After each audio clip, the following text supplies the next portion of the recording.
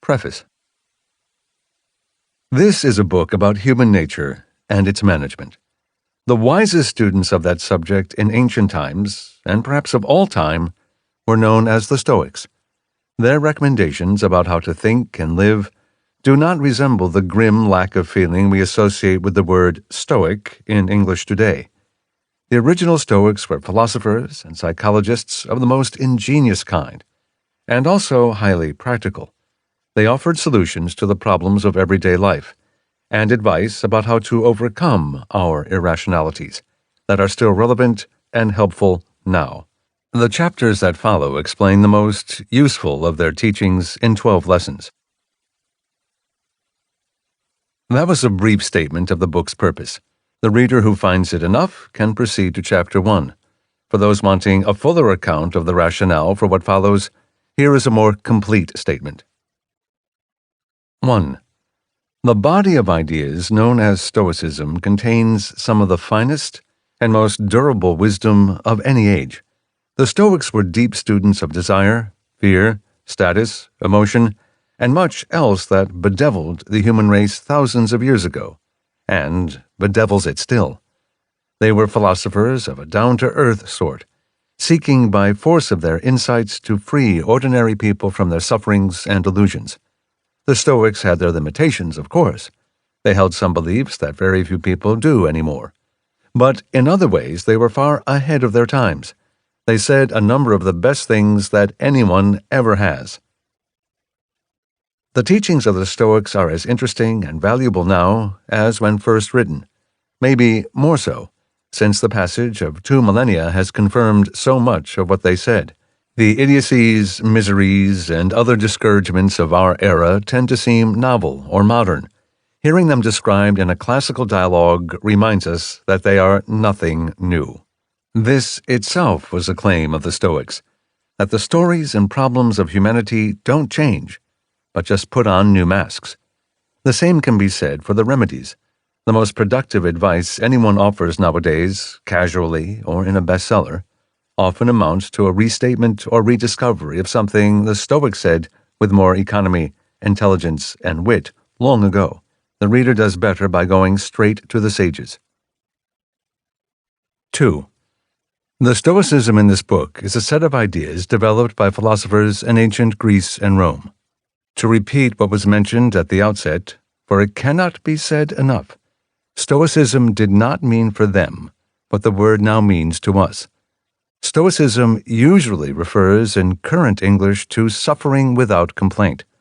Our subject is something else and more.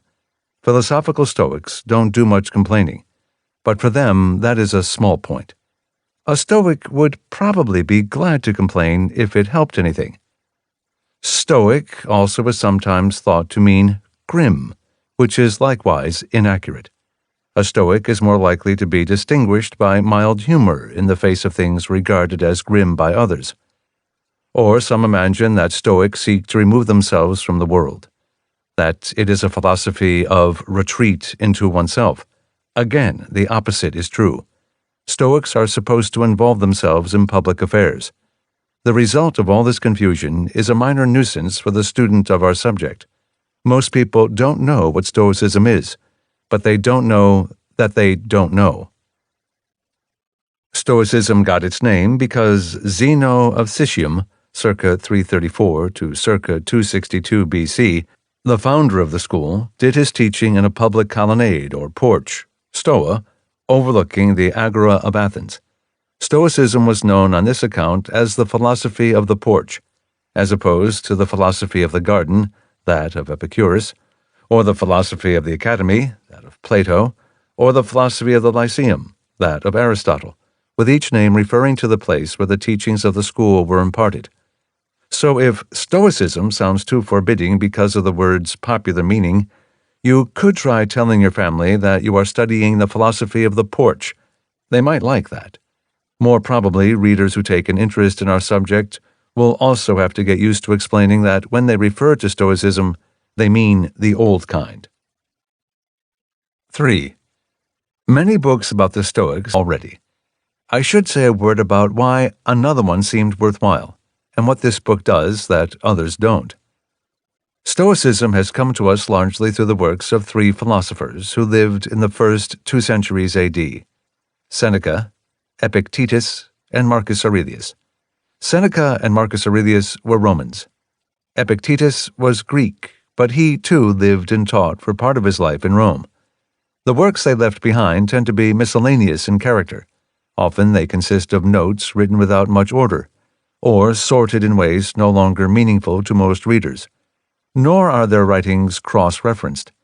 As a result, what any one of the Stoics taught about a given subject, let alone what they all said, cannot easily be found in one place.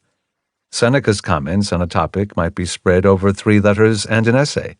The same issue might be addressed at the start and end of the discourses attributed to Epictetus, or at a few different places in the journals of Marcus Aurelius. This arrangement can have its advantages. Sometimes unsystematic is better. But it is inconvenient for the student of Stoic thought who wants to see it as a whole, or to gain a sense of one writer's views, or the views of all of them on a particular topic. This book is a response to the state of affairs just set forth. It has 3 main features. First, it seeks to organize the ideas of the Stoics in a logical manner that might be described as progressive. Foundational principles come first, then their applications. I've tried to put the applications into a sequence that builds naturally, and, where relevant, that follows their growth in complexity. This approach is roughly reflected in the order of the chapters, in the order of the headings within each chapter, and in the order of the discussions under each heading. Those who don't care about the progression can roam around at random. The chapters are self-contained, so you don't need to read one to understand the next. But having a framework may still make the relationships between different parts of the philosophy easier to see. Second, the book aims to draw together the most important points that the different Stoics made about each subject and each division of it. Sometimes they spoke to different aspects of an issue. Seneca addresses one part of it, Epictetus takes another. In other cases, the same topic was discussed by all the Stoics. In that event, it is interesting to compare what they said and how they said it. The format lets them talk to each other. Third, this book mostly presents the teachings of the Stoics in their own words, or more precisely, in the translated words of the writers who stated them best. The introduction that comes after this preface, and then the introductions to each chapter, provide summaries for those who want them. And the first chapter contains more exposition than the others because it is the beginning. But the reader can skip all this with no harm done. Those who prefer restatements of Stoicism have other books to read, including some fine recent entries. The goal of this one is to concisely present what the Stoics themselves said. There is a distinct pleasure to be had, for those with a taste for it, in receiving these lessons from their original sources. An observation about our world that seems sharp and accurate gains a different kind of force when we see it expressed 20 centuries ago. The truth improves with age. 4. Carving up long works into excerpts, as is done here, necessarily means a sacrifice of context.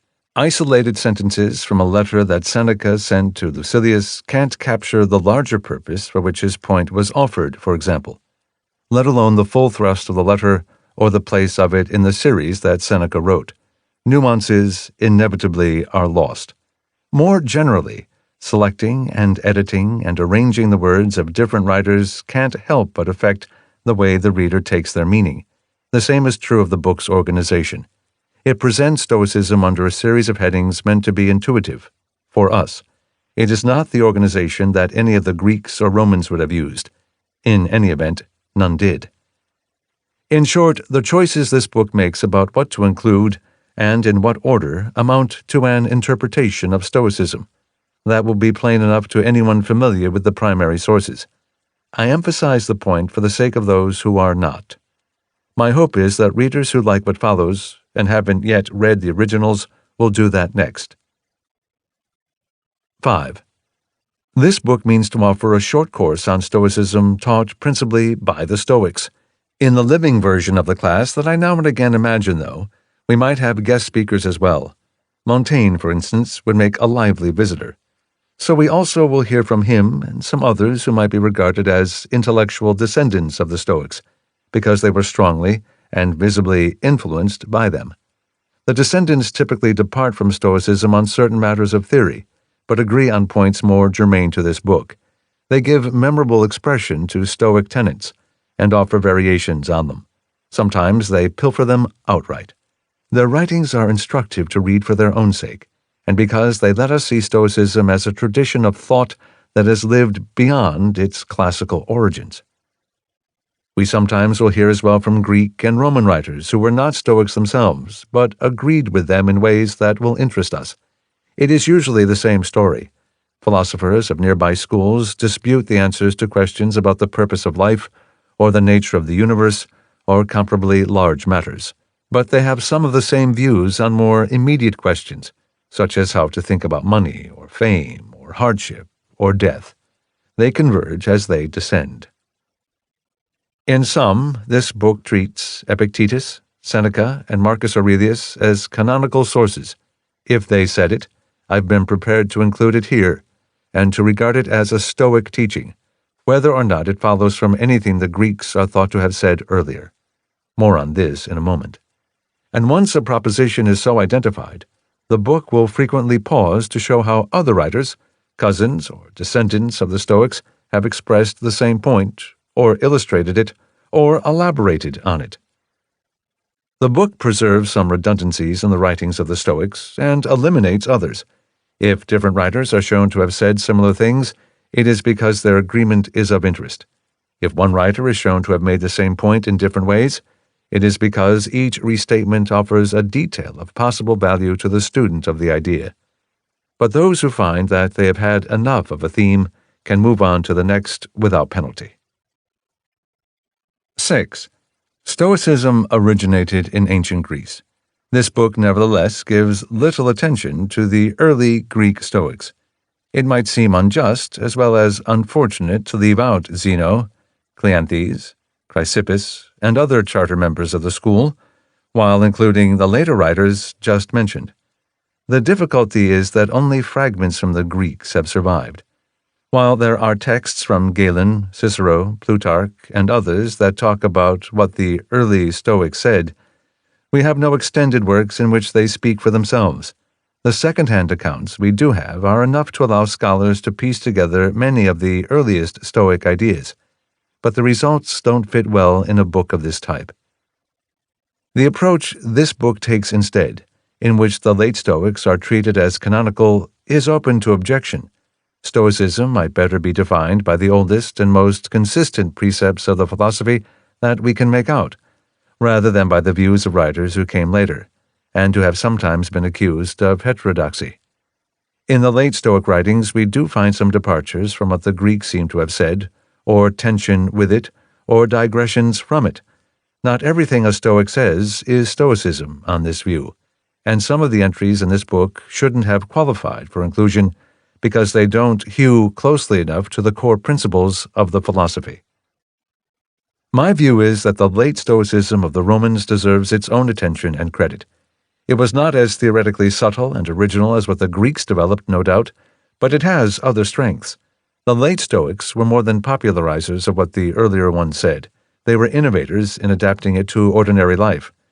Granted, we don't have much of what the Greeks wrote, or all that the Romans did, but what we do know suggests that the late edition of the philosophy was a more pragmatic enterprise than the early one, as Roman undertakings are apt to seem when set next to Greek examples of the same.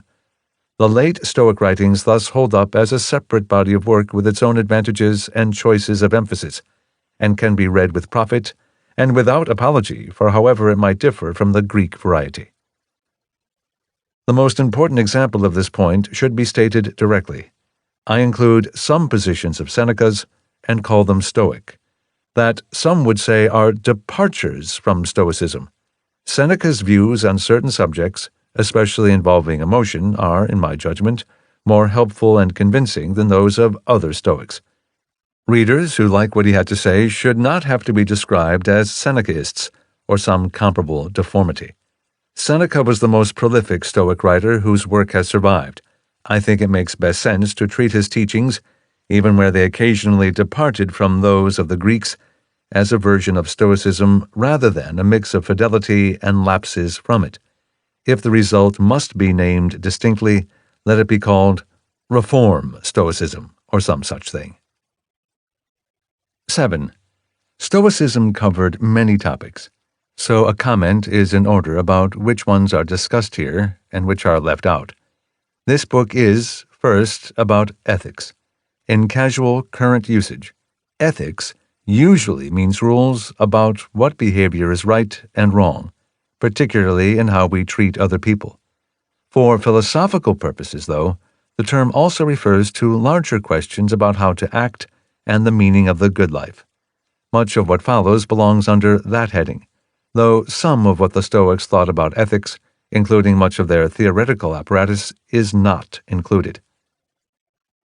The subject of the book can also be described as psychology, a topic we regard as separate from philosophy, but that the Stoics did not distinguish from it.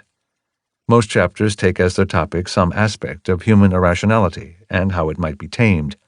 These inquiries of the Stoics will appeal to some readers for the same reasons they find modern cognitive psychology appealing. Understanding our own minds helps us become conscious of our misjudgments, a little more perceptive, a little more self-aware, a little less stupid. In some respects, cognitive psychologists, too, can be counted as successors of the Stoic philosophers. And the Stoics anticipated a number of their findings, as we shall see. But the Stoics, while less rigorous in their methods, are more ambitious in the questions that they try to answer. They propose a way of life. The Stoicism of this book, then, amounts to a blend of philosophy and psychology, and is weighted toward the latter. It is so weighted because the Stoics, from where we now sit, are at times more enduring psychologists than philosophers. Some of the philosophical claims they regarded as most important, about what it means to live according to nature, for example, and why it matters, have not aged well. Their observations of how our thinking betrays us have more often stood the test of time. There admittedly can be a loss as well as a gain from this choice of emphasis. Some Stoic teachings might appear incomplete or unsatisfying, unless they are joined to first principles of ethics or metaphysics of a kind largely avoided here. But I expect that readers will bring along their own first principles regardless, and will find the counsels of the Stoics compatible with a wide range of them. Stoicism originally included much besides ethics and psychology. The ancients would have identified logic and physics as additional headings.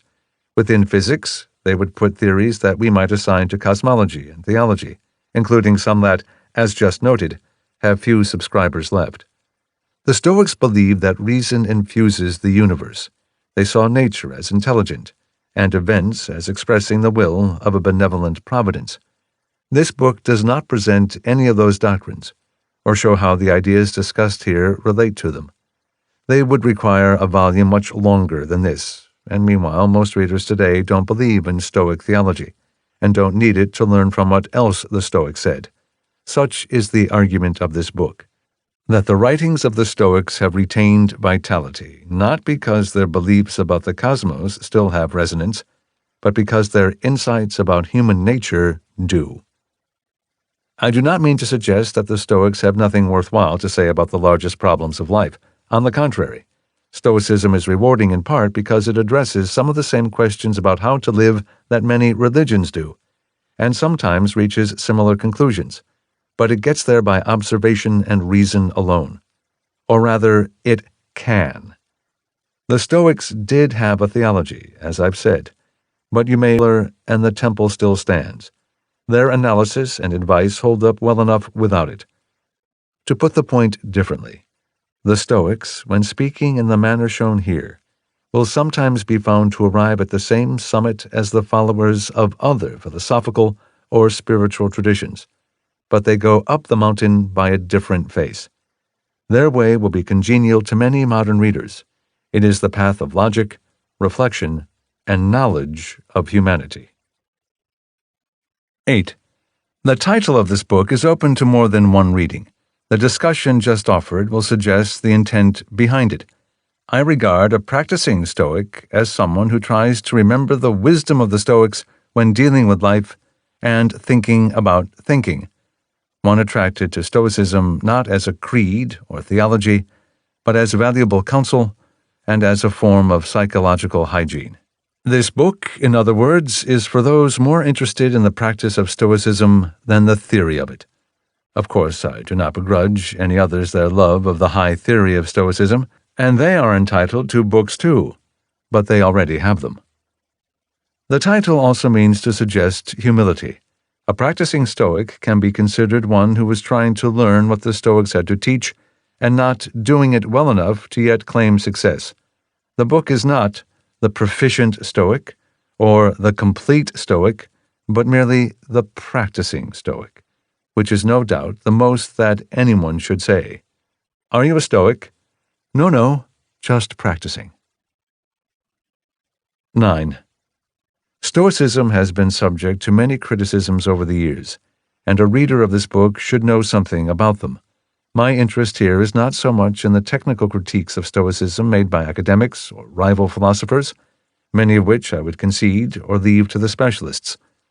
I'm more interested in knocks the Stoics have taken in literary conversation because those assessments strike closer to the teachings that are the subject of this book. Chapter 13 shows 3 of the most standard of those criticisms and makes comments on them. It is healthy for those getting to know the Stoics to see what people who don't like them have said, and to consider what might be said back. I will offer here my general view that many critics of Stoicism treat it uncharitably. They seize on the most extreme things the Stoics said, but don't account for ways in which those points were offset or qualified elsewhere. Or they judge the whole philosophy by its least appealing adherents or features or moments. That's too bad. Not because it is unfair to the Stoics, they don't care, but because it distracts from all that they said that was better. But the criticisms still stick. Many of those who have a view about Stoicism base it on what they have heard, and what they have heard is calumny. Or they associate Stoicism with some single idea that seemed memorable when they heard it, probably because it was jarring. If you study the subject and talk about it with others who haven't, you quickly will see for yourself. Opinions about Stoicism outrun knowledge of it by 100 to 1. The critic might reply that I make an opposite sort of mistake, displaying the more attractive parts of Stoicism and giving short shrift to the rest. That may be true.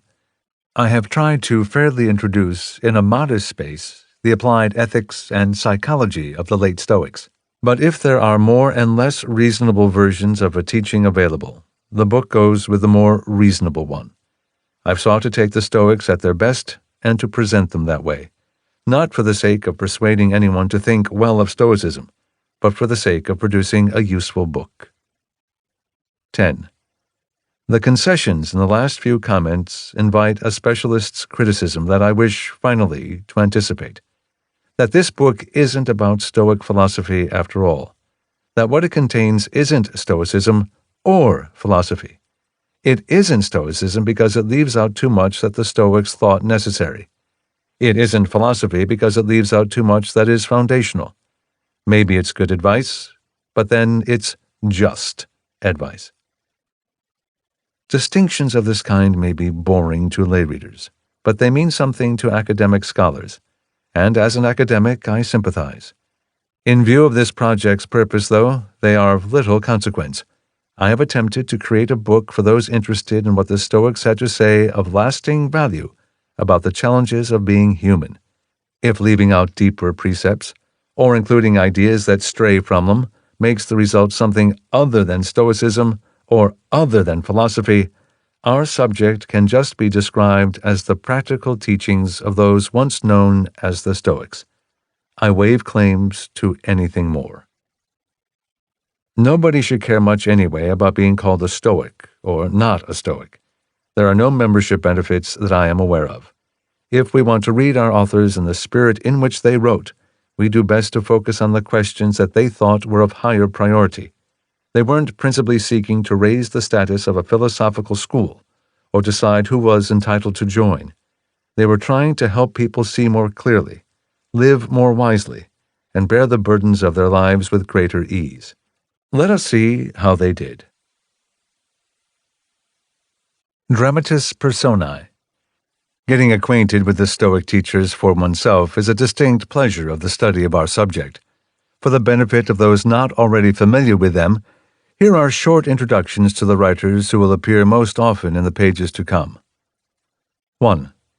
Major figures. 3 Stoic writers dominate this book. On some topics, all of them comment. On others, one specializes more than the rest. A. Seneca the Younger, Lucius Annaeus Seneca, lived from about 4 BC to 65 AD. He was born in Spain. His father, who had the same name, and so is remembered as Seneca the Elder, was a teacher of rhetoric. The son, our Seneca, was taken to Rome when he was young. After a period spent in Egypt, an early career as a lawyer and politician, and a banishment to Corsica, he became a tutor and advisor to Nero, an emperor of odious reputation. Seneca also became very wealthy. Seneca was accused in 65 AD of joining the Pisonian conspiracy, which had unsuccessfully plotted the murder of Nero. He was ordered by the emperor to commit suicide, which he did. He cut open his veins and sat in a hot bath, though they say it was the steam that finally did him in. The episode is the subject of a fine allusion in The Godfather Part 2. Seneca wrote letters, dialogues, and essays on philosophy, and also a number of plays. His writings are the most substantial surviving body of work on Stoicism, and the largest source of material for this book. His wealth and political life have sometimes caused him to be condemned as a hypocrite, whose life was inconsistent with his teachings. This issue is discussed in a brief essay in Chapter 13. B. Epictetus lived from approximately 55 to 135 AD. He was born in the region we now know as Turkey and spent most of the first half of his life in Rome. On that account, I sometimes refer to him as one of the Roman Stoics. When philosophers were banished by the Emperor Domitian, Epictetus moved to Greece and established a school there. Epictetus left behind no writings. The words attributed to him are the notes of Arrian, a famous student in his school. From Arrian we have works known as the Discourses of Epictetus, as well as the Enchiridion, or Handbook, Arrian wrote in Greek. We also have some fragments of less certain authenticity preserved by Stobaeus, circa 500 AD. When you read Epictetus, it is best to imagine that you are seeing a rough transcript of what he said in class. Epictetus led a life very different from those of our other principal writers. He had a crippled leg, he was born a slave, and his later liberation gave him a curious connection to Seneca. As noted a moment ago, Seneca was accused of joining a conspiracy to murder Nero. The conspiracy was revealed in part by Epaphroditos, a secretary to the emperor. Epaphroditos was the owner of Epictetus, and may have been responsible for freeing him, though this and much else in the life of Epictetus involves some conjecture. Epaphroditos was later put to death for failing to prevent Nero's own suicide. It was an age of hardball. Epictetus studied in Rome under Musonius Rufus, another Stoic who left behind no writings of his own, but later we will see a couple of fragments from him too. Musonius Rufus is probably best known now for teaching that women are as suitable for philosophical training as men. C. Marcus Aurelius. In full, Marcus Aurelius Antoninus Augustus, 121 to 180 AD. In 138, the Emperor Hadrian selected his own successor, Antoninus Pius, by adopting him. Hadrian also arranged for Antoninus to adopt Marcus Aurelius, who was then a teenager. Antoninus Pius ascended to the throne soon thereafter, and was emperor for more than 20 years.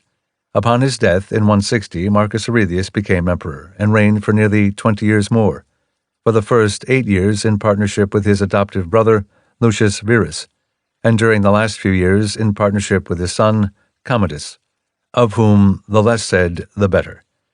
For a stretch of time in the middle, Marcus Aurelius was emperor by himself, an improbable moment in which the most powerful person in the world may have been the wisest. Mostly while on military campaigns during the last decade of his life, Marcus Aurelius wrote philosophical notes to himself in Greek that we call his Meditations.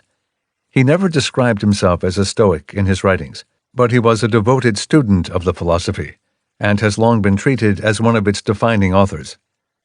As is apparent from these notes, our Roman Stoics lived overlapping lives, but just barely. The first died when the second was young, and the second died when the third was young. So far as we know, none of them had any contact with each other.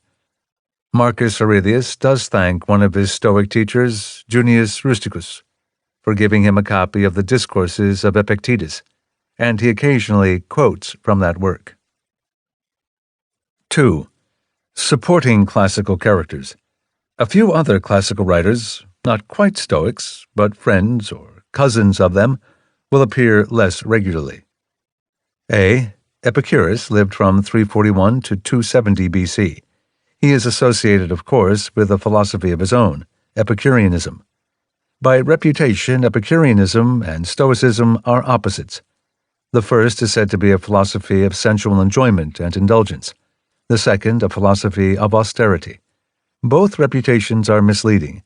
The English word Epicurean nowadays gives an impression of Epicurus about as inaccurate as the word Stoicism does of the Stoics. The two schools of thought do differ in many significant ways, most prominently in the relationships they propose between virtue and happiness. Epicurus regarded pleasure as the only rational motive for mankind, whereas the Stoics thought that our sole rightful purpose is to act virtuously, to live by reason and to help others, from which happiness follows assuredly but incidentally. Despite these differences, however, the Epicurean and the Stoic agree on some important points in their analysis of judgment, desire, and other subjects. Like many other Hellenistic philosophers, Epicurus produced books and essays that have not survived, but we do have a small set of his writings, mostly a few letters and some sets of quotations. One of the larger sets was found in a manuscript in the Vatican Library during the 19th century, the so-called Vatican Sayings. Epicurus is also quoted here and there in the writings of other classical authors. Indeed, a number of the entries from Epicurus in this book were preserved by Seneca himself, who saw it as no cause for embarrassment. Seneca, Epistles 12:11.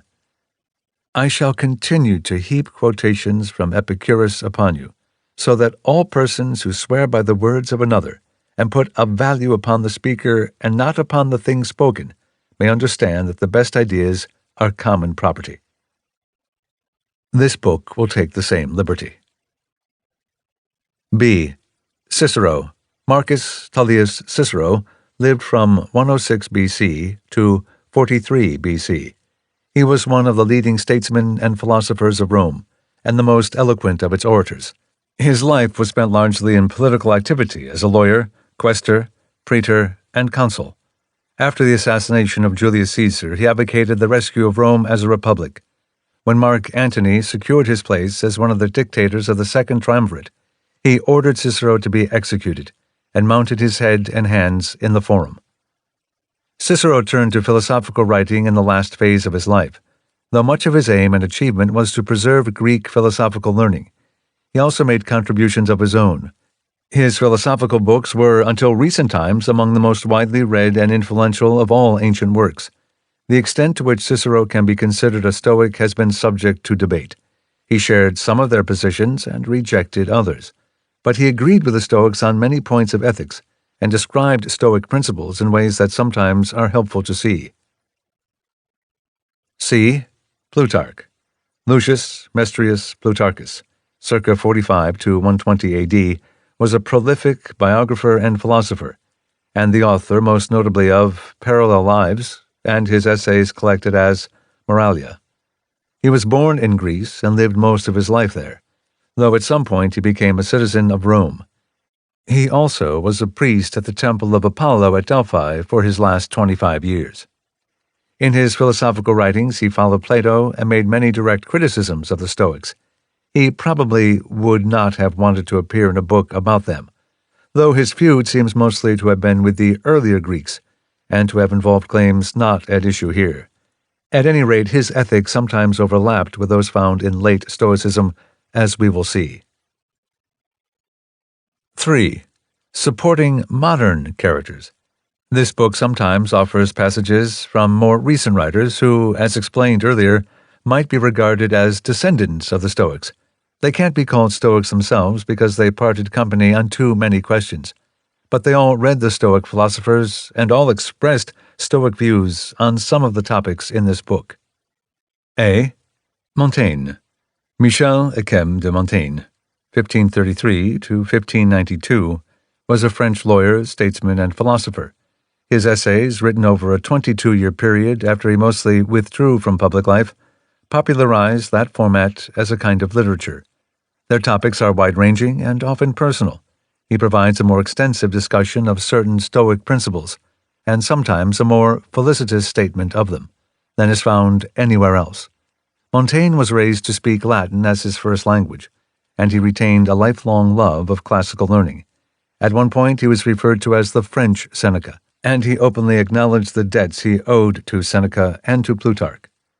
Montaigne of Books, 1580. When I transplant the reasoning and ideas of others into my own soil and mix them with mine, I deliberately conceal the names of the authors. I do this to rein in the temerity of those hasty criticisms thrown at every kind of writing, especially contemporary writings by living authors, and writings that use common language that invites anyone to be a critic, and that can make the conception and design of the book seem just as common. I want them to tweak Plutarch on my nose, and to burn themselves by insulting the Seneca in me. The truth of this assessment will be seen in the pages ahead. Montaigne also presents some challenges for our purposes because he was an endless fount of ideas, many of which were not Stoic. He was a skeptic, and so could not subscribe to the more theoretical claims the Stoics made, and some of his views changed over time. I will treat 1580 as the date of publication of his essays, but he wrote and revised them over 2 decades. So I have generally proceeded as explained earlier, by asking first whether a given claim is found in the ancient Stoic sources. If so, restatement or elaboration of it by Montaigne will sometimes be provided. B. Samuel Johnson, 1709 to 1784, was an English essayist, poet, critic, and producer of various other sorts of writings. He was the author of the most celebrated and amusing of all English dictionaries, and subject of the most celebrated and amusing of all English biographies, Boswell's Life of Johnson. Though Johnson has occasionally been described as a Stoic, that label is best avoided. It is not a fit to his writings as a whole, some of which disparage Stoicism. In Johnson's writings on ethics, though, he agrees with the Stoics often, and gives excellent form to many of their ideas. Johnson often wrote in a style that now seems grandiloquent. He liked to use fancy words. This makes his prose hard for most people now to enjoy in long stretches, but our doses of it will be modest. C. Adam Smith, 1723 to 1790, was a Scottish philosopher and economist who was a close reader of the Stoics and much influenced by them. Though his own philosophy departed from Stoicism in many ways, he critiques it in detail in The Theory of Moral Sentiments, but agreed with the Stoics on some particulars. Smith was a contemporary of Samuel Johnson's and a professor of James Boswell's at Glasgow University, but it is not clear whether they met. A well-circulated anecdote describes Smith and Johnson as encountering each other for their first and only time at a party in Scotland, and briefly exchanging insults, but it has been challenged, alas, as a fabrication. D. Arthur Schopenhauer, 1788 to 1860, was a pessimistic German philosopher and essayist. He wrote about a large range of topics, many of them far from the concerns of this book, but touched on a number of our themes in essays he wrote late in his life. He too did not accept Stoicism in full. He made criticisms of it, and did not believe happiness could be achieved through reason. But as with all the others mentioned here, he read the Stoics carefully and had much in common with them on subsidiary points. He is good to have around in a book like this, because his interpretations of Stoic ideas have a different and more modern intellectual flavor than that of our other writers. There will be appearances by some other writers as well, including Guillaume de Vere, a French contemporary of Montaigne's. He attempted explicitly to reconcile Stoicism with Christianity, a movement sometimes known as Neo-Stoicism. His interpretations are of occasional interest, as are those of various others who appear too infrequently in the book to introduce here. As this book is meant for a general audience, I have not used endnotes. When explanatory comments have seemed worth including, they appear directly in the text. They consist mostly of brief notes on ancient characters who are referenced by the Stoics or their friends. Part of the fun of our topic is the chance to touch and learn a bit about the classical world, inexhaustibly fascinating ancestor of our own. Translations. This book contains many passages not originally written in English. Translations of all the original texts exist in the public domain. When those versions were found suitable for our purposes, I have not hesitated to use them. This book is especially indebted to many venerable translations in the Loeb Classical Library, and the translations of Schopenhauer done by T. Bailey Saunders. In most cases, however, the translations have been revised or redone entirely to bring them into a clearer, modern English that remains faithful to the originals. I wish to thank Michael Gagarin, Karl Galinsky, Andrew Cull, and Ashley Vokes. Magnificent colleagues, all of them, for their talent and generosity in helping with that aspect of the project. There is at times some sexism in how the Stoics express themselves that I have not expunged, as my aim has been to show what they said as accurately as can be managed. I hope the reader will look past that issue. While the political thinking of the Stoics is mostly beyond our scope, they were notable for welcoming women to the practice of their philosophy, and favoring equality for them in other ways as well, sometimes to a degree that was radical for their times.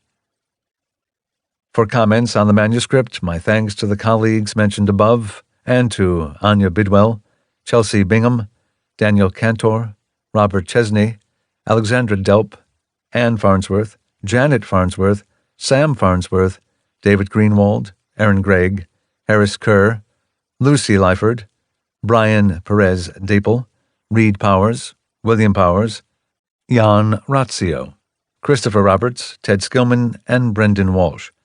Responsibility for errors is mine. I also wish to thank Carl W. Scarborough, the best in the business, for designing the inside of the book and the cover. Introduction. This introduction provides a brief and rough summary of the ideas that follow in the rest of the book. None of this is necessary. It is just a convenience for the reader who likes to have an overview. 1. We appear to go through life reacting directly to events and all else in the world. That appearance is an illusion. We react to our judgments and opinions, to our thoughts about things, not to things themselves. We usually aren't aware of this. Events come to us through lenses of judgment that are so familiar we forget we have them on. Stoics seek to become conscious of those judgments, to find the irrationality in them, and to choose them more carefully. This idea is foundational to Stoicism. Sometimes its truth can be seen by noticing that when we react to an event, we really are reacting to what we've said to ourselves about it. Perhaps we can say something different. But in other cases, it's harder to see the role of judgments in producing a reaction because they are so ingrained that we take them for granted. The Stoics investigate those reactions, the ones that feel inevitable, by comparing them to the very different reactions that others have to the same things when their conditioning is different, or to the different reactions that we have when our circumstances are different. The Stoics infer from all this that our way of reacting to anything depends indeed on thoughts we think and beliefs we hold, however deeply buried they might be. Since those beliefs and thoughts belong to us, they should be possible to change, and so ought to be subject to more rational scrutiny than they usually get. Our experience of the world is our own doing, not the world's doing, and the Stoic means to take responsibility for it. Chapter 1. 2. We should stake our well-being on what we can control, and let go of attachment to what we cannot. We generally can't control events, or the opinions or behavior of others, or whatever else is outside ourselves. The Stoic thus considers money, fame, misfortunes, and the like to be externals, and regards them with detachment. A Stoic still has preferences about those things, and so would prefer to avoid adversity, and would rather have wealth than not have it.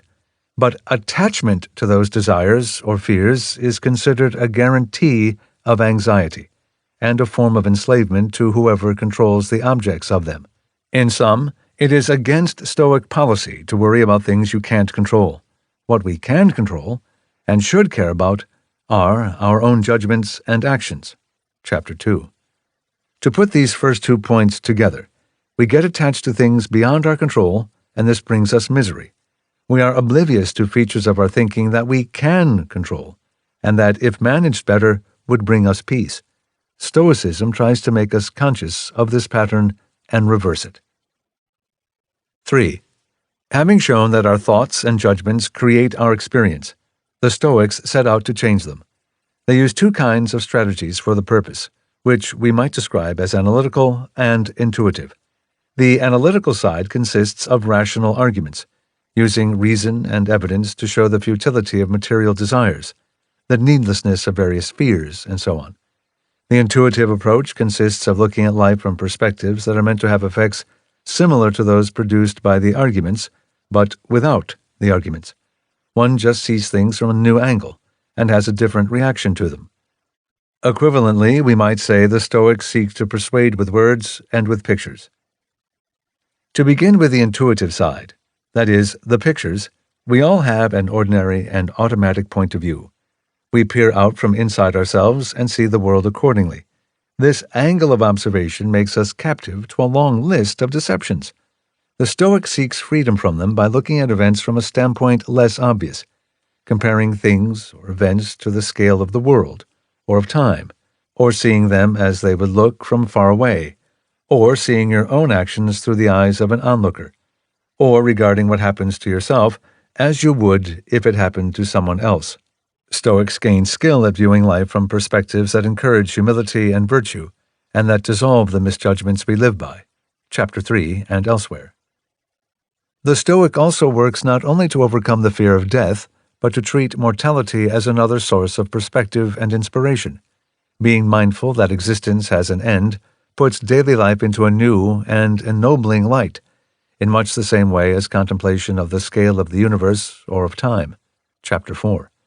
Stoics also practice thinking about comparisons that make us less neurotic than the envious ones with which we ordinarily harass ourselves. Chapter 5. These all could be considered more examples of seeking wisdom through adjustment of one's point of view. 4. Turning to the analytical side of the project, the Stoics dissect the stuff of our inner lives, desires, fears, emotions, vanities, and the rest. Those states are shown to be products of how we think, and to mostly amount to mistakes. The judgments that lie behind them are found on inspection to be false or idiotic. The Stoic remedies broadly amount to applications of the first 2 points above. We react not to things, but to our judgments about them, and those judgments typically consist of scripts that follow convention, or are otherwise foolish or fictitious. The Stoics try to dismantle the scripts and give us better ways to talk to ourselves about the subjects of them. The more specific Stoic analysis of desire, fear, and perception consumes the middle of the book, and it can't all be summarized here. Much of it involves observing human nature very exactly and taking notes on the irrationality found in it. For example, we desire whatever we don't have. We are contemptuous of whatever we do have, and we judge our state and our success by comparisons that are arbitrary and pointless. We chase money and pleasure in ways that can bring no real satisfaction. We pursue reputation in the eyes of others that can do us no real good. We torment ourselves with fear of things that are more easily endured than worried about. We constantly overlook the present moment because we are preoccupied with future states that will in turn be overlooked when they arrive. There is more, but this suggests the flavor of the Stoic diagnosis. In short, we vex ourselves with beliefs, mostly half-conscious, that came from nowhere we can name, and that tend to make us unhappy and ridiculous. Thinking better and harder about the workings of our minds can free us from many subtle insanities. It might seem doubtful that analysis of the kind just sketched could change the way one feels about anything. You might suppose that people can't be talked out of habits and feelings that they weren't talked into, but sometimes they can. Besides, the point of Stoicism is that without realizing it, we often were talked into our feelings, by our culture and by ourselves. Chapters 5 through 9. 5. Stoics take a different view of adversity than is conventional. They don't seek out pain or hardship, but they seek a mindset that isn't thrown into disarray by those things, and that is able to turn them to good. It is an unavoidable and important part of life to meet with what we don't want, and unwanted developments produce great achievements, strong characters, and other things we do want. Stoicism therefore means applying one's imagination to developments that seem unwelcome, and using them as a kind of building material. The Stoic takes whatever happens and puts it to use. Chapter 10. 6. Some of the Stoic analysis just reviewed has a rich but negative character. It amounts to the reasoned annihilation of false beliefs that serve us badly. As a Stoic sees it, though, none of this should lead to despair. Quite the contrary. We can find more durable and satisfying pleasures in wisdom and less anguish than we ever did in our illusions. The Stoics propose an escape to reality, so to speak, not away from it, seeing the world clearly, understanding life rightly, and being free from the fictions that drive most people crazy. This they regard as the good life. Chapters 6 and 11. Stoics also advocate enjoyment of pleasures that are natural, as opposed to the ones we invent to keep ourselves going on the hamster wheel. The usual Stoic goal is to enjoy or react or do most else in the world with moderation and a sense of detachment. Chapter 6. The detachment doesn't mean a lack of attention or interest. It is better considered an aspect of moderation. Moderation, that is, in our relationships to external things. Stoics avoid getting elated or crushed or otherwise worked up about them. A large share of Stoicism might be viewed, in effect, as an interpretation of two famous inscriptions above the entrance to the temple of Apollo at Delphi. Know thyself, nothing in excess. The Stoics turn those maxims into a detailed philosophical practice. 7. Stoicism also offers a strong affirmative vision of what life is for, the pursuit of virtue. Living virtuously means living by reason, and the Stoics regard reason as calling for honesty, kindness, humility, and devotion to the greater good. It also calls for involvement in public affairs, that is, in the work of helping others, in whatever ways are available. Instead of living to satisfy desires, Stoics regard themselves as meant to function as parts of a whole. There is great joy to be had in this, though it is not the variety that comes from the acquisition of things or approval from others. The happiness the Stoic seeks is eudaimonia, the good life, or well-being. Virtues bring about that type of happiness as a byproduct, and Stoics regard this as the only reliable path by which happiness can be secured. Chapter 11. 8. Stoicism is meant to be a practice, not a set of claims to admire. It is hard work, because many of our judgments, and the fears and desires that follow from them, are habitual, and hard to change or set aside, and they are constantly reinforced by our surroundings and conventions. Taming the mind through reason takes the same kind of commitment that we associate with martial arts or other demanding physical disciplines. In return, Stoicism offers happiness, equanimity, and sanity. Chapter 12. 9. Stoicism has been criticized for advocating a lack of feeling or compassion, for asking the impossible of its students, and, because it is impossible, for making hypocrites out of those who claim to follow it. Chapter 13 offers some replies to those criticisms. To summarize, A. Stoics can be viewed as using reason as a substitute for time and experience. They try to respond to temptations and hardships in about the way they might if they were experiencing them for the 1,000th time. The recommended Stoic reaction to most things is the natural reaction of the veteran. This way of looking at Stoicism makes it less otherworldly. The philosophy can be considered an effort to help us toward the state of mind we might reach on our own with more time, rather than as an effort to make us less human. Looking at Stoicism this way also makes clear that the practicing Stoic isn't unfeeling or uncaring. The Stoic responds to the suffering of others like a good doctor who has seen it all before, with activity and compassion, though probably without much emotion. B. Perfect Stoicism is no doubt impossible. The wise man, held up as an example by the Stoics, is best viewed as an ideal. It is meant to provide a direction rather than a destination. This shouldn't be alarming. Many philosophical and religious traditions call on their aspirants to work toward an ideal that nobody quite attains. The question is not whether anyone gets to the end. It is whether we are helped by trying. C. Claims of Stoic hypocrisy usually arise from a misunderstanding of what Stoicism is for. Its purpose is to help those who use it, not to give them a basis for judgment of others.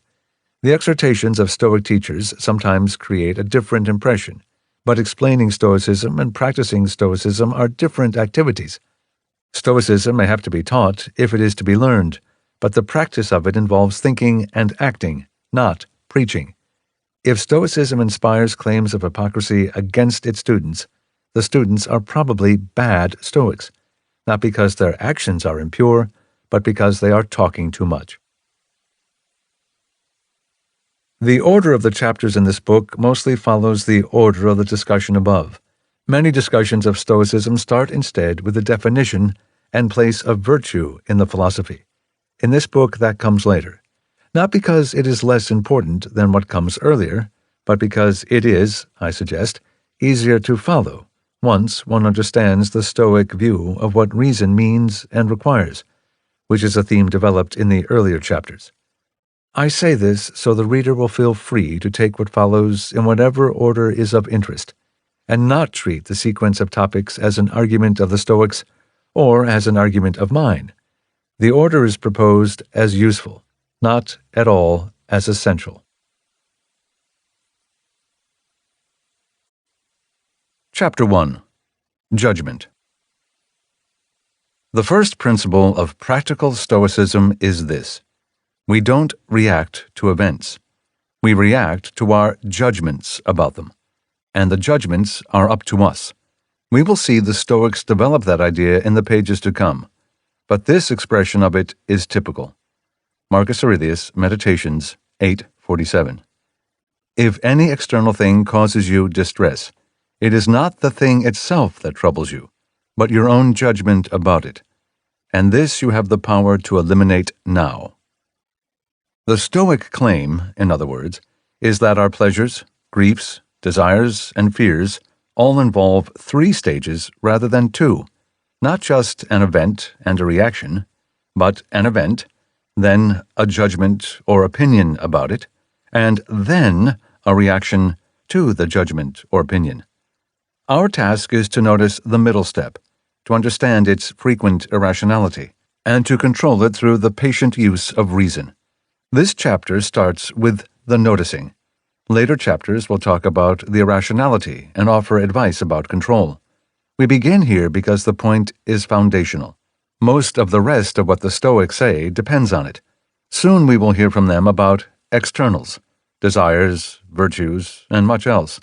But it all begins with the idea that we construct our experience of the world through our beliefs, opinions, and thinking about it.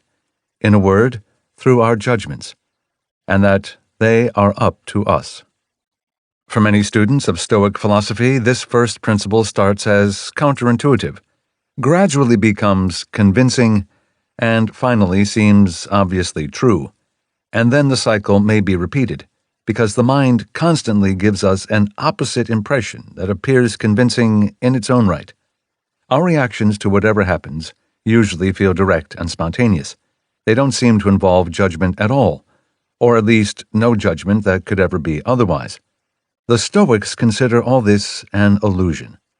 The work of dispelling it is hard, because the mind is an unreliable narrator of where our reactions come from. It tells us that we respond to externals, to things out there, not to the mind itself. It has to learn to see and describe its own role more accurately. Stoicism means to help us think better about our thinking, to teach the mind to understand the mind, to make the fish more aware of the water. The truth of the Stoic claim is easiest to see when we react to an offense given strictly to the mind. Suppose someone insults you. The insult is meaningless apart from what you make of it. If you are bothered, it must be because you care. A judgment. Instead, you could decide not to care, and that would be the end of the insult for you. All irritations can be viewed the same way. The noisy neighbor, the bad weather, the traffic jam. If you are riled up by these things, you are riled up by the judgments you make about them, that they are bad, that they are important, that one should get riled up about them. The events don't force you to think any of this. Only you can do it. The same then goes for bigger setbacks, and for desires, fears, and all the rest of our mental events. We always feel as though we react to things in the world. In fact, we react to things in ourselves. And sometimes changing ourselves will be more effective and sensible than trying to change the world. When we feel physical pain or pleasure, the role of the mind in forming our reaction is harder to see. Pains and pleasures seem like immovable facts that owe nothing to our thinking. But even then, the Stoics insist that our judgments about those feelings produce our experience of them. Yes, pain is pain, a sensation that exists no matter what we think about it. But how much bother it causes, how much attention we pay to it, what it means to us, these are judgments, and all ours to determine. Pains and pleasures are made bigger or smaller by the way we talk to ourselves about them, or by judgments that are too deep to articulate, but are nevertheless our own. We underrate the power of these judgments because we barely notice them. Stoics notice them. For more discussion of pain in particular, see Chapter 10, Section 11. The idea that our reactions depend on our judgments can seem especially strange if judgments are all imagined to be conscious and rational. But a judgment can take many forms. You conclude that spiders aren't dangerous, yet still are afraid of them. Does this show that your fear is separate from any opinion you hold about spiders? No, it just means you have conflicting judgments, that spiders are safe and that they aren't. The second will take time to uproot, even after you decide it's wrong. Put differently, some judgments are just things we say to ourselves, and those are the easier ones to fix. Others are ingrained and nonverbal. The Stoics will sometimes include under judgments everything that we bring to the world when we meet it.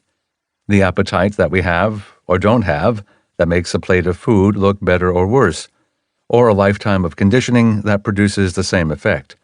These may not be easy to change. Here, then, is another reason why Stoicism is hard, and why nobody gets to perfection.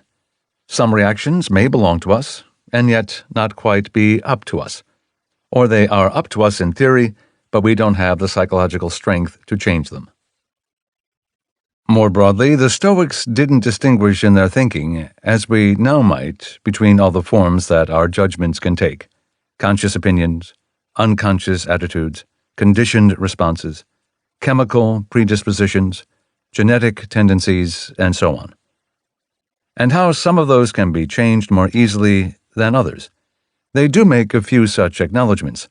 The Stoics say that some reactions have a physical basis we can't control. See Chapter 9, Section 1. And Seneca concedes that we are born with some temperamental features that can't be changed. See Chapter 10, Section 10. But our ordinary reactions to things, our reactions at rest, are viewed mostly just as ours to control with practice. Anyone can see how difficult this idea would be to carry out in full. Just think of your own strongest likes and dislikes, and how hard it would be to reverse them with any amount of thinking. But fortunately, and importantly, Stoicism doesn't care what our tastes are, and doesn't call for reversal of our aversions and desires. It calls for detachment from them. That isn't easy either, but it is far more often feasible. We may consider it the Stoic goal, in any event, to become conscious of our judgments and take control of them as far as we can, One's ability to do this may be limited in ways that we now understand better than the ancients did. A psychiatric patient would not be well served by a helping of Epictetus alone, but even after making allowances of that kind, the Stoics would say that our ability to change our experience by changing our thinking about it is much greater than we usually suppose. Many of the judgments they urge us to notice and to reconsider aren't so deeply rooted.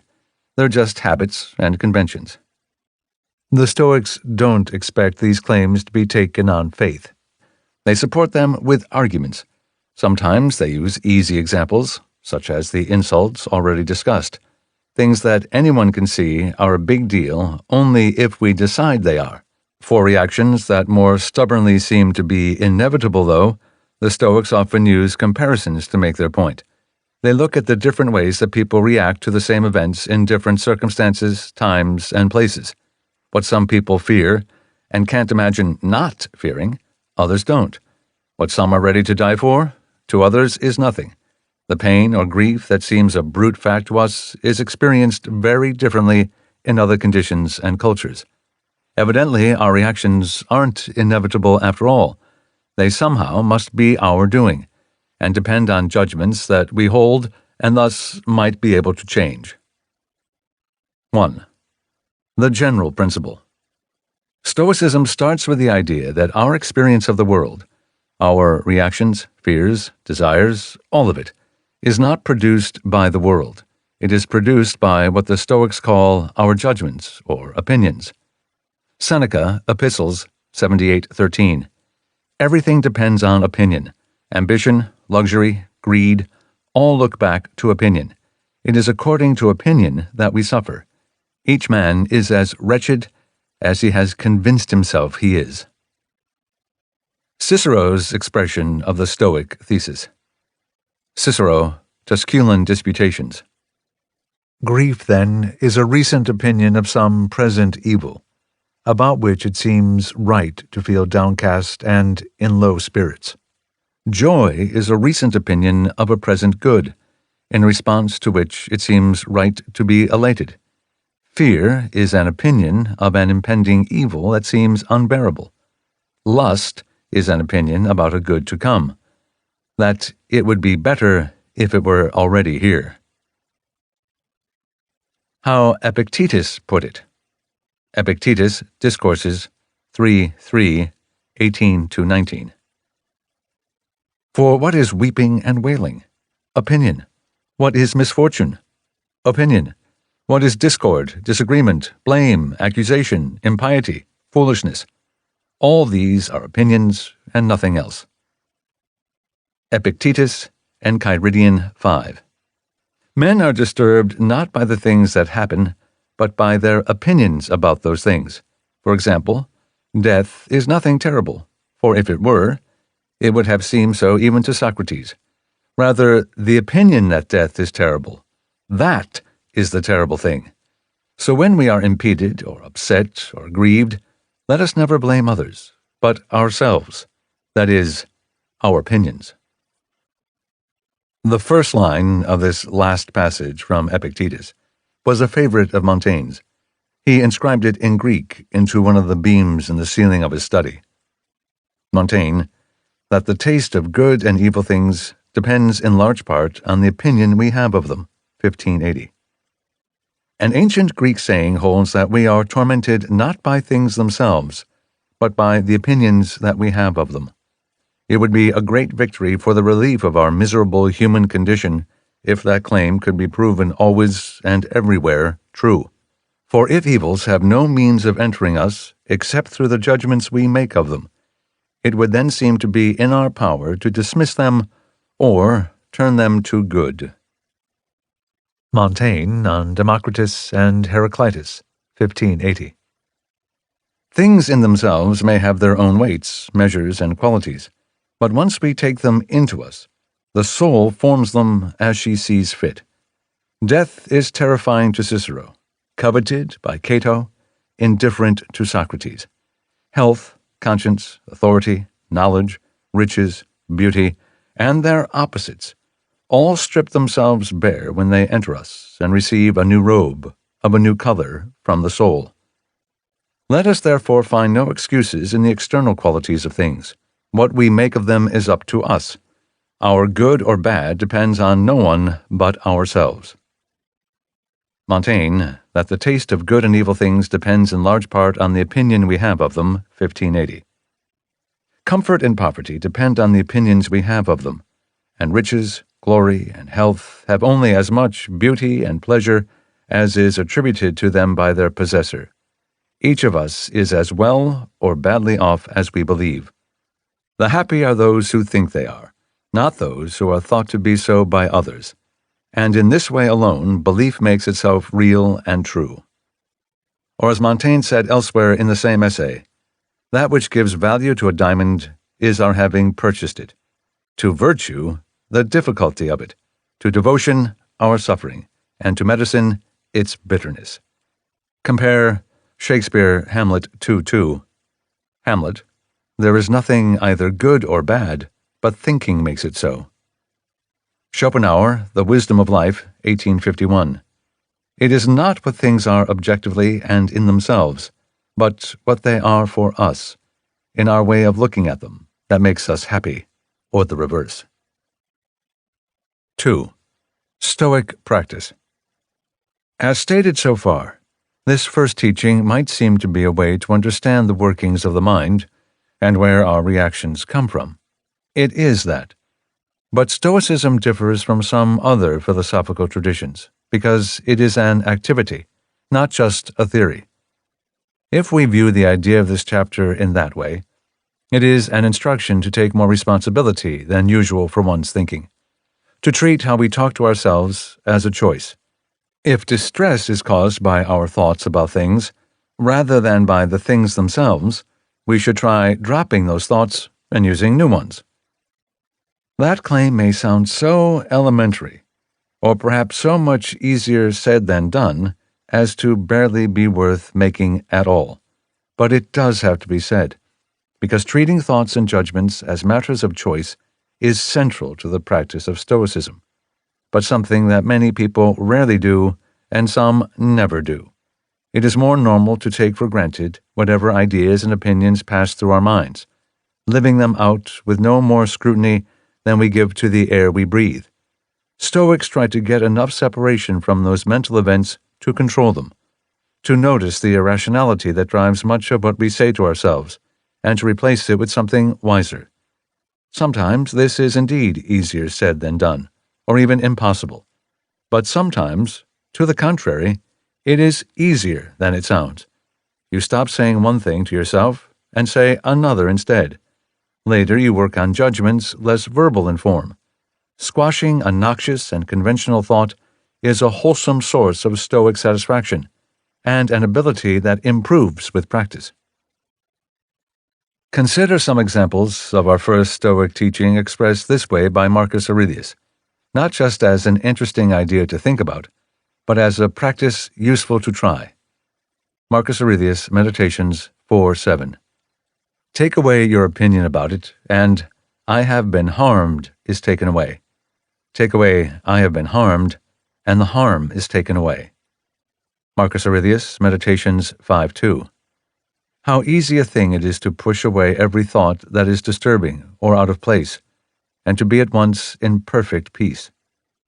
Marcus Aurelius, Meditations 6:52. We can choose to have no opinion about a thing, and not to be troubled by it, for things themselves have no power of their own to affect our judgments. An example from Seneca. Seneca, Natural Questions 3, Preface 15. What is important? To raise your life high above chance occurrences, and to remember that it is a human life, so that if you are fortunate, you know this will not last long, or if you are unfortunate, you know that you aren't really, if you don't think you are.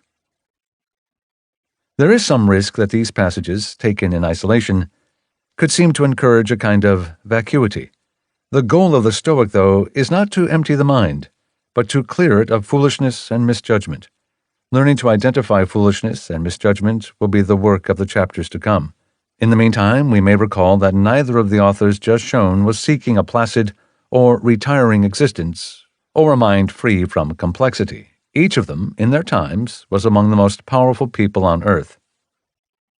3. Comparisons. The Stoics claim that our reactions to all things are created by the thoughts or subtler judgments that we have about them. They seek to show this first by asking us to look at ourselves more carefully. Some of our reactions, when viewed in a dispassionate mood, seem obviously to be the results of our own sensitivities. Seneca on Anger, 2:25-3. When pleasures have corrupted both mind and body, nothing seems to be tolerable, not because the suffering is hard, but because the sufferer is soft. For why are we thrown into a rage by somebody's cough or sneeze, by negligence in chasing a fly away, by a dog that gets in the way, or by the dropping of a key that has slipped from the hands of a careless servant? But sometimes the conclusion isn't so obvious, and in that case the Stoics' favorite way of proving the claim of this chapter is by use of comparisons. If a reaction that seems natural isn't found elsewhere, maybe it isn't so natural. Perhaps it is up to us. The Stoics start by comparing our own reactions to similar things in different circumstances, thus demonstrating that the reactions aren't inevitable even in ourselves. They especially like to consider our strong but inconsistent responses to whatever we find annoying. The inconsistency shows that those responses reflect more on us than on the things we curse. Seneca on Anger, 3:35-5. These same eyes of yours, which at home won't even tolerate marble unless it is varied and recently polished, which don't want limestone on the floor unless the tiles are more precious than gold, once outside, those same eyes look calmly at the rough and muddy pathways and the filthy people they mostly meet, and at the walls of the tenement houses that are crumbled, cracked, and crooked. What is it, then, that doesn't offend your eyes in public, but upsets them at home, other than your opinion, which in the one place is easygoing and tolerant, but at home is critical and always complaining? Cicero's account of the Stoic view used the same general approach, comparing how the same people react to identical things in different ways when they bring different judgments to them. Cicero, on the Ends of Good and Evil, 3:13. The mere fact that men endure the same pain more easily when they voluntarily undergo it for the sake of their country than when they suffer it for some lesser cause shows that the intensity of the pain depends on the state of mind of the sufferer, not on its own intrinsic nature. Or as Montaigne put it more concretely, Montaigne, that the taste of good and evil things depends in large part on the opinion we have of them, 1580. We are more sensitive to a cut made by a surgeon's scalpel than to 10 wounds by sword in the heat of battle. Next, the Stoics suggest that we think of others who react more strongly than we do to an event or any other provocation. From our vantage point, those others look hypersensitive. But we seem different to ourselves, not hypersensitive, only because we take our own sensitivities for granted. When everyone shares a weakness, it no longer looks like a weakness. It looks like the state of nature. Seneca, Epistles 71:23. Those things with respect to which everyone is weak, we regard as hard and beyond endurance. We forget what a torment it is to many of us just to abstain from wine, or be made to get up at daybreak. These things are not essentially difficult. It is we who are soft and slack. Marcus Aurelius, Meditations 6:57. To someone with jaundice, honey tastes bitter. To one with rabies, water becomes terrifying. To small children, a little ball is a wonderful thing. Why then am I angry? Do you suppose that mistaken thinking has any less effect on us than bile has in a man with jaundice, or than the poison has in someone bitten by a mad dog?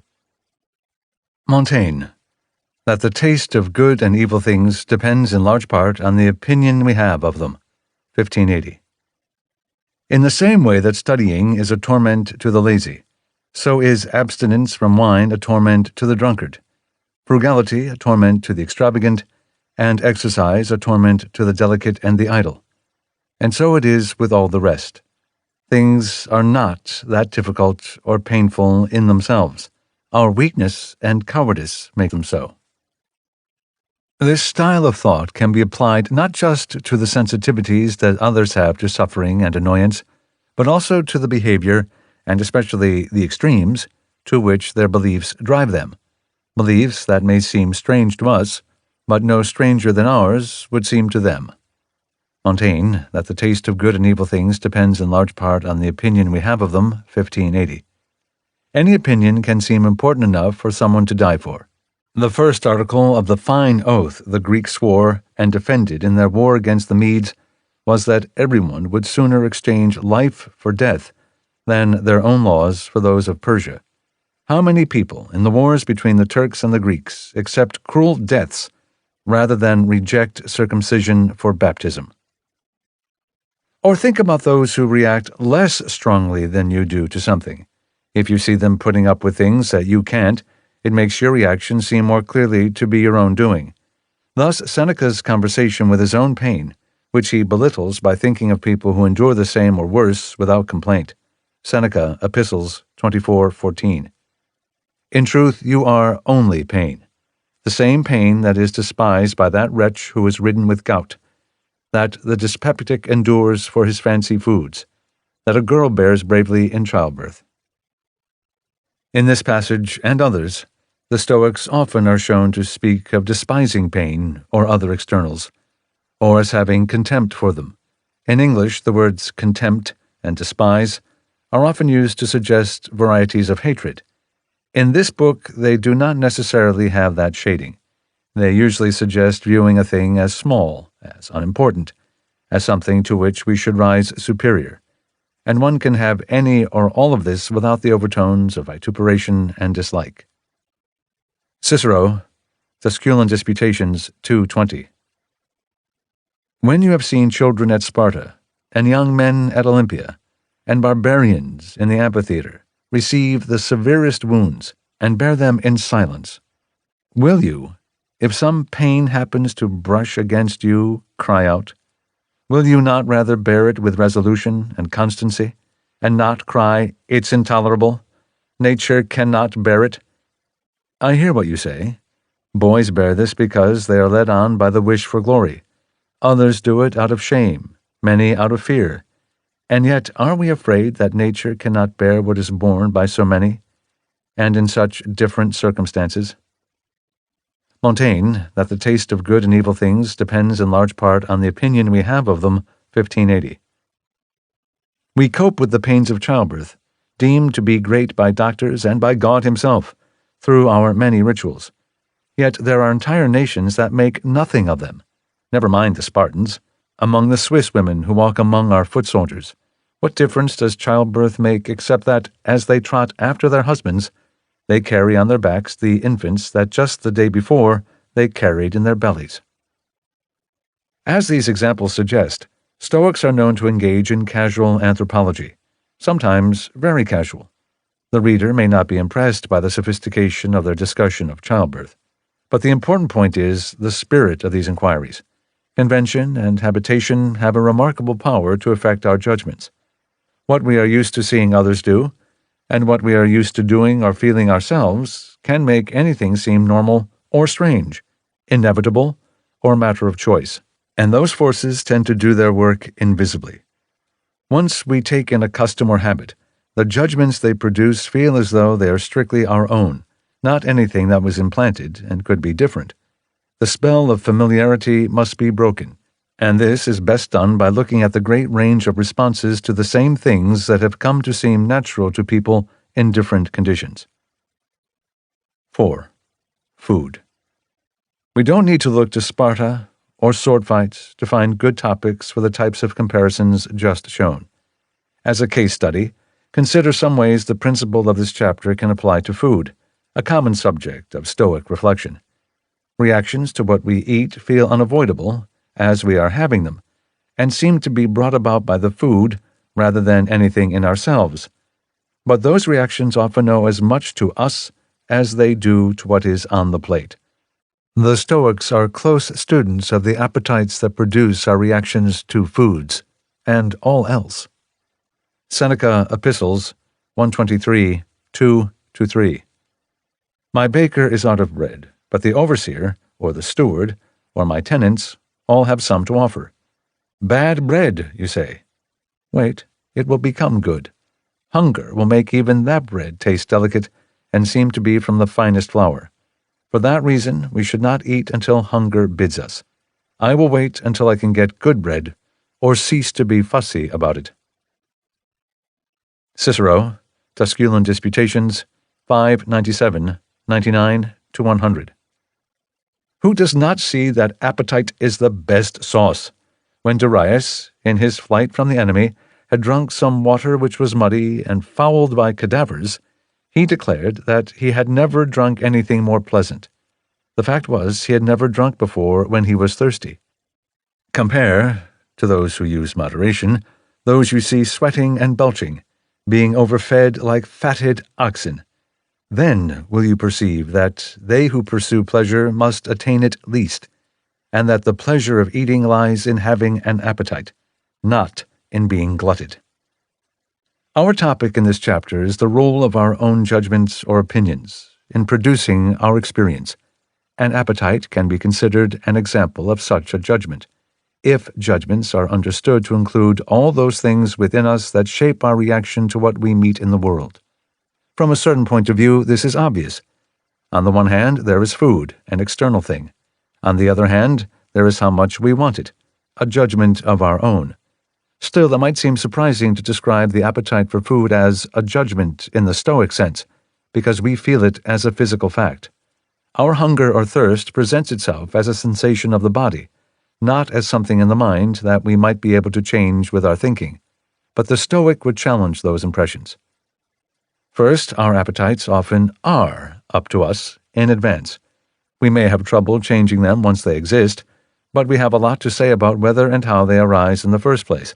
Stoics become more aware not just of how our appetites affect our experience, but of how our choices affect our appetites. We allow ourselves to get hungry, or not. We tantalize ourselves with comparisons and other thoughts that stir desire, or we don't. The management of appetites, when and how to cultivate them, when and how not, is part of Stoic practice. Cultivation is called for in cases like the one Seneca describes above, as when learning how to take satisfaction from simple and natural pleasures. All this is an example of the reorientation the Stoics recommend in general, spending less energy on getting or avoiding things, and more on knowing why we want them or don't, and how the way we think might affect this. We will come back to these points in later chapters. Second, though, the Stoic wouldn't concede too quickly that appetites, even once they exist, are physical facts entirely beyond the reach of the mind. Of course, great hunger may be a hard fact of that sort, just like other kinds of pains and sensations. But in this setting and others, it is easy to forget how strongly our minds can influence the sensations that external things create for us. A food that looks delicious can become impossible to enjoy and cause physical revulsion if you hear something disgusting about how it was prepared. You might say then that you've lost your appetite. It is not much better, it may even be worse, if the mind makes such a discovery afterwards. Plutarch on Moral Virtue, 442 f. Very often when men have eaten fancy foods with great pleasure, if they perceive or learn afterwards that they have eaten something unclean or unlawful, not only is this discovery attended by grief and distress, but their bodies, revolted at the notion, are seized by violent vomiting and retching. Montaigne gave a more picturesque illustration. Montaigne on the Power of the Imagination, 1580. I know a gentleman who, having entertained a large group of company at his house, a few days later boasted as a joke, for there was nothing to it, that he had fed them a pie made out of a cat. One of the young ladies in the party was so stricken with horror that she developed a violent stomach disorder and a fever. It was impossible to save her. Food interests the Stoic in another respect as well. It provides a useful source of analogies from the way the stomach works to the way the mind works. Seneca on Benefits, 5:12-6. Just as the stomach, when it is impaired by disease, gathers bile, and, changing all the food that it receives, turns every sort of sustenance into a source of pain, so, in the case of the perverse mind, Whatever you entrust to it becomes to it a burden and a source of disaster and wretchedness. Such comparisons were recurring themes for Plutarch, who wasn't a Stoic on the biggest questions, but was with them on this and other more immediate issues. Plutarch on Tranquility of Mind 8, 468f to 469a. In a fever, everything we eat seems bitter and unpleasant to the taste, but when we see others taking the same food and finding no displeasure in it, we stop blaming the food and drink. We blame ourselves and our malady. In the same way, we will stop blaming and being disgruntled with circumstances if we see others accepting the same events cheerfully and without offense. Plutarch on Virtue and Vice 4, 101c to d. Have you ever noticed how sick people turn against and spit out and refuse the daintiest and most expensive foods, though people offer them and almost force them down their throats? But at another time, when their condition is different, their respiration is good, their blood is in a healthy state, and their natural warmth is restored, they get up and enjoy a good meal of simple bread and cheese and cabbage. Such also is the effect of reason on the mind. Dr. Johnson continued the idea, though reversing the facts of the illustration. Johnson, the Adventurer, number 119, 1753. What we believe ourselves to want torments us, not in proportion to its real value, but according to the estimation by which we have rated it in our own minds. In some diseases, the patient has been observed to long for food, which scarce any extremity of hunger would in health have compelled him to swallow. But while his organs were thus depraved, the craving was irresistible, nor could any rest be obtained till it was appeased by compliance. Of the same nature are the irregular appetites of the mind. Though they are often excited by trifles, they are equally disquieting with real wants. The Roman, who wept at the death of his lamprey, felt the same degree of sorrow that extorts tears on other occasions. Johnson refers to an anecdote told by Plutarch. Crassus and Domitius were Roman generals. Crassus was ridiculed by Domitius for weeping over the death of an eel-like fish that he owned. Crassus replied that the tears were more than Domitius had shed over his 3 late wives. Food has been offered here just as an example of how Stoics might think about something familiar. Much of the stuff of daily life can be put through the same sort of analysis. Lest the reader think Plutarch was too preoccupied with food, for instance, here he opens a different field of application to which many of the points just made may be adapted. Plutarch on Moral Virtue 4, 442e. Another illustration is the banishment and retreat of our private parts, which stay calm without trembling in the presence of those beautiful women and boys whom neither reason nor law allows us to touch. This happens in particular to those who fall in love. Then hear that they have unwittingly fallen in love with a sister or a daughter. Then desire cowers in fear as reason takes hold, and the body exhibits its parts in decent conformity to that judgment. 5. Metaphors and Analogies. The Stoics offer a vision of the mind and the role it plays in turning objects and events into an experience felt by the self. We don't have good literal language for describing that role. The mechanisms of the mind aren't visible to us in a way that allows for exact depiction. So as we just saw, the Stoics resort at times to figurative comparisons and analogies that make their ideas easier to see. Some further examples: Epictetus, Discourses 3:4-20. Like a bowl of water, so is the soul. Like the light falling on the water, so are the impressions the soul receives. When the water is disturbed, the light also seems to be disturbed, yet it is not disturbed. Seneca, Epistles 71:24. It takes greatness of mind to judge great matters. Otherwise they will seem to have defects that in truth belong to us. In the same way, certain objects that are perfectly straight will, when sunk in water, appear to the onlooker as bent or broken off. It is not so much what you see, but how you see it that matters. When it comes to perceiving reality, our minds are in a fog. From Plutarch. Plutarch on Virtue and Vice 1. 100b to 100c. Clothes seem to warm us, but not by throwing off heat themselves, for in itself every garment is cold, which is why people who are hot or have fevers frequently are constantly changing clothes. Rather, the clothes that wrap us keep in the heat that is thrown off by the body, and don't allow it to be dissipated. A somewhat similar case is the idea that deceives the mass of mankind, that if they could live in big houses and get together enough slaves and money, they would have a happy life.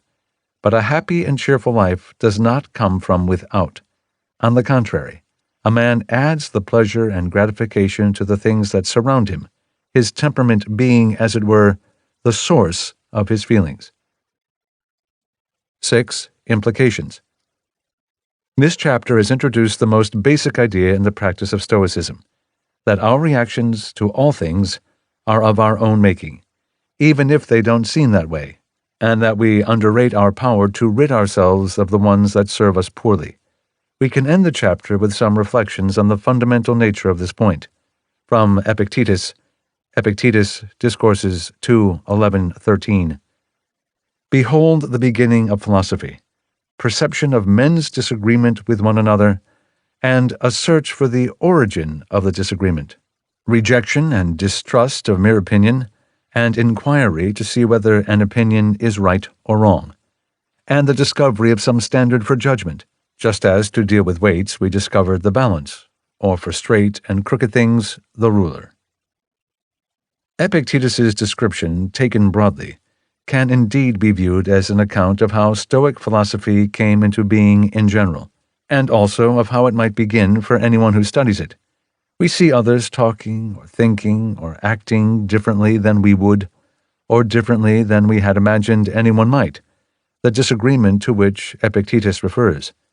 This causes us to take our contrary thoughts and customs less for granted, and to see them as more dependent on choice and circumstance than we had supposed, the rejection and distrust of mere opinion.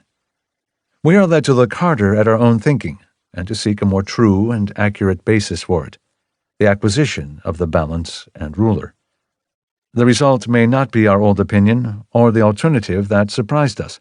It may be a perspective that accounts for both, and in some way elevates our understanding. Run through that cycle 1,000 times, and you might reasonably end with the principle discussed in this chapter. We have reviewed some specific examples of that cycle, but the point goes beyond any particular case. It isn't that our reaction to this or that is created by our own minds. It's that our experience of everything is, and that it is up to us to a greater extent than we usually know.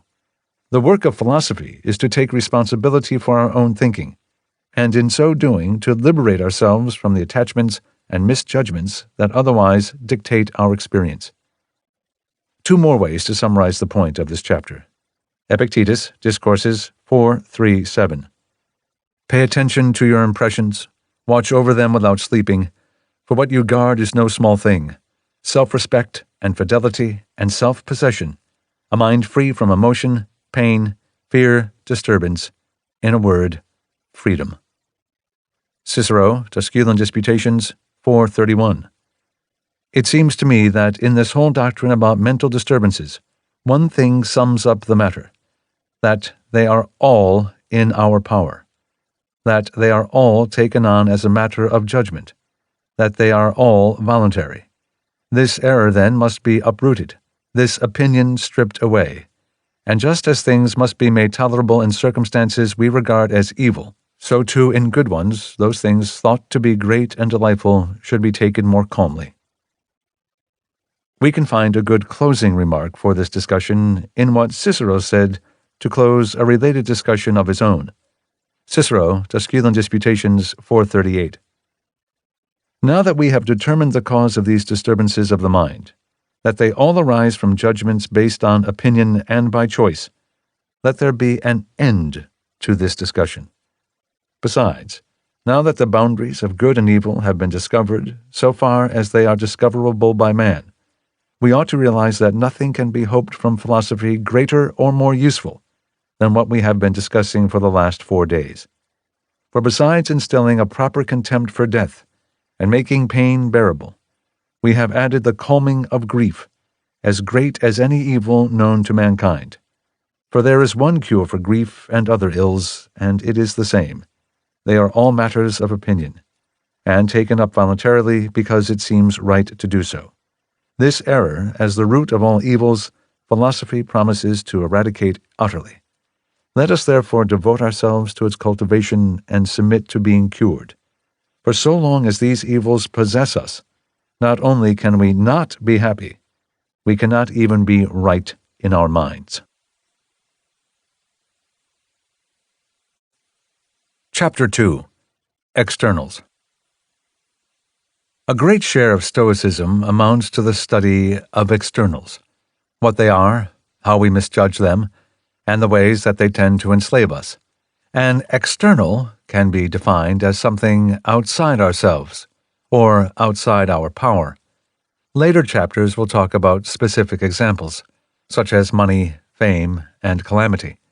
Before we reach those cases, though, this chapter considers two sets of Stoic teachings about externals as such. First, a principal aim of the Stoic is to regard externals without attachment. This has consequences, first, for the decisions and developments that one spends energy fussing about. If Stoics are distinguished by one policy as an everyday matter, it is a refusal to worry about things beyond their control, or to otherwise get worked up about them. Detachment also means not letting happiness depend on getting or avoiding externals, wealth, for example, or the good opinion of others. Now a qualification. Of course, everyone will have preferences about those externals just mentioned, and many others. The Stoic would rather have wealth than not have it, and would prefer to do without adversity. But we have to distinguish between preferences and attachments. The difference between them can be seen most easily by comparing how you feel when they aren't satisfied. Imagine wanting one thing more than another and not getting it, but not being too upset as a result. That sort of wish is what we might call a mere preference. Having what you prefer is pleasing, and not having it is a disappointment, but it's no threat to your equanimity. And the same can be said when something happens that you would have preferred not happen. It is just spilled milk, and Stoics try to look at all things they can't control in roughly that way. An attachment is different, because it makes your happiness depend on the object of it. It pushes and pulls you. This distinction will be discussed more in later chapters. For now, we can just say that Stoics strive for an equilibrium based on the quality of their thinking and their actions, one that doesn't depend on anything beyond their control. The second general Stoic teaching about externals is that we have a hard time seeing them accurately. Externals fool us, or we fool ourselves about them. Stoicism offers some ways to get past those deceits, as by taking a literal view of an external that seems exciting or scary, or by breaking it down into parts that one can see more clearly than the whole. Stoics look this way at objects, but also at people, whose reputation or wealth, or lack thereof, can cloud our judgments of them. The Stoic tries to see things as they are. The teachings of the first chapter can be linked to the teachings of this one. The first chapter was about things that are up to us. This chapter is about things that are not up to us. To say it a little more fully, Chapter 1 showed the claim that we are affected by our judgments about events, not by events themselves. We therefore have more control than we think over what we experience. This chapter is the other side of the coin. We attach ourselves to externals that we imagine we can control, but really can't, and deceive ourselves about them routinely, habits that make us unhappy and unfree.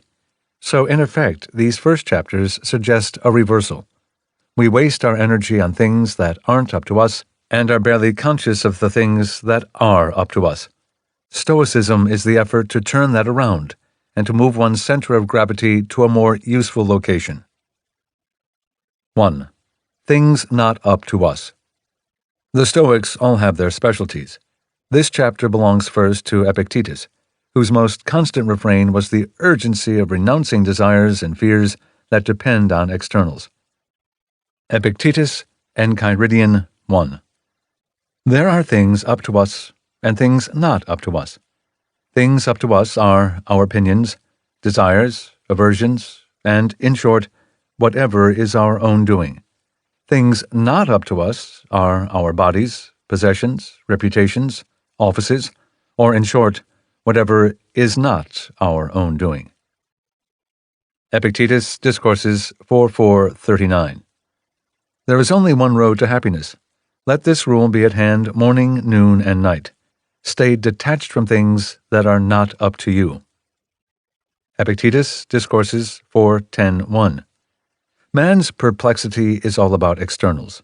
His impotence about externals. What will I do? How will it take place? How will it turn out?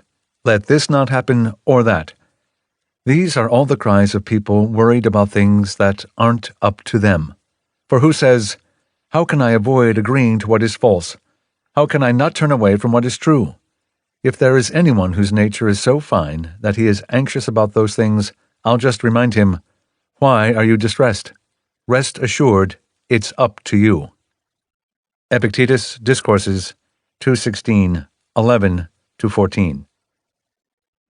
What do we admire? Externals. What do we spend our energies on? Externals. Is it any wonder, then, that we are in fear and distress? How else could it be, when we regard the events that are coming as evil? We can't fail to be afraid. We can't fail to be distressed. Then we say, Lord God, let me not be distressed. Moron, don't you have hands? Didn't God make them for you? So are you going to sit down and pray that your nose will stop running? Better to wipe your nose and stop praying. What then? Has he given you nothing to help with your situation? Hasn't he given you endurance? Hasn't he given you greatness of spirit? Hasn't he given you courage? An aside for those who share my interest in the etymology of insults. Moron comes from Greek, where the word transliterated into English was moros.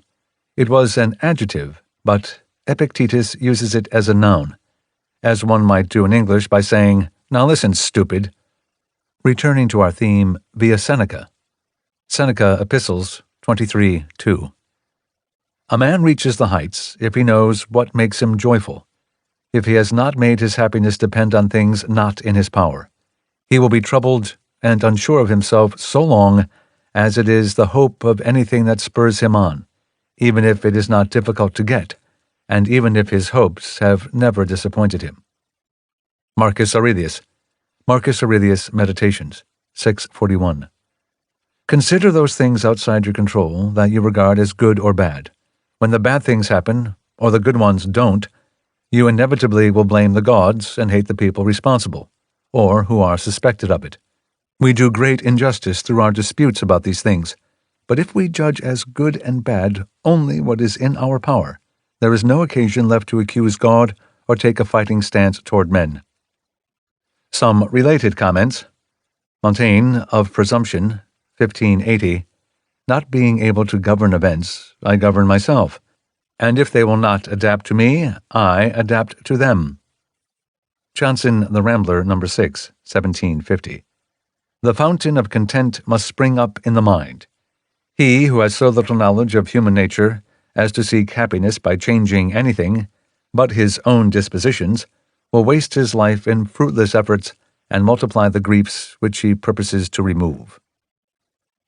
Schopenhauer, The Wisdom of Life, 1851.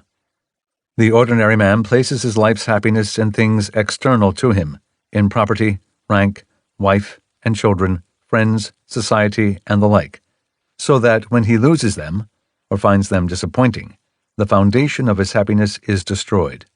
In other words, his center of gravity is not in himself. It is constantly changing its place with every wish and whim. 2. Good and evil.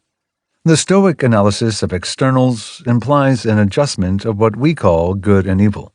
The Stoics hold that those properties lie only in what is up to us, our use of judgment, as discussed in Chapter 1. Things and events, then, aren't good or evil. Our minds are. Seneca on the Happy Life 4:2. Let us say that the happy man is he who recognizes no good and evil other than a good and an evil mind. Epictetus, Discourses 2:16-1. Where is the good? In our choices. Where is the evil? In our choices. Where is neither of them? In those things we do not choose. The meaning of good and evil to the Stoic will become clearer in the course of the book.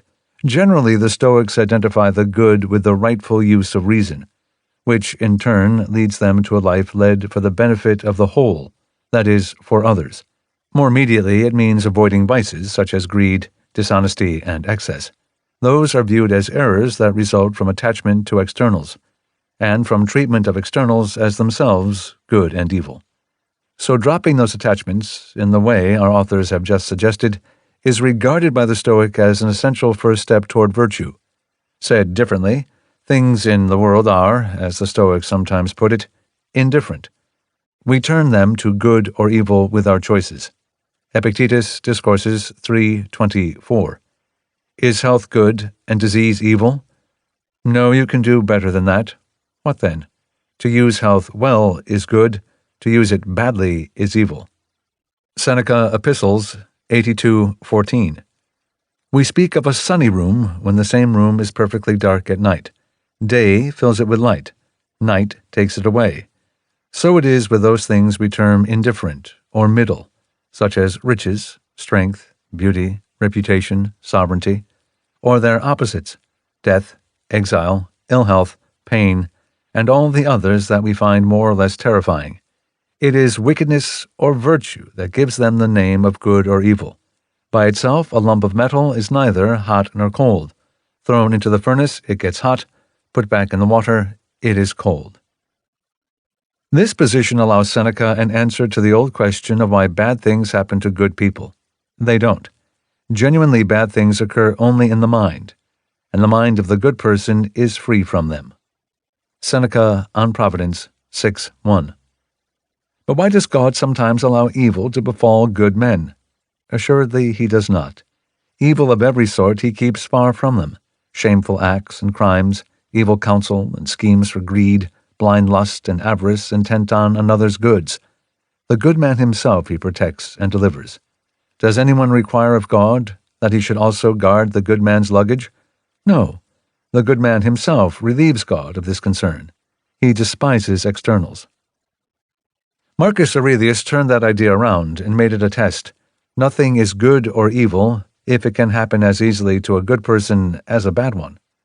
Marcus Aurelius, Meditations 2:11. Both death and life, honor and dishonor, pain and pleasure, wealth and poverty, all these things happen equally to good men and bad, being neither noble nor shameful. Therefore they are neither good nor evil. Epictetus also discussed more directly what things we should consider good and therefore regard as sources of delight. Again, he discourages excitement about externals. We should be delighted or not with the quality of our understanding, not with the properties of things that aren't up to us. Epictetus, Enchiridion 6. Don't be elated by a superiority that belongs to another. If the horse in its elation were to say, I am beautiful, one could endure it. But when you in your elation say, I have a beautiful horse, be aware that you are elated by the good of the horse. What then is yours? Your way of handling impressions. When you are handling them in accordance with nature, that's when to be elated, for then you will be elated about a good of your own. 3. Externals and liberty. Epictetus had been a slave. He and other Stoics often spoke of dependence on externals as itself a variety of slavery. Someone attached to externals is enslaved to whoever controls them. Stoic philosophy thus is a way to liberation. Epictetus regarded volition or will as one's true self, and as the only part of us that is free. Epictetus, Enchiridion 14. Whoever then wishes to be free, let him neither wish for anything nor flee from anything that depends on others. Otherwise, he must be a slave. Epictetus, Discourses 2:25. If you gape after externals, you will inevitably be forced up and down according to the will of your master. And who is your master? Whoever has power over the things you are trying to gain or avoid. Epictetus, Discourses 1:29-60. Man is not the master of man, but death and life and pleasure and pain. Bring me Caesar without these things, and you'll see how calm I am. But when he comes with them amid thunder and lightning, and I am afraid of them, what else do I do but acknowledge my master, like a runaway slave? So long as I have only a sort of truce with these things, I'm like a runaway slave standing in a theater. I bathe, I drink, I sing, I do everything in fear and suffering. But if I free myself from these slave masters, that is, from those things by which these masters are fearsome, what more trouble do I have? What more master? It was a lively feature of Epictetus's classroom style that those who worried or complained about externals would customarily be denounced as slaves. Epictetus, Discourses 2:13-17. No good man grieves or groans, no one wails, no one turns pale and trembles and says, "How will he receive me? How will he listen to me?" Slave, he will act as he sees fit. Why do you care about other people's business? Epictetus, Discourses 4:157. In short, if you hear him say, "Wretched me, the things I have to endure," call him a slave. If you see him wailing or complaining or in misery, call him a slave in a toga with purple trim. A toga with a purple border was the attire of Roman senators. Epictetus, Discourses 4:155. When you see someone groveling before another man, or flattering him contrary to his own opinion, you can confidently say he is not free, and not only if he does this for a mere dinner, but also if it is for the sake of a prefecture or consulship. People who do these things for petty ends you can call petty slaves, while those who do them for grand purposes can be called mega-slaves, as they deserve. Seneca saw all of us as slaves in something like this way. Seneca, Epistles 47:1. I was pleased to hear, through those who come from you, that you live on familiar terms with your slaves. This befits a sensible and well-educated man like yourself. They are slaves. Nay, men. They are slaves. No, comrades. They are slaves. No, they are lowly friends. They are slaves. No, they are rather our fellow slaves, if one reflects that fortune has the same rights over them and over us. Seneca, Epistles 47:17. Show me who is not a slave. One is a slave to lust, another to avarice, another to ambition, and all are slaves to fear. I will name you an ex-consul who is slave to a little old woman, a millionaire who is slave to a serving maid. I will show you youths of the noblest birth in serfdom to pantomime players. No servitude is more disgraceful than that which is self-imposed. Pantomime players were not silent mimes. They were troops of singers and dancers who would enact scenes from myth and legend. It was a popular form of entertainment in Rome, and the most successful of the players were celebrities. Epicurus quoted in Seneca, Epistles 8:7. If you would attain real freedom, you must be the slave of philosophy. Compare Montaigne, of the Inequality Amongst Us, 1580. True and effective servitude is only a concern of those who willingly submit to it, and those who try to acquire honor and wealth from the labors of others. One who is content to sit by the fireplace, and who knows how to manage a household without falling into quarrels and lawsuits, is as free as a Duke of Venice. 4. Adding nothing to externals. This chapter has been devoted so far mostly to a single Stoic aim, letting go of attachment to externals. A related set of teachings involves the problem of viewing externals clearly. We have trouble resisting externals because they seem appealing or frightening or otherwise impressive. But they seem that way because we haven't learned to see them as they are. Seneca thought it worthwhile to look at our reactions the way we do at the reactions of children. The point is applied to externals we like. Seneca, Epistles 1:15-8. How contemptible are the things we admire, like children who regard every toy as a thing of value. who prefer a necklace bought for a few pennies to their own parents or their brothers. What then, as Aristotle says, is the difference between us and them, except that we elders go crazy over paintings and sculpture, making our folly more expensive? Aristotle of Chios was one of the early Greek Stoic philosophers, and a colleague of Zeno of Citium, the founder of the Stoic school. The same point as applied to externals we fear. Seneca, Epistles 24:13-14. So remember this above all, to strip away the disorder of things and to see what is in each of them. You will learn that nothing in them is frightening but the fear itself. What you see happening to boys happens to us too, slightly bigger boys. Their friends, the ones they are accustomed to and play with, if they see them wearing masks, they are terrified. The mask needs to be removed, not just from people, but from things, and the true appearance of each restored. To help with this removal of the mask, the Stoics offer two techniques general enough to discuss here. More specific advice will come in later chapters. First is the practice of adding nothing when an external presents itself.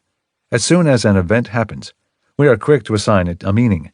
It is tagged as good news or bad news, as a reason for excitement or outrage, and so on.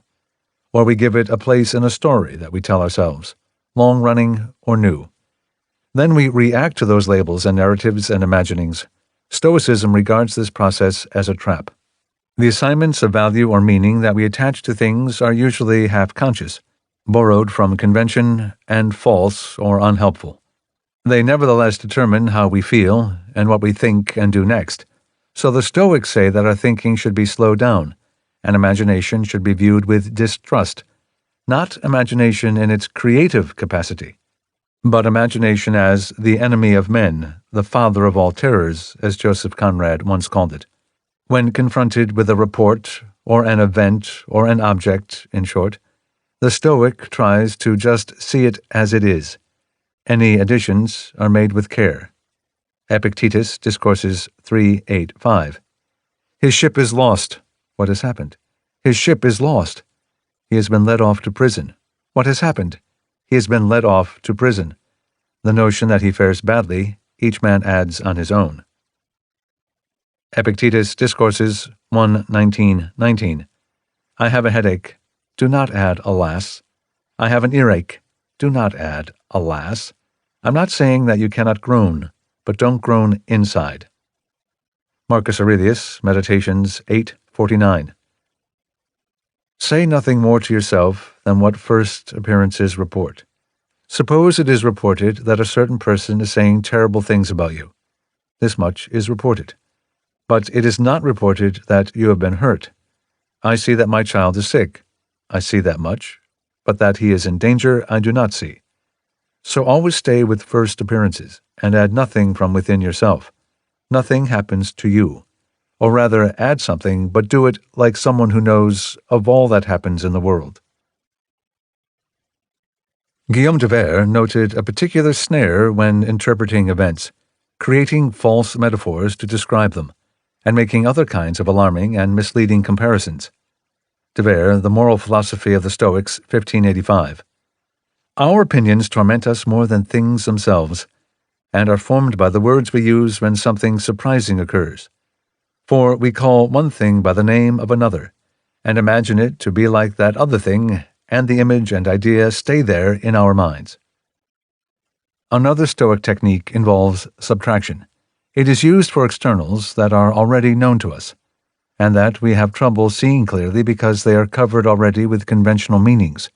One has to chip away at the romance or horror or other story that has been overlaid onto the thing, and to distinguish between what it is and what it is called. This is really a variation of the process shown a moment ago, seeing things as they are, not as we have been told they are, or as everyone pretends they are, or as we tell ourselves they are. But rather than adding nothing, one takes off what is already there. A favorite Stoic method for the purpose involves viewing a subject in the most literal way possible, or breaking it down into parts that dissolve the formidable appearance it might have, whether of desirability or the reverse. Epictetus, Enchiridion 3. with everything that is beguiling or useful, or that you love. Remember to say also what sort it is, starting with the smallest things. If you love a piece of pottery, say, "It is a pot that I love," and when it is shattered, you will not be upset. Marcus Aurelius, Meditations, 6:13. The thought might occur to us when eating fancy foods that this one is the corpse of a fish, this one the corpse of a bird or pig, or again that this fancy wine is the dribble of a bunch of grapes, and this purple robe is sheep hair dyed with shellfish blood, or about copulation that this is the rubbing of a little piece of entrail, and, along with some convulsion, an excretion of mucus. Impressions like these are the ones that penetrate to the heart of things themselves, and let us see what they really are. We should do the same in all areas of life, and whenever things appear too highly valued, we should lay them bare in our minds, perceive their cheapness, and strip off the prestige they have traditionally been assigned. Marcus Aurelius, Meditations 11:2. You will disdain lovely singing and dancing and martial arts. If you will cut up the musical phrase into separate notes, then ask yourself about each one if you are unable to resist it. You won't know how to answer. Do the same with dancing, for each movement or position. The same even with martial arts. To sum up, apart from virtue and the things that stem from it, remember to go over things piece by piece, and by separating them come to look down on them, and carry this over to your whole life. By martial arts, he was referring to pancration, which was roughly what we would now call ultimate fighting or mixed martial arts. It was an Olympic event. 5. Judging others. The events and worldly goods just considered are the simplest and commonest examples of externals. But other people also amount to externals for Stoic purposes.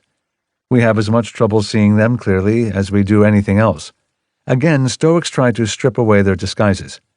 Seneca, Epistles 1:15-6. Just as the eyesight can be sharpened and cleared up by certain drugs, if we are willing to free our spiritual vision from impediments, we will be able to perceive virtue even when it is hidden within the body, even with poverty as an obstacle, even where insignificance and disgrace stand in the way.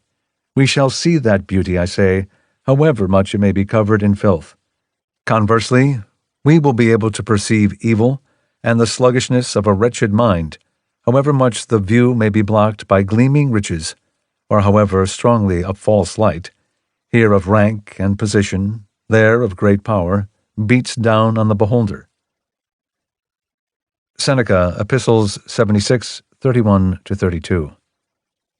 None of those who have been raised to a lofty height by riches and honors is really great. Why then does he seem great? Because you are measuring the pedestal along with the man. A dwarf is not tall, though he stands on a mountain. A colossus will maintain its size even when standing in a well. This is the error under which we labor, and how we are deceived. We value no man by what he is, but add the trappings in which he is adorned.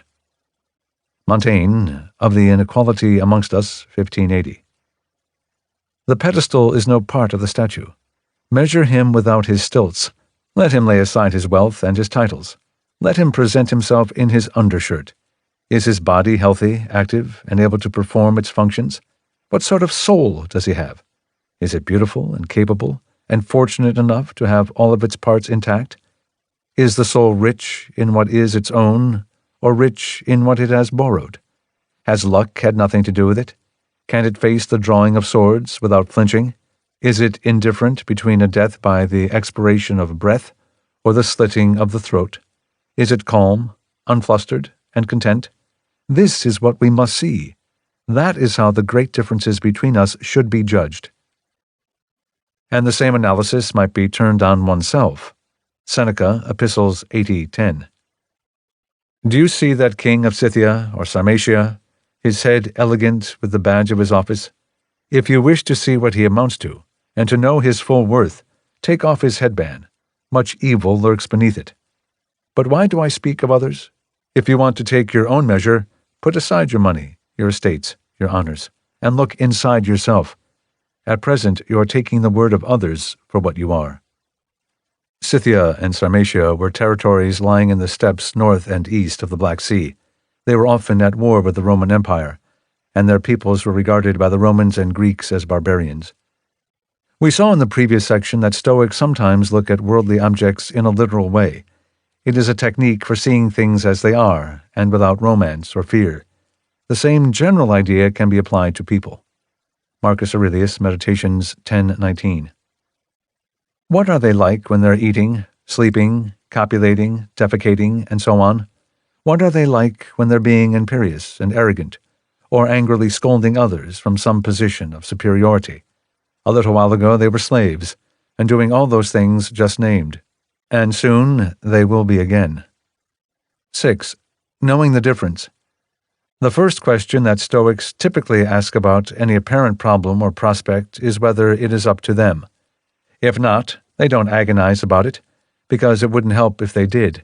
Stoics, therefore, are very attentive to the difference between things within and beyond their control.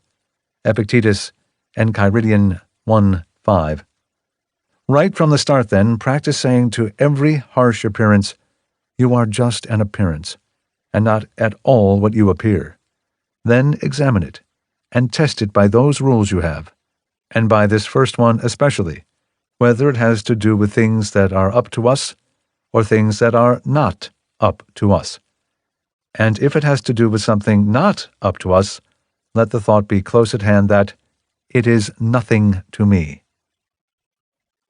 Of course, there are mixed cases, situations where we have control over some aspects of a problem, but not others, or the power to control it, but perhaps not the right or responsibility. Those cases may call for hard analysis, and the Stoics do not spend as much time on them as one might have wished, but the basic approach is set forth by Epictetus. Epictetus, Discourses 2:5-9. It is difficult to combine and bring together those things, the carefulness of one devoted to material things, and the steadiness of one who is indifferent to them, but it is not impossible. Otherwise happiness would be impossible. It is like planning a sea voyage. What can I do? I can choose the captain, the sailors, the day, the right moment. Then a storm comes upon us. At this point, what concern is it of mine? My part is done. The problem belongs to another, the captain. Detachment from externals should not be confused with withdrawal from the world. As the last part of Chapter 11 will illustrate, Stoicism calls for involvement in public life, not retreat from it. But in all circumstances, one can draw lines between the decisions that are up to us and the ones that aren't. Epictetus, Discourses 2:5-1-7. Material things are indifferent. How we use them is not. How then may a man maintain not only steadiness and calm, but also the state of mind that is careful, and neither reckless nor negligent?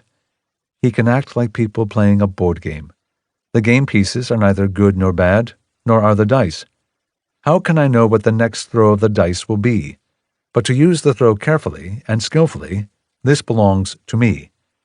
In life, too, then, the principal task is this, to distinguish and separate things and say, externals are outside my power. My choices are within my power. Where shall I seek the good and the bad? Within, in the things that are my own. But in what depends on others, call nothing either good or bad, benefit or harm, or anything else of the kind. What then? Does this mean we shouldn't care how we use them? By no means. That would be a wrongful use of our faculty of choice, and so contrary to nature. External things should be used with care, because their use can be good or bad. But at the same time, you should keep your composure and your calm, because the things themselves are neither good nor bad. The comparison to dice is anticipated in Book 10 of Plato's Republic, 604c. Adam Smith elaborated on the Stoic comparison to the play of a game, and his account provides a good note on which to conclude this discussion. Smith, The Theory of Moral Sentiments, 1759.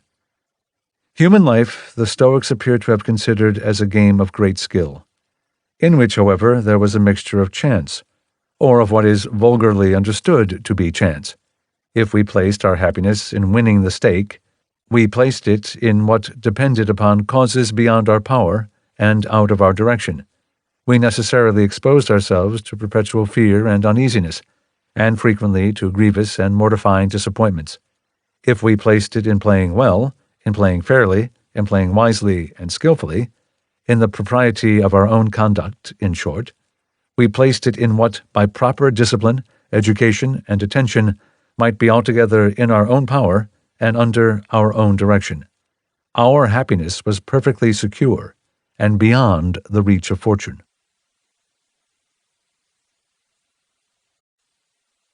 Chapter 3. Perspective. Marcus Aurelius thought two principles of Stoicism especially important. Marcus Aurelius, Meditations 434. These are the two ideas you should keep at the very front of your mind and think about. One is that things in the world do not touch your spirit, but stand quietly external to it. That which disturbs us comes only from the opinions within us.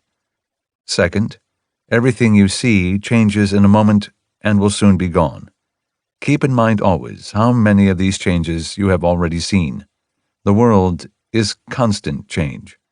Your life lies in your opinion.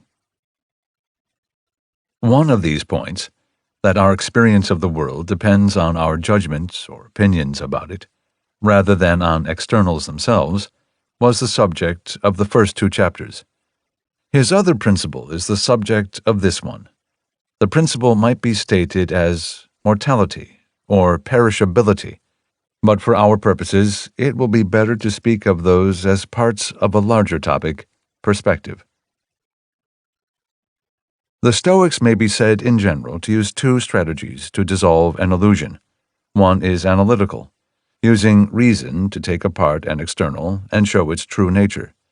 The other is intuitive, looking at the world from a point of view that can produce an automatic change in how we see it. Viewing a problem, an adversary, or oneself from a certain perspective, seeing it from far away, or as part of a bigger picture, can sometimes detach us from an appetite or fear without need for analysis. The Stoics use both methods throughout this book. Most of the chapters to come use analysis as the primary instrument of correction. Externals are taken up and scrutinized one by one. Time and space can be treated this way, for example, and receive some Stoic dissection in this chapter. To ourselves we seem exceedingly important, and the time and place where we live feels significant. The Stoic regards those impressions as mistakes. They arise because our ordinary perspective on the world, the one we use by default, is misleading. We look out from inside and see things in terms of ourselves. We are forgetful or unconscious of how puny and brief our allotments are. The Stoics rectify this by pointing out the facts about the scale of our existence and our mortality. But the ideas in this chapter are also, and especially, meant to advance the intuitive side of Stoicism. By seeing how small our affairs look in the larger scheme of things, the Stoic means to induce a felt sense of humility and attraction to virtue. The method can be called intuitive because it isn't a matter of argument. It's more a question of showing and pointing and expecting perceptions and adjustments to follow directly from a new point of view. Granted, by not using arguments, the Stoics sometimes open themselves to analytical criticism. The choice to look at a problem from one point of view rather than another can seem arbitrary, but in this respect, as in many others, the late Stoics may be classified as pragmatists. If a perspective has the consequence of freeing us from a bad psychological habit, they do not hesitate to recommend it. A change in perspective can sometimes lead a viewer to more than one conclusion. The Stoics have specific ideas about which lessons are the right ones to draw. Staring at the small scale of our lives and concerns, for example, could seem nihilistic and dreary. But the Stoic has an opposite reaction. The long view is good for morale. If it is an affront to the ego, it is also an antidote to vanity, ambition, and greed. Our ultimate insignificance makes the case for living well in the present, for no other purpose survives. It also suggests the value of viewing oneself as part of a whole, If you wanted to convince ants to work together rather than obsess about individual glory, you might start by showing them how they look to us. Nor should the long view lead to passivity. We have remarked already that two of our Stoic instructors were among the most significant statesmen of Rome, but the example of Marcus Aurelius is worth a moment of particular reflection. He was, as this chapter will show, the most persistent Stoic student of perspectives that make our affairs seem tiny. So far as our histories tell, though, none of this made him any less active or compassionate. Quite the contrary. De Quincey, The Caesars, 1851. It must be remembered that Marcus Aurelius was by profession a Stoic, and that generally, as a theoretical philosopher, but still more as a Stoic philosopher, he might be supposed incapable of descending from these airy altitudes of speculation to the true needs, infirmities, and capacities of human nature. Yet strange it is that he, of all the good emperors, was the most thoroughly human and practical. Someone who rightly understands Stoicism shouldn't find that observation strange at all. 1. Time. We measure time by how much of it we have. A normal lifespan seems a long increment because it is the most that anyone knows of firsthand. The Stoic seeks to view time from the outside in, a point of view that creates a different sense of scale. Marcus Aurelius, Meditations, 932. You can get rid of a great number of your annoyances because they lie entirely in your own head. You will clear ample space for yourself by comprehending the scale of the universe in your mind, by observing the infinity of time, and by studying carefully the rapid change of each part of each thing, how short the time is from birth to dissolution, the time before it, an abyss, the time afterwards, also endless. Seneca, Epistles, 99:10. Imagine the vast abyss of time, and think of the entire universe. Then compare what we call a human lifetime to that immensity. You will see how tiny a thing it is that we wish for and seek to prolong. Seneca, Epistles, 49:3. We live for an instant, even less than an instant. But nature adds mockery to even this trivial span by giving it an appearance of longer extent, making one part infancy, another childhood, another youth, another the gradual slope, so to speak, from youth to old age, another old age itself. How many steps for so short a climb? Seneca, Consolation to Marcia, 21:3. You might name long-lived men, men of legendary old age. You might count up 110 years for each, but when you turn your mind toward the whole of time, the difference between the shortest and the longest life will be nothing, if, having examined the intervals, you compare the time each has lived with the time he has not lived. 2. Space. The importance of our place is likewise determined for us by the scale we experience as we move through it, what we can see, where we can go. The Stoic views space, or sometimes time and space together, from a perspective outside the observer. Marcus Aurelius, Meditations 6:36. Asia and Europe are corners of the universe. The whole of the sea is a drop in the universe. Athos, a tiny cloud of dirt in the universe. All the present time is one point in eternity. Everything is small, easily changing, disappearing. Marcus Aurelius, Meditations 8:21. Short-lived are both the praiser and the praised, the rememberer and the remembered. And all this in just one corner of this continent. And yet even here we are not in accord with each other, nor with ourselves, and the whole of the earth, too, is a speck. Seneca, Consolation to Marcia, 21:2.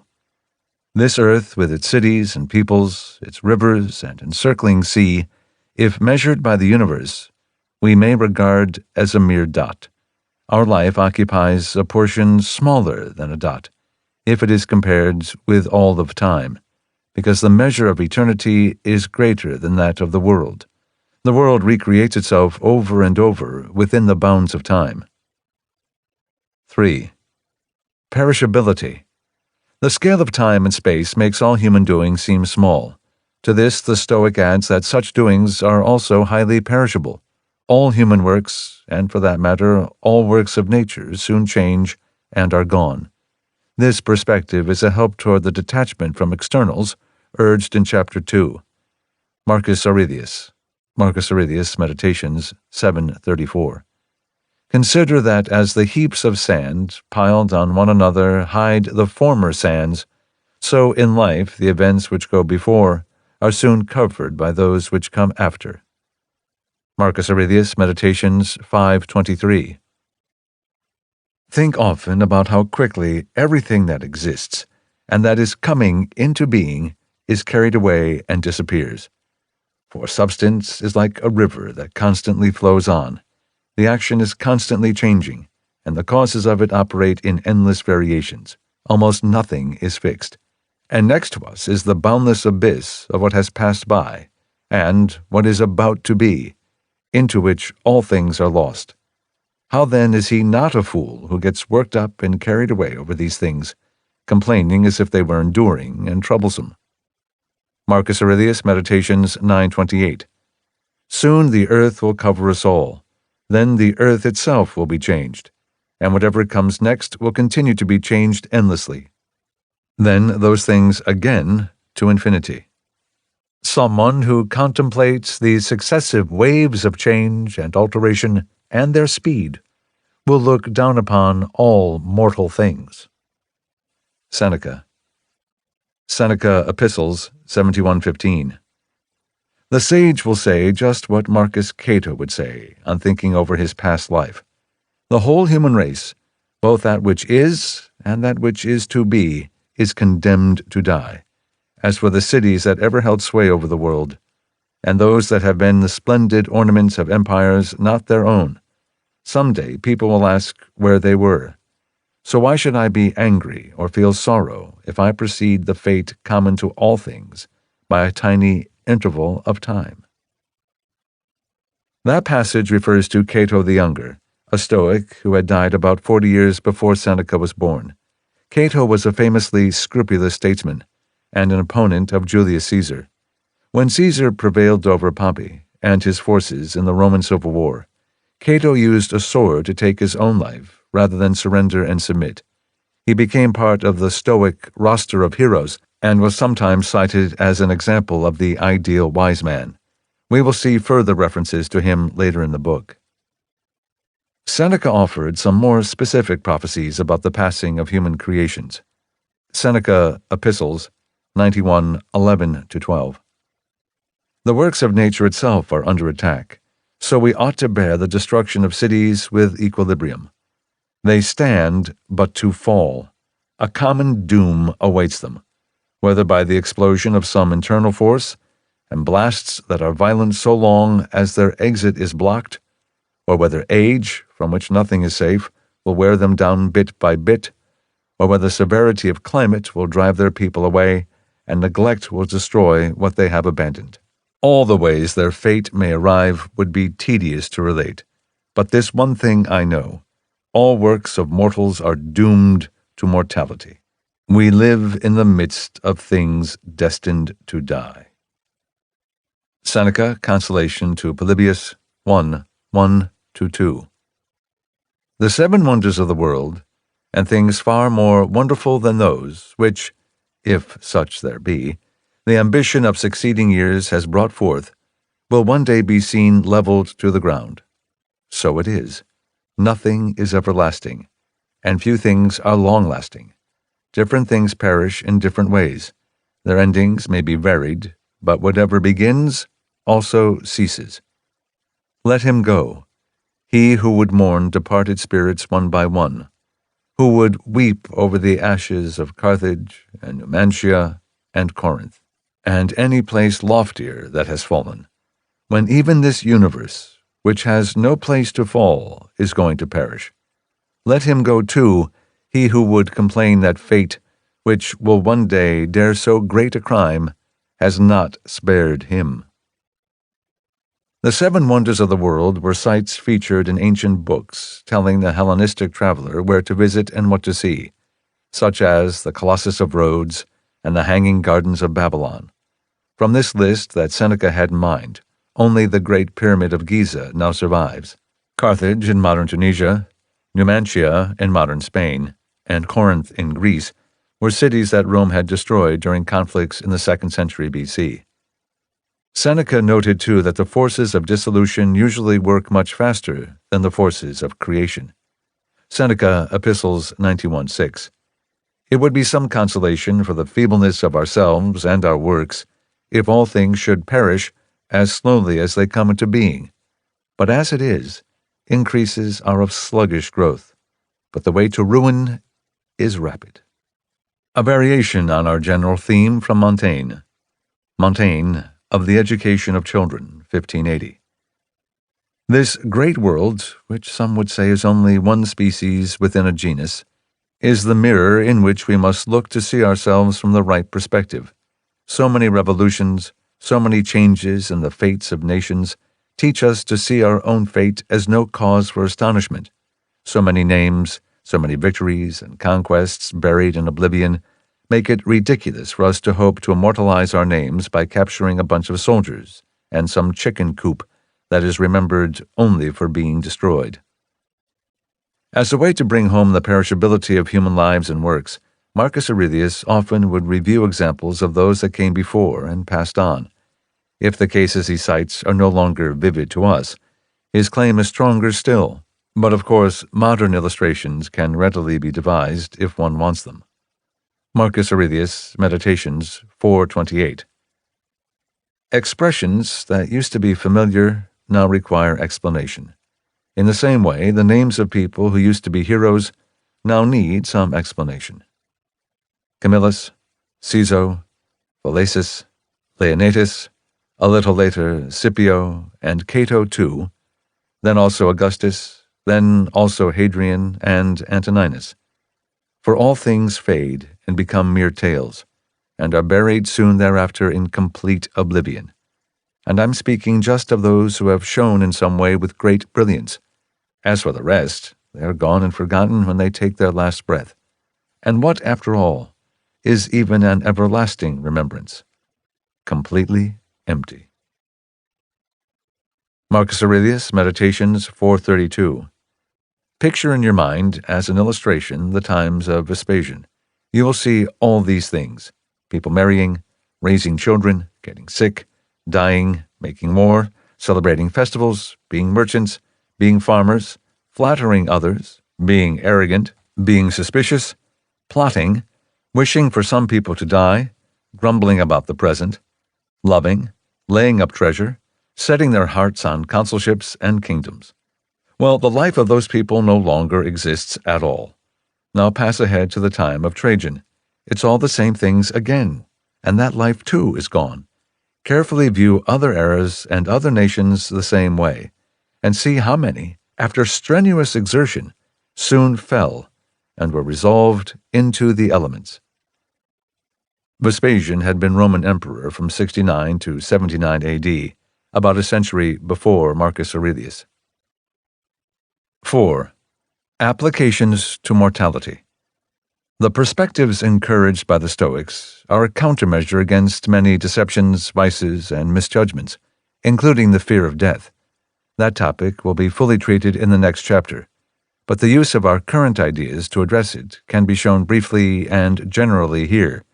That is, the application of the long view to reduce the fear of mortality. Marcus Aurelius, Meditations 4:50. It is a simple but still useful help toward contempt of death to call to mind those who have clung tenaciously to life. What did they gain beyond those who died early? Regardless, they were all buried somewhere eventually. Cadicianus, Fabius, Julianus, Lepidus, anyone like that. They carried out many to be buried, then were carried out themselves. Marcus Aurelius, Meditations 4:47. If one of the gods told you that you would die tomorrow, or the day after tomorrow, at the latest, you wouldn't consider the choice between those days important, unless you were very small-minded. For how much difference is there? Likewise, the difference between dying at a great age and dying tomorrow, you should consider no great thing. Compare Plato, Republic, Book 6, 486, A to B. Do you think that a mind habituated to thoughts of grandeur and the contemplation of all time and all existence can deem this life of man a thing of great concern? Impossible, said he. Hence, such a man will not suppose death to be terrible, least of all. Montaigne, that to study philosophy is to learn to die, 1580. Aristotle tells us of little creatures on the river Hypanis that live for only a day. One that dies at 8 in the morning dies young. One that dies at 5 in the evening dies of old age. Who would not laugh to see the difference between such momentary lifespans counted as happiness or unhappiness? Yet calling our own lives long or short when they are compared with eternity, or even to the spans of mountains, rivers, stars, trees, and certain other animals, seems no less absurd. Montaigne's reference is to Aristotle, History of Animals, 5:17-14. 5. Reduction. We turn to a different Stoic use of perspective, of the microscope, perhaps, rather than the telescope. Chapter 2 looked at some Stoic methods for demystifying externals, viewing them literally or reducing them to smaller elements, thus making it easier to take them lightly. Marcus Aurelius applied the approach not just to particular externals, but to human life, and to the world in general. Marcus Aurelius, Meditations 8:24. The sort of thing that bathing appears to be, when you think about it, oil, sweat, filth, greasy water, everything revolting. Such is every part of life, and everything that underlies it. Marcus Aurelius, Meditations 4:48. To sum up, do not overlook how short are the lives of all mortal things, and how insignificant.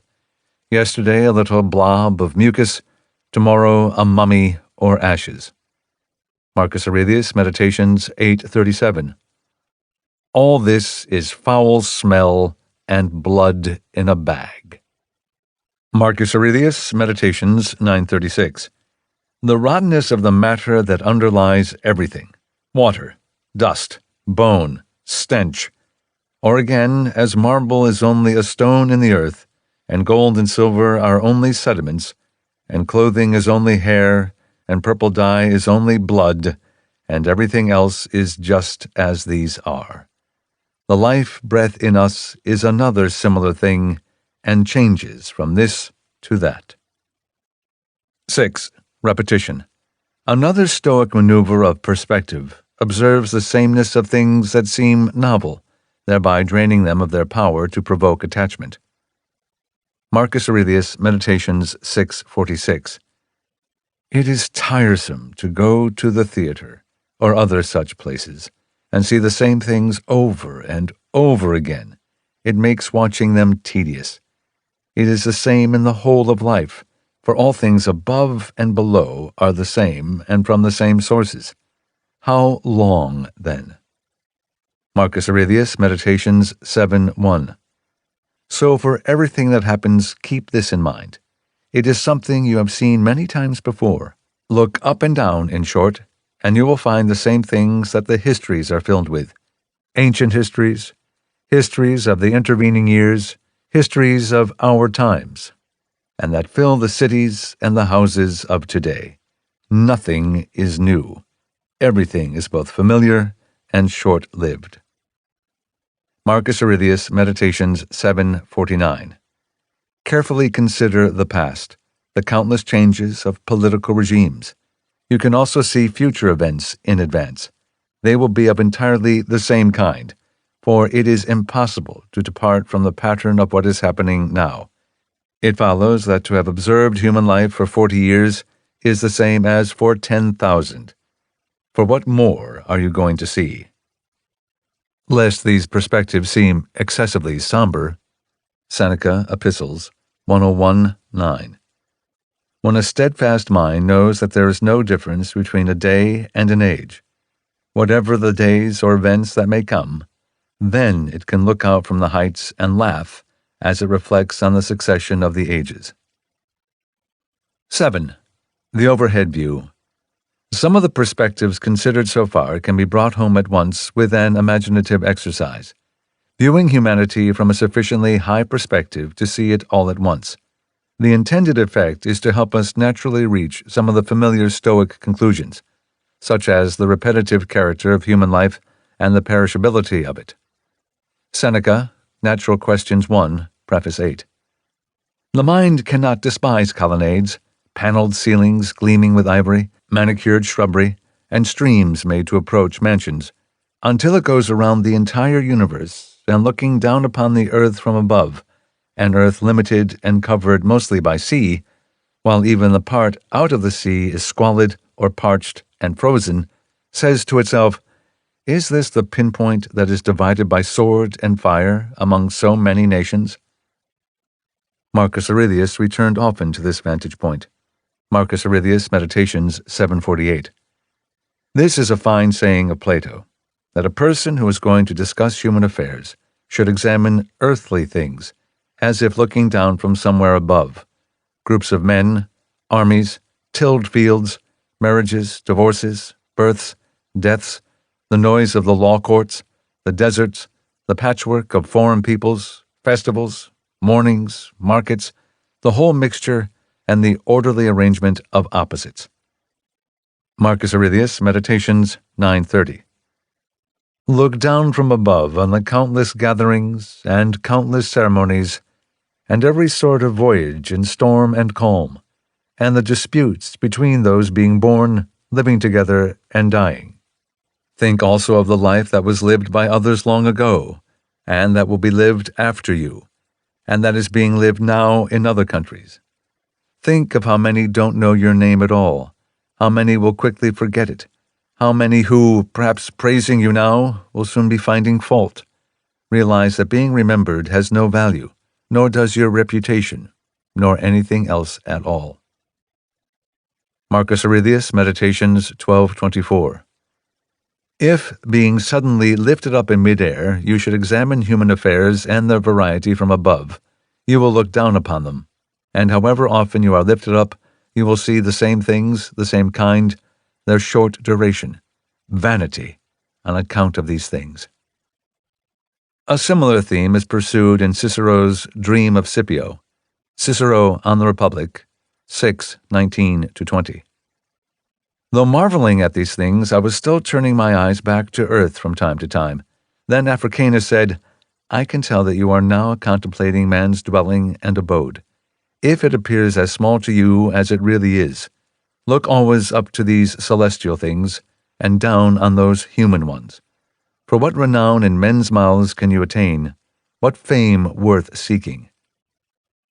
8. Implications. We arrive at the conclusion of Seneca.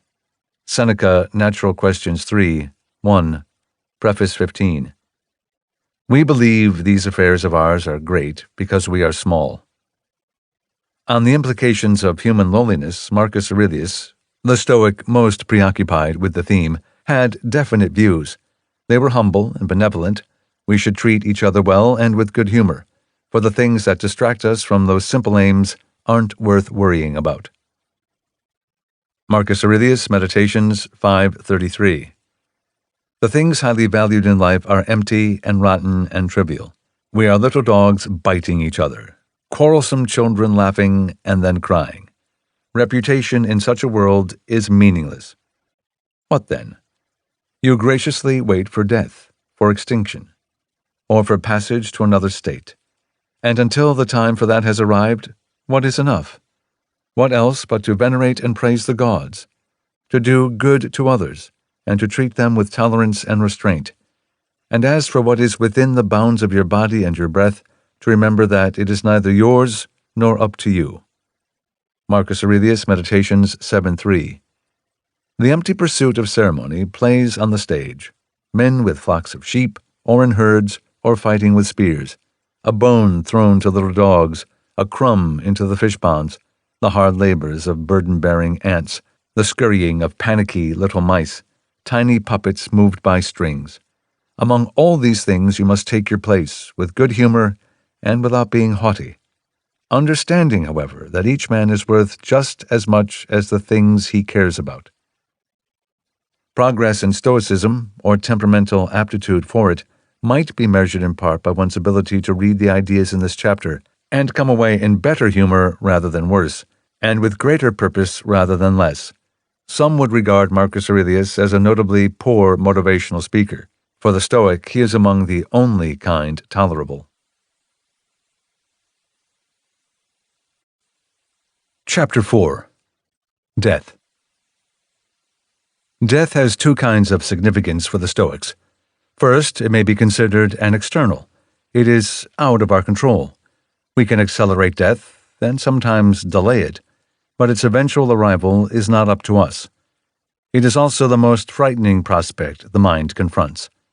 An external that is frightening makes a natural topic for Stoic analysis, so death gets their attention at length. Stoics consider death hard to see accurately, and they find the usual attitude toward it irrational. What death is like is unknown to anyone, but it appears to be a painless state that leaves us no worse off than we were before we were born. They also view death as similar to other changes that are familiar to all, and as a continuous process rather than a sudden one. We die every day as our time on earth passes behind us. They make various other arguments as well to drain the terror from mortality.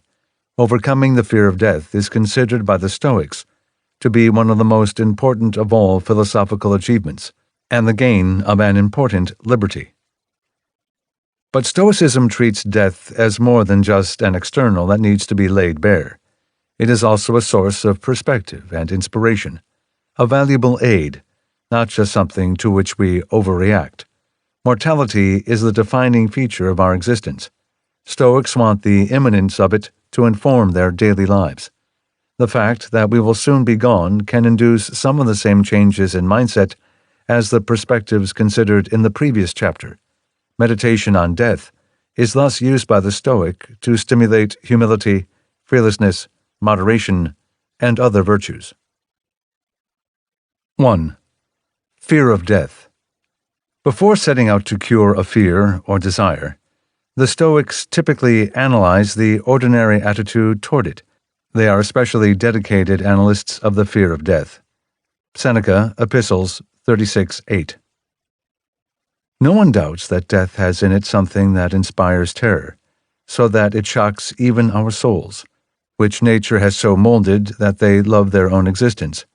For otherwise there would be no need to prepare ourselves and to whet our courage, to face that towards which we should move with a sort of voluntary instinct, precisely as all men tend to preserve their existence. Seneca, Epistles 82:15-16. Death belongs among those things that are not evils in truth, but still have an appearance of evil. For a love of self is implanted in us, and a desire for existence and survival, and a dread of disintegration. Death seems to rob us of many good things, and to remove us from all we have come to know. And there is another element that estranges us from death. We are already familiar with the present, but are ignorant of the future into which we will go, and we shrink from the unknown. Even if death is something indifferent then, it is nevertheless a thing that cannot be easily ignored. As will become clear, death has a deep importance in Stoicism that is not shared by other conditions we fear. But at times the Stoics analyze death simply as an external, a thing that gains its meaning from the ways in which it is costumed by the mind. What we must overcome is not death, but the way we think about it. Epictetus, Discourses 2:1, 13-14. Neither death nor pain is to be feared, but the fear of pain or death. Confidence should therefore be our attitude toward death, and caution should be our attitude toward the fear of it. But now we have the opposite. Toward death, avoidance. Toward our opinions about it, carelessness, indifference, and neglect. Epictetus, Discourses 2:1-17. What is death? A mask to frighten children. Turn it and examine it. See, it does not bite.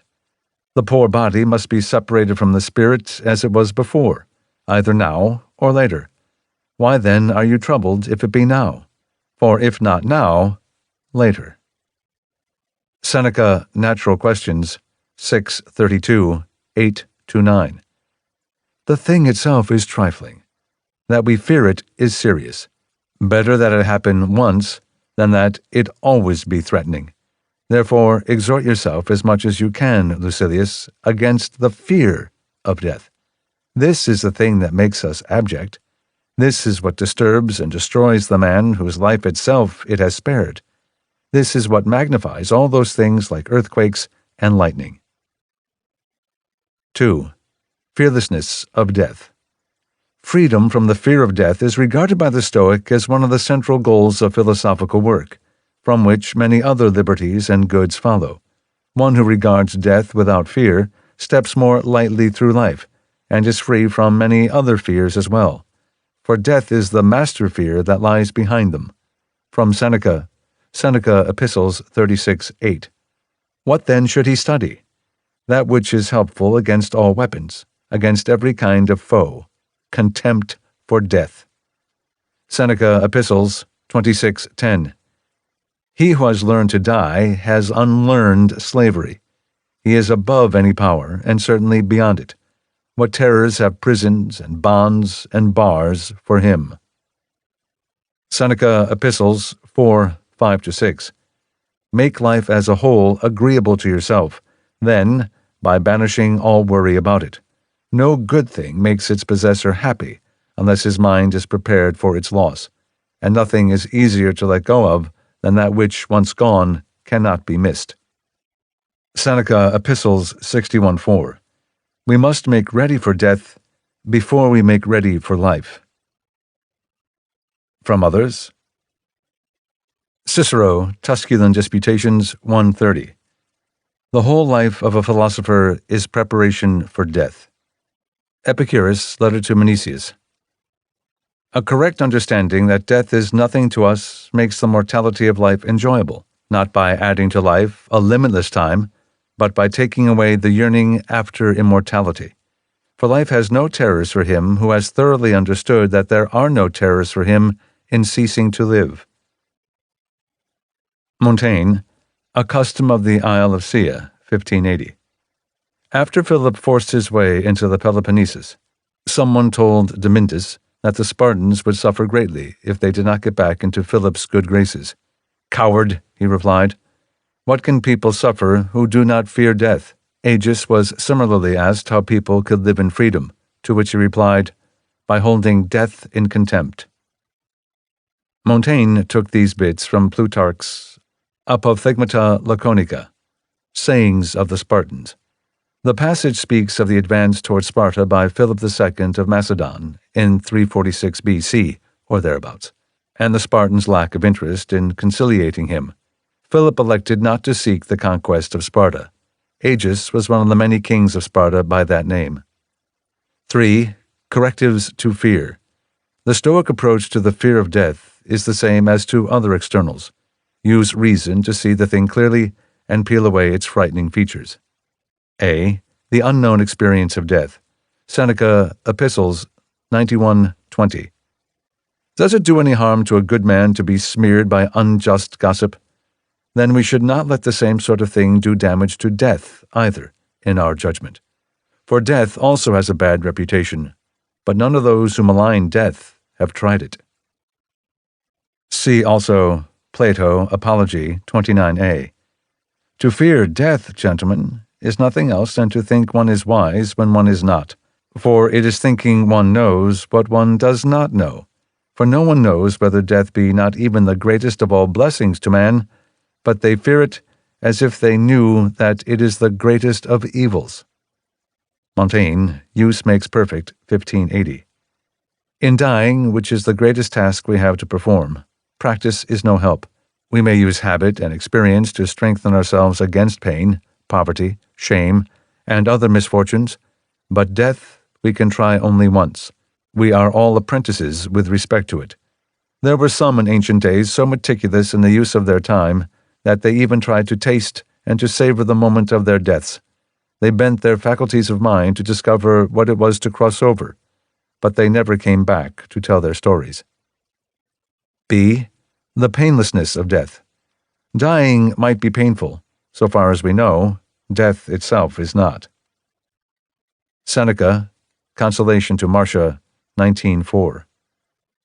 Reflect that there are no ills to be suffered after death, that the reports that make the underworld terrible to us are mere tales, that no darkness threatens the dead, no prison, no blazing streams of fire, no river of Lethe, no seats of judgment, no defendants, nor in that freedom so complete are there any tyrants to meet again.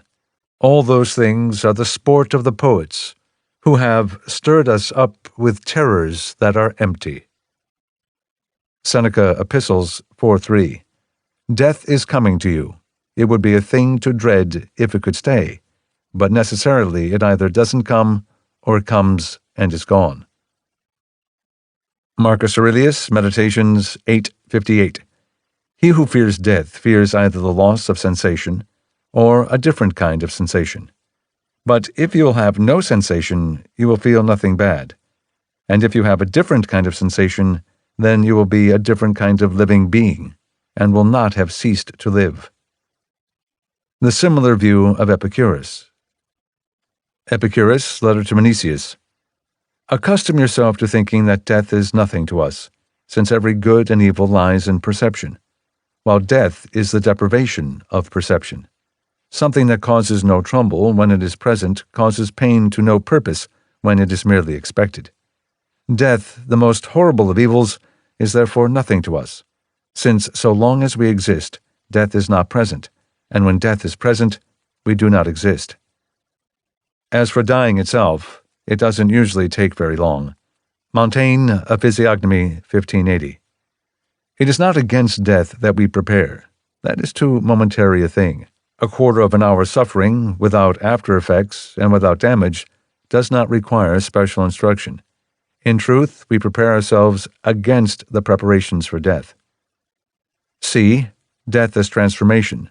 Stoics view the arrival of death as a transition not so different from others we know. Marcus Aurelius, Meditations 9:3. Do not despise death, but be content with it, since this too is one of those things nature wills. For what it is to be young and grow old, and to increase and reach maturity, and to have teeth and beard and gray hair, and to father children, and to be pregnant and to give birth, and all the other natural operations the seasons of your life bring, so also is dissolution. This then is the way of one who is reflective, to be neither careless, nor impatient, nor arrogant with respect to death, but to wait for it as one of the operations of nature. Stoicism regards death more specifically as a natural transformation of matter into other forms. Marcus Aurelius, Meditations 8:18. That which has died does not fall out of the universe. If it stays here, it also changes here, and is dissolved into its proper parts, which are elements of the universe and of yourself. And these change too, and they do not complain. Epictetus, Discourses 3:24-94. So I won't exist anymore? No, you won't, but something else will, which the universe now needs.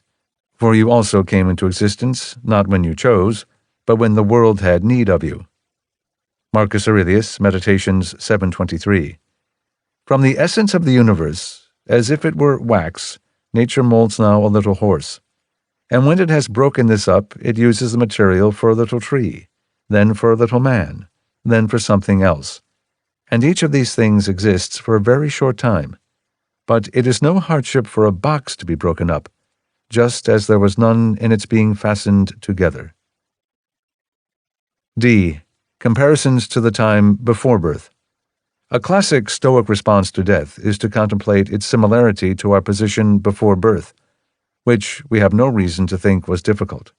Seneca Epistles 54:4-5. What, I say to myself, does death so often test me? Let it do so.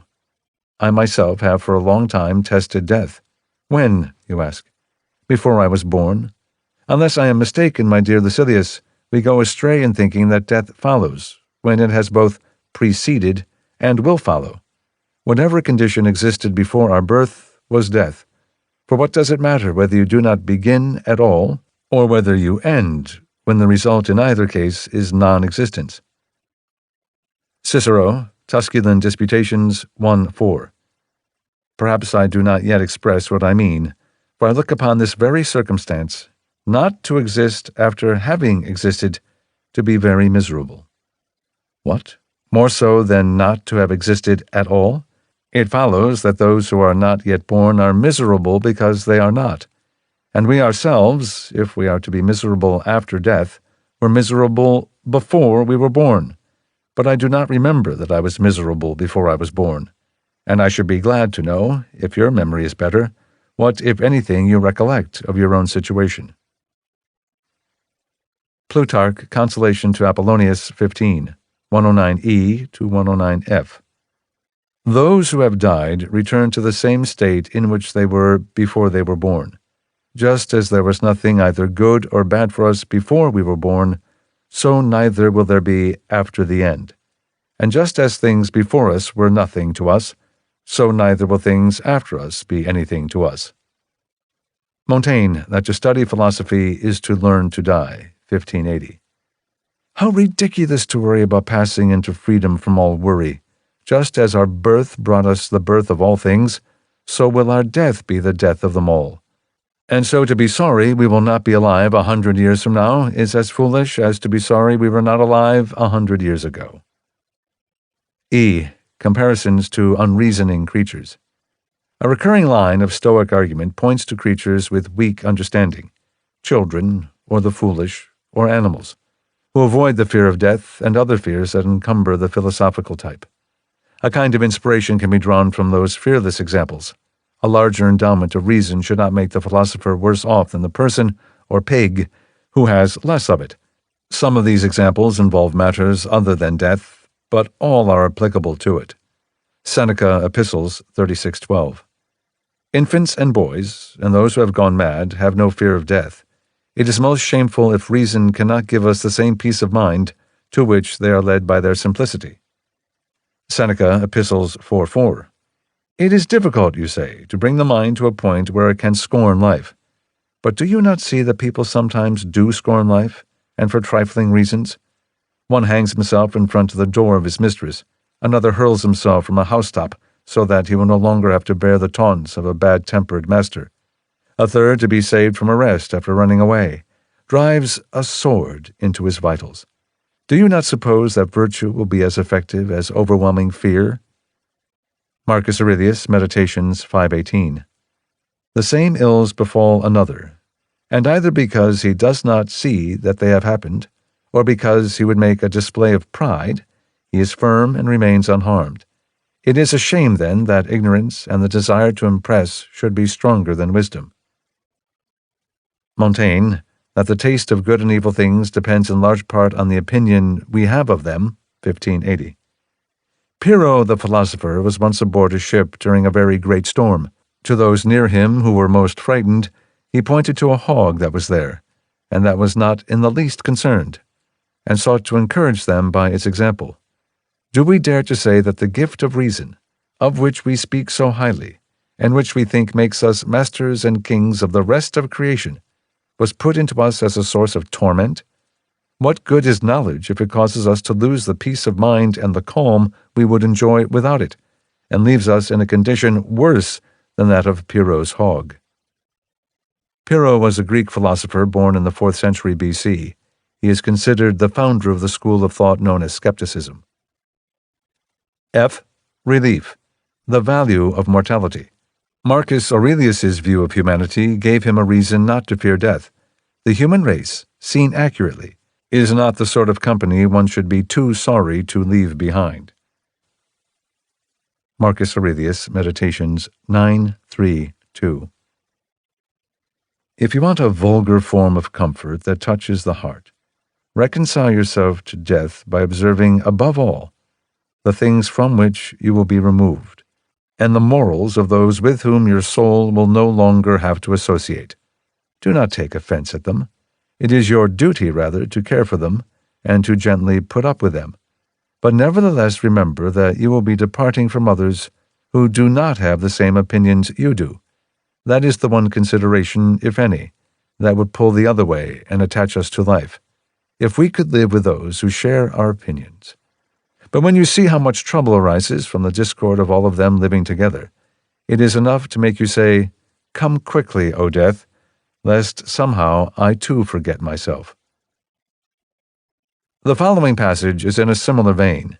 It is not directly linked to death, but urges the same sort of detachment from life, and for the same reasons. Marcus Aurelius, Meditations 5:10-1. Turn to the habits of those you live with. They are nearly unbearable, even the most accomplished of them. I hesitate to say it, but a man can scarcely bear even himself. In such darkness and filth then, in such a constantly changing flow of substance and of time, of motion and things moving, what is worth prizing highly or seriously pursuing, I cannot conceive. Seneca reflected on the suffering that comes with life, and on our eventual decrepitude, and on the shameful things people do to make life a little longer when they can. And he ended with this conclusion: mortality is a gift. Seneca, Epistles 101:14. Deny now, if you can, that nature is very generous in making death inevitable. Montaigne elaborated in the guise of speaking for nature. Montaigne, that to study philosophy is to learn to die, 1580. Just imagine how much less bearable and more painful an immortal life would be for mankind than the life I have given you. If you did not have death, you would curse me forever for depriving you of it. Indeed, I have deliberately mixed death with a little bitterness, to prevent the advantages of it from causing you to embrace it too quickly or too rashly, to keep you in the moderate state that I wish, not fleeing either from life or from death. I have tempered each of those states with pleasure and with pain. 4. The progressive character of death. The Stoic seeks to befriend death by removing illusions about it. One is that death is an eventuality in the distance. The Stoics attack that impression in several ways. First, they view death as a continuous process rather than an event. We all are dying. Each day that passes is an increment of mortality. Seneca, Epistles 1:2. Who can you show me that places any value on their time? Who knows the worth of each day? Who understands that they are dying daily? For we are mistaken when we see death ahead of us. The greater part of it has happened already. Whatever of our life is behind us is in death's hands. Seneca, Epistles 24:19. We do not suddenly fall on death, but advance toward it by slight degrees. We die every day. For every day, a little of our life is taken from us. Even when we are growing, our life is on the wane. We lose our childhood, then our boyhood, and then our youth. Right up to yesterday, all past time is lost time. The very day we are now spending is shared between ourselves and death. It is not the last drop that empties the water clock, but all that has flowed out already. Montaigne, that to study philosophy is to learn to die, 1580. Why fear your last day? It does no more to advance you toward death than any other day did. The last step does not cause your fatigue. It reveals your fatigue. Every day is a step toward death. The last one arrives there. Compare Schopenhauer, Our Relation to Ourselves, 1851. Each day is a little life. Every waking and rising a little birth. Every fresh morning a little youth. Every going to rest and sleep a little death. 5. The availability of death. The Stoic regards death as an option rather than a terror. The option becomes in turn a source of courage in life. The ability to end one's own life is therefore an important freedom. If life is intolerable, as Epictetus puts it, the doorway out is open. Epictetus Discourses 2:1-19. What is pain? A scary mask. Turn it around and examine it. The poor flesh is sometimes treated roughly, sometimes smoothly. If this does not profit you, the doorway out is open. If it does, bear it. Seneca, Epistles 70:14-15. The best thing external law ever ordained was one entrance into life, but many exits. Must I await the cruelty either of disease or of man, when I can depart in the midst of torture and shake off my troubles? This is the one reason why we cannot complain of life. It keeps none of us against our will. Humanity is well situated, in that none are unhappy except by their own fault. Live if it suits you. If not, you can go back where you came from. However, Seneca Epistles 24:22, 24-25. We need to be warned and strengthened in both directions, not to love or to hate life overmuch. Even when reason advises us to make an end of it, the impulse is not to be adopted without reflection or at headlong speed. The brave and wise man should not flee from life, but withdraw from it. Montaigne, a custom of the Isle of Sia, 1580. The most voluntary death is the finest. Our life depends on the will of others. Our death depends on our own. In nothing should we defer to our own feelings as much as in this. What others think has nothing to do with this business. It is madness to even consider it. Living is slavery if the freedom to die is lacking. Montaigne, An Apology for Raymond Sebond, 1580. Here are the words of the law on this subject. If chance delivers some great misfortune that you cannot remedy, a haven is always nearby. You can swim away from your body as you would from a leaking boat. Only fools are attached to their bodies by a fear of death, rather than a love of life. 6. Duration versus quality. The impression that death lies in the distance can create a desire to keep it there, or as far away as possible, to treat the length of a life as the most important thing about it. The Stoic, to the contrary, is more concerned with the quality of life than its duration. Virtue and honor are goods not measured in time. The person who has them has lived long enough. Seneca, Epistles 22:17. Men do not care how nobly they live, but only how long, although it is within the reach of every man to live nobly, but within no man's power to live long. Seneca, Epistles 101:15. What matters is not how long you live, but how well, and often living well means that you cannot live long. Seneca, Epistles 77:4. A journey will be incomplete if you stop halfway, or anywhere on this side of your destination, but a life is not incomplete if it is honorable. Wherever you leave off, provided you leave off nobly, your life is a whole.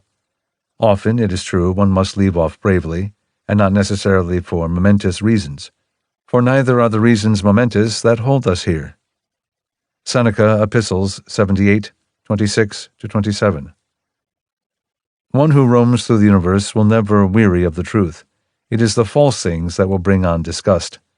And on the other hand, if death comes near with its summons, even though it be untimely in its arrival, and even if it cuts you off in your prime, you will have had the enjoyment of all that the longest life can give. The universe in great measure will have been known to you.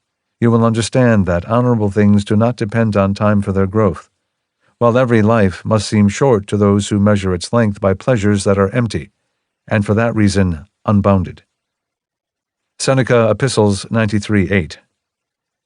You ask what the finest lifespan would be? To live until you reach wisdom. The one who gets there has arrived, not at the farthest goal, but at the most important. That man indeed may boldly congratulate himself, and give thanks to the gods, and to himself along with them, and count in his reckoning with the universe the fact that he has lived.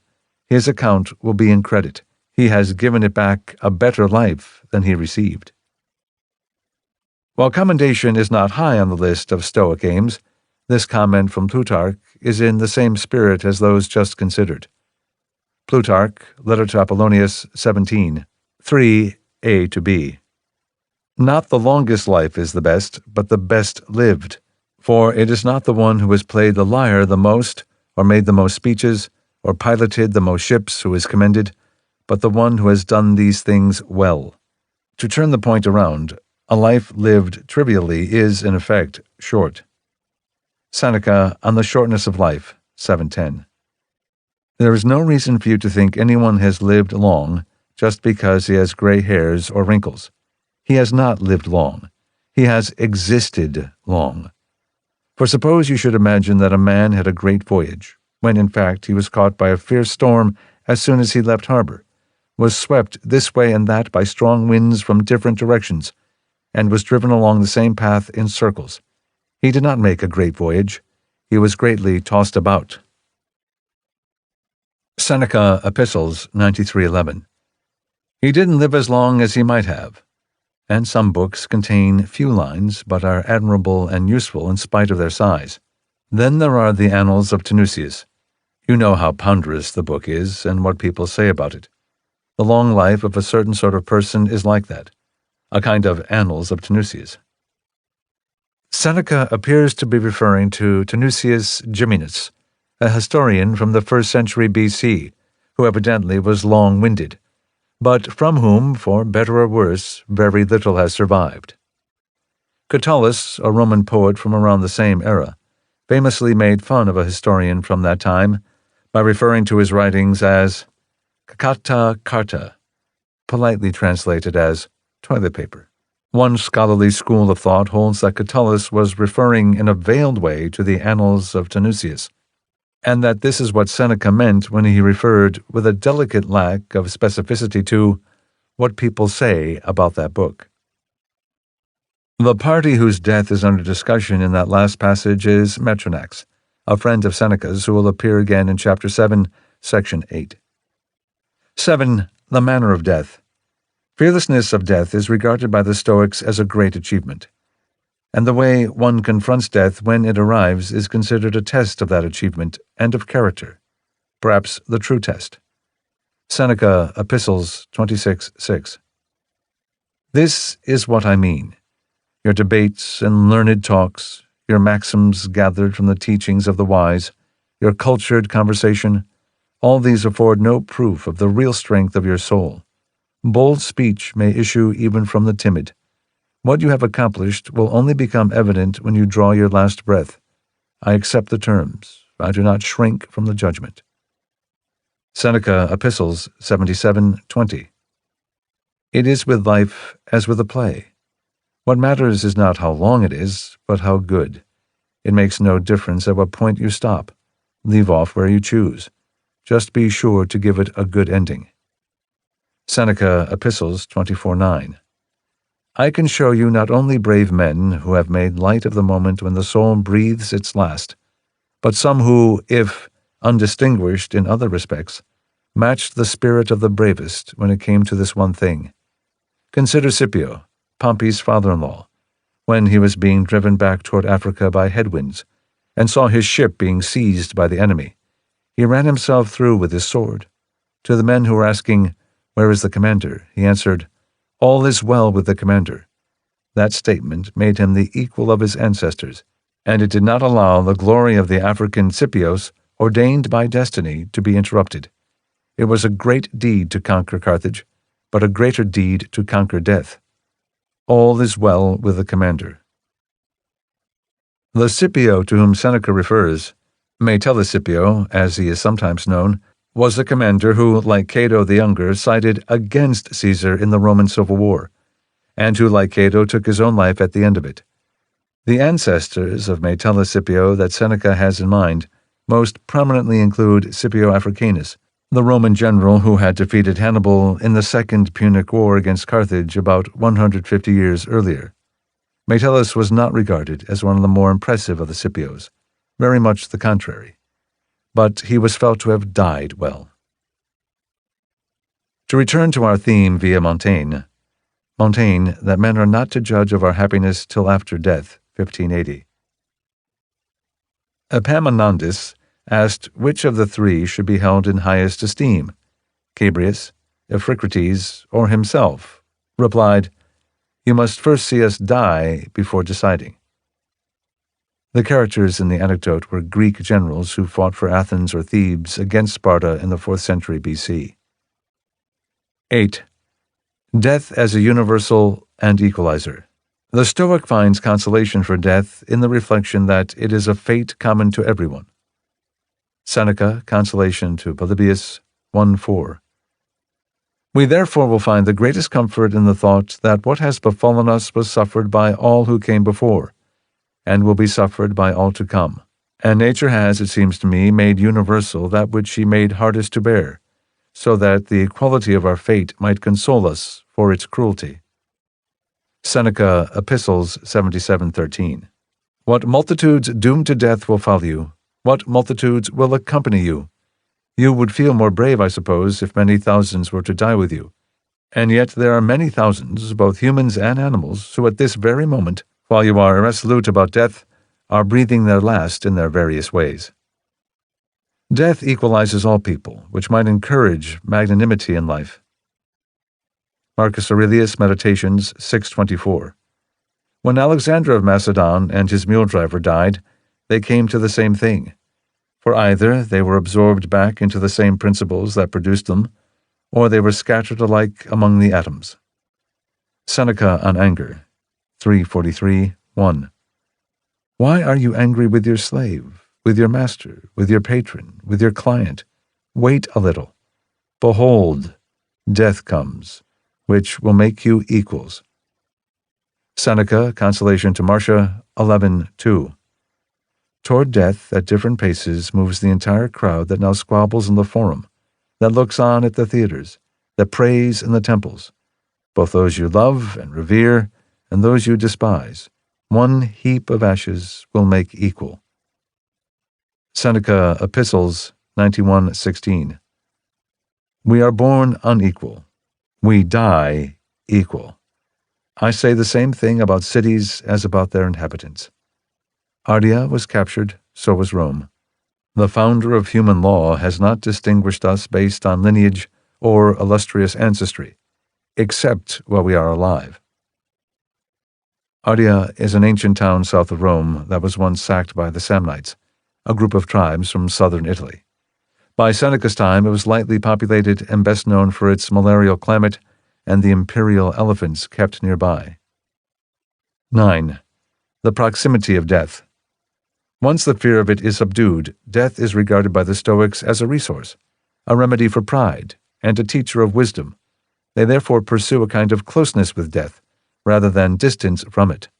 Stoics observe that the possibility of death is nearer than we usually imagine, a point offered not to cause anxiety, but to dispel it.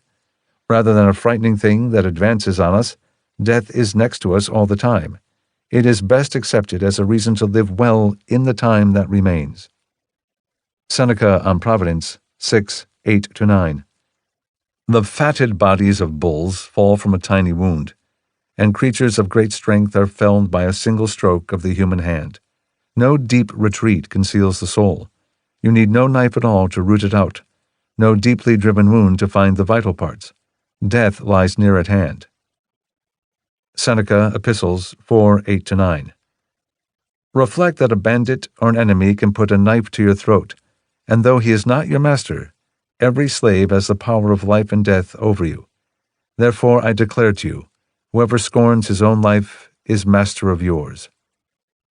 Seneca, Epistles 49:11. You are mistaken if you think that only on an ocean voyage is there a very slight space between life and death. No, the distance between is just as narrow everywhere. It is not everywhere that death shows himself so near at hand, yet everywhere he is as near at hand. Montaigne, that to study philosophy is to learn to die, 1580. In truth, dangers and risks do little or nothing to bring us closer to death. If we think of the millions of threats that hang over us, apart from whichever one now seems to threaten us most, we will realize that death is equally nearby, whether we are healthy or feverish, at sea or at home, in battle or at rest. Melville was a reader of Seneca and Montaigne. Melville, Moby Dick, 1851. All men live enveloped in whale lines. All are born with halters round their necks. But it is only when caught in the swift, sudden turn of death that mortals realize the silent, subtle, ever-present perils of life. And if you be a philosopher, though seated in the whaleboat, you would not at heart feel one whit more of terror than though seated before your evening fire with a poker, and not a harpoon by your side. Seneca had a related idea to offer. Causes for fear are everywhere. Oddly enough, this can relieve us from fear about any one of them, or all of them. Anything might kill you any time, so you might as well forge on without worrying about it. Seneca, Natural Questions 6:2-1. I say that there is no lasting peace for anything that can perish and cause to perish, but I place this fact in the category of solace, actually a very powerful solace, since fear without remedy is what foolish men have. If you wish to fear nothing, consider that everything is to be feared. 10. Intimacy with death. The nearness of death as a physical matter is matched by the Stoics' efforts to keep it nearby in the mind. Stoics recommend thinking about death often, as they find that it helps toward virtue without a need for argument. Seneca, Epistles 1:14-27. Nothing will give you so much help toward moderation as the frequent thought that life is short, and that the little we have is uncertain. Whatever you are doing, be mindful of death. Epictetus, Enchiridion 21.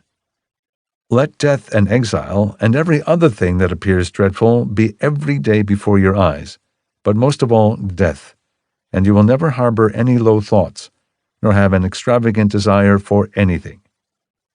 Seneca, Epistles 4:4-5. No one can have a peaceful life who thinks too much about lengthening it, or who believes that living through many consulships is a great blessing. Rehearse this thought every day, so that you may be able to peacefully give up this life to which so many clutch and cling, just as those snatched away by a rushing stream clutch and cling to briars and sharp rocks. Montaigne, that to study philosophy is to learn to die, 1580. Let us strip death of its strangeness. Let us spend time with it. Let us get used to it. Let us have nothing on our minds more often. At every moment let us imagine death in all of its aspects. When a horse stumbles, when a tile falls, when a pin pricks us even slightly, let us immediately turn over this thought. What if that had been death itself? Johnson, The Rambler, No. 17, 1750.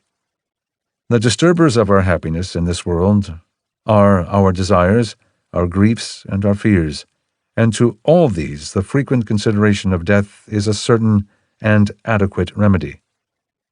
Epicurus was succinct on the subject. Epicurus and Seneca, Epistles 26:8. Think on death. 11.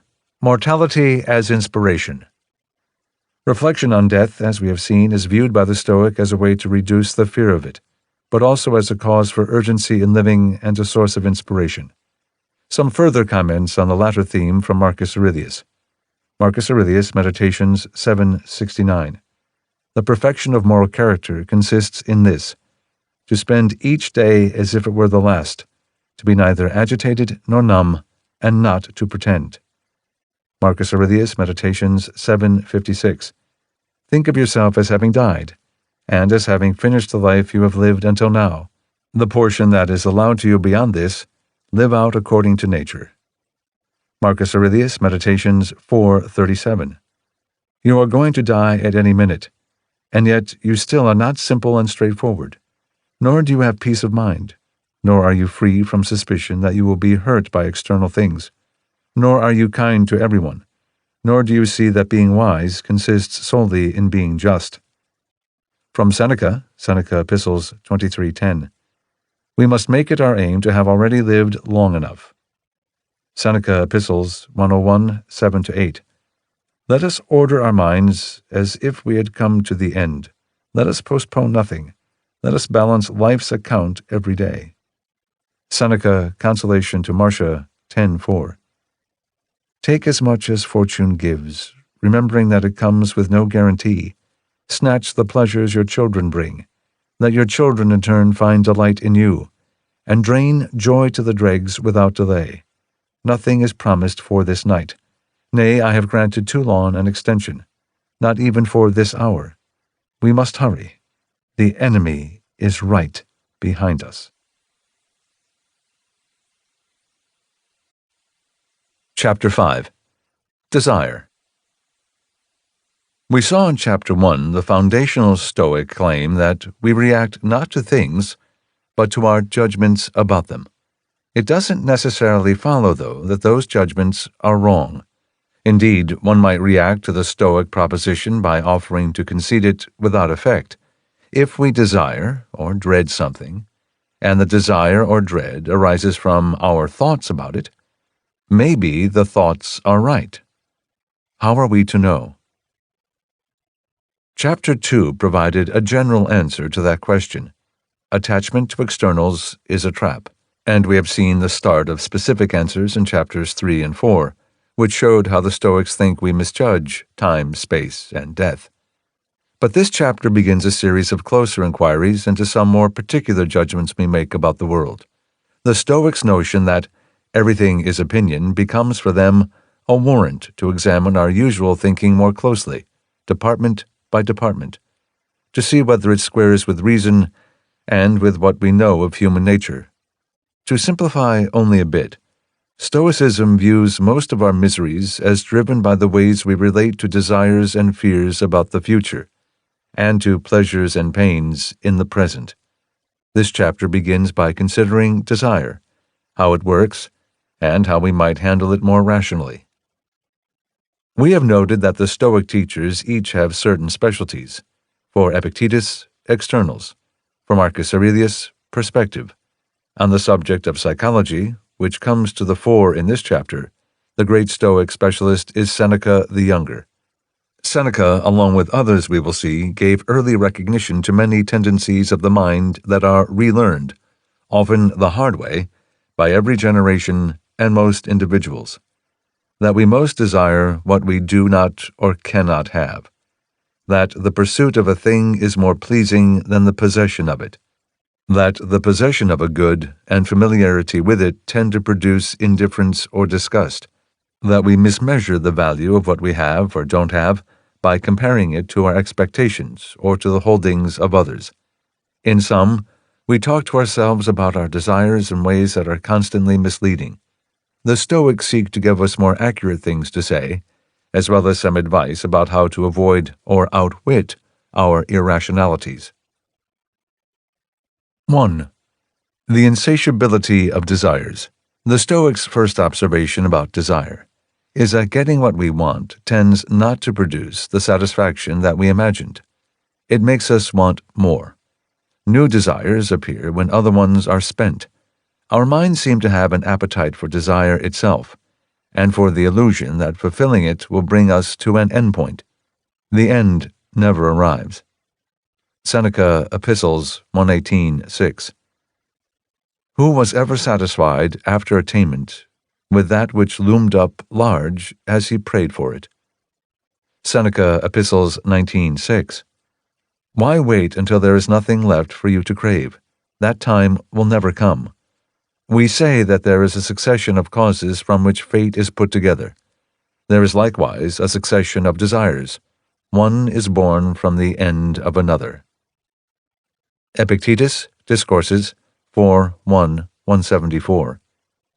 You will learn the truth by experience.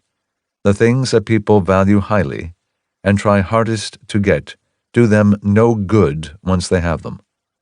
Those who don't have them imagine that once they do, everything good will be theirs. Then they do get them, and the heat of their desires is the same. Their agitation is the same. Their disgust with what they possess is the same, and their wish for what they don't have is the same.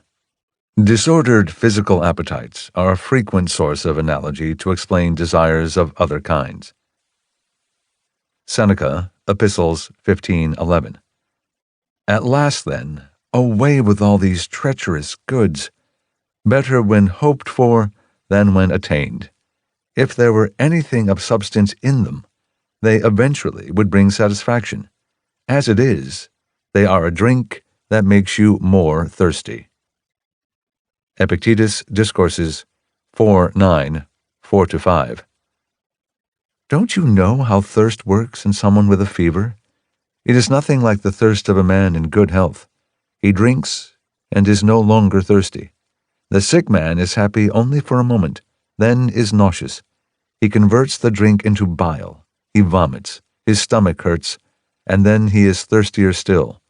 It is just like this to crave riches and have riches, to crave power and have power, to crave a beautiful woman and sleep with her. Plutarch on Virtue and Vice 4, 101c. Pile up gold, heap up silver, build covered walks, fill your house with slaves, and the town with debtors, unless you lay to rest the passions of the soul, and put a curb on your insatiable desires, and rid yourself of fear and anxiety. You are but pouring out wine for a man in a fever, and giving honey to a man who is bilious, and laying out a sumptuous banquet for people who are suffering from dysentery, and can neither retain their food nor get any benefit from it, but are made even worse by it. This general theme of the Stoics, the illusion that fulfillment of a desire will bring us to a certain longed-for state of mind, which never quite arrives, has been taken up by many of their cousins and descendants. Plutarch on Love of Wealth 3, 524, c to d. He who has more than enough and yet hungers for still more will find no remedy in gold or silver or horses and sheep and cattle, but in casting out the source of mischief and being purged. For his ailment is not poverty, but insatiability and avarice, arising from the presence in him of a false and unreflecting judgment. And unless someone removes this, like a tapeworm, from his mind, he will never cease to need superfluities, that is, to want what he does not need. Montaigne, of a saying of Caesar, 1580. Whatever falls into our possession, and knowledge fails to bring satisfaction, we go panting after things unknown and things to come, because the things that are present are never enough. It is not, in my view, that they lack what it takes to satisfy us, but rather that we hold them in an unhealthy and immoderate grip. A new way to think about the pyramids.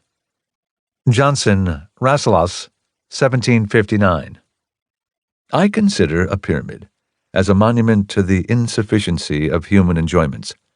A king whose power is unlimited, and whose treasures surmount all real and imaginary wants, is compelled to solace by the erection of a pyramid.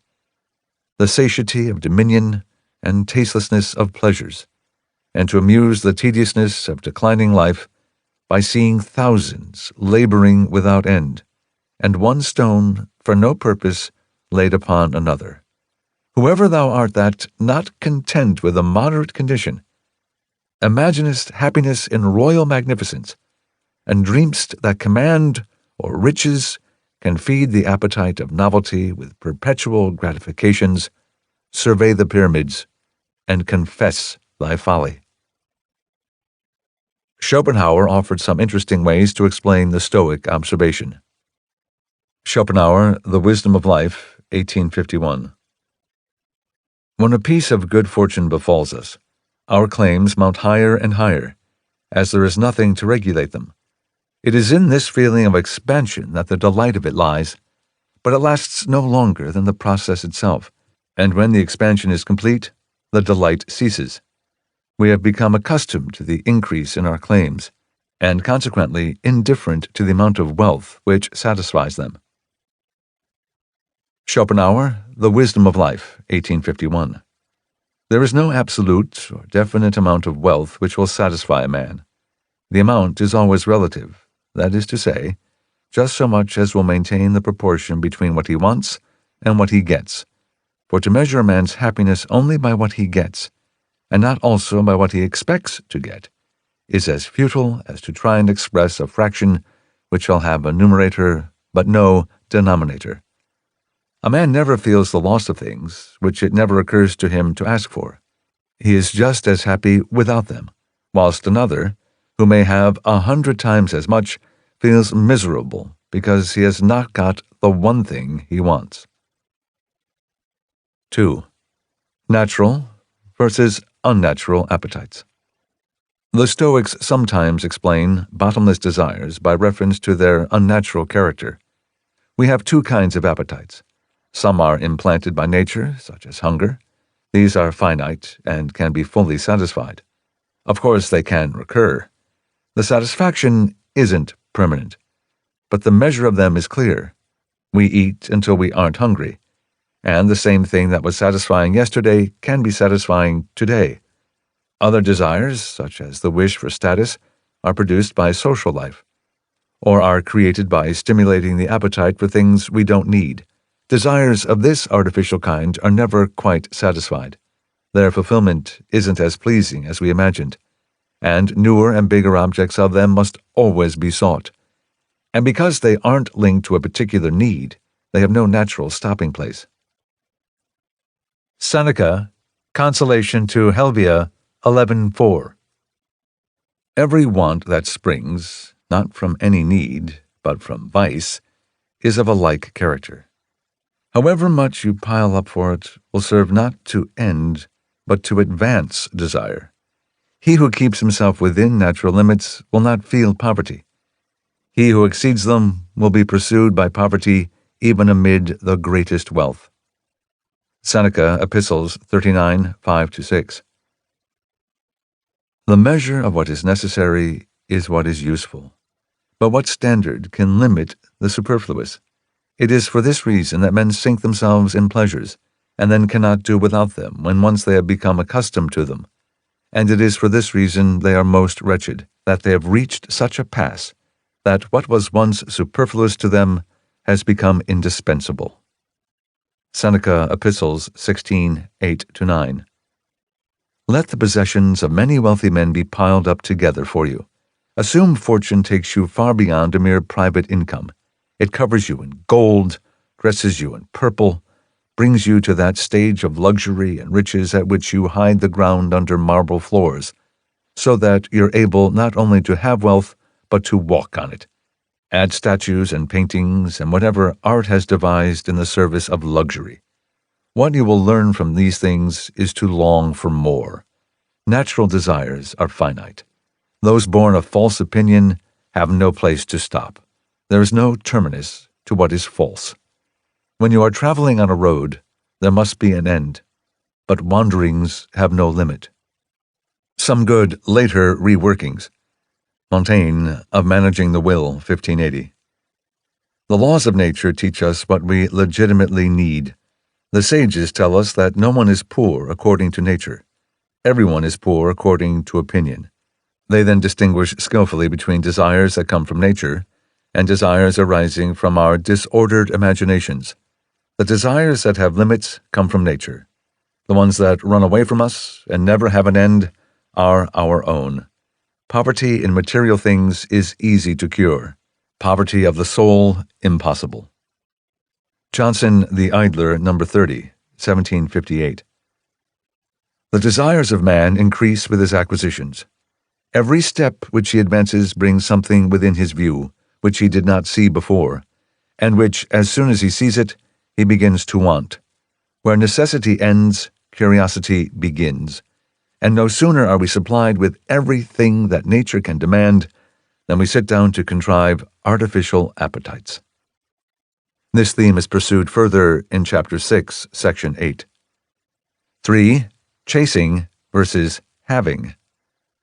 Another deception identified by the Stoics: when we work toward a goal, we imagine the happiness that its attainment will bring, but the pursuit itself turns out to be more enjoyable than the capture of the thing pursued. Seneca, Epistles 9:7. The philosopher Attalus used to say, "It is more pleasant to make a friend than to have one, as it is more pleasant to the artist to paint than to have painted." When one is busy and absorbed in one's work, the very absorption affords great delight. But when one has withdrawn one's hand from the completed masterpiece, the pleasure is not so keen. Now it is the fruit of his art that he enjoys. It was the art itself that he enjoyed while he was painting. Attalus was a Stoic philosopher and one of Seneca's early teachers. Seneca described himself as having practically laid siege to his classroom, the first to arrive and the last to leave. Epistles 108:3. Seneca's father described Attalus as the subtlest and most articulate philosopher of his times. Shakespeare, The Merchant of Venice, 2:6. Gratiano. All things that are with more spirit chased than enjoyed. Johnson, The Rambler, No. 71, 1750. The pleasure of expecting enjoyment is often greater than that of obtaining it, and the completion of almost every wish is found a disappointment. 4. Disgust with possession. A related but distinct Stoic law of desire. Having a thing tends to bring about indifference or contempt towards it. Sometimes this is because finally possessing what one wanted allows its unimportance to be exposed. Seneca, Epistles 118, 6-7. You regard the objects you seek as lofty because you lie far away from them. To him who has reached them, they are small and mean. And I am very much mistaken if he does not desire to climb still higher. That which you regard as the top is merely a rung on the ladder. Now everyone suffers from ignorance of the truth. Deceived by what they hear others say, they seek these ends as if they were good, and then, after having won their wish and suffered much, they find them evil or empty or less important than they had expected. Compare Schopenhauer on the Vanity of Existence, 1851. To obtain something we have desired is to find out that it is worthless. We are always living in expectation of better things, while at the same time we often repent and long for things that belong to the past. But the Stoics regard the difficulty as deeper still. Anything loses its power to satisfy once it is possessed, not just because we see it more realistically, but because possession itself changes how we feel about it. No acquisition or stimulation makes the same impression on us with long exposure. Seneca, Natural Questions 4, B, 13:11. Do you not realize that all things lose their force because of familiarity? Seneca, Epistles 81:28. We value nothing more highly than a benefit when we are seeking it, but nothing less highly once we obtain it. Seneca, Epistles 1:15-17. Would that those who crave wealth could compare notes with those who have it. Would that those who seek political office could confer with the ambitious who have gained the highest honors. They would then surely change their desires, seeing that these grandees are always gaping after new gains and despising what they formerly sought. For there is no one in the world who is contented with his prosperity, even if it is continuous. People complain about their plans and about getting what they planned. They always prefer what they have failed to win. An example of the pattern on a social rather than individual level from a visit Seneca made to the villa of Scipio Africanus.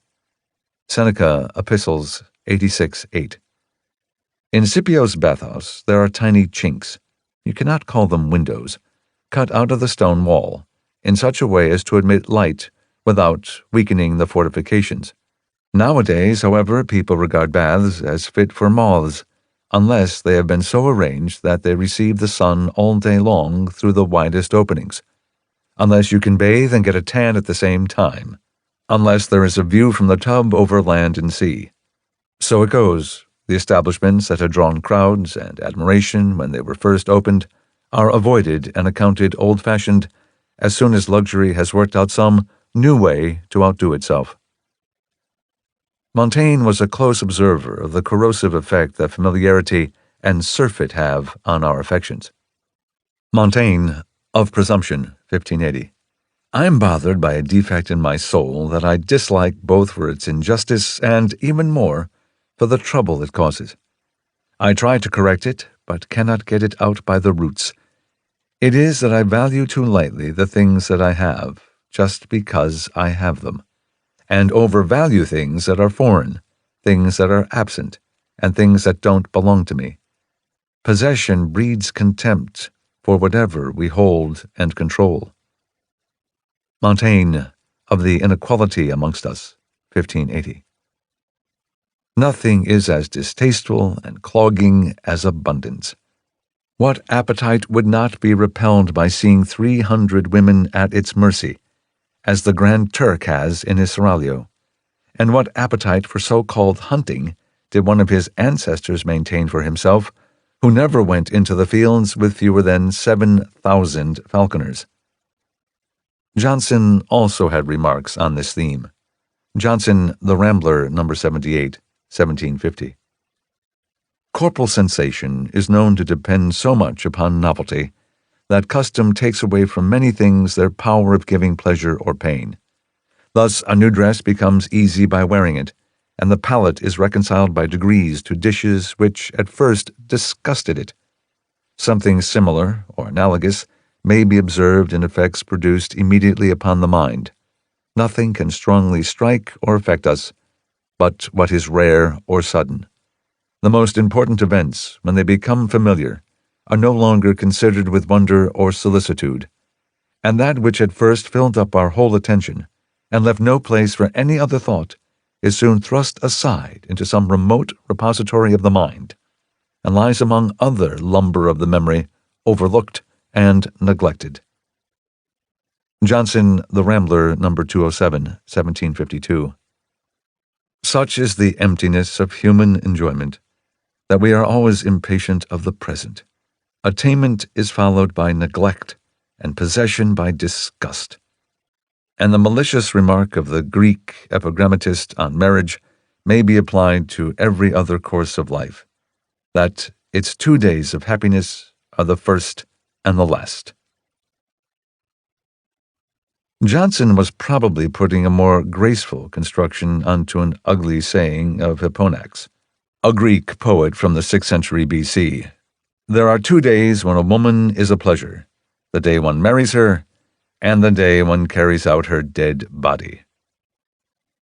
Our topic in this section might be considered an aspect of what psychologists today sometimes call adaptation, the tendency to become used to things, and to stop noticing them, and all that follows from this. Stoics are keen students of adaptation and its workings, some of which help us, and some of which make us worse off. Adaptation was relevant to Chapter 1, for example, because getting accustomed to a condition can cause us to regard it as natural and inevitable, when it isn't. Adaptation will be relevant again when we take up the subject of adversity, because adaptation helps with its management. Adaptation also is at the root of many desires, because it corrodes our ability to find pleasure in whatever we already have, and so drives us on to new wants. Smith nicely tied the phenomenon to a larger Stoic claim. Smith, The Theory of Moral Sentiments, 1759. The never-failing certainty with which all men, sooner or later, accommodate themselves to whatever becomes their permanent situation may, perhaps, induce us to think that the Stoics were, at least, thus far very nearly in the right, that between one permanent situation and another there was, with regard to real happiness, no essential difference, or that, if there were any difference, it was no more than just sufficient to render some of them the objects of simple choice or preference, but not of any earnest or anxious desire, and others of simple rejection, as being fit to be set aside or avoided, but not of any earnest or anxious aversion. 5. Envy. Attainment of our desires fails to satisfy in part because we measure our satisfaction with what we have by comparing it to what others have. It is always possible to find someone who seemed to be ahead of us, or to have more than us, and those tend to be the only comparisons we care about. Seneca, On Anger, 3:33. That man will never be happy whom the sight of a happier man will torment. Seneca, On Anger, 3:31-1. No man, when he views the lot of others, is content with his own. This is why we grow angry even at the gods, because some person is ahead of us, forgetting how many men there are behind us, and how huge a mass of envy follows at the back of him who envies but a few. Nevertheless, such is the presumptuousness of men that, although they may have received much, They count it an injury that they might have received more. Seneca Epistles 104:9. Suppose you regard wealth as a good. Poverty will distress you, and, worst of all, it will be an imaginary poverty. However much you may have, still, because someone has more, you will feel that you fall short to the extent he is ahead. You consider official position a good. This man being made a consul will vex you, or that one's being reappointed, and you will be envious whenever you see another's name appearing frequently on the list of office holders. Such is the madness of ambition that you will feel you have come in last if anyone is ahead of you. Epictetus Discourses 1:9-20. Why should one person envy another? Why be awed by the rich or the powerful, especially those who are strong and quick to anger? For what will they do to us? What they can do, we don't care about. What we care about, they cannot do. Everyone can be envious of somebody, if not of one who is achieving more, than of one who is achieving something else. Plutarch on Tranquility of Mind 13, 473b. Not only are men jealous of fellow craftsmen, and those who share the same life as themselves, but also the wealthy envy the learned, the famous, the rich, advocates, the sophists, and by heaven, freemen and patricians regard with wondering admiration and envy successful comedians in the theatre, and dancers and servants in the courts of kings. And by so doing they afford themselves no small vexation and disturbance. Envy doesn't just make us less satisfied. It makes us desire things that we otherwise wouldn't want at all. Seneca Epistles 123:6. And how much do we acquire simply because our neighbors have acquired such things, or because most men possess them? Envy, like other topics in this chapter, has provoked much discussion by descendants of the Stoics. Johnson was a perceptive analyst of the problem. He spun out this last idea of Seneca's a bit. Johnson, the Adventurer, number 3, 1753. Many of our miseries are merely comparative. We are often made unhappy not by the presence of any real evil, but by the absence of some fictitious good, of something which is not required by any real want of nature, which has not in itself any power of gratification, and which neither reason nor fancy would have prompted us to wish, did we not see it in the possession of others. He also observed, in his characteristic style, the universal character of the general problem, our imaginings of others. Johnson, The Rambler, number 63, 1750. It has been remarked, perhaps by every writer who has left behind him observations upon life, that no man is pleased with his present state, which proves equally unsatisfactory, says Horace, whether fallen upon by chance or chosen with deliberation. We are always disgusted with some circumstance or other of our situation, and imagine the condition of others more abundant in blessings or less exposed to calamities. And Johnson noted finally that while it may or may not make us happier to have what someone else does, we are definitely made unhappy by envy of it. Johnson, The Rambler, number 128, 1751. Such is the state of every age, every sex, and every condition. All have their cares, either from nature or from folly, and whoever therefore finds himself inclined to envy another should remember that he knows not the real condition which he desires to obtain, but is certain that by indulging a vicious passion, he must lessen that happiness which he thinks already too sparingly bestowed. Schopenhauer added that envy is the rare vice that makes us unhappy on the spot. Schopenhauer, Our Relation to Ourselves, 1851. Envy is at once a vice and a source of misery. We should treat it as the enemy of our happiness, and stifle it like an evil thought. This is the advice given by Seneca, as he well puts it. We shall be pleased with what we have, if we avoid the self-torture of comparing our own lot with some other and happier one. Envy can be considered an instance of a larger problem, useless comparisons, on which Smith again had a good comment. Smith, The Theory of Moral Sentiment, 1759. The great source of both the misery and disorders of human life, seems to arise from overrating the difference between one permanent situation and another. Avarice overrates the difference between poverty and riches. Ambition, that between a private and a public station. Vainglory, that between obscurity and extensive reputation. The person under the influence of any of those extravagant passions is not only miserable in his actual situation, but is often disposed to disturb the peace of society, in order to arrive at that which he so foolishly admires. The slightest observation, however, might satisfy him that in all the ordinary situations of human life, a well-disposed mind may be equally calm, equally cheerful, and equally contented. 6. Desires and opinions. We turn from the Stoic diagnosis of desire to the remedies. The most direct antidotes, here and in most cases, are those introduced in the first 2 chapters of this book. One can work to view the object of a desire accurately, and thus seek detachment from it. Attachments to externals are, in general, breeding grounds for envy and other vices.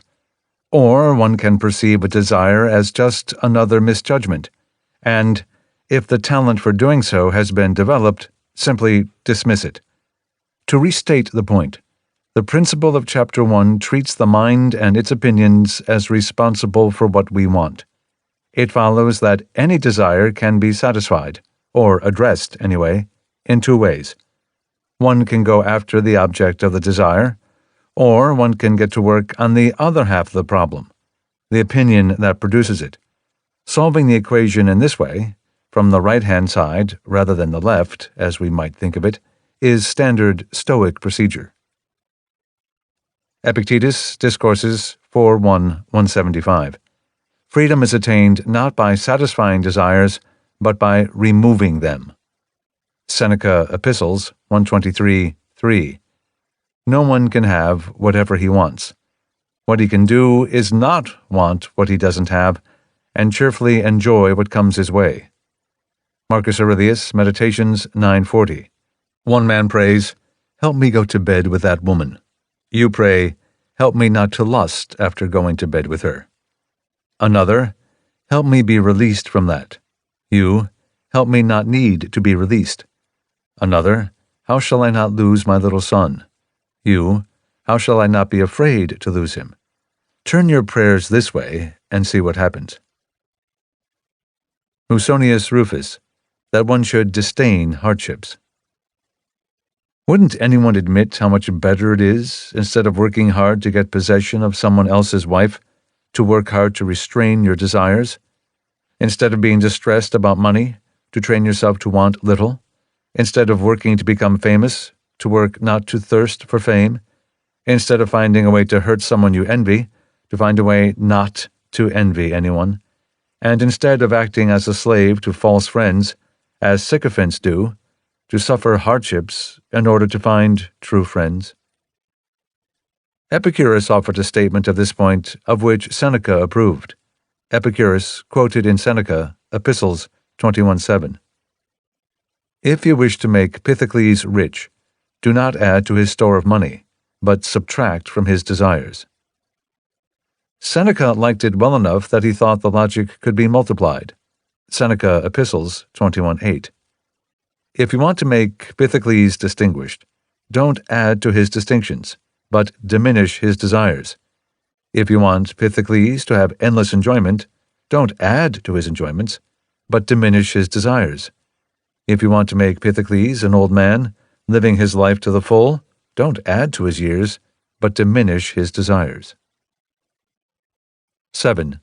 Useful comparisons to other people. Dealing with desires by dropping them, as just shown, is the first line of Stoic response, and perhaps all that is needed on a purist's view. But the late Stoics knew that such a direct approach can be very difficult, so they offered other psychological strategies for the management of desire as well. The Stoics criticize comparisons that cause discontent, as we have seen, but they recommend comparisons that have the opposite effect. One might suppose that all comparisons to others ought to be held strictly irrelevant, that to reduce unhappiness by looking at others who are unhappier makes no more sense than reducing happiness by looking at others who are happier still. But this is another instance of pragmatism in the late Stoics, especially Seneca. They judge a perspective by its consequences. A comparison may be recommended just because it helps free us from tendencies of the mind that have already been diagnosed as unwanted. Some of the healthy comparisons suggested by the Stoics are to people and circumstances from the past. Seneca on Tranquility of Mind, 12:4. Whenever I look back at the examples of antiquity, I am ashamed to seek any consolations for poverty. The extravagance of our day have reached the point that the travel expenses of exiles are more than the inheritances of princes in former times. Comparisons to others who have been in the same boat can likewise be productive. Plutarch on Tranquility of Mind 6, 467e. It will also help greatly toward tranquility of mind to observe that famous men have suffered nothing at all from evils the same as yours. Does childlessness, for example, vex you? Consider the kings of Rome, of whom not one was able to bequeath the kingdom to a son. Are you distressed by your present poverty? Well, what Boeotian rather than Epaminondas, what Roman rather than Fabricius would you have preferred to be? Epaminondas was a revered Greek statesman and general in the 4th century BC, who was well known for his simple manner of living. Fabricius was a consul in early Rome. He too had a reputation for austerity. Useful comparisons can also be drawn to those in the present who are worse off than oneself. Our tendency is always to look in the other direction, up rather than down. Seneca, Epistles 73:3. No man in public life thinks of the many whom he has surpassed. He thinks rather of those by whom he is surpassed. And these men find it less pleasing to see many behind them than annoying to see anyone ahead of them. That is the trouble with every sort of ambition. It does not look back. The Stoics recommend changing the direction in which we look for comparisons to decide how we are doing. Envy may in effect be reversed. Seneca on Anger 3:31-3. Are there many who surpass you? Consider how many more are behind than ahead of you. Do you ask me what is your greatest fault? Your bookkeeping is wrong. What you have paid out, you value highly. What you have received, low. Plutarch made this point well, too. It is up to us to choose the people to whom we compare ourselves. This allows us to rig the contest. Whether or not this is good philosophy, it is helpful psychology. Plutarch on Tranquility of Mind 10, 470e. In the Olympic Games, you can't win by choosing your competitors. But in life, circumstances allow you to take pride in your superiority to many, and to be envied rather than envious of others. Unless, of course, you make Briareus or Hercules your opponent.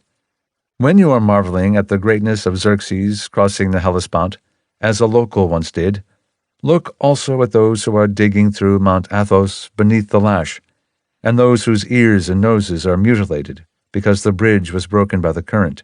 Consider that at the same time they are thinking how happy your life and your fortunes are. Xerxes I of Persia had sought to invade Greece in 480 BC. His path required his army to dig a canal near Mount Athos in Greece, and to build a 4,000-foot pontoon bridge over the Hellespont, now the Dardanelles, the strait separating Asia from Europe. The first version of the bridge collapsed, after which Xerxes ordered terrible retributions against those he held responsible, along with a vengeful flogging of the nearby waters by his soldiers. Upon seeing Xerxes make his crossing at last, a local is said to have compared him to Zeus, as recounted in Herodotus, Histories 756. As for Briareus, he was a creature from Greek mythology, with 50 heads and 100 arms. An example that needs less explanation. Plutarch on Tranquility of Mind 2, 471b. When that renowned Pittacus, whose fame for bravery and for wisdom and justice was great, was entertaining some guests, his wife entered in a rage and upset the table. His guests were dismayed, but Pittacus said, "Every one of us has some trouble. He that has only mine is doing very well indeed." Pittacus was one of the 7 sages of Greece, the circle of statesmen and philosophers from the 6th century BC who were celebrated for their wisdom in classical times. Some more recent continuations of these ideas. Montaigne on Vanity, 1580. In all circumstances we compare ourselves to what is above us, and look to those who are better off. Let us measure ourselves instead by what is below. None are so miserable that they cannot find 1,000 examples to provide consolation. Boswell, Life of Johnson, 1791. I mentioned the advice given us by philosophers to console ourselves, when distressed or embarrassed, by thinking of those who are in a worse situation than ourselves. This, I observed, could not apply to all, for there must be some who have nobody worse than they are. Johnson. Why, to be sure, sir, there are, but they don't know it. There is no being so poor and so contemptible who does not think there is somebody still poorer and still more contemptible. Schopenhauer, Our Relation to Ourselves, 1851. It is a fact that if real calamity comes upon us, the most effective consolation, though it springs from the same source as envy, is just the thought of greater misfortunes than ours, and the next best is the society of those who are in the same luck as we, the partners of our sorrows. A variant, Johnson, Letter to Hester Thrale, 1770. When any calamity has been suffered, the first thing to be remembered is how much has been escaped. Our current teaching might be further illustrated by imagining a marketplace for miseries and asking whether we would want to make trades there. If this notion does not seem directly related to the problem of desire, consider it another device for increasing contentment with what one has. Plutarch, Letter to Apollonius 9, 106b. If we were all to bring our misfortunes into a common store, so that each person should receive an equal share in the distribution, the majority would be glad to take up their own and depart. Herodotus offered a similar idea. Herodotus, Histories 7, 152. This, however, I know full well, that if all men were to carry their own private troubles to market for barter with their neighbors, there would not be a single one who, when he had looked into the troubles of other men, would not be glad to carry home again what he had brought. 8. Useful comparisons to loss. Another valuable comparison considers how desirable the goods we have would seem if they were absent. We saw earlier the role that adaptation plays in creating desires that never end. Getting used to what we have causes us to lose appreciation for it. The Stoics respond by trying to see old things freshly. Instead of changing their possessions, they try to change the way they view them. Marcus Aurelius, Meditations 7:27. Don't imagine having things that you don't have. Rather, pick the best of the things that you do have and think of how much you would want them if you didn't have them. Epicurus, Vatican Sayings 35. Don't spoil what's here by longing for what's not here, but realize that these too are things to be prayed for. Schopenhauer, Our Relation to Ourselves, 1851. We should sometimes try to look upon our possessions in the light in which they would appear if we had lost them. Compare Epictetus, Discourses 3:9-21. To you everything you have appears small. All my things appear great to me. The same idea can be applied to conditions rather than to things. It is a way to build gratitude not just for what one has, but for one's circumstances and situation. Plutarch on Tranquility of Mind 9, 469 E to F. We should not overlook even common and ordinary things, but take some account of them, and be grateful that we are alive and well, and look upon the sun. These things, when they are present, will afford us greater tranquility of mind. If we but imagine them to be absent, and remind ourselves often how desirable is health to the sick, and peace to those at war, and to an unknown stranger in so great a city, the acquisition of reputation and friends, and how painful it is to be deprived of these things when we have once had them. For it will not then be the case that we find each one of these important and valuable, only when it has been lost, but worthless while securely held. Chapter 6. Wealth and Pleasure. Chapter 5 considered some general properties of desires, their never-ending character, and the ways they are fed by comparisons, how they deceive us, and how they might be tamed. This chapter considers more specific Stoic teachings on two temptations in particular, wealth and pleasure.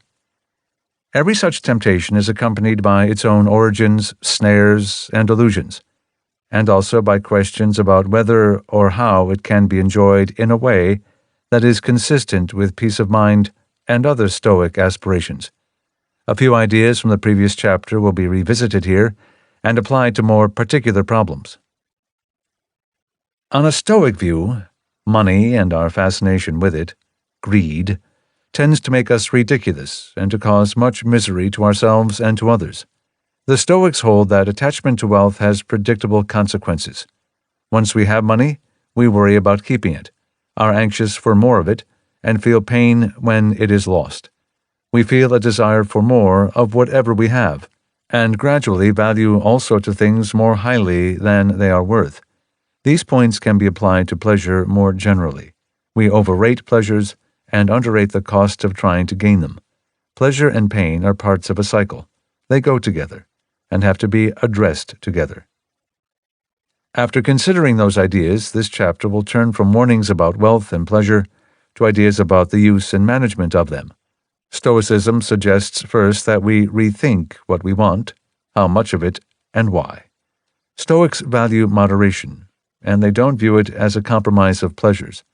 They regard moderation, rather, as enhancing pleasures, indeed as making the true and healthy enjoyment of them possible. A second Stoic resource is detachment. One can learn to enjoy wealth and pleasures without grasping for them, holding them too tightly when one has them, or being crushed when they are gone. Third, to continue a theme from the previous chapter, the easiest way to real wealth is by learning to be happy with less, with enough. There is no difference, so far as contentment is concerned, between having something and not caring whether you have it. The second route often is easier. The last sections of the chapter consider the pleasures that Stoics do embrace, the kind they regard as natural, and that we experience when we satisfy the appetites we are born with. Seneca considers recreation and games to be among these, and he recognizes a place for drinking as well. Above all, though, the Stoic is attracted to the pleasures of the mind. Stoics regard wisdom and understanding as producing a kind of joy that is immune from interruption by circumstance. 1. Hazards of money. The Stoics generally consider money to be a great corrupter of the individual and of social life. Money is hard to see and understand clearly. It causes us to misjudge the value of things, and it drives those who worship it into low behavior. Seneca, Epistles 1:15-10. That very thing which occupies so many magistrates and so many judges, which makes both magistrates and judges, money, since it began to be regarded with honor, has caused true honor to fall into ruin. Becoming alternately merchants and merchandise by turns, we ask not what a thing truly is, but what it costs. Seneca on Anger 3:33-1. Most of the outcry is about money. It is this that wearies the courts, pits father against son, brews poisons, and gives swords to the legions and to cutthroats alike. Because of it, nights resound with the quarrels of husbands and wives, crowds swarm to the tribunals of the magistrates, kings rage and plunder and overthrow states that have been built by the long labor of centuries, in order that they may search for gold and silver in the very ashes of cities. Seneca rejected the claim that riches are no more harmful in themselves than swords. Seneca, Epistles 87:31. Posidonius holds that riches are a cause of evil, not because they do evil themselves, but because of the evil they goad men to do.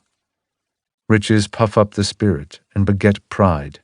They bring on envy and unsettle the mind to such an extent that a reputation for having money delights us, even when that reputation will do us harm.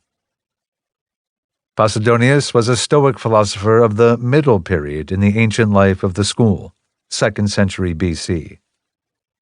Dr. Johnson emphasized the worthlessness of money on its own. Johnson, The Rambler, No. 58, 1750. Wealth is nothing in itself. It is not useful, but when it departs from us. Its value is found only in that which it can purchase, which, if we suppose it put to its best use by those that possess it, seems not much to deserve the desire or envy of a wise man. 2. The effect of wealth on its holder. The previous chapter discussed ways in which acquisitions fail to satisfy the appetite for them. The same can be said for money, which Stoics view as having no particular tendency to make people happier. Seneca, Consolation to Helvia, 12:1. Consider how many more people are poor than rich, and yet you will observe that the poor are no unhappier and no more anxious than the rich. Seneca, Epistles 17:11-12. I will borrow from Epicurus. The acquisition of riches has been for many men, not an end of troubles, but a change of them. I do not wonder, for the fault is not in one's wealth, but in the mind itself. That which had made poverty a burden to us has made riches a burden as well. It matters little whether you lay a sick man on a bed of wood or a bed of gold. Wherever he be moved, he will carry his disease with him. So too it matters not whether a diseased mind is set down in wealth or in poverty. The malady follows the man. Plutarch, on Love of Wealth 1, 523d. When some persons praised a tall fellow with a long reach as having the makings of a fine boxer, the trainer Hippomachus remarked, Yes, if the crown were hung up, and to be got by reaching, so too we can say to those who are dazzled by fine estates, great houses, and large sums of money, and regard them as the greatest of blessings. Yes, if happiness were for sale, and to be got by purchase. Hippomachus was a trainer of boxers and wrestlers. He evidently had a talent for philosophy as well. He will appear again in Chapter 7, Section 3. The Stoic suspicion of money goes further than just shown. They hold not only that wealth fails to satisfy, but that it tends to rule those who possess it, and bring about its own forms of unhappiness. Seneca, Epistles 14:18. He who has need of riches feels fear on their account, but no man enjoys a blessing that brings anxiety. He is always trying to add a little more. While he puzzles over increasing his wealth, he forgets how to use it. Seneca, Epistles 1:15-16. What tears and toil does avarice exact! How wretched it is in desiring, how wretched in what it has acquired! Add to this the daily worries that torment us in proportion to our possessions. To have money brings more anxiety than the effort to acquire it. How we grieve over our losses, which may be great, and which seem even greater. And then, even if fortune takes nothing away from us, we regard as a further loss whatever we cannot get. Seneca regarded the eventual consequence of greed to be a certain type of diseased judgment. Seneca, Epistles 75:11. We might define the disease this way: to strive too hard for things that are only worth wanting a little or not at all, or to value things highly that ought to be valued only somewhat or not at all. 3. Hazards of pleasure. The Stoic attitude toward wealth can be generalized to pleasure. Stoics view pleasures as costlier than they seem, as not lasting long, as always exacting a price, and as invariably alternating with some sort of loss or pain. Seneca, Epistles 59:15. One person seeks joy in feasting and self-indulgence, another in elections and crowds of supporters, another in his mistress, another in the idle display of culture and in literature that has no power to heal. All of them are led astray by delights that are deceptive and short-lived, like drunkenness, for example, which pays for a single hour of hilarious madness with a long-lasting sickness, or like applause and enthusiastic popularity and approval that are gained and atoned for at the cost of great mental disquietude. Seneca, on the Happy Life 4:4. The day a man becomes subject to pleasure, he will also be subject to pain. And you see what wretched and hateful slavery a person is in when pleasures and pains, those most capricious and tyrannical masters, take captive of him in turn. Montaigne of Solitude, 1580. The sages teach us well to beware the treachery of our appetites, and to distinguish true and complete pleasures from those that are mixed and interwoven with even more pain. Most pleasures, they say, caress and embrace us only to strangle us, like the thieves the Egyptians called Philistia. If we felt the headache before getting drunk, we would be careful not to drink to excess. But pleasure, to deceive us, walks in front and hides its train. Montaigne, That We Taste Nothing Pure, 1580. Ease crushes us. That is the sense of an ancient Greek verse, which says the gods sell us every good they give us. That is to say, they give us nothing pure and perfect, nothing that we do not buy at the cost of some evil. The Greek verse Montaigne mentions is from Epicharmus, a Greek poet, circa 540 to circa 450 BC.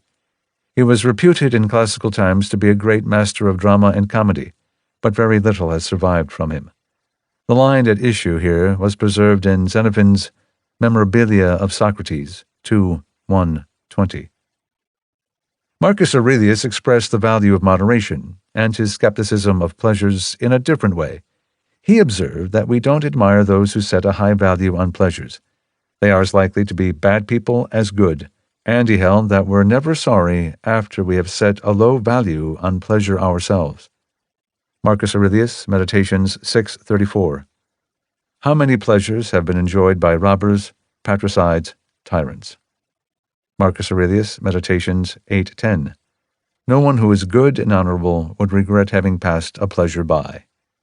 Compare Plutarch, Advice About Keeping Well, 7, 125d. Just as Simonides used to say that he had never been sorry for having kept silent, but many a time for having spoken, so we have never been sorry either for having put a dainty to one side, or for having drunk water instead of wine, but the opposite.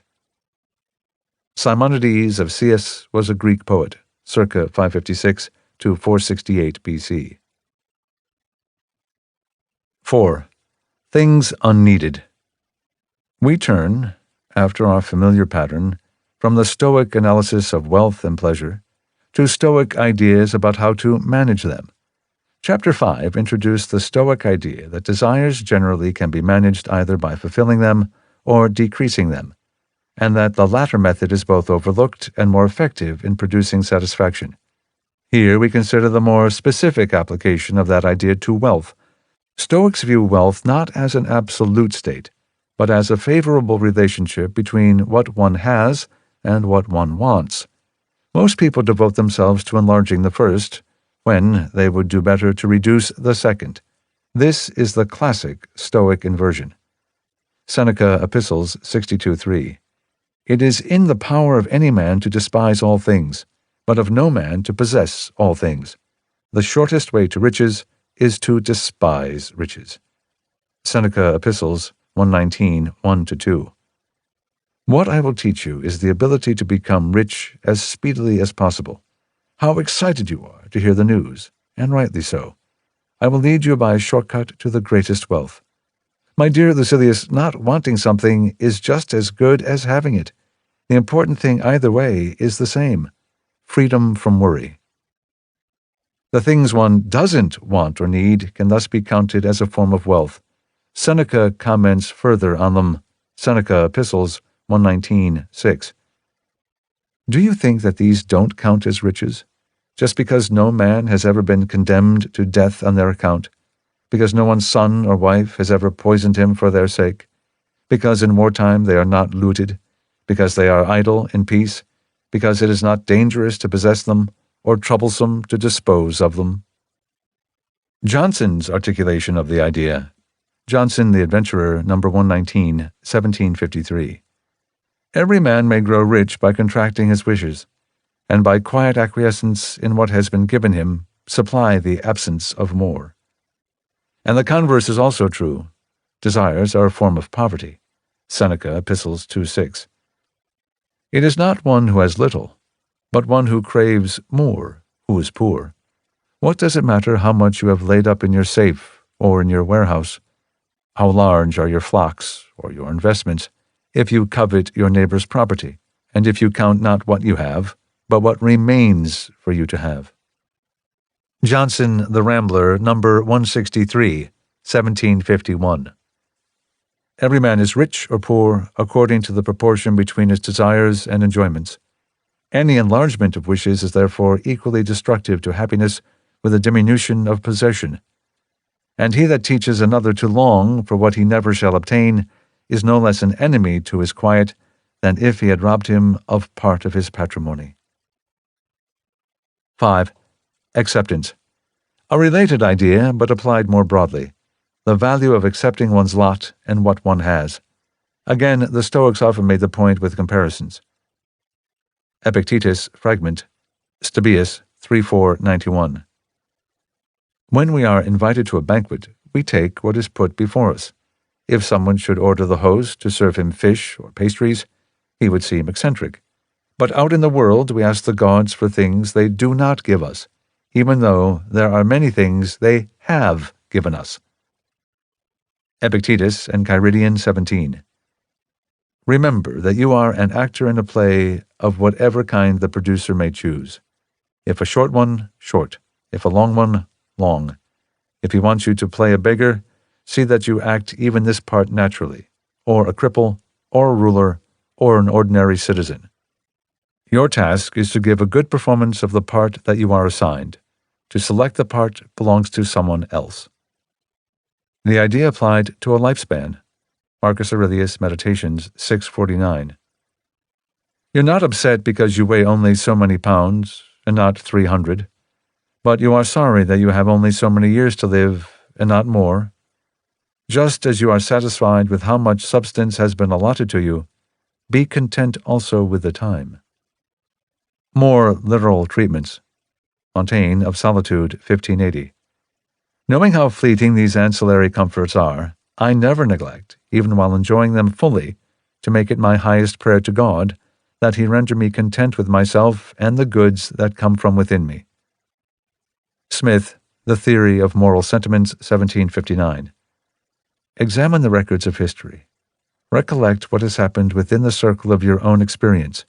Consider with attention what has been the conduct of almost all the greatly unfortunate, either in private or public life, whom you may have either read of, or heard of, or remember, and you will find that the misfortunes of by far the greater part of them have arisen from their not knowing when they were well, when it was proper for them to sit still and to be contented. The inscription upon the tombstone of the man who had endeavored to mend a tolerable constitution by taking physic, "I was well, I wish to be better, here I am," may generally be applied with great justice to the distress of disappointed avarice and ambition. One path to acceptance is to imagine the position in which we hope to be left once a desire is fulfilled, and to ask whether the wished-for state might be attained more directly. Smith had a choice anecdote on this point too, which he adapted from Plutarch. Smith, The Theory of Moral Sentiments, 1759. What the favorite of the king of Epirus said to his master may be applied to men in all the ordinary situations of human life. When the king had recounted to him, in their proper order, all the conquests which he proposed to make, and had come to the last of them, "And what does your majesty propose to do then?" said the favorite. "I propose then," said the king, "to enjoy myself with my friends, and endeavor to be good company over a bottle." "And what hinders your majesty from doing so now?" replied the favorite. The king of Epirus, a Greek state, was Pyrrhus, who ruled it in the years around 300 BC. His favorite was an adviser named Cineas, who had been a student of the famous orator Demosthenes. To Pyrrhus we owe the expression Pyrrhic victory, a victory not worth winning because of its cost. Pyrrhus incurred appalling casualties in wars with the Romans that he fought after the time of the anecdote above. By way of epilogue, Seneca, Epistles 71:37. When do we reach the point at which we disdain fortune, whether good or bad, at which all our emotions, having been overcome and brought within our control, we utter the words, "I have conquered"? Conquered whom, you ask? Not the Persians, nor the distant Medes, nor any warlike people, if such there be, beyond the Dahi, but avarice, ambition, and fear of death, a foe that has conquered the conquerors of the world. The three groups that Seneca mentions, the Persians, Medes, and Dahi, were all inhabitants of areas that we now know as Iran or Turkmenistan. The Dahi, or the Scythians, of which the Dahi were one tribe, were a standard classical reference for peoples beyond the boundaries of civilization. 6. Detachment. The Stoics have more to say about wealth and pleasure than learn not to want them, for they recognize that everyone would rather have those things than not. So the next half of this chapter is about when and how wealth and pleasure can be acquired and used in a healthy way. First and most generally, Stoics regard wealth and other such externals as indifferent, not as good or bad in themselves. But Stoicism allows that we might legitimately want some of those things. In other words, that some of them are so-called preferred indifference. This notion has sometimes been considered troublesome because a preferred indifferent sounds like a contradiction in terms, and because it might seem to be a kind of fudge factor. The bad Stoic, who cannot let go of greed for material goods, will shrug them off as preferred indifference. But the idea serves an important role in Stoicism. It is reasonable, though not easy, to seek detachment from the things one wants in the world. It is not realistic to eradicate all preferences about them. The Stoics understand this. Seneca Epistles 124:24. Count yourself happy, only when all your joys are born of reason, and when, having seen the things that everyone clutches at, or prays for, or watches over, you find, I do not say nothing you prefer, but nothing you require. So there are externals that Stoics agree are better to have than to lack, and that one might reasonably work to get. And there are disadvantages that a Stoic might reasonably want to avoid as well. Non-preferred indifference, such as ill health or poverty. Aids to physical wellness are in the preferred category. Seneca on the Happy Life, 22:2-3. The wise man will not despise himself no matter how short he may be, but nevertheless he will wish to be tall. If his health is bad, he will endure it, but he will wish for it to be good. Certain things, even if they are trifles when compared with the whole, and can be withdrawn without destroying the essential good, nevertheless add something to the perpetual joy that comes from virtue. Wealth is another example. Seneca on the Happy Life, 21:4. Nor does the wise man regard himself as undeserving of any of the gifts of fortune. He does not love riches, but he would prefer them. He does not admit them to his heart, but to his house. He does not reject the riches he has, but keeps them to supply fuller material for the exercise of his virtue. Seneca on the Happy Life, 22:3-4.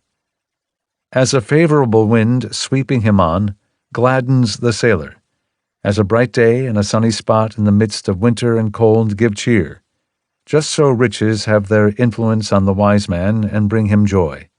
And besides, who among wise men, I mean those of our school who count virtue the sole good, deny that even those things we call indifferent do have some inherent value, and that some are more desirable than others? To some of them we accord a little honor, to others much. So make no mistake, riches are among the ones more desirable. What is the difference between a preferred indifferent and the desires that Stoics regard as hazardous? Detachment. This distinction was introduced at the start of the first chapter. An attachment to an external causes one's happiness and equilibrium to depend on it. The Stoic tries to avoid that position under all circumstances. But money, if held without attachment, is unobjectionable, for the money isn't the point. The point is the health of the mind. The word detachment risks creating the wrong impression, since it can connote a lack of real interest in whatever is the subject of it. That isn't the idea.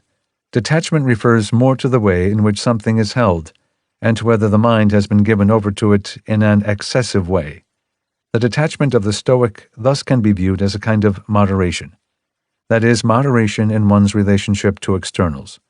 A good way to test such a relationship, and to know whether you have an attachment to a thing, or just a preference about it, is to consider how well you would handle its loss.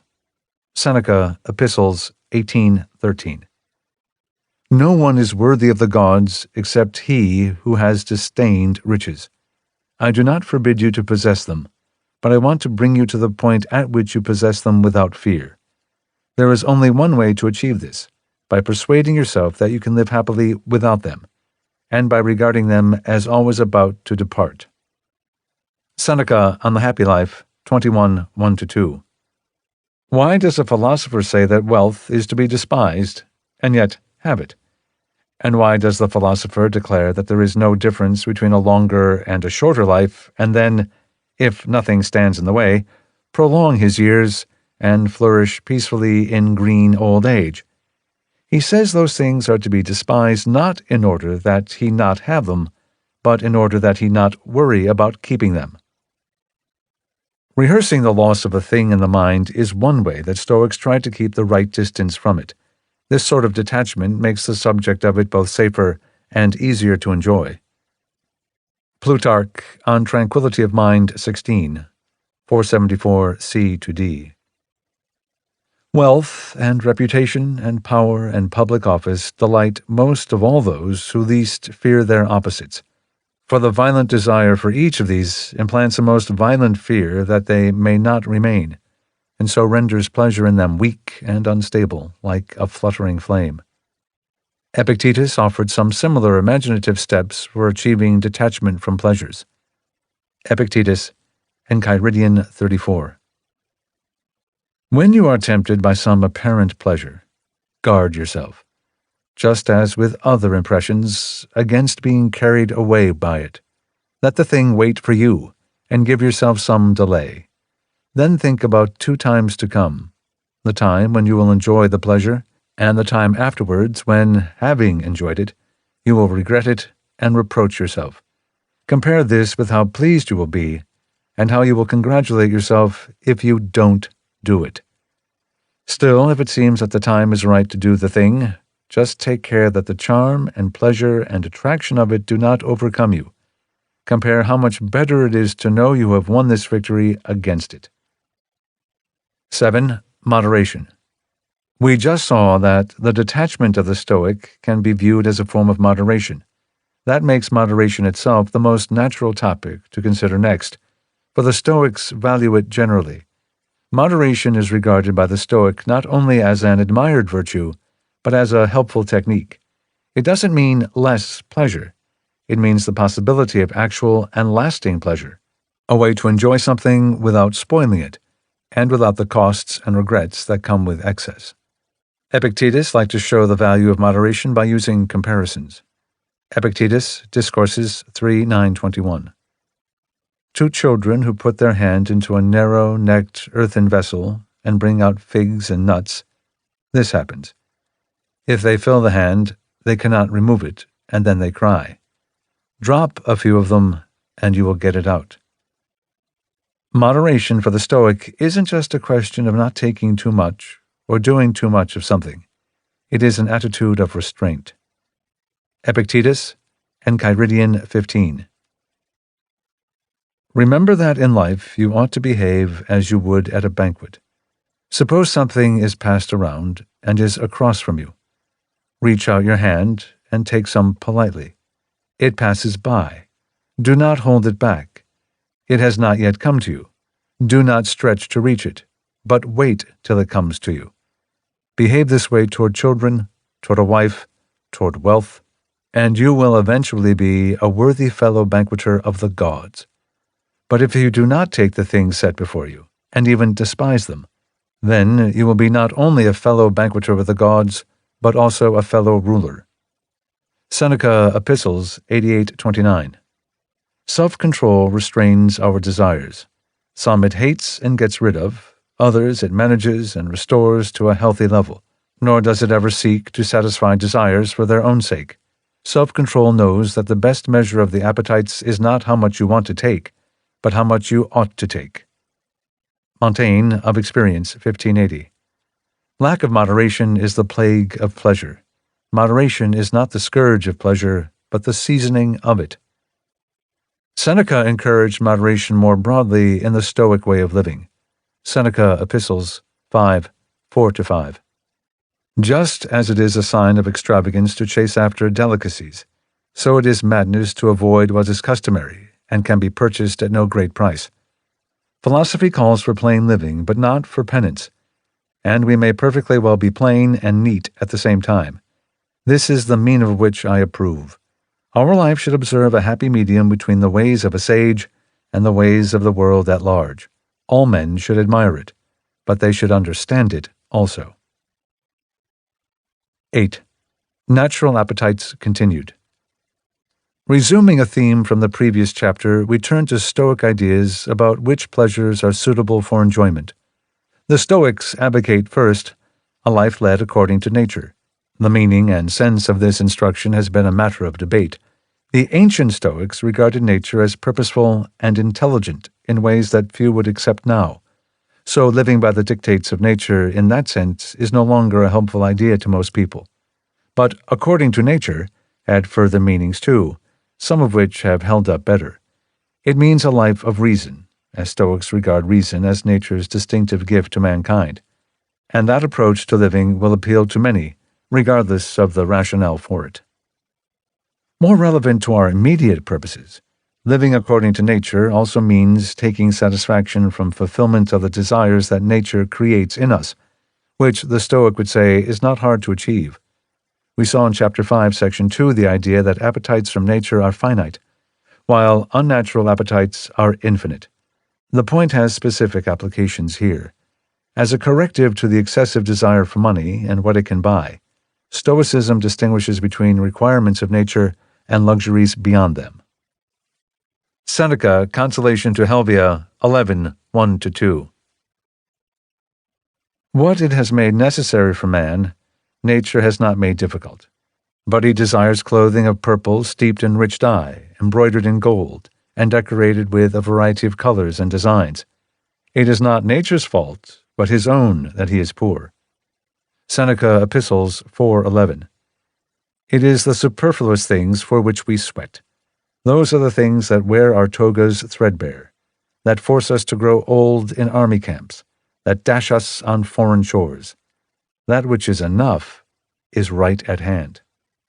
The Stoic holds that pleasures arising from natural sources are rightly enjoyed. It merely should be done with moderation. But most of our energies are instead spent chasing short-lived pleasures that we invent or inflate. Stoics try to align their sense of pleasure with the satisfaction of their actual needs. Seneca, Epistles 1:16-3.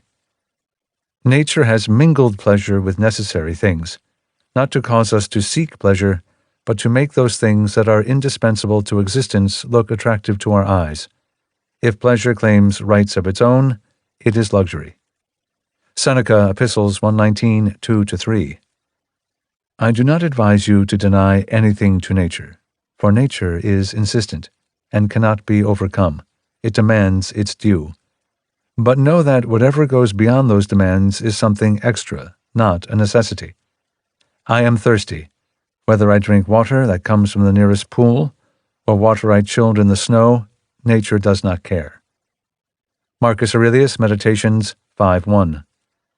Won't you hurry to do what your nature requires? But rest is also necessary. And so say I. Nature has allowed for due measure of that, too, as it has for eating and drinking. And still you go beyond those measures, beyond what is enough, except when it comes to getting things done, where you stop short of what is possible. Montaigne borrowed a taxonomy from Epicurus that is similar to the Stoic analysis and reaches the same conclusion. Montaigne, that our affections carry themselves beyond us, 1580. Desires are either natural and necessary, such as eating and drinking, or natural and not necessary, such as mating with females, or neither natural nor necessary. Almost all of our desires are in this last category. They are all superfluous and artificial. False judgments and ignorance of the good have instilled so many extraneous desires in us that they have chased out most of the natural ones. Montaigne, upon some verses of Virgil, 1580. Philosophy does not contend against natural pleasures, so long as they are measured. It preaches moderation, not avoidance. Its powers of resistance are for use against those pleasures that are misbegotten and unnatural. Philosophy holds that the appetites of the body should not be increased by the mind, and ingeniously warns us not to stir up hunger by overfeeding, not to stuff the belly but to fill it, to avoid all enjoyments that put us in need, and all meats that bring hunger, and drinks that bring thirst. Montaigne, of Experience, 1580. I consider it as wrong to reject natural pleasures as to be too much in love with them. Xerxes was a fool to offer a reward to whoever found new pleasures for him, when he was surrounded already by every pleasure known to man. But it is hardly less foolish to cut yourself off from the pleasures that nature has found for you. We should neither chase them nor flee them. We should accept them. 9. Uses of pleasure. The Stoics talk a good deal about despising pleasures. By this they mean that pleasure should be viewed as minor or trivial things, and not as the point of living. They also think pleasure should be viewed with wariness, because they often end up causing us trouble. But this isn't the same as saying that pleasure should be hated. Sometimes we need them, as Seneca understood. Seneca, on Tranquility of Mind, 17, 7-8. Some great men, as I have said, used to give themselves a day of rest on certain days every month, while others divided each day between work and leisure. Some at midday would move on to something requiring less effort, which they had put off to the afternoon hours. We must be indulgent to the mind, and regularly grant it the leisure that serves as its food and strength. Seneca endorsed a wider range of pleasures than is sometimes appreciated. Seneca, on Tranquility of Mind, 17:4.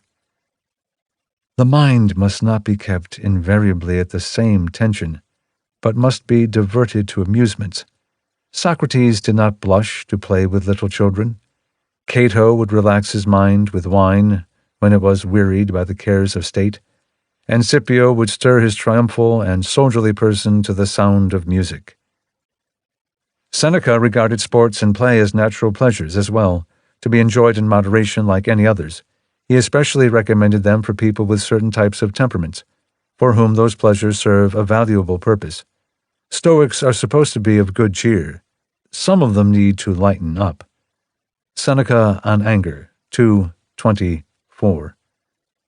Games will also be beneficial, for pleasure in moderation relaxes the mind and gives it balance.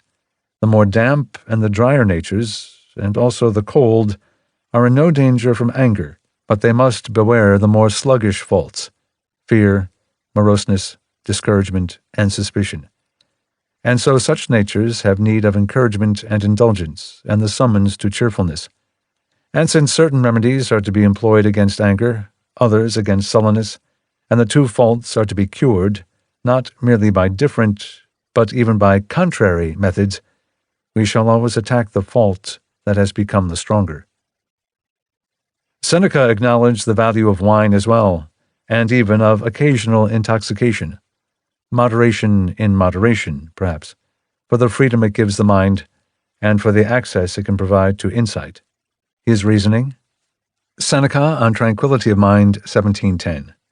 Whether we agree with the Greek poet that sometimes it's also fun to get a little wild, or with Plato that the man in possession of himself knocks in vain at poetry's gates, or with Aristotle that there has been no great genius without some touch of madness, there can be no lofty utterance above the commonplace, unless the mind is excited.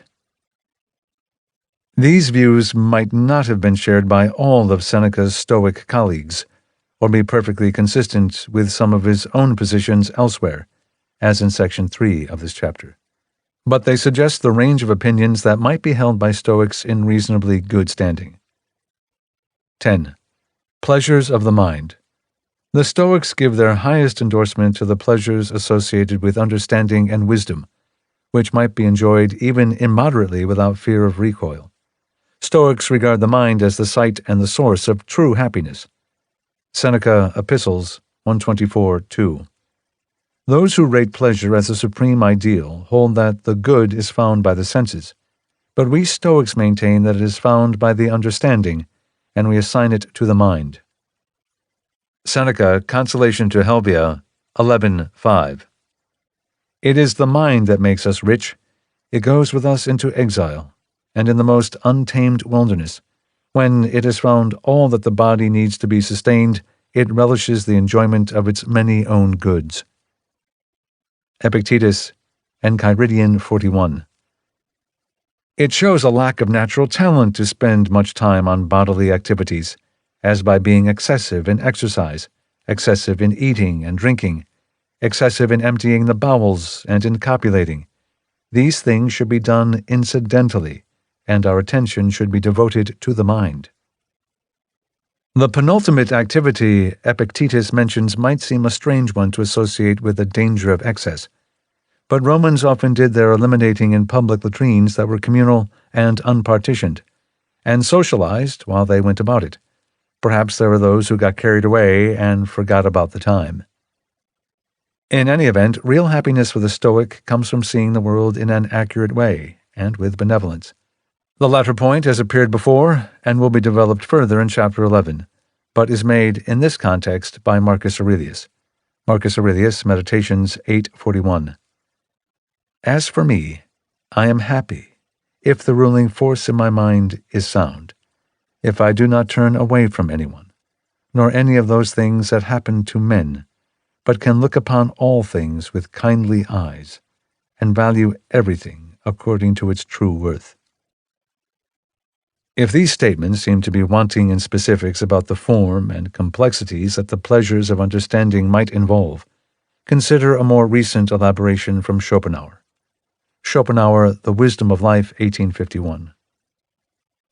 The world in which a man lives shapes itself chiefly by the way in which he looks at it, and so it proves different to different men. To one, it is barren, dull, and superficial. To another, rich, interesting, and full of meaning. On hearing of the interesting events which have happened in the course of a man's experience, many people will wish that similar things had happened in their lives too, completely forgetting that they should be envious rather of the mental aptitude which lent those events the significance they possess when he describes them. Since everything which exists or happens for a man exists only in his consciousness, and happens for it alone, the most essential thing for a man is the constitution of this consciousness, which is in most cases far more important than the circumstances which go to form its contents. All the pride and pleasure of the world, mirrored in the dull consciousness of a fool, are poor indeed compared with the imagination of Cervantes writing his Don Quixote in a miserable prison. It isn't really clear how much of Don Quixote was written in prison, but one should not quibble when the point is so good. Chapter 7. What Others Think.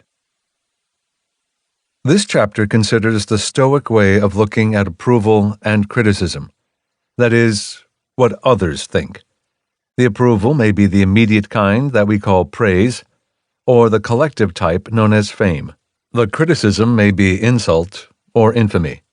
This chapter can also be considered a Stoic examination of vanity and pride, for these are all externals of a common family. They involve social life, the desire for status within it, and for the good opinion of others. Most people seek those things as intently as they chase money or pleasure, and work just as hard to avoid the loss of them.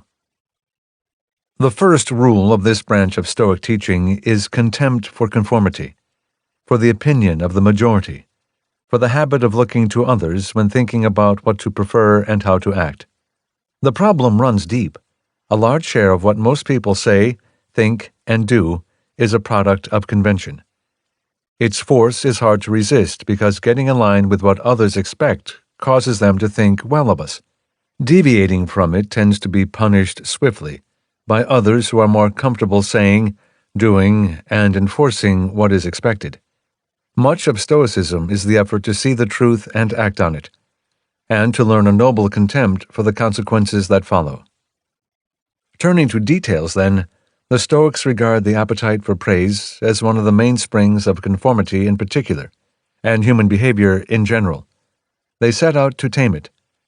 They start by asking why we care what others say and think about us, especially when the others are people we probably do not hold in notably high esteem.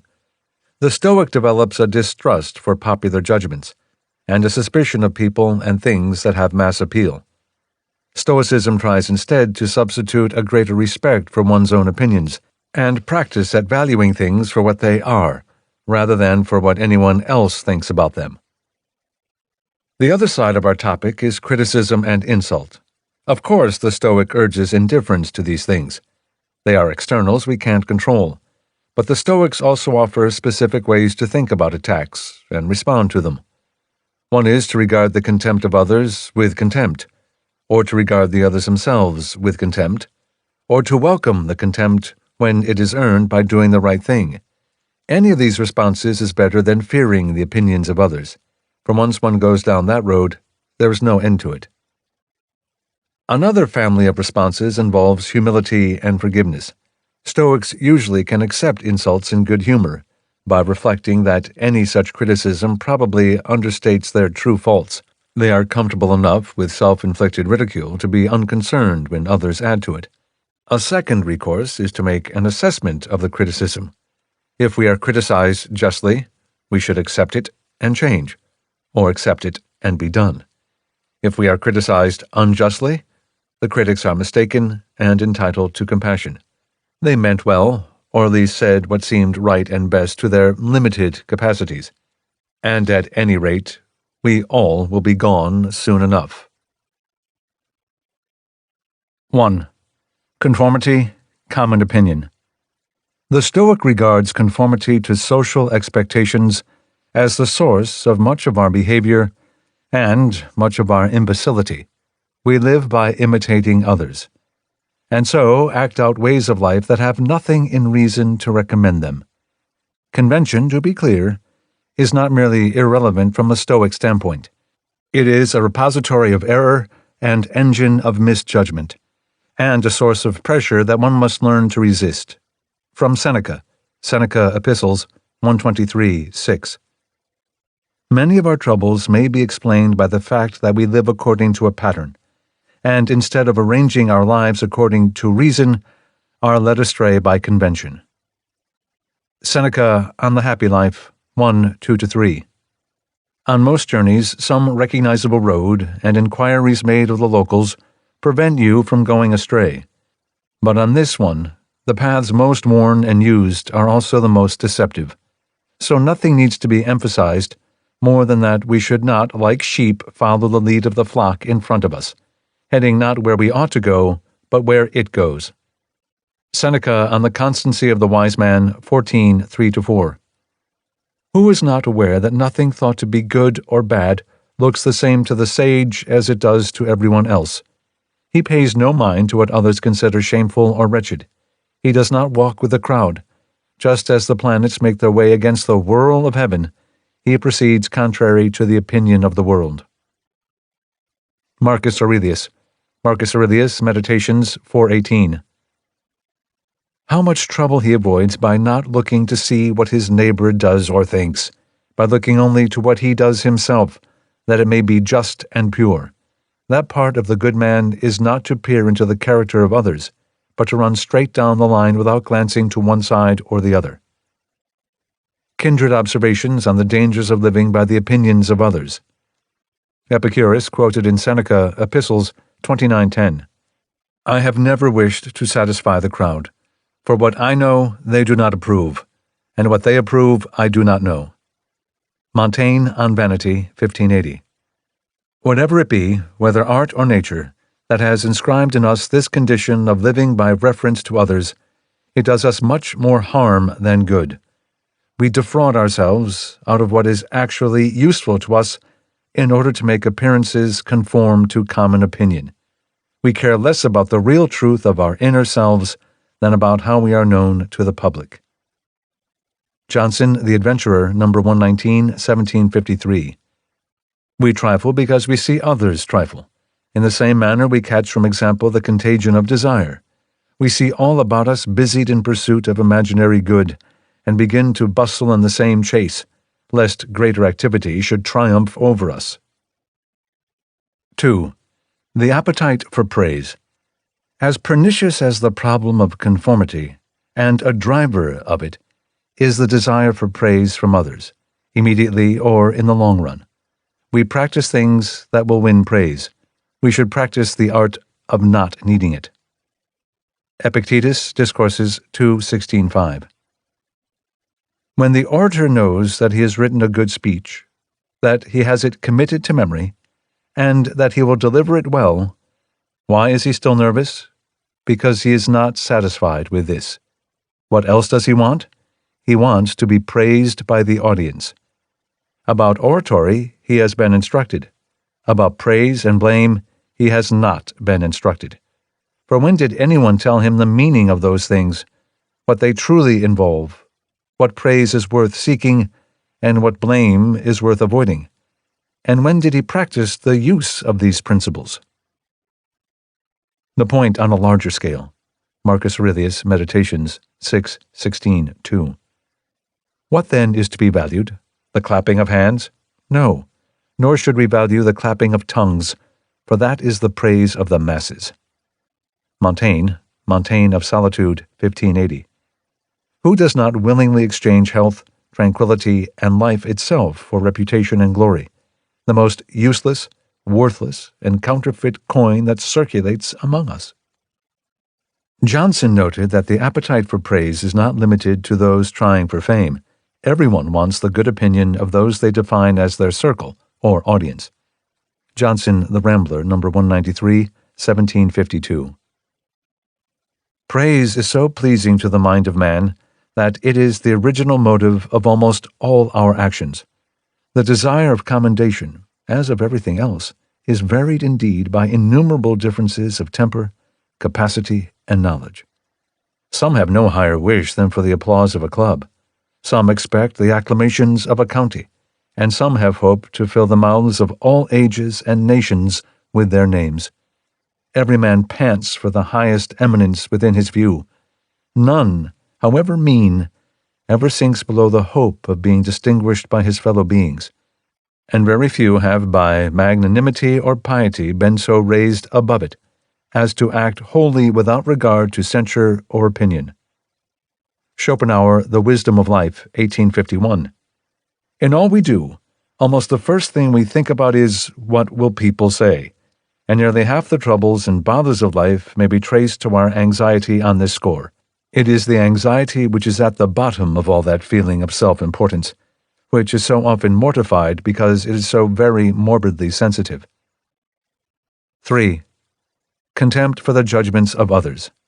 Epictetus suggested, as we just saw, that the orator who is nervous has been taught how to give a speech, but not how to manage the appetite for praise. Education on that subject begins with a sober view of those whose good opinions we want. This is a point emphasized by all of the Stoic teachers. Seneca, Epistles 52:11. How foolish one must be to leave a lecture hall gratified by the applause of the ignorant. Why do you take pleasure in praise from those you cannot praise yourself? Epictetus, Discourses 1:21-4. Who are these people whose admiration you seek? Aren't they the ones you are used to describing as mad? Well then, is that what you want? To be admired by lunatics? Marcus Aurelius, Meditations 7:62. Keep constantly in mind who these people are whose admiration you seek, and what guiding principles they have. Then you will not blame them when they carelessly offend you, and you will have no further wish for their approval once you look into the sources of their motives and opinions. Schopenhauer, The Wisdom of Life, 1851. What goes on in other people's consciousness is, as such, a matter of indifference to us, and in time we get really indifferent to it, when we come to see how superficial and futile are most people's thoughts, how narrow their ideas, how mean their sentiments, how perverse their opinions, and how much of error there is in most of them. The same reasoning can be adapted to the desire for fame, or the wish to be remembered after death. Epictetus, Discourses 1:24-6. Diogenes, who was sent off as a scout before you, gave us a different report. He says that death is no evil because it is not shameful. He says that fame is the noise of madmen. Diogenes of Sinope, also known as Diogenes the Cynic, was a Greek philosopher who lived in the 4th century BC. Epictetus speaks with reverence of cynicism and of Diogenes, sometimes describing him as a kind of idealized Stoic. At other points, as above, he depicts Diogenes as a divine scout and messenger who examined human life and was able to make reports like the one just shown. We will meet Diogenes again in Chapter 8, Section 4. Cicero had pungent views on our current theme, viewing fame as the accumulated opinions of people whose views are worth nothing.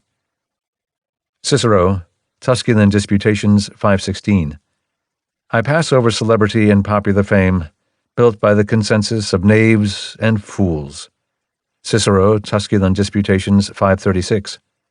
What could be more absurd than to suppose the same ignorant and common people you despise, when taken one by one, are of any greater consequence when taken together? Cicero on Duties 165. True and philosophic greatness of spirit regards that virtue to which nature most aspires as consisting in deeds, not in fame, and prefers to be first in reality rather than in name. And in truth, he who depends upon the caprice of the ignorant rabble cannot be numbered among the great. The Stoic therefore regards widespread approval of something as a bad sign. Seneca on the Happy Life 2:1. Human affairs are not so happily ordered that the better things are pleasing to the many. A proof of the worst choice is the crowd. Montaigne on Vanity 1580. The judgments of common and ordinary people rarely hit the mark, and in my own time I am much mistaken if the worst writings are not those that have won the greatest share of public approval. The same goes for people. Mass popularity suggests a want of quality or integrity in whoever obtains it. Seneca, Epistles 29:11-12.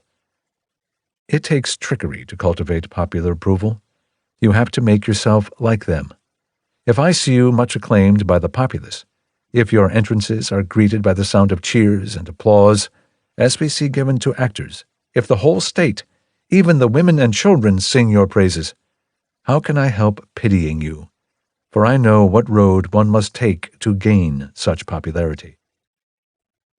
We must hope the following story is true. Elian, Various Histories 2:6. They say that the trainer Hippomachus, when an athlete he was training competed in wrestling, and everyone who was present applauded, struck the student with his staff. You did it badly, and not as you should have, he said. You should have done better. If you had done it artfully, they would not have applauded you. 4. Futility. Stoicism also applies the acid bath of reason to fame itself, arguing that it is useless and cannot last long anyhow. Marcus Aurelius came back to this idea often. There is some irony in repeating such claims written 2,000 years ago, but the Stoic would presumably say it's still early. And notwithstanding the good taste shown by the reader of this book, very few people now are familiar with the writers featured in it. Marcus Aurelius, Meditations 7:21. Soon you will have forgotten everything. Soon everything will have forgotten you. Marcus Aurelius, Meditations 4:19. He who gets excited about fame after death doesn't consider that anyone who remembers him will also die very soon. Then again, the one who succeeds that one, until all recollection has been extinguished by passing through a succession of people who foolishly admire and perish. Marcus Aurelius, Meditations 4:3. Or is it this thing called reputation that worries you? Look at the speed with which everything is forgotten, the vast gulf of boundless time on either side of us, the emptiness of applause, the changeable, undiscriminating nature of those who seem to praise, the tiny space in which it all takes place. Dr. Johnson also commented on the small scale of even that which appears to us to be fame. Johnson, The Rambler, No. 118, 751. No man can be venerable or formidable, but to a small part of his fellow creatures. Johnson, The Rambler, No. 146, 1751. It is long before we are convinced of the small proportion which every individual bears to the collective body of mankind, or learn how few can be interested in the fortune of any single man, how little vacancy is left in the world for any new object of attention, to how small extent the brightest blaze of merit can be spread amidst the mists of business and of folly, and how soon it is clouded by the intervention of other novelties. In addition to considering the desire for lasting fame to be futile, Marcus Aurelius regarded it as pointless. Why should anyone care what is said about them after they are gone? Marcus Aurelius, Meditations 6:18. How strange it is what people do. They are reluctant to praise men who live at the same time they do, yet they think it is important to be praised by future generations, by those they have never seen and never will. This comes close to being aggrieved, because those living in former times did not speak well of you. Marcus Aurelius, Meditations 8:44. Those who try to achieve fame that will outlive them fail to reflect that the people of the future will be just like the ones they cannot bear now, and mortal as well. And what is it to you, really, if those in the future say one thing or another, or hold this or that opinion about you? 5. Valuing one's own judgments. The Stoic response to praise and fame has a negative side that we have seen, the dissection of those things to show how little they are worth. But the Stoics would do more than learn contempt for public opinion. They would replace it with greater respect for opinions of their own. Marcus Aurelius offers the point as a question. Why do we worry more about what others think than about what we think? Marcus Aurelius, Meditations 12:4. I have often wondered how it is that, though every man loves himself most of all, he gives less weight to his own opinion of himself than to the opinion of others. If a god or wise teacher should appear and order a man not to have any thought or plan in his mind that he does not instantly and loudly announce, he would not be able to stand it for even a day. Evidently, we have more respect for the opinions our neighbors hold about us than we do for our own. What others are thinking is more than a bad source of guidance. It is a distraction from our own thoughts and from all else that we should be doing. Marcus Aurelius, Meditations 3:4. Do not waste the time you have left thinking about others, unless it serves some good and useful purpose, for it takes you away from other work. Thinking about what so-and-so is doing, and why, and what someone else is saying, and what another is thinking or planning, and all things of that sort, causes you to wander away from the observance of your own governing principles. And taking one's own perception seriously isn't just a better habit than listening to others or worrying about what they might think. It is an essential part of Stoic practice, which consists in the first place, after all, of speaking the truth to ourselves instead of repeating what everyone else says. Seneca, Epistles 31:2-3. Be deaf to those who love you most of all. They pray for bad things with good intentions. And if you want to be happy, pray to the gods that none of their fond desires for you may be brought to pass.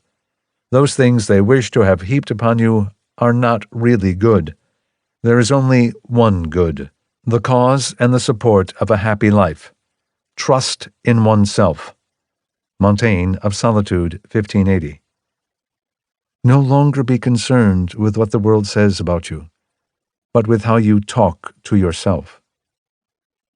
Seneca reduced these ideas to some advice about how we might talk to ourselves more intelligently and without dependence on the opinion of an audience. As applied to a case of sickness, for example, Seneca, Epistles 78:21. A brave man can appear even wrapped in bedclothes. You have a task at hand, to wrestle courageously with disease. If it cannot force you to do anything, or persuade you to do anything, you are setting a distinguished example. What a wealth of material there would be for achieving honor, if we were observed in our illness. Be your own spectator. Seek your own applause. He also gave an example of such a dialogue with oneself and added a good note on the advantages of keeping it private. Seneca, Natural Questions 4a, Preface 14:18. When you want to be praised sincerely, why be indebted to someone else for it? Praise yourself. Say, I devoted myself to the liberal arts, although my poverty urged me to do otherwise, and tempted my talents towards a field where there is an immediate profit from study. I turned aside to unremunerative poetry, and dedicated myself to the wholesome study of philosophy. After this, ask whether the things you said about yourself are true or false. If they are true, you are praised in front of a great witness, yourself. If they are false, no one is a witness to your being made a fool of. Montaigne of Repentance, 1580. No one but you knows whether you are cowardly and cruel, or loyal and devout. Others never see you. They only guess about you by uncertain conjectures. They do not see your nature so much as they see your artifice, so do not cling to their judgments. Cling to your own. Schopenhauer, The Wisdom of Life, 1851. Most men set the utmost value precisely on what other people think, and are more concerned about it than about what goes on in their own consciousness, which is the thing most immediately and directly present to them. They reverse the natural order, regarding the opinions of others as real existence, and their own consciousness as something shadowy, making the derivative and secondary into the principal, and considering the picture they present to the world of more importance than their own selves. By thus trying to get a direct and immediate result out of what has no really direct or immediate existence, they fall into the kind of folly which is called vanity, the appropriate term for that which has no solid or intrinsic value. 6. Valuing things for their own sake. The other affirmative branch of the Stoic view seeks to value things in themselves, for their goodness rather than their popularity. Marcus Aurelius, Meditations, 420. Everything that is beautiful in any way is beautiful in itself, and its beauty is self-contained. Praise is not part of it. Nothing is made better or worse by being praised. Seneca, Epistles, 7:11.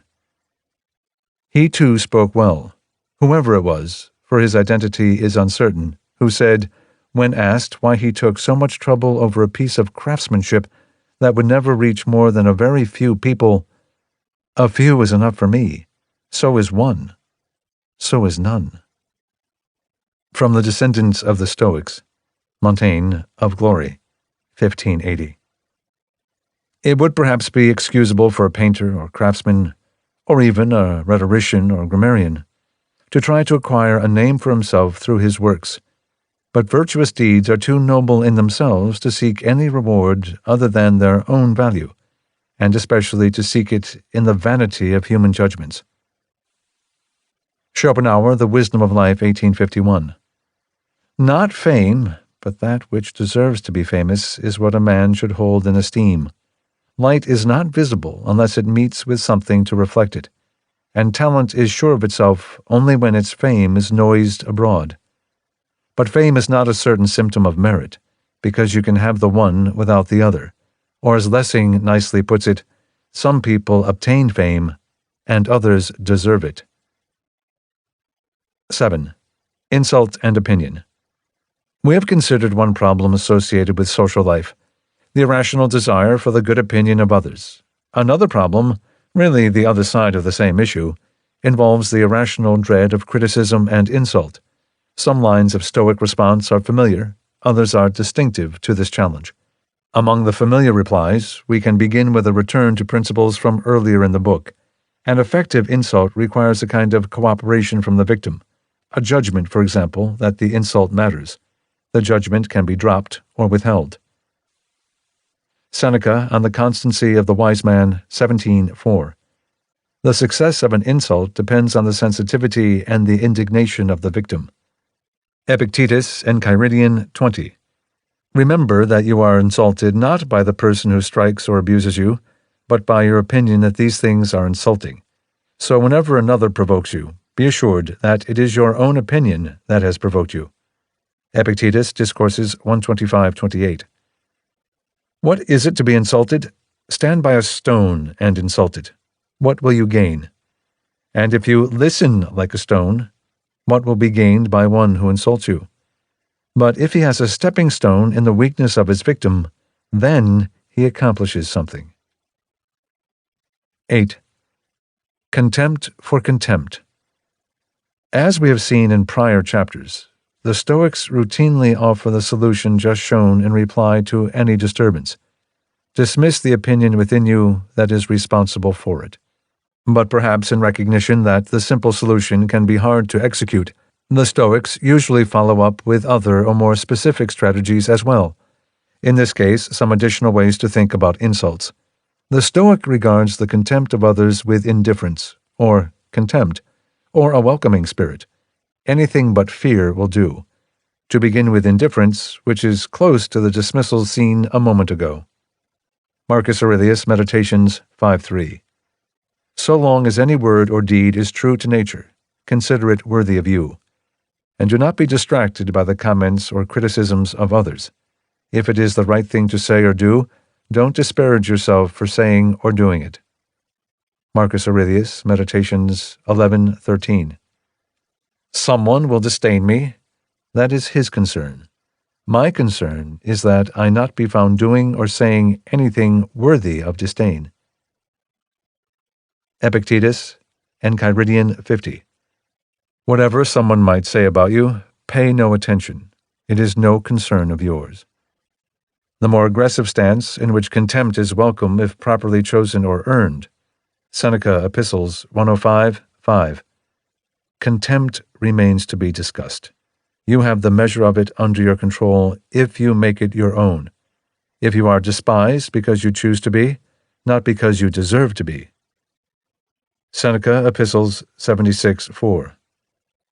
On the way to Metronax's house, as you know, you pass right by the Neapolitan Theater. The place is packed, and there is a vigorous debate inside about who is a good flute player. Even the Greek trumpeter and the announcer draw a crowd. But over in the lecture hall, where the question is who can be called a good person and how to become one, the audience is very small. The few who are present seem to most people to be doing nothing worthwhile. They are called empty-headed idlers. Let that mockery apply to me. The insults of the ignorant should be heard with equanimity. For one who is progressing toward virtue, contempt should itself be regarded with contempt. Unfortunately, we know nothing of Metronax other than what Seneca mentions of him in brief references of this kind. 9. Contempt for the source of the contempt. A related but distinct response, not to belittle the contempt, but to belittle or ignore the person from whom it issues. Seneca on Anger 2:32-3. It is the mark of a great mind to rise above insults. The most humiliating kind of revenge is to treat your adversary as not worth taking revenge upon. Many have taken slight injuries too deeply to heart in the course of punishing them. The great and noble are those who, like a lordly beast, listen unmoved to the barking of little dogs. Seneca on the Constancy of the Wise Man 14:3. Whoever gets into a fight becomes the antagonist of the other, and can only win by being on the same level. But if the wise man gets punched, what should he do? What Cato did when he was struck in the face. He did not get angry. He did not avenge the wrong. He did not even forgive it. He said that no wrong had been done. He showed finer spirit in not acknowledging it than he would if he had pardoned it. As Epictetus saw it, getting upset about an insult is a surrender of the self to the antagonist. Epictetus, Enchiridion 28. If someone was going to put your body into the hands of anyone who happened to come along, you would be vexed. But that you entrust your mind to whoever you happen to meet, so that if he insults you, your mind is disturbed and confounded, aren't you ashamed of that? 10. Endlessness. Here is a repeating form of Stoic argument. Once you start to worry about what other people think or say, where does it stop? You have made yourself vulnerable to any and all. Seneca on the Constancy of the Wise Man 13:5. The sage is not moved by an insult from anyone. For men may differ from one another, but the sage regards them as all equal on account of their equal stupidity. If he were to lower himself enough to be moved by insult or injury even once, there would never be an end to his worries. Seneca on the Constancy of the Wise Man, 19:2. Liberty is having a mind superior to injury, a mind that makes itself the only source from which its pleasures spring, that separates itself from all external things, avoiding the unquiet life of one who fears everybody's laughter, everybody's tongue. For if there is anyone who can offer an insult, who cannot? And such worry comes at a further cost. The time spent on it might have been spent on things that matter, another version of a point made by Marcus Aurelius in section 5 of this chapter. Seneca on the Constancy of the Wise Man, 19:1-2. All provocations given by unthinking people, and it is only from the unthinking that they can come, should be ignored, and the insults and honors of the crowd should both be valued the same. We must not be pained by the one or rejoice over the other. Otherwise, whether from fear of insults or disgust with them, we will neglect many necessary things. As we have seen, the Stoics say fame is pointless to seek because it can't last. The same idea can be used as a source of immunity from the effects of insult. Cicero on the Republic, 6:25. What others may speak of you, let them worry about it, for speak they will, and all that talk will be confined to those narrow regions that you see, nor did it ever last long about anyone, but it is buried with the deaths of men and extinguished in the forgetfulness of future ages. 11. Humility. The Stoic response to insults and other wrongs can also include humility and acceptance. We will see in Chapter 8 that Stoicism calls for a frank view of one's own flaws. That habit makes criticism from others easier to take. Epictetus, Enchiridion, 33:9. If you hear that someone has spoken ill of you, do not make excuses about what was said, but answer, "Evidently he didn't know about my other faults, or he wouldn't have spoken only of the ones he did." Seneca on the Constancy of the Wise Man, 16:3. And this thing we call an insult, what is it? They make jokes about my bald head, my weak eyes, my thin legs, my height. How is it an insult to be told what is obvious? A sense of humor about oneself also tends to defeat ridicule from others. Seneca on the Constancy of the Wise Man, 17:2-3. No one becomes a laughingstock who laughs at himself. It is well known that Vatinius, a man born to be a butt for ridicule and hate, was a graceful and witty jester. He made jokes at the expense of his own feet and shriveled jowls. In this way he escaped the raillery of his enemies, chief among them Cicero, who were even more numerous than his deformities. Publius Vatinius, a tribune and follower of Caesar's, was a good illustration for Seneca's time and place.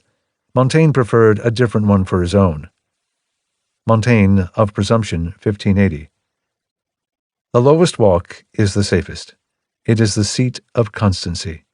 There you need only yourself, and there constancy is self-supporting and relies on itself alone. The following example of a gentleman known to many has an air of philosophy about it, does it not? He married when he was well advanced in years, having spent his youth in lively company as a great talker and jester. Remembering how often the subject of cuckoldry had given him material for stories and jokes about others, he protected himself by marrying a wife he found in a place where women are available to anyone for money. They made an alliance to address themselves in these terms: "Good morning, whore.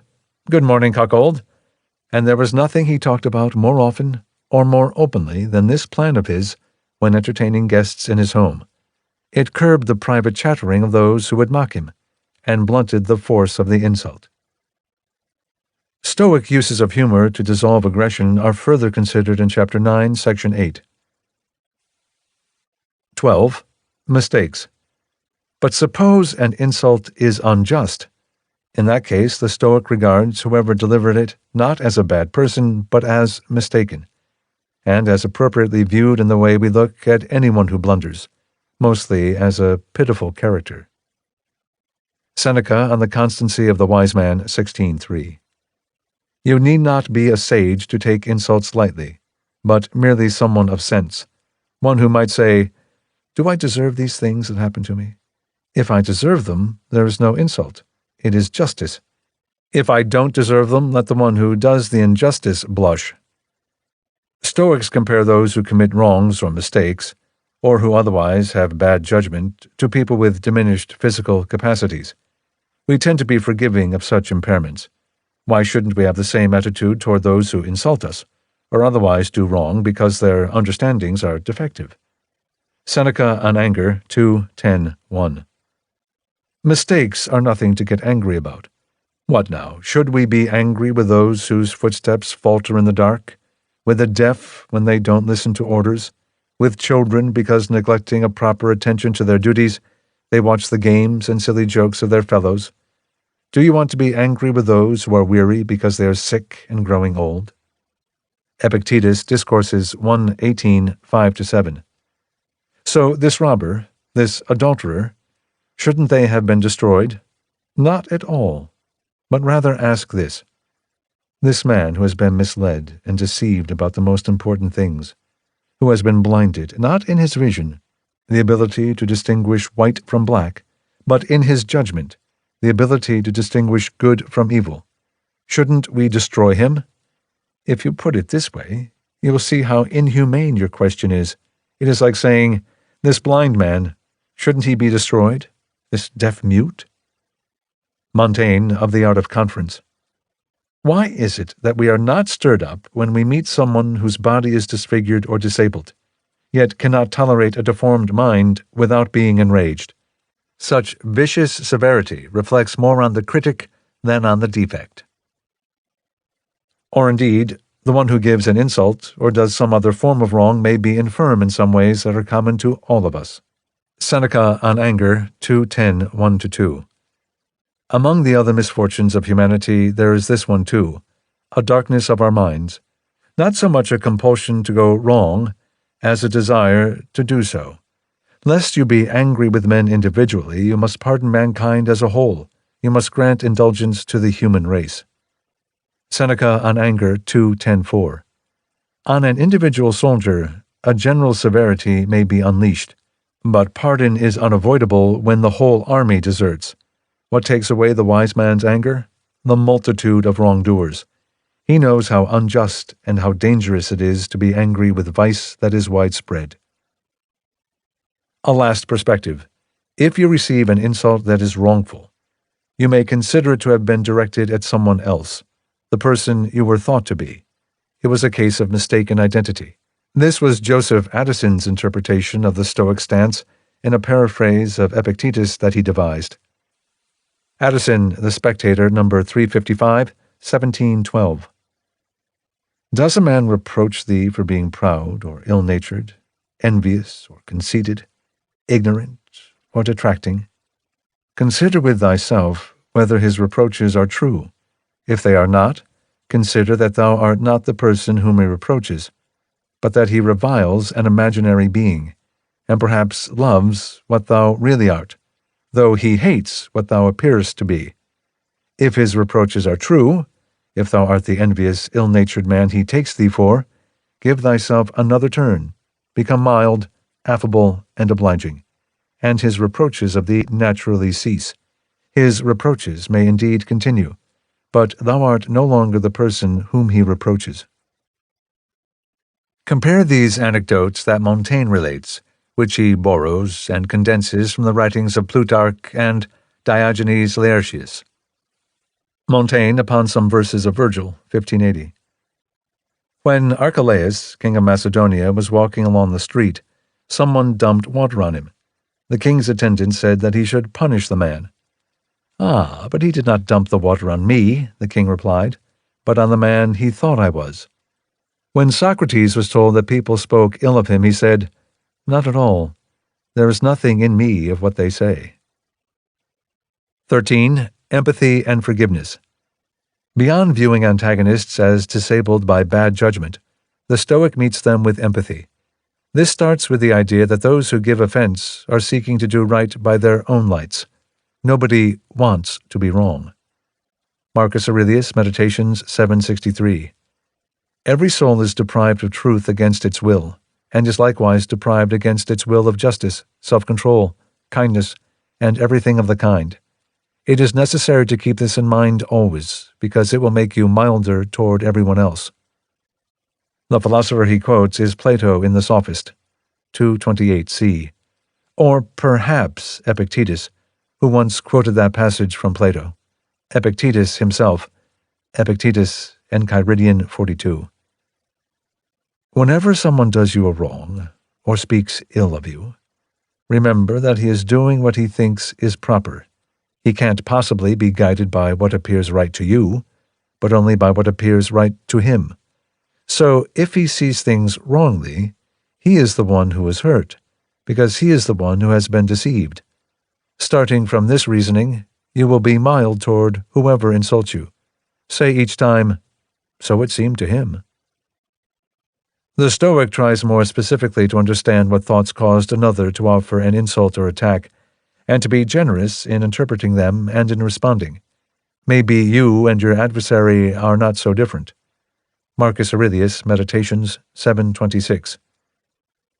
When someone does you wrong in some way, consider at once the understanding of good or evil that caused him to wrong you. For once you see this, you will have pity on him, and you will be neither surprised nor angry. For you yourself probably have the same understanding of the good as he does, or another of the same sort. If so, you must pardon him. And if you no longer understand the same things to be good and evil, you will more easily be gracious to one whom you know to be mistaken. There is finally this solace with respect to an antagonist. You both will be dead before long. Marcus Aurelius, Meditations 7:22. It is a peculiarity of man to love even those who stumble.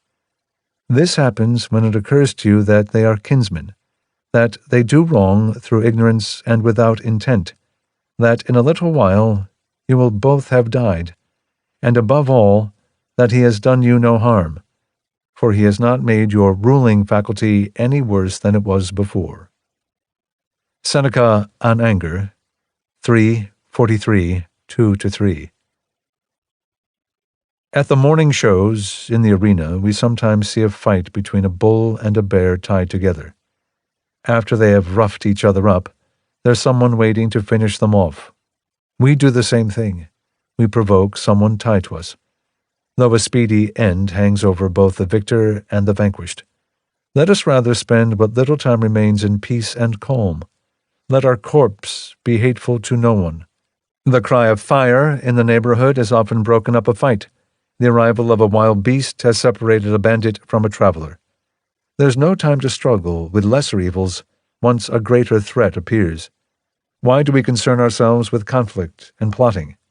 That man you are angry with, can you wish for him anything worse than death? He is going to die without your doing a thing.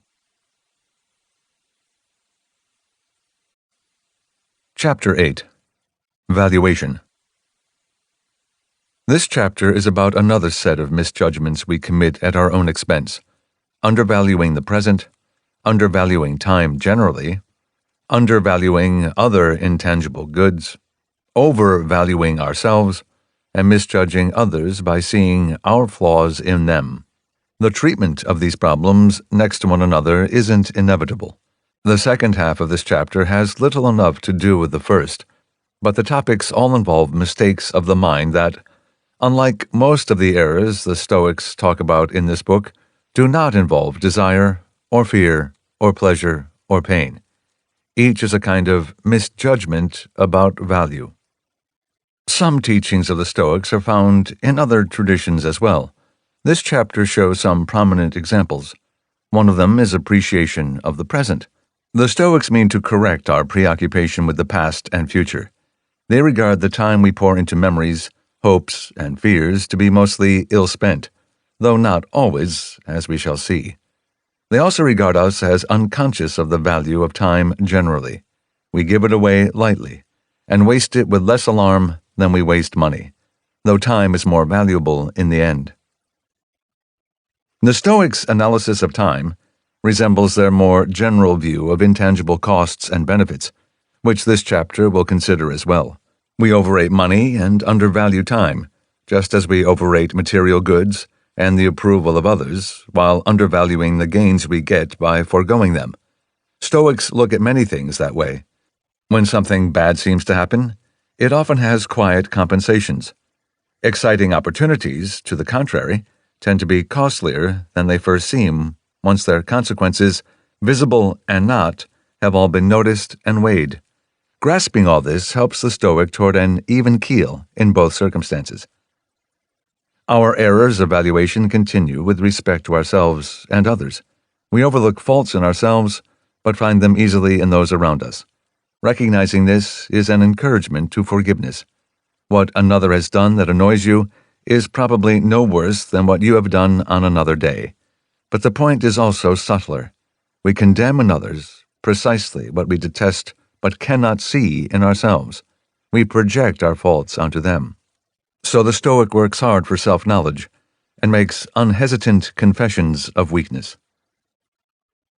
1. The present. The Stoics are sensitive to misjudgments about time. Later, we will see various other ways that time may be wasted or misunderstood. But here we examine the first and simplest, neglect of the present. There is a parallel between the Stoic analysis of our mistakes in judging time and our mistakes in judging material things. Chapter 5 discussed the difficulty of being satisfied with anything once it belongs to us. The present moment fails to satisfy in a similar way. We worry and plan in the same spirit that we crave the next acquisition. Whatever we look forward to, whether it be the future or some new object, looks more appealing than it ever quite turns out to be once it arrives. The Stoic holds that satisfaction can better be found by making peace with what we have than by chasing what we don't, and by paying attention to the present rather than by dwelling on the past and the future. Some Stoic comments on this theme are of a general character, observing that the present moment is both elusive and all that really exists. Seneca on the Shortness of Life, 10:6. Present time is very short, so short indeed that for some it seems not to exist. It is always in motion, it flows and hurries on, it ceases to be before it arrives. Marcus Aurelius, Meditations 3:10. Keep this in mind, that each of us lives only this present and indivisible moment. Everything else has either already been lived or is uncertain. Stoic reflections on the present are usually more practical, though. They seek to address the bad habit of burdening the mind with worry about the future. Part of the argument is that imaginings of the past and future are harder to bear than the present moment tends to be. The present is always tolerable. Marcus Aurelius, Meditations 8:36. Do not disturb yourself by imagining your whole life at once. Don't always be thinking about what sufferings and how many might possibly befall you. Ask instead, in each present circumstance, what is there about this that is unendurable and unbearable? You will be embarrassed to answer. Seneca, Epistles 5:9. Memory recalls the torments of fear, and foresight anticipates them. It is only the present that makes no one wretched. Seneca, Epistles 101, 8-9. Nothing is more pathetic than worry about the outcome of future events, how much time remains, and what it will be like. On these counts, the troubled mind is vexed with fear that cannot be explained. How shall we escape this wallowing? There is only one way. If our life does not project forward, if it stays contained in itself. Those who worry about the future are failing to profit from the present. Apart from the refuge the present moment provides from imagined troubles, it is the only place where actual living occurs. By spending our thoughts on the future, we fail to attend to what is happening now and so fail to live. Seneca, Epistles 45, 12-13. Think about individuals. Consider men in general. There is not one whose life is not focused on tomorrow. What harm is there in that, you ask? Infinite harm. They are not really living. They are about to live. Seneca, Epistles 5, 7-8. Just as the same chain joins the prisoner and the guard, So do these two things, which are so dissimilar, keep pace with each other. Fear follows hope. I do not find this surprising. Each is the mark of a mind in suspense, a mind troubled by awaiting the future. The principal cause of either hope or fear is that we do not adapt ourselves to the present, but send our thoughts far ahead. Thus, foresight, the greatest blessing of the human condition, is turned into an evil. Montaigne, that our affections carry ourselves beyond us, 1580. We are never home. We are always elsewhere. Fear, desire, and hope push us toward the future. They rob us of feeling and concern for what is by distracting us with what will be, even when we will be no more. Schopenhauer's rendition of the Stoic point. Schopenhauer, Our Relation to Ourselves, 1851. Those who strive and hope and live only in the future, always looking ahead and impatiently anticipating what is coming, as something which will make them happy when they get it, are, in spite of their very clever airs, exactly like those donkeys one sees in Italy, whose pace may be hurried by fixing a stick on their heads with a wisp of hay at the end of it. This is always just in front of them, and they keep on trying to get it. Such people are in a constant state of illusion as to their whole existence. They go on living ad interim until at last they die. Instead, therefore, of always thinking about our plans and anxiously looking to the future, or of giving ourselves up to regret for the past, we should never forget that the present is the only reality, the only certainty. That the future almost always turns out contrary to our expectations. That the past, too, was very different from what we suppose it to have been. But the past and the future are, on the whole, of less consequence than we think. Distance, which makes objects look small to the outward eye, makes them look big to the eye of thought. The present alone is true and actual. It is the only time which possesses full reality, and our existence lies in it exclusively. 2. Using the past. All this makes it sound as though the Stoic wants to live entirely in the present, but that is a bit too strong. Stoics do not think the future should be ignored or met without planning. They mean that we should pay attention to the present, and they mean that we should carefully make decisions about the future that belong to us, but then waste no energy wondering and worrying about what is to come. See Chapter 2, Section 6. As for the past, Seneca holds to the pragmatic strain of Stoicism, that is, deciding whether and how to do a thing, in this case, looking back, by considering how it helps toward a better state of mind. Compare these passages. Seneca, Epistles 78:14. Two things we must therefore root out: fear of distress in the future, and the memory of distress in the past. The one concerns me no longer, the other concerns me not yet. Seneca, Epistles 99:5. The man who is only happy with present things sets narrow limits to his enjoyment. Both the future and the past can delight us. One in anticipation, the other in memory. But one is uncertain and may not happen, while the other cannot fail to have been. What madness is it, therefore, to lose our grip on that which is the surest thing of all? In that last passage, from a letter on the subject of grief, Seneca is advising the bereaved to value their memories. So he does not say that recollection of the past should be avoided on principle. He discourages the recollection of the bad, but encourages happy memories, for they help us. The Stoic goal is not just to see time accurately, but to make good use of it, the past as well as the present. Plutarch had a similar recommendation about the benefits of memory. Plutarch, on Tranquility of Mind, 14, 473b to 473c. That each of us keeps within ourselves the storerooms of tranquility and despondency, and that the wine jars of good and evil are not stored up in the abode of Zeus, but in our own spirits. The difference in our feelings makes clear. For the foolish overlook and neglect even the good things at hand, because their thoughts are always intent on the future, while the wise, by memory, make vivid to themselves even those things that are no more. For more on Stoic uses of memory, see Chapter 9, Section 13. 3. Time.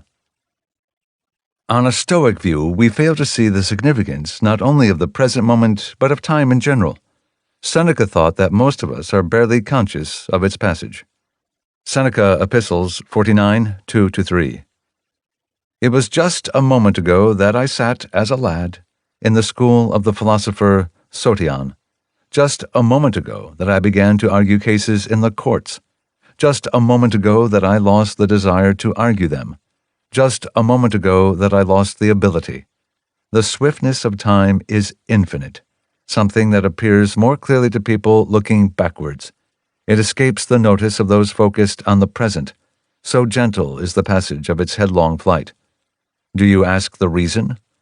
All bygone time is in the same place. It looks the same, it lies together.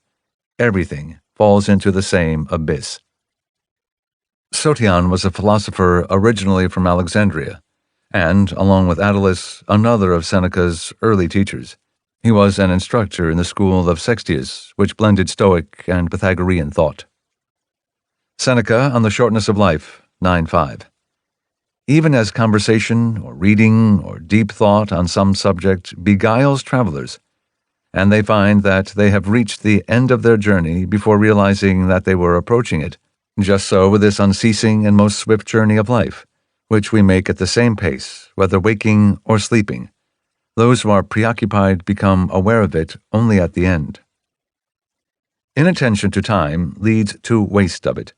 To make the point, Seneca introduces a favorite theme: comparisons of time to material wealth. Seneca on the Shortness of Life, 1:4. Life as we receive it is not short, but we make it so.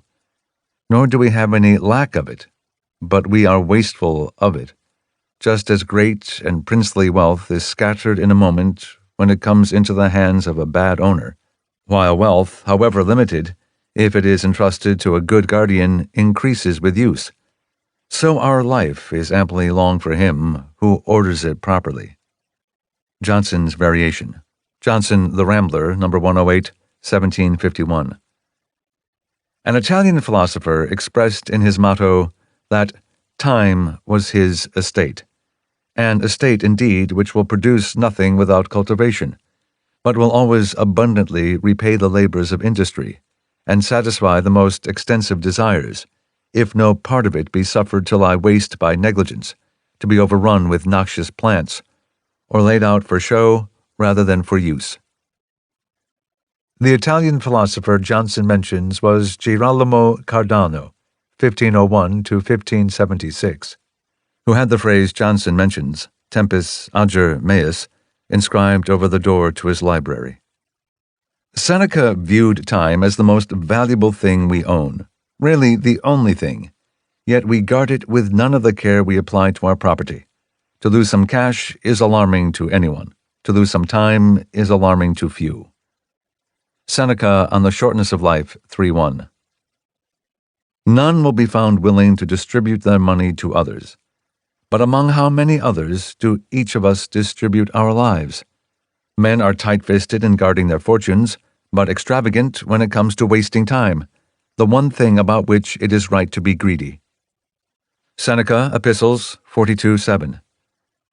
Our stupidity can be seen by this, that we only think we have bought those things for which we pay cash, while we regard as free those things for which we expend our very selves, things that we would never be willing to buy if we had to give our house in exchange, or some attractive and productive estate.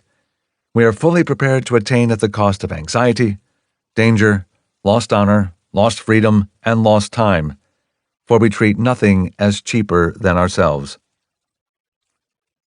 Seneca Epistles 1:3. All things, Lucilius, belong to others. Only our time is our own. Nature has put us in possession of this one fleeting and uncertain property, from which anyone who wishes can eject us. And so great is the stupidity of mortals, that when they have obtained the cheapest and most unimportant things, easily replaced, they agree to be charged for them. Yet no one considers himself indebted if he has taken up our time, though this is the one thing that even a grateful debtor cannot repay. Seneca offered some mental exercises to help make the value of time more vivid. If we fail to grasp that time is more important than money, for example, we might compare the distress typically felt by those who are running out of each. Seneca on the Shortness of Life, 8:2. No one values time. Everyone spends it extravagantly, as if it were free. But see how these same people clasp the knees of physicians if they fall ill and the danger of death draws near. See how ready they are, if threatened with capital punishment, to spend all that they have to live longer. Seneca on the Shortness of Life, 8:3. If each of us could have the number of our future years set before us, as we can with the years that have passed, how alarmed we would be, and how sparing of them, if we saw only a few remaining. And while it is easy to manage something when the amount you have is known, even if it is small, you must guard what you have more carefully if you don't know when it may give out. These views lead to a particular alarm at the prospect of one's time being lightly seized by another. Seneca on the Shortness of Life, 8:1. I am often amazed when I see some nagging others for their time, and those who are asked so indulgent. Each of them is looking at the object for which the time is sought, neither of them at the time itself, as if nothing were being asked and nothing given. 4.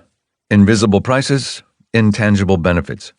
Stoicism calls for attention to the invisible and overlooked half of an equation, the wealth gained not by having money, but by being indifferent to it, the destitution created by giving away our time with less concern than our property and other forms of intangible gain and loss. This is a recurring theme in Epictetus. Epictetus, Discourses 4:3, 1-3. Keep this thought close. Whenever you lose some external thing, what are you getting in exchange? And if what you have received is more valuable, never say, I have suffered a loss. Not if you get a horse in place of an ass, or a cow in place of a sheep, or a good deed in place of a little money, or cultured leisure in place of pointless chatter, or self-respect in place of obscenity. Epictetus, Enchiridion 12:2. Is a little oil spilled? Is a little wine stolen? Say, this is the price of equanimity. This is the price of peace of mind, for nothing comes free. Epictetus, Enchiridion 25, 4-5. You have not been invited to someone's dinner party? You do not give the host the price he charges for the dinner. He sells it for praise. He sells it for personal attention. So don't you have anything in place of the dinner? Certainly you do. Not to have praised the fellow you did not want to praise, and not to have to put up with the people at his door. The idea can be turned from oneself toward others. Before resenting or envying them, one should consider the prices that they paid for what they have. Epictetus, Discourses 1:29-21. This is why I lost my lamp, because a thief was better than I am at staying awake. But he bought the lamp at a high price. In return, he became a thief. He became untrustworthy. He became an animal. This seemed to him a good bargain. This style of inquiry is not limited to the plain wrongdoing of the thief. It applies to all the choices people make. Holders of office are a frequent subject of this kind of Stoic analysis. Seneca on the Shortness of Life, 21. When you see someone often wearing the robe of office, or someone whose name is famous in the forum, do not be envious. Those things are bought at the cost of one's life. Epictetus, Discourses 4:9, 1-2. Whenever you see another man holding office, set against this fact that you have no need to hold office. If someone else is wealthy, see what you have instead. For if you have nothing instead, you are miserable. While if in place of wealth you have no need of wealth, know that you possess something more than he does, and much greater in value. Epictetus, Discourses 4:3-9. I have good manners, He has a governorship. He has the rank of general. I have self-respect. Plutarch, On Tranquility of Mind 10, 470f to 471a.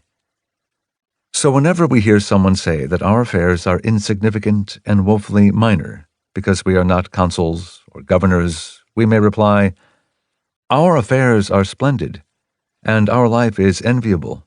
We do not beg, or carry burdens, or flatter. Again, Seneca had a knack for visual comparisons to bring a point to life. Here, the cost of things that usually seem free. Seneca, Epistles 42:8. So in all our plans and activities, let us do just what we are accustomed to do when we approach a sidewalk vendor who is selling some merchandise or other. Let's see what it will cost to get this thing we have our hearts set on. The thing for which nothing is paid often comes at the highest price. I can show you many things whose pursuit and acquisition has cost us our freedom. We would belong to ourselves if these things did not belong to us. Seneca, Epistles 74:7. Imagine the following scene. Fortune is holding games, and over this mob of humanity she is shaking out honors, riches, influence. Some of these trinkets have been torn in the hands of people trying to grab them, some shared by a treacherous partnership, some caught with great injury to those who get them. Some fell to people doing other things entirely. Some were dropped because people were trying too hard to catch them, and knocked away from those snatching at them greedily. But even among those to whom this booty has luckily fallen, there is no one whose joy in it has lasted until the next day. So it is that the wise run from the theater as soon as they see the trinkets being brought in. They know that these small things come at a high price. A typical Stoic conclusion, Seneca, Epistles 104:34. If you set a high value on liberty, you must set a low value on everything else. A relevant anecdote of Diogenes the Cynic, narrated by Diogenes Laertius, no relation. Diogenes Laertius, Lives of Eminent Philosophers 2:868. Once Diogenes, who was washing vegetables, jeered Aristippus as he passed by and said, "If you had learned to eat these vegetables, you would not have been a slave in the palace of a tyrant." But Aristippus replied, "And you, if you had known how to behave among men, would not have been washing vegetables." In retelling since, the sequence in that anecdote is often reversed and given a more Stoic flavor. Aristippus taunts Diogenes that he would not have to live on lentils if he would learn to flatter the king. Diogenes replies that Aristippus would not have to flatter the king if he had learned to live on lentils. Guillaume de Vere offered a way to express our current point. Before envying others, ask whether you would accept an offer to pay what they did to get what they have. De Vere, The Moral Philosophy of the Stoics, 1585. I find that most of the time we envy others for their wealth, honor, and privilege. But if someone were to say to us, "You can have the same amount that they have for the same price," we would not want it. For in order to have these things that they do, we must flatter, we must endure insult and injury, we must give up our freedoms. 5. Self-knowledge, humility. We turn to another family of self-deceptions, those involving our own qualities. Stoicism, as we have seen at many points, is a humble philosophy.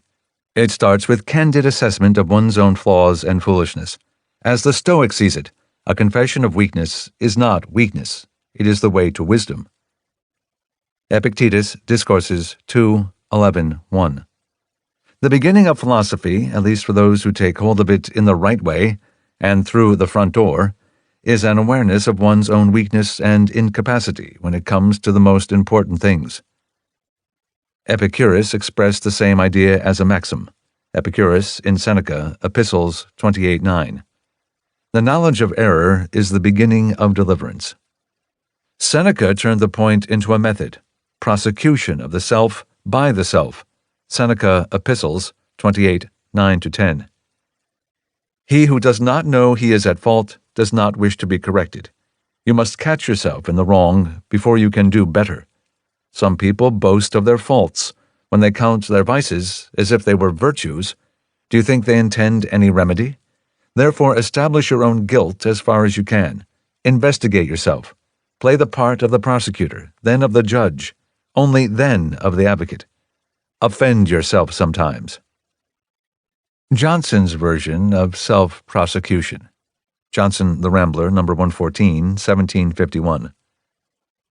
The learned, the judicious, the pious Boerhaave relates that he never saw a criminal dragged to execution without asking himself, "Who knows whether this man is not less culpable than me?"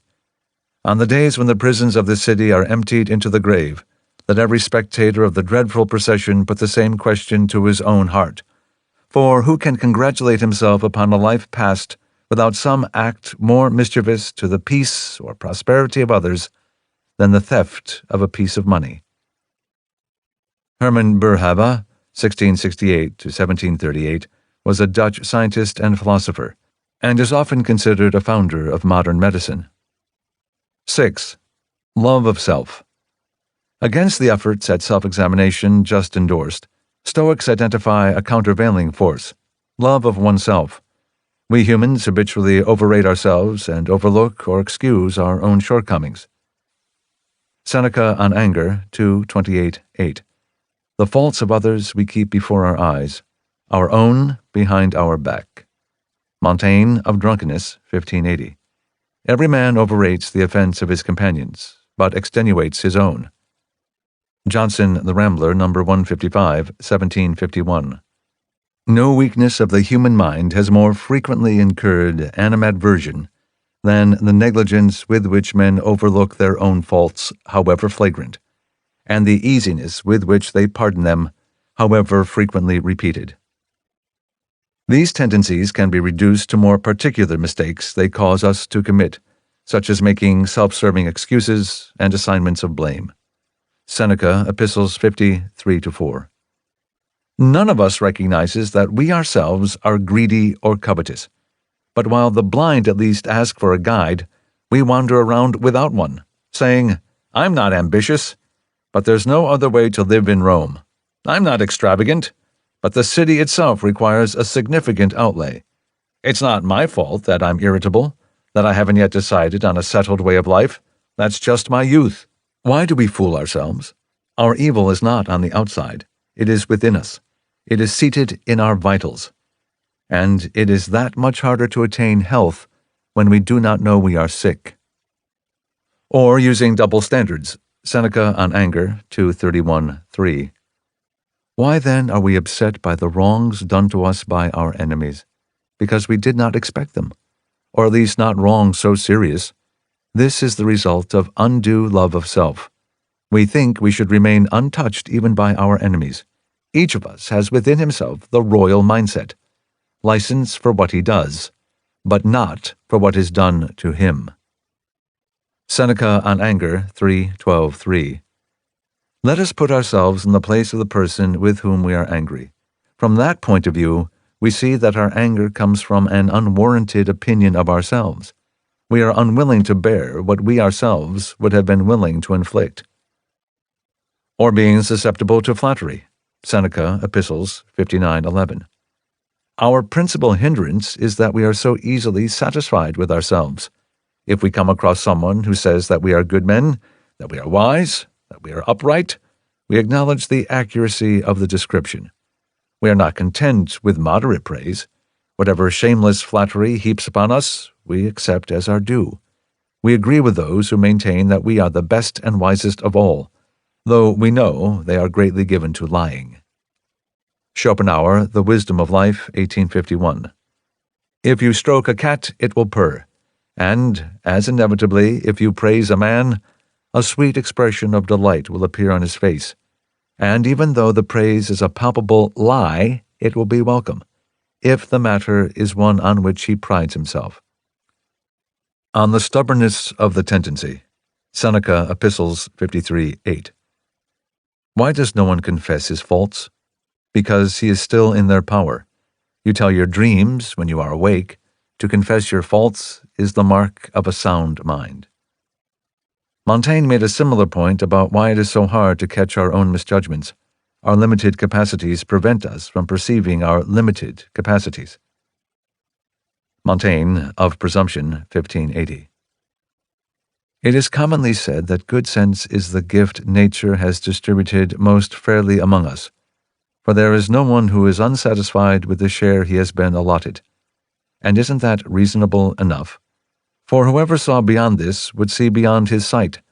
I think my opinions are good and sound, but who does not think the same of his own? The descendants of the Stoics have offered some additional theories to account for the trouble we have seeing our own flaws clearly. Another of Montaigne's was that we look at ourselves in the idealized way that people see anyone with whom they are in love. Montaigne, Of Presumption, 1580. There is another variety of glory, which is the exaggerated opinion that we have of our own worth. We flatter ourselves with careless affection, and it shows us to ourselves other than as we are.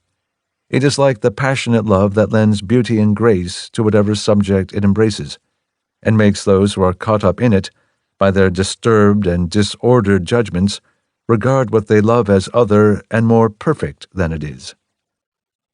Johnson suggested a different mechanism, that we imagine others don't see what we know to be true about ourselves. Johnson, The Rambler, No. 155, 1751. Self-love is often rather arrogant than blind. It does not hide our faults from ourselves, but persuades us that they escape the notice of others, and disposes us to resent censures, lest we should confess them to be just. We are secretly conscious of defects and vices, which we hope to conceal from the public eye, and please ourselves with innumerable impostures, by which, in reality, nobody is deceived. Smith had a different view still. Self-knowledge is unbearably painful, so we look the other way. Smith, The Theory of Moral Sentiments, 346, 1759. It is so disagreeable to think ill of ourselves that we often purposely turn away our view from those circumstances which might render that judgment unfavorable. He is a bold surgeon, they say, whose hand does not tremble when he performs an operation upon his own person. And he is often equally bold who does not hesitate to pull off the mysterious veil of self-delusion, which covers from his view the deformities of his own conduct. This self-deceit, this fatal weakness of mankind, is the source of half the disorders of human life. If we saw ourselves in the light in which others see us, or in which they would see us if they knew all, a reformation would generally be unavoidable. We could not otherwise endure the sight. 7. Projection. An exaggerated love of self often comes with sensitivity to offense given by others, and flaws found in them.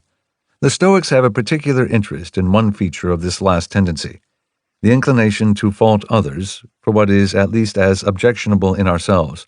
Sometimes the point is just that we criticize people without reflecting on what similar faults we have within us. If we don't do the same things they do, we should admit that we have the capacity for it, or that we do other things as bad or worse. Marcus Aurelius, Meditations 10:30.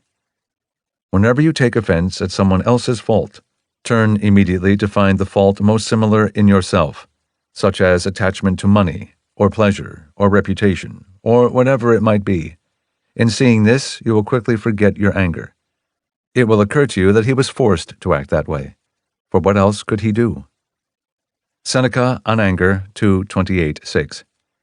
If anyone will recall how often he himself has fallen under undeserved suspicion, how many of his good services chance has clothed with the appearance of wrongdoing, how many people he once hated and learned to love, he will be able to avoid all hasty anger, particularly if as each offense occurs he will first say to himself in silence, I myself have also been guilty of this. But where will you find such a fair-minded judge? Seneca on Anger 3:26-5. That man has already injured me, but I have not yet injured him. But perhaps you have already harmed, because you will someday harm someone else. Do not count only this hour or this day. Consider the whole character of your mind. Even if you have done no evil, you are capable of it. But sometimes the problem is more insidious. It is not just that we criticize others without reflecting on our own culpabilities. It is that we see in others precisely those things that we find most uncomfortable in ourselves. In a word, we engage in projection. Seneca on Anger 2:28-7. The strictest enforcer of loyalty is the traitor. The punisher of falsehood is also a perjurer, and the unscrupulous lawyer deeply resents an indictment brought against himself. Seneca on Anger 3:26-4. We are all inconsiderate and unthinking, all untrustworthy, complaining, ambitious. Why hide the universal sore in softer words? We are all wicked. Each of us will find inside ourselves whatever fault we rebuke in another. And so let us be more kindly toward one another. Being wicked, we live among the wicked. Only one thing can bring us peace, a compact of mutual good nature. Plutarch on Listening to Lectures 6, 40c to 40d. Poverty of thought, emptiness of phrase, an offensive bearing, fluttering excitement, combined with a vulgar delight at commendation and the like, are more apparent to us in others when we are listening than in ourselves when we are speakers. So we ought to transfer our scrutiny from the speaker to ourselves and examine whether we unconsciously commit such mistakes. Everyone ought to be ready ever to repeat to himself, as he observes the faults of others, the utterance of Plato, "Am I not possibly like them?" Montaigne describes this sort of projection as the most universal and common error of mankind. He continues, Montaigne, of the Art of Conference, 1580. We mock ourselves 100 times a day when we mock our neighbors. We detest in others the defects that are more evident in us, and wonder at them with a marvelous absence of awareness and shame. Montaigne of Drunkenness, 1580. We every day and every hour say things about others that we might more properly say about ourselves. If only we knew how to turn our observation on ourselves as skillfully as we extend it toward them. Johnson again had an idea about the source of this habit. Sometimes we are suspicious of others precisely because we deserve suspicion ourselves, and assume that others are the same. Johnson, The Rambler, No. 79, 1750. We can form our opinions of that which we know not, only by placing it in comparison with something that we know. Whoever, therefore, is overrun with suspicion, and detects artifice and stratagem in every proposal, must either have learned by experience or observation the wickedness of mankind, and been taught to avoid fraud by having often suffered or seen treachery, or he must derive his judgment from the consciousness of his own disposition, and impute to others the same inclinations, which he feels predominant in himself. Schopenhauer thought that we have trouble seeing our vices because we live in the midst of them. Our criticisms of others therefore have a side benefit. They provide an unintentional glimpse at what is ugliest within us. Schopenhauer, Our Relation to Ourselves, 1851. A man bears the weight of his own body without knowing it, but he soon feels the weight of any other if he tries to move it. In the same way, a man can see other people's shortcomings and vices, but he is blind to his own. This arrangement has one advantage. It turns other people into a kind of mirror, in which a man can see clearly everything that is vicious, faulty, ill-bred, and loathsome in his own nature. Only it is generally the old story of the dog barking at its own image. It is himself that he sees, and not another dog, as he fancies. Chapter 9. Emotion. Stoicism connotes, to many people today, unfeeling. Yet sometimes the Stoics not only welcome feeling, but seek it. To borrow two passages we will meet in Chapter 11, Seneca, Epistles 5:4. This is the first promise that philosophy holds out to us: fellow-feeling, humanity, sociability. Epictetus, Discourses 3:2-4. I should not be unfeeling like a statue. I should care for my relationships, both natural and acquired, as a pious man, a son, a brother, a father, a citizen. Or recall Seneca's instruction at the end of chapter 4 to snatch the pleasures your children bring. Let your children in turn find delight in you, and drain joy to the dregs without delay. These are not the words of one who is hostile to feeling, yet the Stoics do seek to avoid some varieties of it, especially those that take a form or rise to a level that we might call emotion. So, which sorts of feeling are welcomed by the Stoics, and how much is too much? In keeping with the approach of this book, some basic answers can be sketched without recounting the full theoretical apparatus that the Romans, and especially the Greeks, developed. First, it helps to view the Stoics not as against feeling or emotion, we will return to the distinction in a moment, but as in favor of seeing the world accurately, living by reason, and staying detached from externals.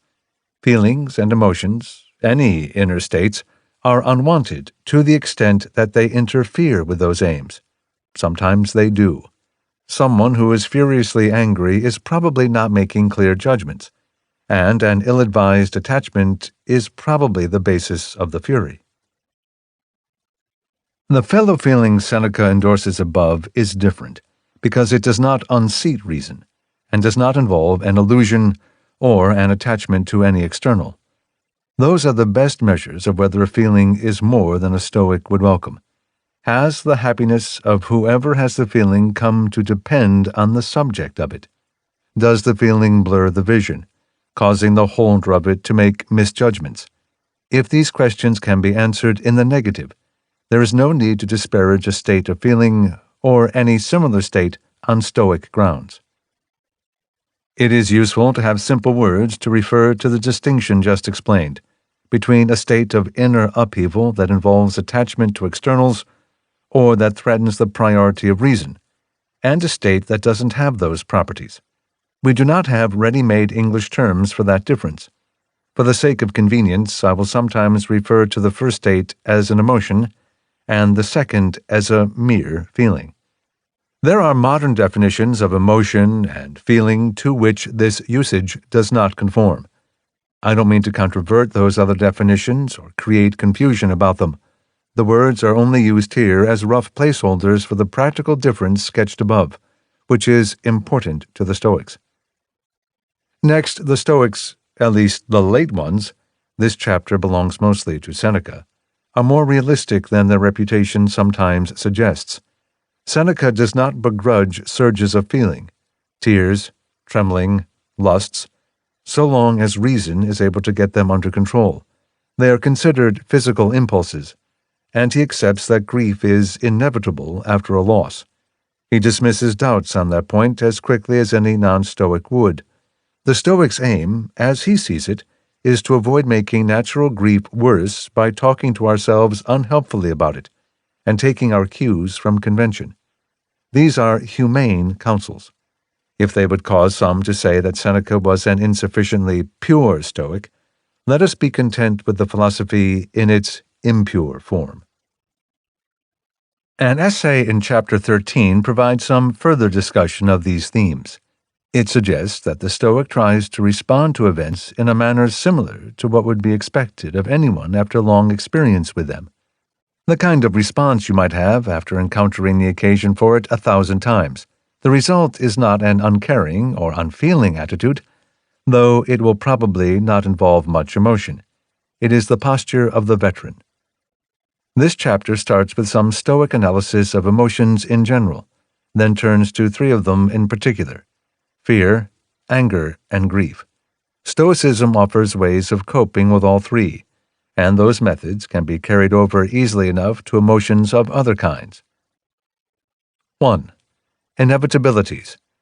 The Stoic is sometimes caricatured as denying a place for emotion in human experience. We therefore might start by showing what place Seneca does concede for them. First, some involuntary reactions can't be helped. Seneca, Epistles 57:4. There are certain things, Lucilius, that no courage can avoid. Nature reminds courage of its own mortality, and so the courageous man will frown at sad things. He will be startled by a sudden occurrence. He will feel dizzy if, standing at the brink, he looks down from the precipice. This is not fear, but a natural feeling not to be overcome by reason. Seneca Epistles 11, 1-2. Whatever is implanted and inborn can be reduced with practice, but not overcome. Some of those who appear in public most often will break into a sweat, just as if they were tired and overheated. Some tremble in the knees when they are about to give a speech. In some cases, teeth chatter, tongues falter, lips quiver. Neither training nor experience will ever get rid of these things. Rather, nature is exerting its strength to admonish even the strongest among us, each through his particular flaw. Montaigne, of Constancy, 1580. Nor do the Stoics believe that the soul of their sage can resist visions and imaginings when they first surprise him. Rather, they concede that it is in his nature to react to a loud noise from the sky, or from a collapsing building, for example, by turning pale and tense, and likewise for all other emotions, provided his judgment remains sound and intact, that the seat of his reason does not suffer any damage or change, and that he does not give consent to his fear and pain. Seneca also acknowledges that larger forms of feeling sometimes will not be denied, no matter what we may think about them. Grief is like this, and we will return to it in more detail later in the chapter. But the basic goal of the Stoic is to make such reactions no worse by the way we think about them, or by the way that others encourage us to think. Seneca Epistles 13:6. Whenever you are surrounded by people trying to convince you that you are unhappy, consider not what you hear them say, but what you yourself feel. Seneca Epistles 99:15-16. Now I am urging you to be hard-hearted. Do I ask that you betray no emotion at the funeral? Do I refuse to let your spirit even be touched? Not at all. It would be barbarous, not courageous, to watch the burial rites of one's own with the same eyes that watch them while living, and not be moved as one's family is first torn apart. Suppose I did forbid it. Some things have rights of their own. Tears fall even from those trying to hold them back. Being shed, they lift the spirit. What then shall we do? Let us allow them to fall, but not order them to do so. Let there be as much weeping as emotion may produce, not as much as imitation may demand. Let us add nothing to grief, nor enlarge it to match the example of someone else. Stoicism offers taxonomies to describe an emotion's development, and they can be hard to keep straight. The most important practical point to understand, however, is just the larger Stoic goal, to make reason the basis for one's choices, actions, and sense of equilibrium, and to maintain a detachment from externals. Seneca on Anger, 2:3, 1-2, 4. An emotion, then, does not consist in being moved by the appearances of things, but in surrendering to them and following up this casual impulse. For if anyone supposes that turning pale, bursting into tears, sexual arousal, deep sighs, flashing eyes, and anything of that sort are a sign of emotion and mental state, he is mistaken and does not understand that these are merely bodily impulses. A man thinks himself injured, wants to be revenged, and then, being dissuaded for some reason, he quickly calms down again. I don't call this anger, but a mental impulse yielding to reason. Anger is that which overleaps reason and carries it away. 2. Fear. We turn to specific emotions, and will treat fear as one of them. It qualifies under the definition of this chapter, as it is a state of feeling that sometimes interferes with reason and judgment. The Stoic technique is now familiar.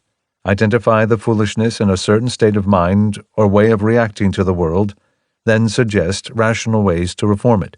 The trouble with fear, first, is that it multiplies our problems.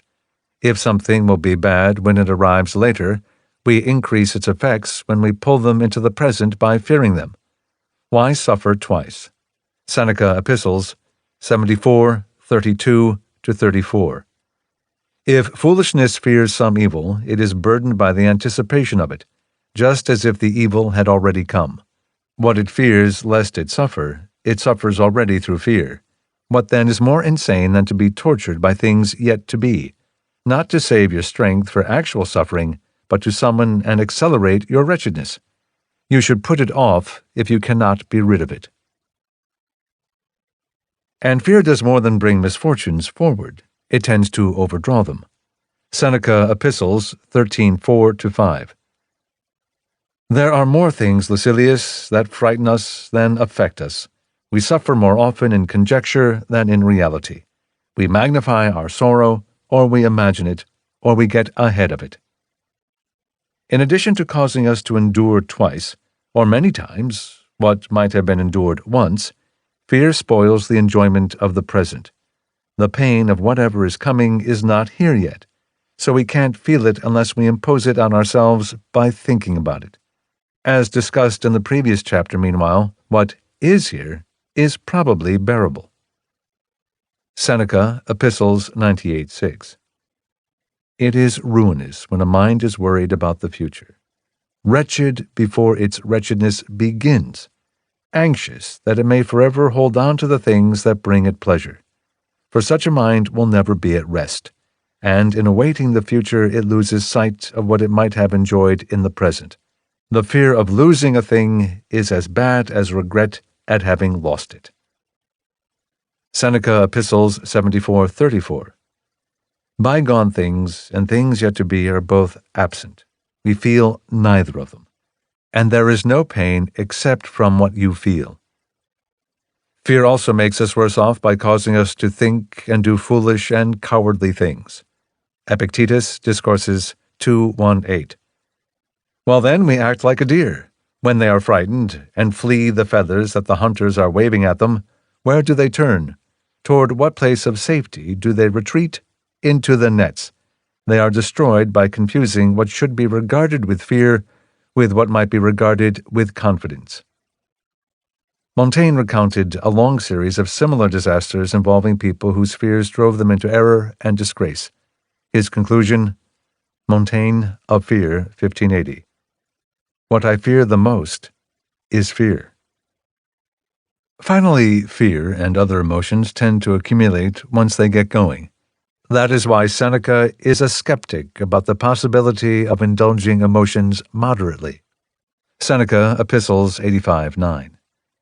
If reason prevails, the emotions will not even get started, while if they begin in defiance of reason, they will continue in defiance of reason.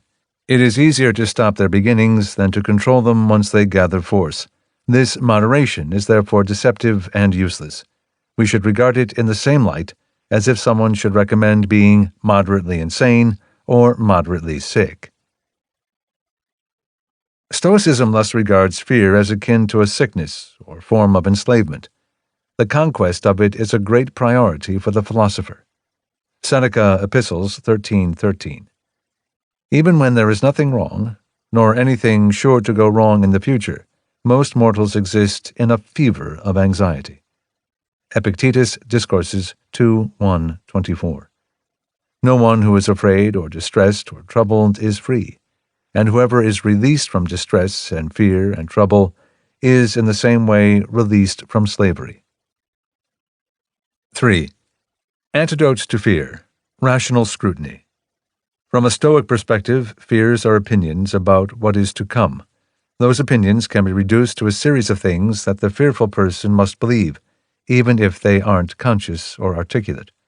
A belief that a certain thing is going to happen, that it is going to be terrible, that it is worth getting upset about now. The Stoics regard most such propositions as mistaken, and would defeat fear by dismantling them. First, fearful things should be examined directly, and their realism severely tested. Seneca Epistles 13:8. We do not disprove and overthrow by argument the things that cause our fear. We do not examine into them. We tremble and retreat, just like soldiers who have abandoned their camp because of a dust cloud raised by stampeding cattle, or who are thrown into a panic by the spreading of some rumor of unknown veracity. And somehow or other it is the false report that disturbs us most, for truth has its own definite boundaries. but that which arises from uncertainty is delivered over to guesswork and the license of a mind in terror. And if rational scrutiny doesn't dissolve fears, we can adjust our standard of proof until it does. Seneca invites us to fix the game in our favor. We might as well, because the adversary doesn't fight fair either. It's another case of questionable philosophy, but good psychology. Seneca Epistles 13:13. Weigh your hopes against your fears. When everything is uncertain, favor your own side. Believe what you prefer. If fear obtains more votes, bend more the other way, nevertheless, and stop troubling yourself. 4. Don't borrow trouble. A next line of response to a fear: the feared thing might not happen. We often fail to discount enough for this possibility. Since whatever is feared may not come, we are foolish to agonize about it. Rather than causing us to suffer twice, when we might have suffered once, the fear can cause us to suffer once when we need not have suffered at all. Seneca Epistles 13:4-5. The things that terrify you, as if they were about to happen, may never come. Certainly they have not come yet. Some things torment us more than they should, some before they should, some when they should not torment us at all. Seneca Epistles 13:10-11. It is likely that some bad thing will happen in the future, but it is not happening now. How often has the unexpected happened? How often has the expected never come to pass? Many things may intervene that will cause an impending or present danger to stop, or come to an end, or pass over to threaten someone else. A fire has opened up a means of escape. A disaster has let some men down gently. The sword has sometimes been withdrawn from the very throat. Men have survived their executioners. Even ill fate has its quirks. Perhaps it will be, perhaps it will not be. Meanwhile, it is not. When Seneca urged this line of thought, he said that he wasn't speaking as a Stoic. The upshot nevertheless fits comfortably among his other ideas.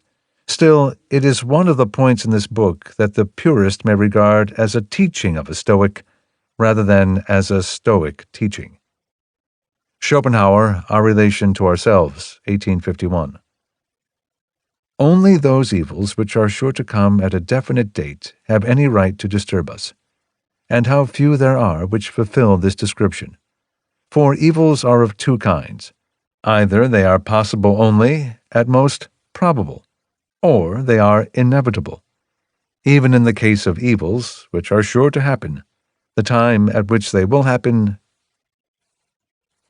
is uncertain. A man who is always preparing for either class of evil will not have a moment of peace left him. So, if we are not to lose all comfort in life through the fear of evils, some of which are uncertain in themselves, and others, in the time at which they will occur, we should look upon the one kind as never likely to happen, and the other as not likely to happen very soon. 5. And what if it does? Suppose, finally, that your fears do end up being realized. Maybe they are not so bad after all if looked at realistically, or their ultimate consequences may be harder to judge than they seem. In any event, you will deal with them by use of the same resources that allow you to cope here and now. Seneca Epistles 24:2. I will conduct you to peace of mind by another route. If you would put off all worry, assume that what you fear may happen will certainly happen. Whatever the evil may be, measure it in your own mind, and estimate the amount of your fear. You will soon understand that what you fear is either not great or not of long duration. Seneca Epistles 13:14. Let someone else say, perhaps the worst will not happen. You say, and what if it does? Let us see who wins. Perhaps it is happening for my benefit, and such a death will dignify my life. The hemlock made Socrates great. Pry from his hand Cato's sword, the vindicator of his freedom, and you take away the greater part of his glory. This theme, ways in which things that we fear sometimes turn out to be for the best, is taken up in more detail in Chapter 10, Section 8. Marcus Aurelius, Meditations 7:8. Do not let things still in the future disturb you, for you will come to them, if need be, carrying the same reason you now employ when dealing with things in the present. 6. Anger. This is the passion that Seneca discusses most extensively, on the dangers and costs of anger. Seneca on Anger 1:2:1.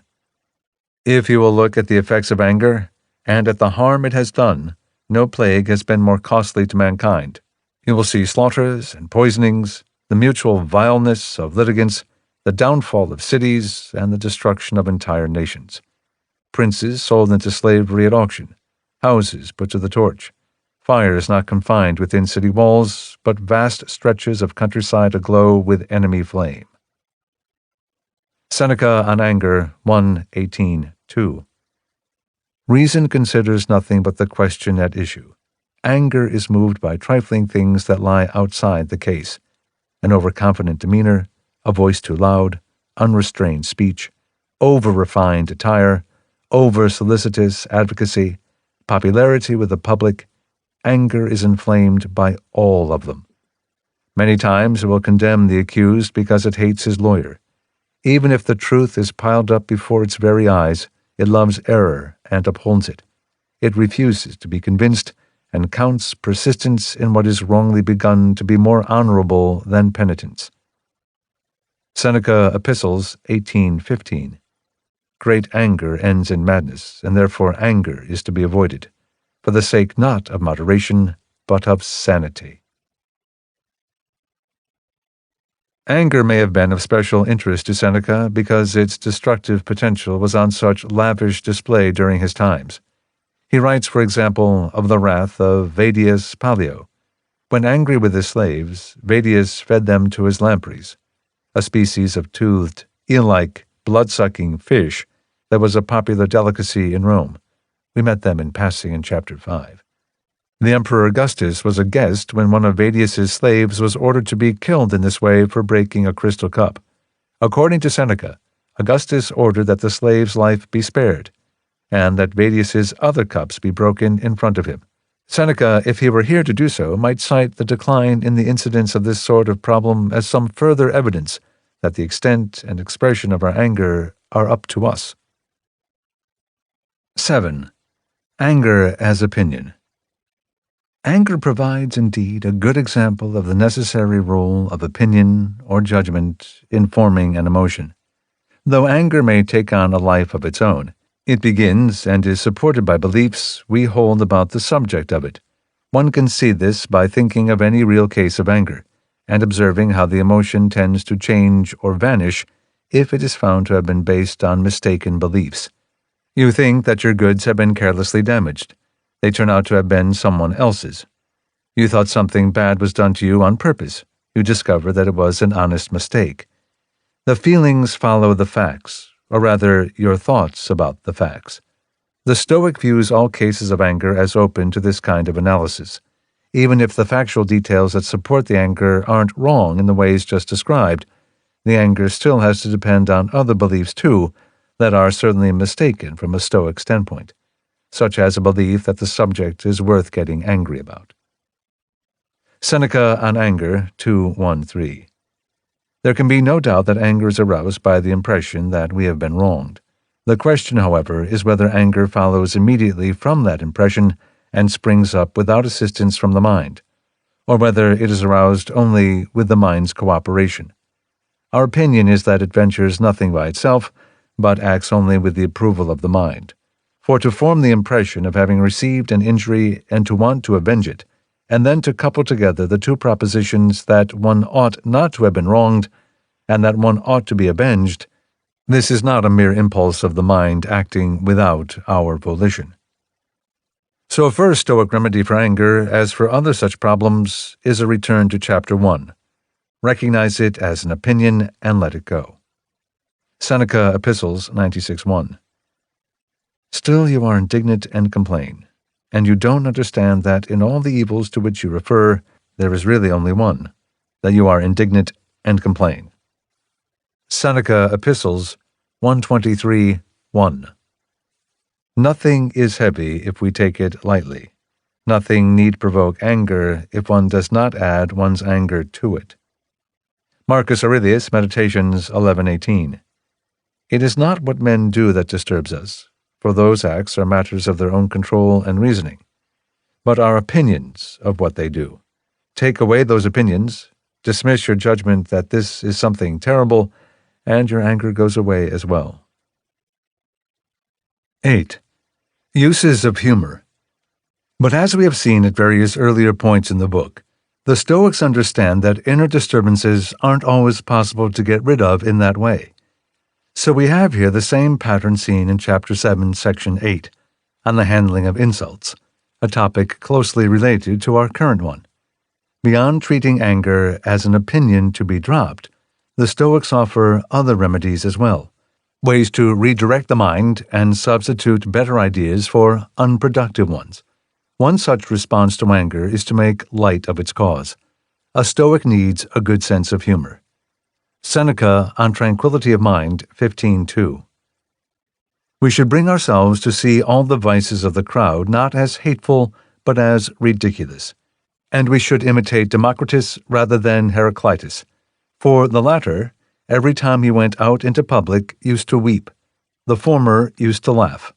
One saw everything we do as wretchedness, the other as absurdity. Things should be made light of and taken more easily. It is more civilized to laugh at life than to bewail it. Democritus and Heraclitus were pre-Socratic Greek philosophers. Heraclitus died early in the 5th century BC, and Democritus was born soon afterwards. Democritus became known as the laughing philosopher for finding the comic side of all things. Heraclitus as the weeping philosopher for his darker view. The pairing of the two in this way evidently was an invention of Sotion, one of Seneca's teachers from childhood. It should be noted that Stoicism doesn't commend laughter at the expense of others. Seneca on Tranquility of Mind 15:5. It is better to accept common behavior and human vices calmly, without bursting into either laughter or tears. For to be hurt by the sufferings of others is to be forever miserable, while to enjoy the sufferings of others is an inhuman pleasure.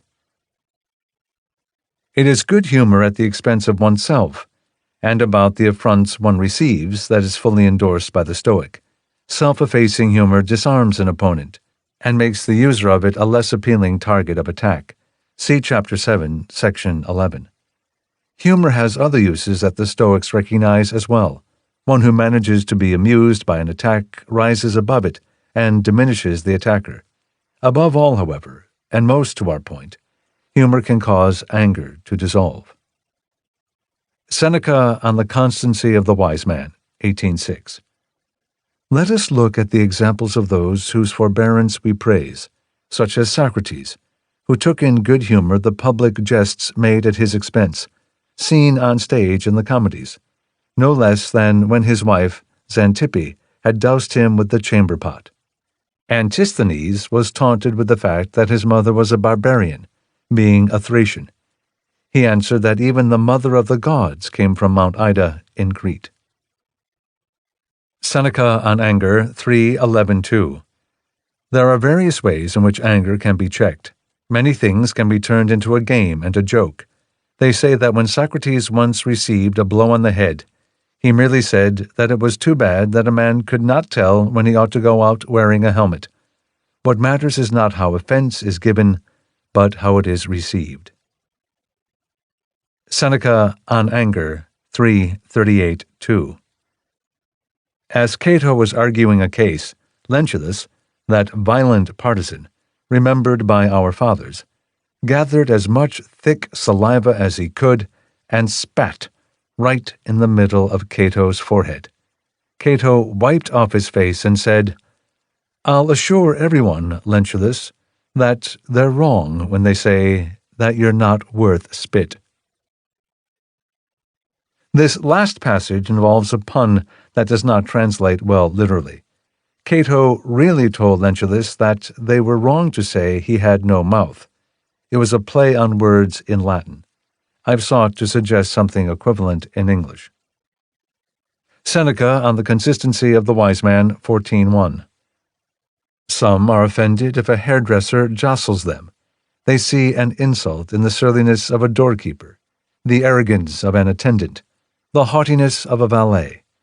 What laughter such things should draw!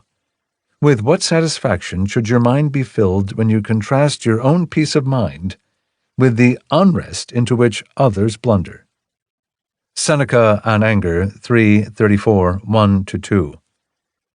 Believe me, these things that incense us not a little are little things, like the trifles that drive children to quarrels and blows.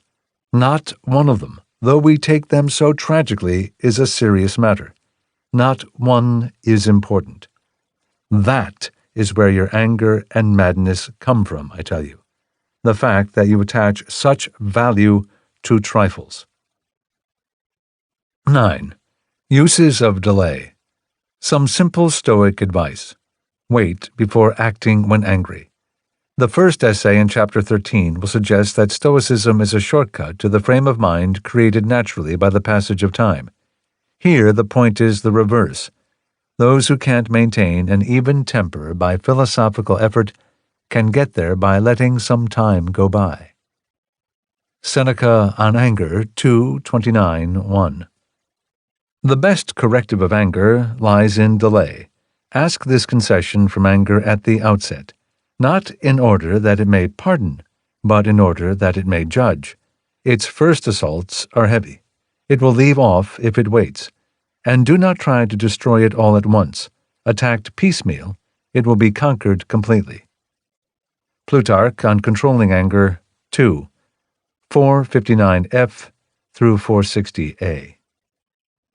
Who among us is so harsh as to whip and chastise a slave because 5 or 10 days ago he burned the food, or knocked over the table, or was slow to come when called? And yet these are the very things that, when they have just happened and are fresh in our minds, upset us and make us harsh and implacable. For just like bodies seen through a fog, so things seen through a mist of rage appear greater than they are. 10. Avoiding causes for anger. Here is a more Stoic pragmatism. A good way to avoid anger is to avoid situations where it is likely to be aroused, or at least to avoid seeking them out in ways that we might find tempting. Seneca observes that people sometimes want to know whatever has been said about them that might be cause for resentment, but these provocations are so hard to see clearly and fairly that we're usually better off ignorant of them. Seneca on Anger, 3:11-1. You don't want to be irritable?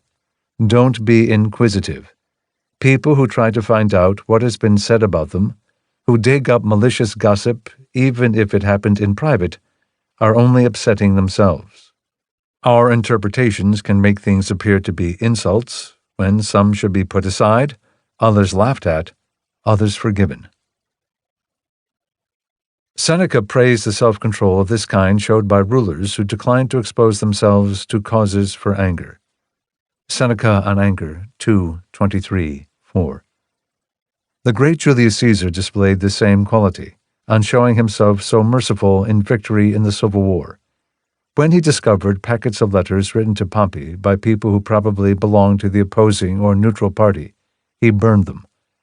However moderate his tendency to anger might have been, he preferred to avoid any occasion for it. The most graceful form of forgiveness, he thought, was not to know the offense that might have been given by each of them. In view of the Stoics' usual insistence on the unvarnished truth, one might wish they had discussed more fully when it is better not to know than to know. But it may be enough for the everyday Stoic to recognize it as a question that should be answered more deliberately than is common. The same restraint can also be applied internally, that is, to how we interpret things once we do hear them. Seneca saw that we sometimes have an appetite for indignation, or at any rate are too quick to find grounds for it. We should tilt the other way, being slow to construe what others say as offensive or hostile, and learning to distrust suspicious instincts. Seneca on Anger, 2:24, 1-2. Suspicion and surmise. those deceptive provocations, ought to be banished from the mind. This man did not give me a civil greeting. That one did not embrace me as I kissed him. That one broke off the conversation abruptly. That one did not invite me to dinner. That one tried to avoid seeing me. Grounds for suspicion will never be lacking. But we need to be straightforward and to see things in their best light. We should believe only what is thrust under our eyes and becomes unmistakable. And every time our suspicion proves to be groundless, we should blame our own credulity. This rebuke will develop the habit of being slow to believe. The Stoics do not usually pause to acknowledge that a reaction may be easier for some to tame than for others, just because we are born with different temperaments. But Seneca does sometimes talk about this. We saw examples in Section 1 of this chapter, and in Chapter 6, Section 9, on pleasures and games, where he distinguished between the challenges faced by fiery dispositions and those that might be described as either dry or watery. When it comes to anger, too, some need to take different precautions than others. Seneca on Anger 2:22. As for nature, it is difficult to alter it, and we may not change the elements that were combined once for all at our birth. But though this be so, it is profitable to know that fiery temperaments should be kept away from wine, which Plato thinks ought to be forbidden to children, protesting against adding fire to fire. Plutarch on Controlling Anger 13, 461f to 462a. Anyone who is quick to anger should abstain from rare and curiously wrought things like drinking cups and seal rings and precious stones, for their loss drives their owner out of his senses more than do objects which are common and easily procured. This is the reason why, when Nero had an octagonal tent built, an enormous thing, and a sight to be seen for its beauty and costliness, Seneca remarked, "You have proved yourself a poor man, for if you ever lose this, you will not have the means to procure another like it." And indeed it did so happen that the ship which conveyed it was sunk and the tent lost. But Nero remembered Seneca's saying, and bore his loss with greater moderation. Nero was a prolific executioner, of his rivals, of his first wife, of his mother, and of various others, finally including Seneca. So one may wonder if Plutarch wrote that passage with some irony. But what the greater moderation of Nero looked like in this case is not recorded. 11. The endlessness of anger. Seneca holds that if anger is ever warranted by externals, it is warranted constantly. Life overflows with good grounds for annoyance. Seneca on Anger 2:7-1. What is more unworthy of the wise man than that his emotion should depend on the wickedness of others? Shall great Socrates lose the power to carry back home the same look he had when he left? If the wise man is to be angered by low deeds, if he is to be upset and unsettled by crimes, surely nothing is more woeful than the wise man's lot. His whole life will be passed in anger and in grief. For what moment will there be when he will not see something to disapprove of? That passage alludes to what Xantippe, the wife of Socrates, is recorded as having said about him, that when the state was oppressed with 1,000 miseries, Socrates still always went out and came home with the same look, for he bore a mind smooth and cheerful on all occasions, far remote from grief, and above all from fear. Aelian, Various Histories 9:7. The pattern of argument used by Seneca in the last excerpt, the no end to it argument, is common in Stoicism. If you are ever going to get upset about X, you should realize that chances for X are everywhere, so you might as well be upset all the time. Or be sensible and stop ever, or so often, getting upset about X at all. We have seen this idea applied to sensitivity to insults, to worry about what others think, and now to anger about wrongdoing. Elsewhere, Seneca applies it to sadness. Seneca, Consolation to Polybius 4 2-3. Come, look about you, survey all mortals. Everywhere there is ample and constant reason for weeping. Tears will fail us sooner than the causes for grief. Such is the way we spend our lives. And so we ought to do in moderation this thing we must do so often. 12. Justice without anger. To conclude our discussion of anger, we might reflect briefly on whether it is needed to support values such as justice. The opposition of the Stoics to anger will sometimes raise questions about whether they are pacifists, and too detached to care about righting wrongs. Not in the least. The Stoic disposition affects the spirit in which justice is administered, and in which the good is pursued, but it does not imply mild views about the substance of those things, or timidity in securing them. Seneca on Anger 1:19-2. If need be, reason silently, quietly, wipes out whole families root and branch, and households that are a plague on the state it destroys, along with wives and children. It tears down their very houses, leveling them to the ground, and exterminates the names of the enemies of liberty. All this it will do, but with no gnashing of the teeth, no violent shaking of the head, nothing that would be unseemly for a judge, whose countenance should at no time be more calm and unmoved than when delivering a weighty sentence. The Stoic judge, in something like the spirit of the dispassionate physician, is concerned with deterrence and rehabilitation, with the good of the community and the good of the offender very broadly understood, rather than with retribution. Some further thoughts on how such a judge might think. Seneca on Anger 1:19-7, quoting Plato, Laws 11:9-34.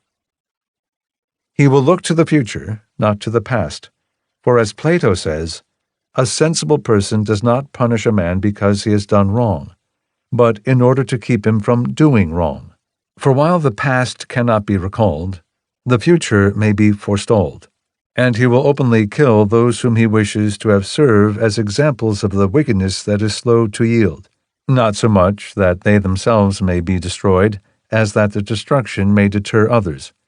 These are the things a man must weigh and consider, and you see how free he ought to be from all emotion when he proceeds to deal with a matter that requires the utmost caution, the use of power over life and death.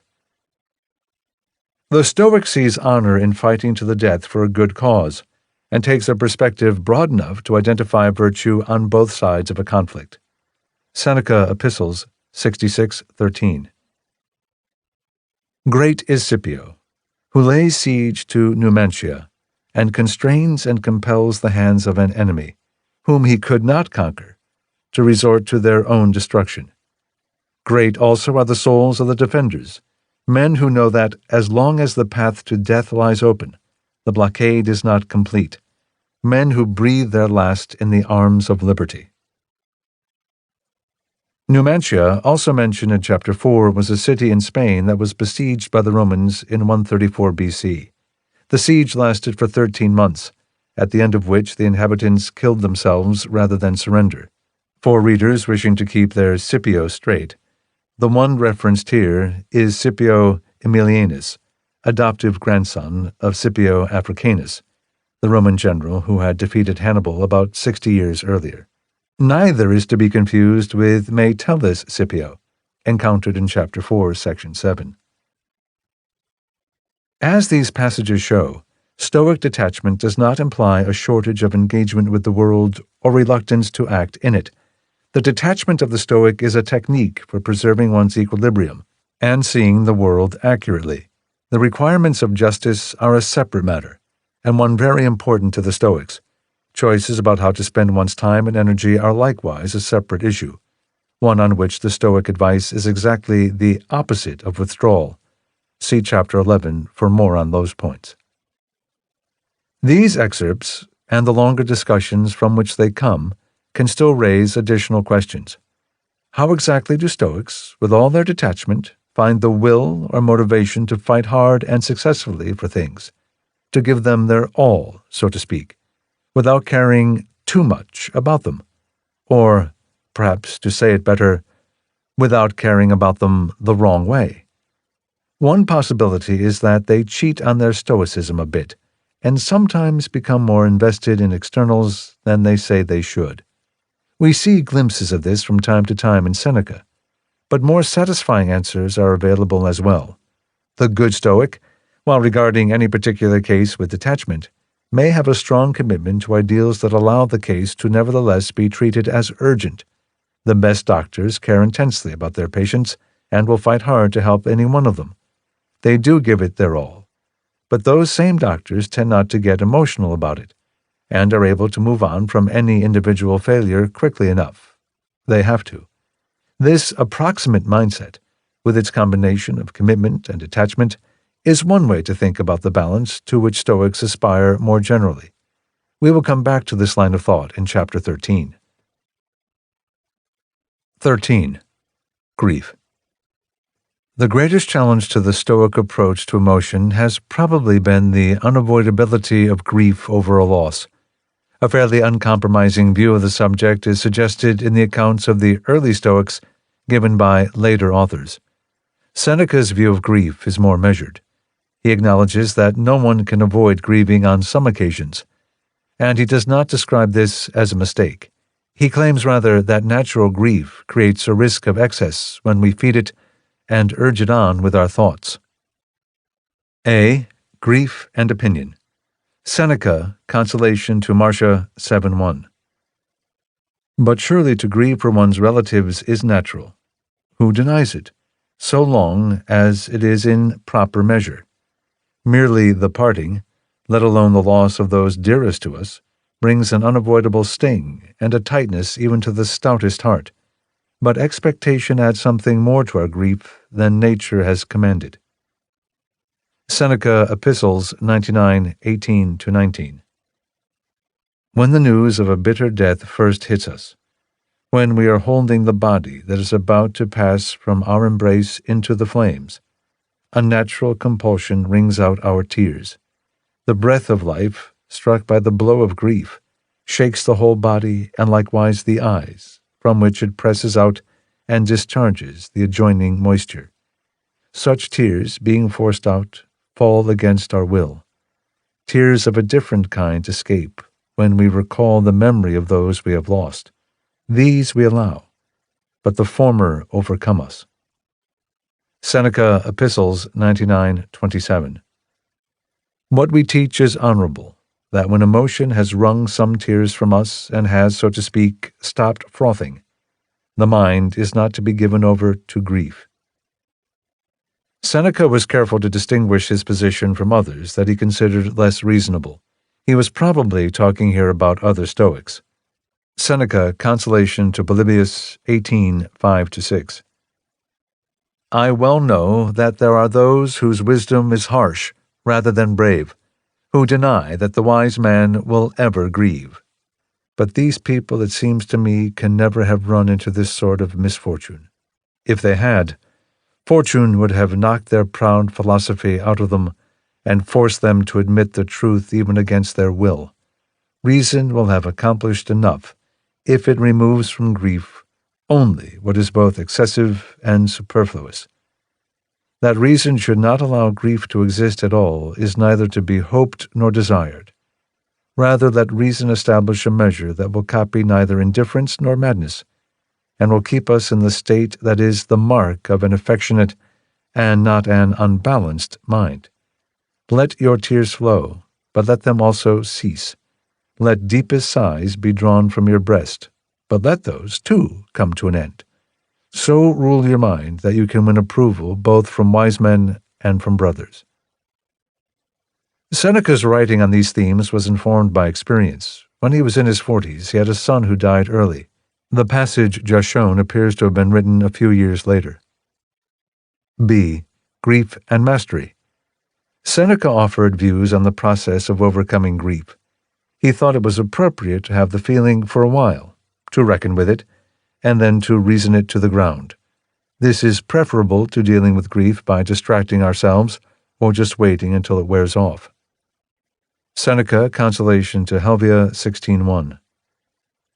When you have lost one of those dearest to you, to suffer endless grief is foolish indulgence, to suffer none, inhuman hardness.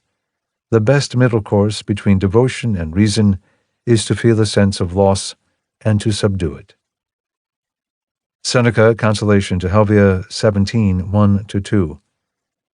No emotion is governable, least of all that which is born of grief.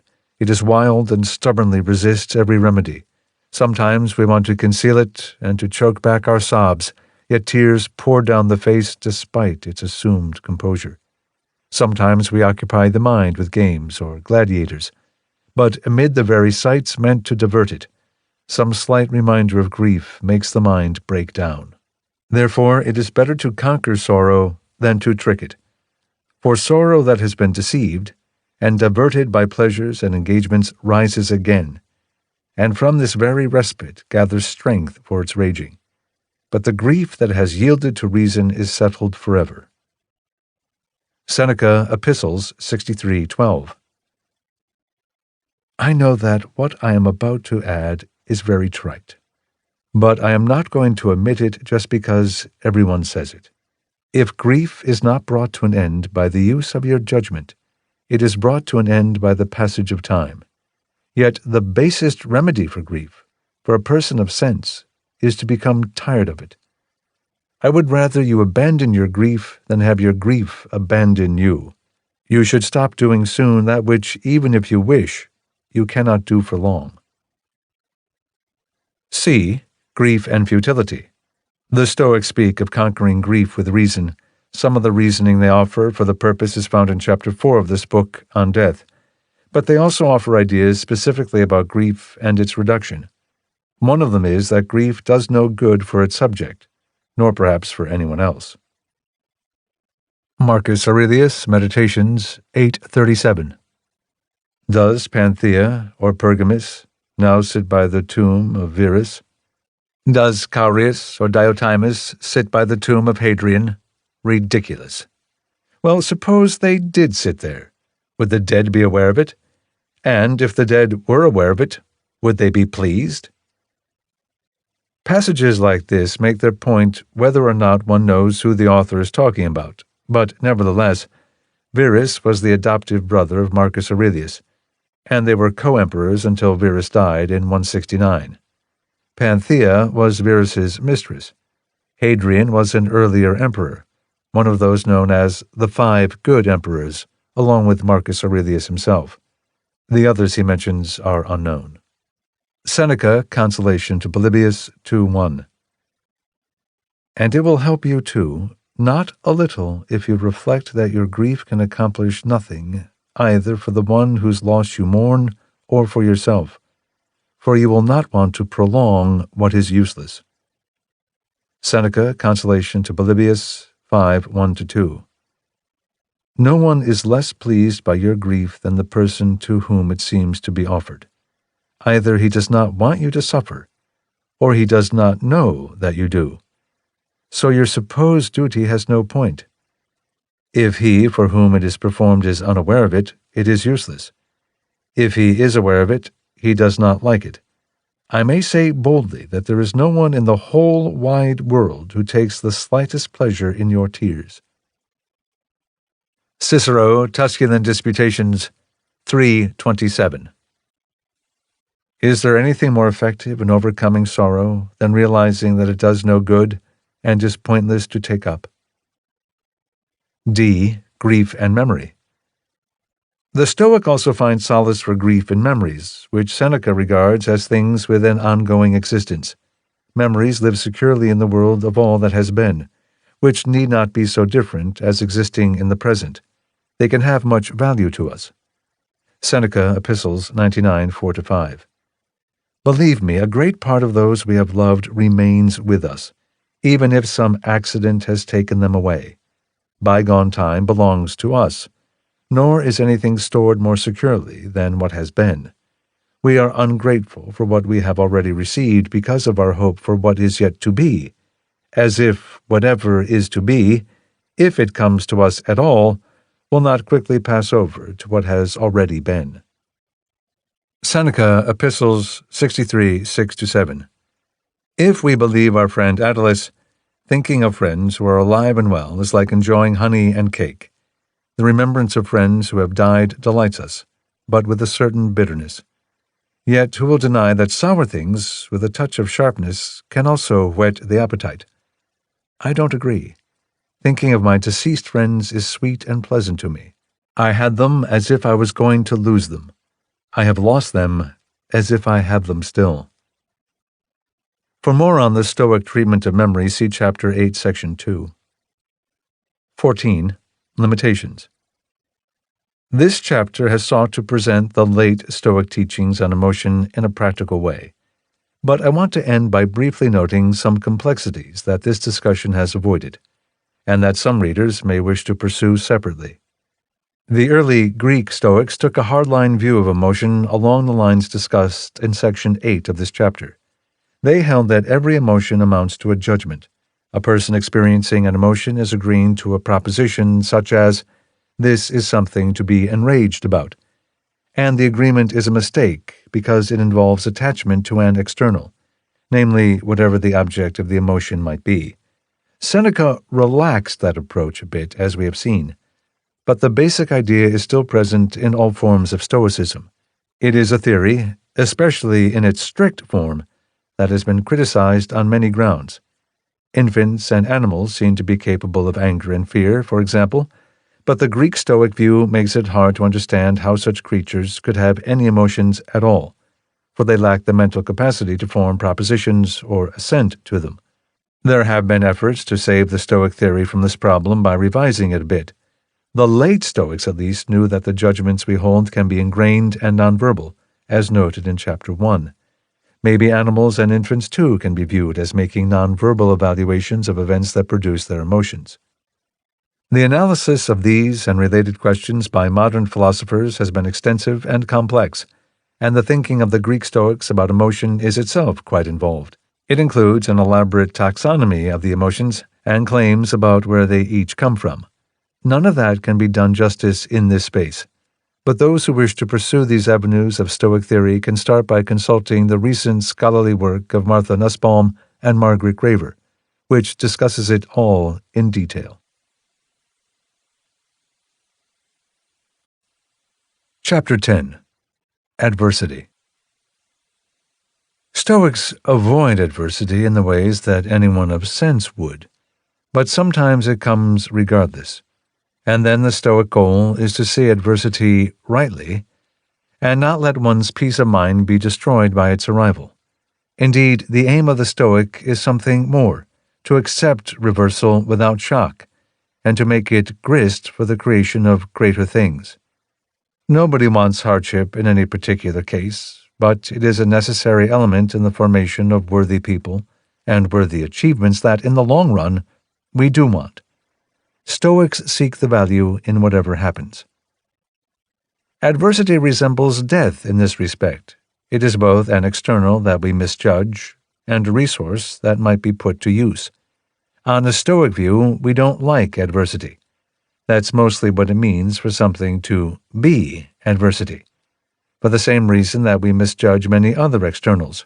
We view them with psychological parochialism, defining size and value and better and worse in terms of our immediate wishes and convenience. Stepping away from the wishes and convenience allows adversity to be seen as it is, as often less monstrous than it looks when it first comes, as sometimes producing important benefits, and, in any event, as inevitable. Stoicism offers a series of strategies for turning adversity to good. We cannot choose what happens to us, but we can choose how to react to it. So when a setback comes, Stoics interpret it as constructively as possible, as a chance to prove oneself, or to learn, or to build anew, and the value of any of these responses may be greater than the cost of the adversity.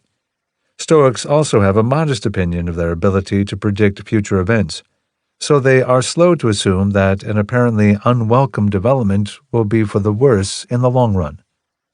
Finally, the Stoics have techniques for reducing the force of adversity by thinking in certain ways about it, looking at their own adversity from another's point of view, anticipating it in advance, and understanding how acceptance of it and adaptation to it can help with its management.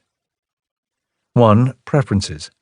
Since their philosophy has sometimes been misinterpreted on this point, we might begin by noting that the Stoics, while unafraid of adversity and ready to turn it to good use, preferred to avoid it. Seneca, Epistles 85:26. On your view, he says, a brave man will expose himself to dangers. Not at all. He will not fear them, but he will avoid them. Caution suits him, not fear. Seneca, Epistles 67:4. Why wouldn't I prefer that war not break out? But if it should come, my hope is to nobly bear the wounds, the starvation, and all else that it must bring with it. I am not so mad as to want to be ill. But if I must be ill, my hope is that I do nothing immoderate or weak. It is not hardships that are desirable, but the courage by which to endure them. Montaigne of Constancy, 1580. All honorable means of protecting ourselves from harm are not only permitted but commendable. The chief function of constancy is to patiently endure those hardships that cannot be avoided. The same goes for difficult people, encounters with whom may be considered a type of adversity. We can avoid them with dignity and without hatred or fear. Marcus Aurelius, Meditations 6:20.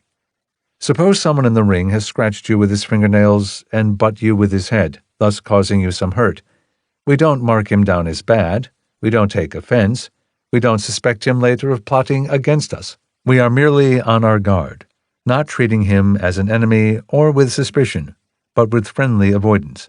Something like this should be the rule in other parts of life. Let us disregard many things in those who are, as it were, our sparring partners. For, as I have said, it is possible to avoid them, without being suspicious and without being hateful. The friendly avoidance recommended by Marcus Aurelius is not high on the list of theoretical innovations made by the Stoics, but it rates well if one measures a teaching by how often it is of use. 2. Inevitability. The Stoic regards adversity as inseparable from existence, and so as best met with an accepting spirit. Seneca, Epistles 107:2. The condition of life is that of a bathhouse, a crowd, a journey. Some things are thrown at you. Others just happen by accident. Life is not a dainty affair. You have started on a long road. Inevitably, you will stumble. You will knock into things. You will fall. You will grow weary. You will cry out, "Oh, for death." In other words, you will tell lies. You will forsake a companion in one place. You will bury one in another. Elsewhere, you will be afraid of one. It is through troubles of that sort that this rugged journey must be made.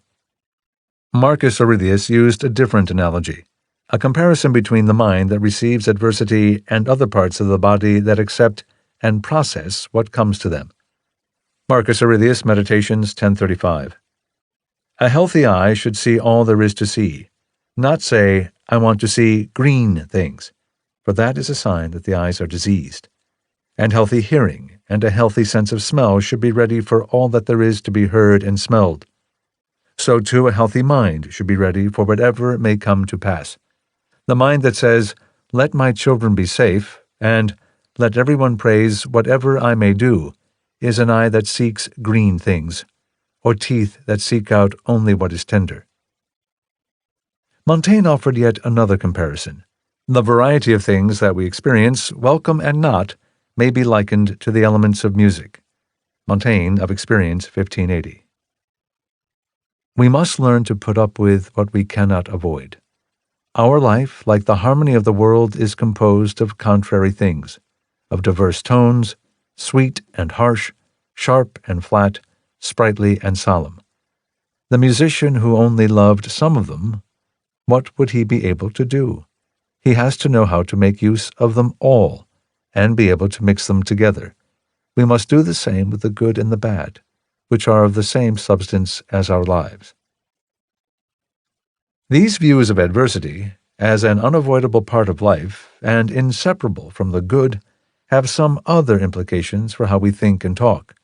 For one, Stoics don't see the point of complaining about things that are inherent to human existence. Here we find the closest that philosophical Stoicism comes to the modern meaning of that word. Marcus Aurelius, Meditations, 850.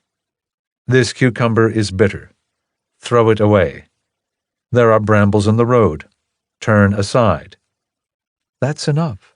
Don't go on to say, why are there such things in the world? You would be ridiculed by any student of nature, just as you would be laughed at by the carpenter and the shoemaker if you criticized them because you saw shavings and trimmings from the things that they make in their workshops. Seneca on the Happy Life, 15:6-7. What madness to be dragged when one could follow! As much, I swear, as it is folly and ignorance of one's lot to grieve because you lack something, or because something affects you adversely, or to be surprised and indignant at those things that happen to the good and the bad alike. I mean deaths, funerals, infirmities, and all the other accidents besetting human life. Whatever the ways of the universe may require us to suffer, let us take it up with high-mindedness.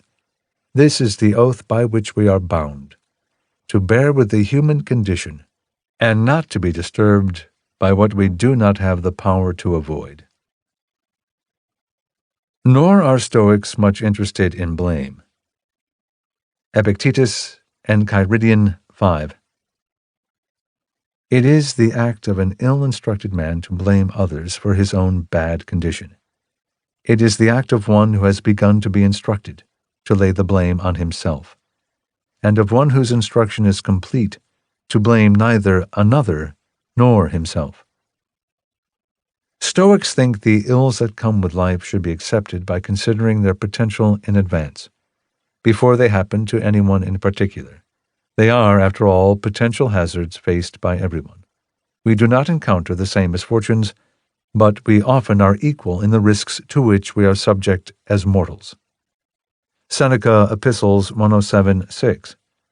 Let us not wonder at any of those misfortunes to which we are born, and which no one should complain of, because they are the same for all. The same, I say. For even what a man has escaped, he might have suffered. And equal law indeed is not one that all experience, but one that is established for all. Let your mind treat this sense of equity as a rule, and let us pay without complaint the taxes that come with mortality. Montaigne of Experience, 1580. It is unjust to complain that what may happen to anyone has happened to someone. But the response of the Stoics to adversity involves more than a lack of blame and complaint. They seek to meet whatever they can't avoid with a welcoming spirit. Seneca, Epistles 107:9-10. Whatever happens, let your mind suppose it was bound to happen, and do not rail at nature. Epictetus, Enchiridion 8. Don't insist that what happens should happen as you wish. Wish that things happen as they actually happen. Then your life will go well. Friedrich Nietzsche was not a Stoic, but his notion of amor fati, love of one's fate, has often been associated with the idea just shown from Epictetus. Nietzsche, Ecce Homo, 1888. My formula for greatness in man is amor fati, the fact that a man wishes nothing to be different, either in front of him or behind him, or for all eternity. Not only must the necessary be born, and on no account concealed. All idealism is falsehood in the face of necessity, but it must also be loved. 3. Hermes' magic wand.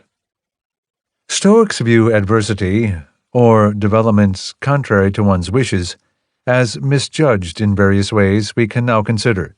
Adversity is a raw material needed for building strong things. To adjust the comparison, an unwanted card has been dealt, or the dice have come up a certain way.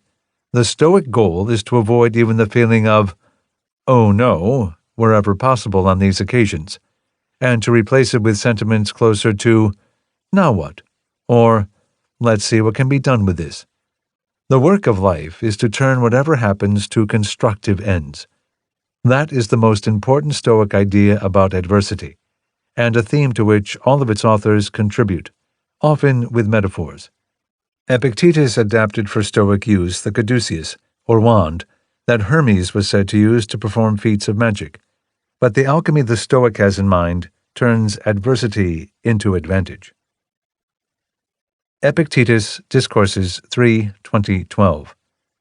This is Hermes' magic wand. Touch it to anything you like, they say, and the wand will turn it to gold.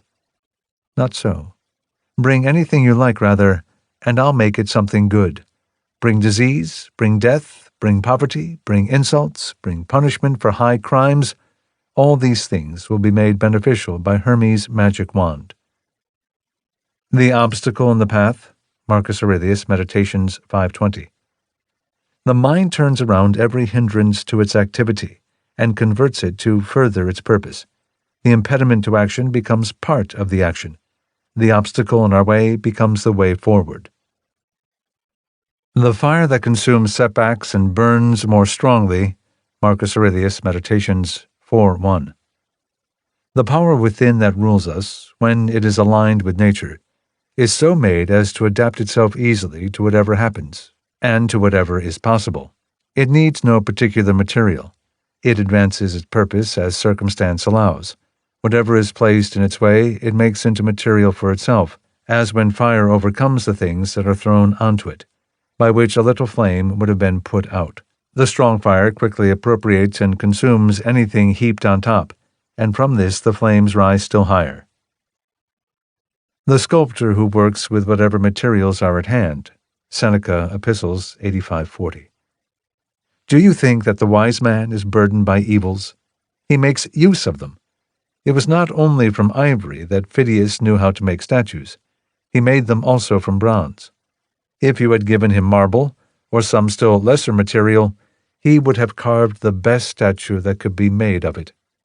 So the wise man will display virtue amid riches if possible, but if not, in poverty. At home, if he can, but if not, in exile. As a general, if he can, but if not, as a soldier.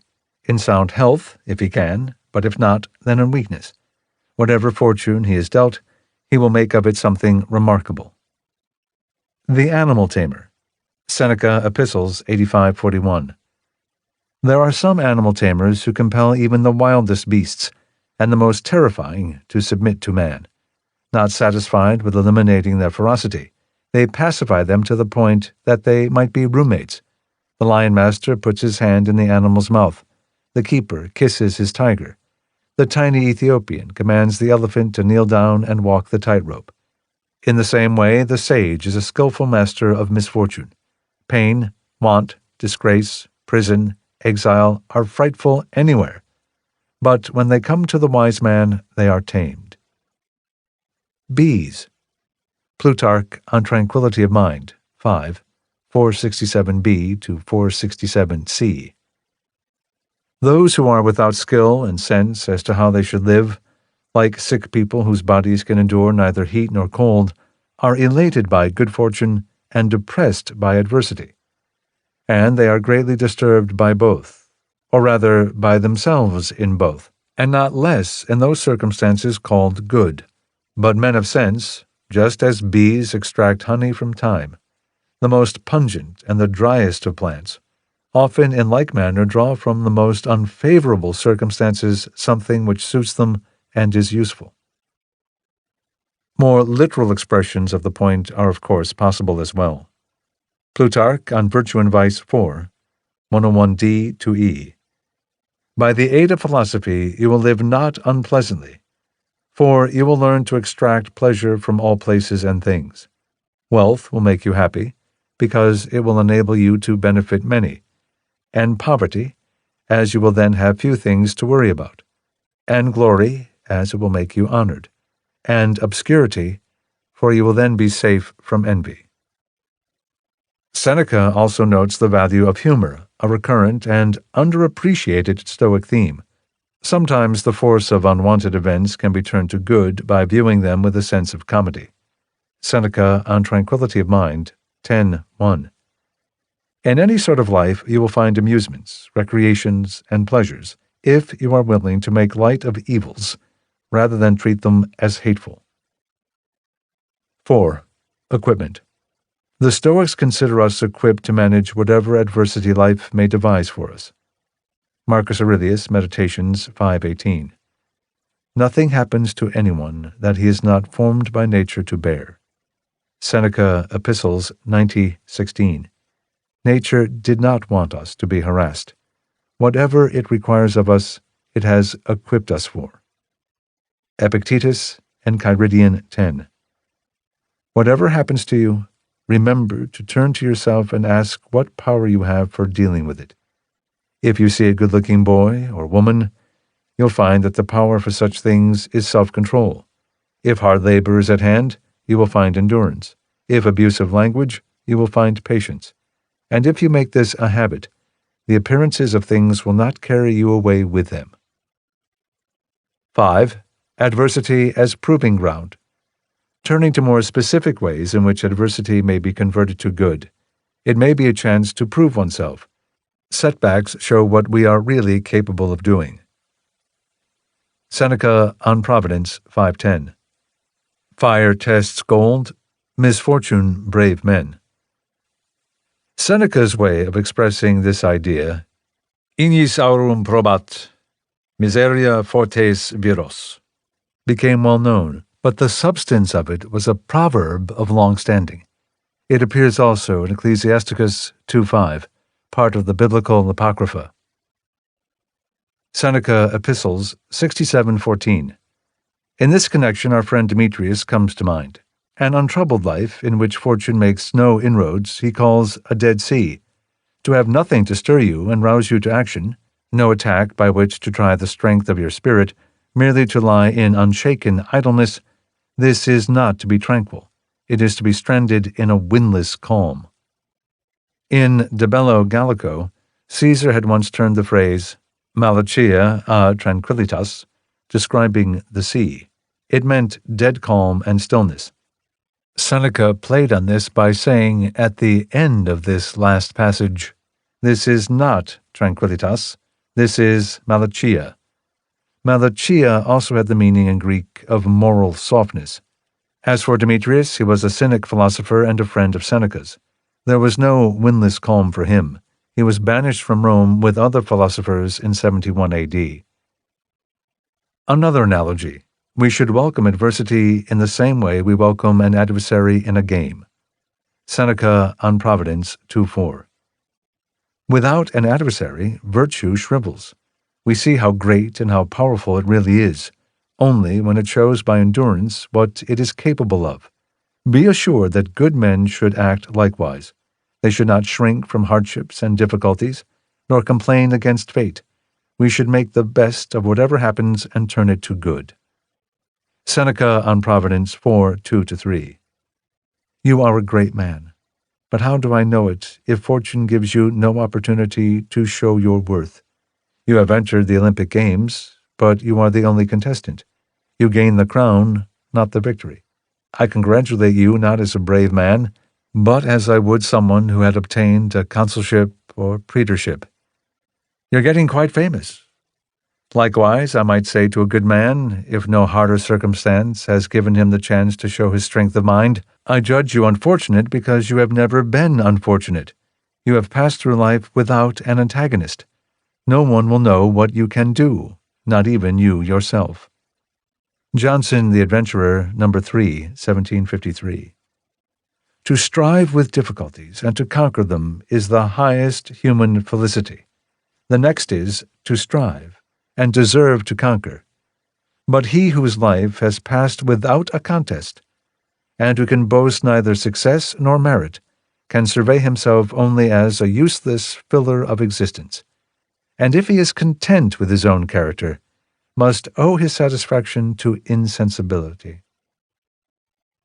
6. Adversity as training.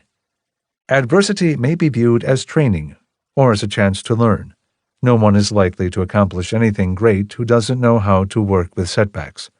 So the Stoic thinks we need to gain a certain ease about them, an ability to adapt. A misfortune can be viewed as part of that learning process. Epictetus, Discourses 1:24, 1-2. It is the crisis that reveals the man. So when it arrives, remember that God, like a wrestling coach, has put you up against a rough, young antagonist. Why, you ask? So that you can be an Olympic champion, for this cannot be achieved without sweat. Seneca on Providence 4:12-13. We should offer ourselves to fortune so that by our struggles with it, we may be hardened against it. Fortune will gradually make us an even match for itself. Constant contending with danger will instill a contempt for danger. In the same way, the bodies of sailors are hardened by the beating of the sea, the hands of farmers are calloused, the arms of soldiers have the strength to throw their weapons, and the legs of a runner are nimble. We are strongest in what we have exercised. It is by suffering ills that the mind learns defiance of suffering. Schopenhauer, Worldly Fortune, 1851. We may regard the petty vexations of life that are constantly happening as designed to keep us in practice for bearing great misfortunes, so that we may not become completely enervated by a career of prosperity. 7. Adversity as privilege.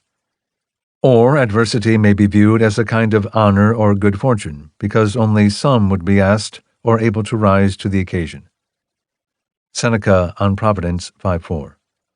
Toil summons the best men. The Senate is often kept in session the whole day long, though all the while every worthless fellow is either enjoying his leisure at the recreation ground, or lurking in a tavern, or wasting his time in some gathering. The same thing happens in the world at large. Good men work, spend, and are spent, and they do so willingly. Fortune does not drag them, they follow it and keep step. Marcus Aurelius, Meditations 4:49. How unfortunate I am that this has happened to me. Not at all. Rather, how fortunate I am that, although this has happened to me, I am still unhurt, neither broken by the present, nor dreading what is to come. For something of this sort might have happened to anyone, but not everyone would remain unhurt in spite of it. Remember then, on each occasion that might lead you to grief, to make use of this idea. This is no misfortune. To bear it nobly, rather, is good fortune. 8. Humility in judgment. The Stoic does not easily conclude that any apparent reversal must be for the worse, even apart from the methods just described for turning adversity into good. It is hard to tell where an apparently bad thing will lead. Events that seem terrible when they happen sometimes result in greater things later. This may be because the process of recovery produces a result that surpasses whatever was destroyed. Or it may be because the later events lead, even fortuitously, to a new and better result in some way that was hard to foresee. The general point: we usually take a short-term view of developments we don't like, and are poor judges of what their ultimate consequences will be. Events that look bad should therefore be judged with humility and calm. Seneca Epistles 98, 3-5. A man may be wise, he may do everything with precise judgment, he may attempt nothing beyond his powers. None of these desirable and precious things is of any use, unless you prepare yourself against the accidents of fate and their consequences. Unless frequently and uncomplainingly, and at every injury, you will say, "The gods decreed otherwise." Nay, by heaven! Let's try for a braver, truer note, and one by which you may better sustain your spirit. Say this every time something happens otherwise than as you expected: "The gods decreed better." Seneca Epistles 91:13. Destruction has often made room for greater prosperity. Many things have fallen in order that they might rise higher. Timogenes, no friend to the city's happiness, used to say that fires at Rome troubled him for one reason only: he knew that better buildings would rise in place of those that had burned. Timogenes was a Greek teacher of rhetoric who was captured and made a slave by the Romans, then later set free. He evidently found himself in conflict with Augustus, which caused him to flee Rome. Musonius Rufus, Fragment 27. If you decide to try above all to have what is best for you, don't be annoyed at difficult circumstances, but consider how many things have already happened to you in life, not as you wanted, but as was best for you. Plutarch had a funny way of expressing this. Plutarch, on Tranquility of Mind 6, 467 c. This then we should practice and work on first of all, like the man who threw a stone at his dog but missed and hit his stepmother. Not so bad, he said. For it is possible to change what we get out of things that do not go as we wish. Diogenes was driven into exile. Not so bad, for it was after his banishment that he took up philosophy. 9. Point of view. As we have seen elsewhere, much of Stoicism amounts to the art of perspective, that is, of finding the most useful point of view from which to look at anything that happens. The Stoic learns to see things from angles more helpful than the self-centered one that we are prone to use without reflection. As another example, Stoics respond to their own adversities by asking what they think when the same things happen to others. Epictetus, Enchiridion 26. If your neighbor's slave has broken his wine cup, it is common to say right away that these things happen. When your own cup is broken, your reaction should obviously be the same as when the neighbor's cup was broken. Apply the same idea to more important things. Someone else's child has died, or his wife. There is no one who wouldn't say, "This is our human lot." Yet when someone's own child dies, right away it's, "Woe to me, how wretched I am." We have to remember how we feel when we hear the same thing about others. De Vere, The Moral Philosophy of the Stoics, 1585. Remember how you judged similar mishaps when they happened to others, and consider how you were hardly moved, and even blamed them, and brushed aside their complaints. The opinions we have of another man's cause are always more just than those that we have of our own. Smith's interpretation of the Stoic view. Smith, The Theory of Moral Sentiments, 1759. We should view ourselves not in the light in which our own selfish passions are apt to place us, but in the light in which any other citizen of the world would view us. What befalls ourselves we should regard as what befalls our neighbor, or what comes to the same thing as our neighbor regards what befalls us. 10. Anticipation. The Stoics recommend that we think ahead about adversity. Anticipating it can take away its terrors and reduce its force when it arrives. Seneca Epistles 76:34. The wise man gets used to future evils. What other men make bearable by long endurance, he makes bearable by long reflection. We sometimes hear the inexperienced say, "I didn't know this was in store for me." The wise man knows that everything is in store for him. Whatever happens, he says, "I knew." Other translations render the last phrase as, "I knew it." In the original, it's just one word, "She ebam," I knew, and leaving it as shown seems to me better, but the reader might enjoy making the choice. Seneca on Tranquility of Mind, 11:8-9.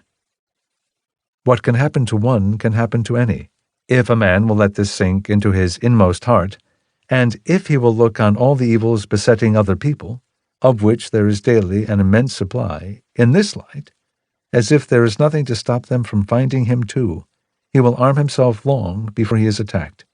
It is too late to equip the mind for the endurance of dangers after the dangers have come. Military analogies. Seneca, Epistles 18:6. In days of peace the soldier performs maneuvers, throws up earthworks with no enemy in sight, and is wearied by unnecessary toil, in order that he may be equal to that which is necessary. If you would not have a man flinch when the crisis comes, train him before it comes. Such is the course those men have followed who, in their imitation of poverty, have every month left themselves almost destitute, that they might never recoil from what they had often rehearsed. Montaigne of Solitude, 1580. It is enough for me, when favored by fortune, to prepare myself for its disfavor, and while I am at ease, and so far as my imagination can stretch, to picture future evils to come, just as we use jousting and tournaments to accustom ourselves to war, and imitate it in times of peace. A famous anecdote of Anaxagoras was told by both Plutarch and Cicero. Plutarch on Tranquility of Mind 16, 474d to 474f. It is possible not only to admire the disposition of Anaxagoras, which made him say at the death of his son, "I knew that he was mortal when I got him," but also to imitate it, and to apply it to all that fortune may bring. I know that my wealth is ephemeral and insecure. I know that those who gave me power can take it away. I know my wife is excellent, but a woman, and that my friend is but a man, and by nature a changeable being, as Plato said. Those who are prepared and have dispositions of this sort, when something unwanted but not unexpected happens, refuse to accept the "I would never have supposed," the "I had hoped for other things," and the "I never expected this." They do away with the beatings and poundings of their hearts, as it were, and quiet down the madness and disturbance of their minds. Anaxagoras was a pre-Socratic Greek philosopher, said to be the first to bring philosophy to Athens. Cicero, after telling the same story, comments, Cicero, Tusculan Disputations 3:14, "There is no doubt but that all those things which are considered evils are the heavier from not being foreseen. The excellence and divine nature of wisdom consists in taking a near view of, and gaining a thorough acquaintance with, all human affairs, in not being surprised when anything happens, and in thinking that there is no event that has not happened that may not happen." Schopenhauer offered a theory to explain why foresight helps to blunt misfortune. Schopenhauer, Worldly Fortune, 1851. The main reason why misfortune falls less heavily upon us, if we have looked upon its occurrence as not impossible, and, as the saying is, prepared ourselves for it, may be this: if, before this misfortune comes, we have quietly thought over it as something which may or may not happen, the whole of its extent and range is known to us. But if no preparation has been made to meet it, and it comes unexpectedly, the mind is in a state of terror for the moment, and unable to measure the full extent of the calamity. It seems so far-reaching in its effects that the victim might well think there was no limit to them. In any case, its range is exaggerated. In the same way, darkness and uncertainty always increase the sense of danger. The Stoic advice to anticipate misfortune may seem in conflict with the Stoic advice to avoid worrying about the future. See Chapter 9, Section 4. The advice is best reconciled by holding that the rehearsals recommended above do not entail worry. Just as Seneca recommends savoring good memories and not rehashing bad ones, the Stoics encourage the rehearsal of future evils, but not anxiety about them. Schopenhauer also had a supplementary recommendation: not just to imagine what might be coming, but to imagine that it already came. Schopenhauer, Our Relation to Ourselves, 1851. There is some use in occasionally looking upon terrible misfortunes, such as might happen to us, as though they had actually happened, for then the trivial reverses which subsequently come in reality are much easier to bear. It is a source of consolation to look back upon those great misfortunes which never happened. 11. Pain and opinion. The Stoics know that some kinds of distress can't be entirely dissolved by how we think about them, but they say that our reactions are still strongly affected by our judgments, by the ways we talk to ourselves, or our condition to respond. Pain is the most obvious example. You can't reason your way out of the sensation of it, but the Stoics think that our minds still have much to do with how the sensation is experienced and how it affects us. Seneca, Epistles 78:12-13. Don't make your ills worse for yourself, and burden yourself with complaints. Pain is slight if opinion adds nothing to it. If, on the contrary, you start to encourage yourself and say, it's nothing, or certainly very little, let's hold out, it will soon leave off, then, in thinking it slight, you will make it so. Marcus Aurelius, Meditations 7:64. For most pains, let this remark of Epicurus also come to your rescue: that pain is neither unbearable nor eternal, if you consider its limits, and don't add to it in your imagination. Montaigne, that the taste of good and evil things depends in large part on the opinion we have of them, 1580. I willingly grant that pain is the worst hardship of our existence. I am the man on earth who most hates pain and avoids it. probably because I am so unaccustomed to it, thank God. Still, it is up to us, if not to eliminate pain, then at least to lessen it with patience. And even if the body is disturbed by it, to maintain our reason and our souls in sound condition. Montaigne adds a little later, "It is with pain as with gemstones that look brighter or duller, depending on the foil in which they are set. Pain takes up only as much space as we allow to it." The reader interested in more on this theme can refer back to Chapter 1, Section 3. 12. Adaptation. The Stoic understands, finally, that acceptance of adversity is helped by time. Another case of what we might now call adaptation, or the good and bad effects of familiarity, which the Stoics understand well. Adaptation isn't always beneficial. It can cause one to get used to bad things that ought to be fixed, or to good things that go unappreciated. See Chapter 13, Section 1 for some more discussion. But adaptation is unquestionably a great aid in making peace with adversities that cannot be helped. Most things that bother us when they arrive become more bearable once we are accustomed to them. The Stoic is mindful of this. Seneca Epistles 76:34. To those with no experience of it, a large part of any evil is its novelty. You can see this in the fact that, after getting used to them, they bear more bravely the things they once had regarded as harsh. Seneca on Tranquility of Mind 10:2. There is nothing for which nature deserves greater praise than this.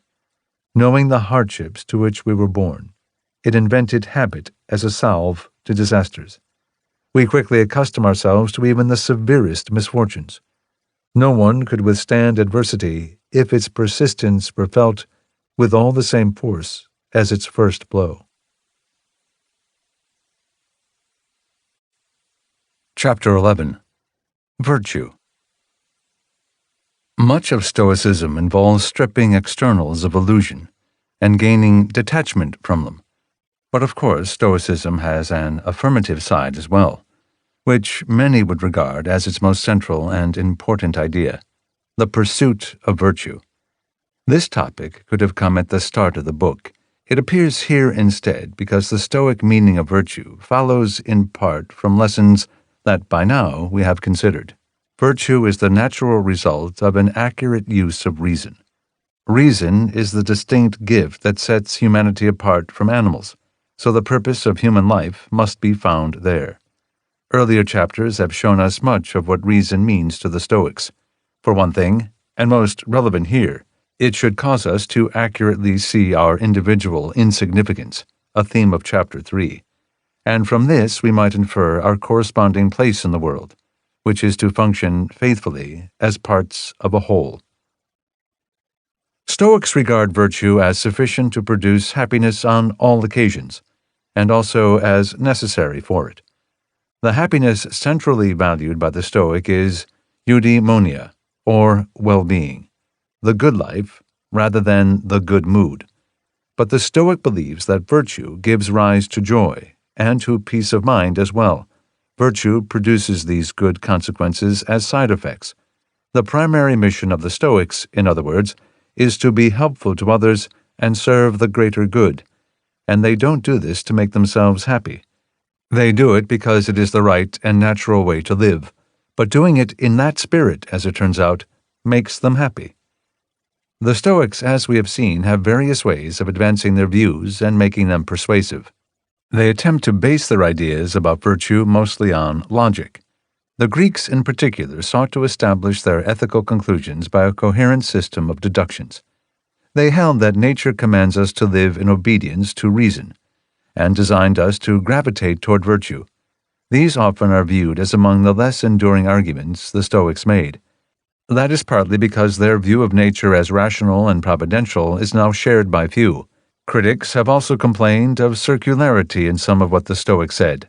I don't propose to chase down those issues here, but will venture that the efforts of the Stoics to prove that we should pursue virtue, as they define it, are not likely to be compelling to anyone who is not already sympathetic to their claims. And yet, the Stoics' view of virtue is attractive in ways that can be separated from those doctrinal problems. Their belief about the relationship between virtue and happiness contains a good deal of psychological insight. Some states of mind are difficult to acquire directly.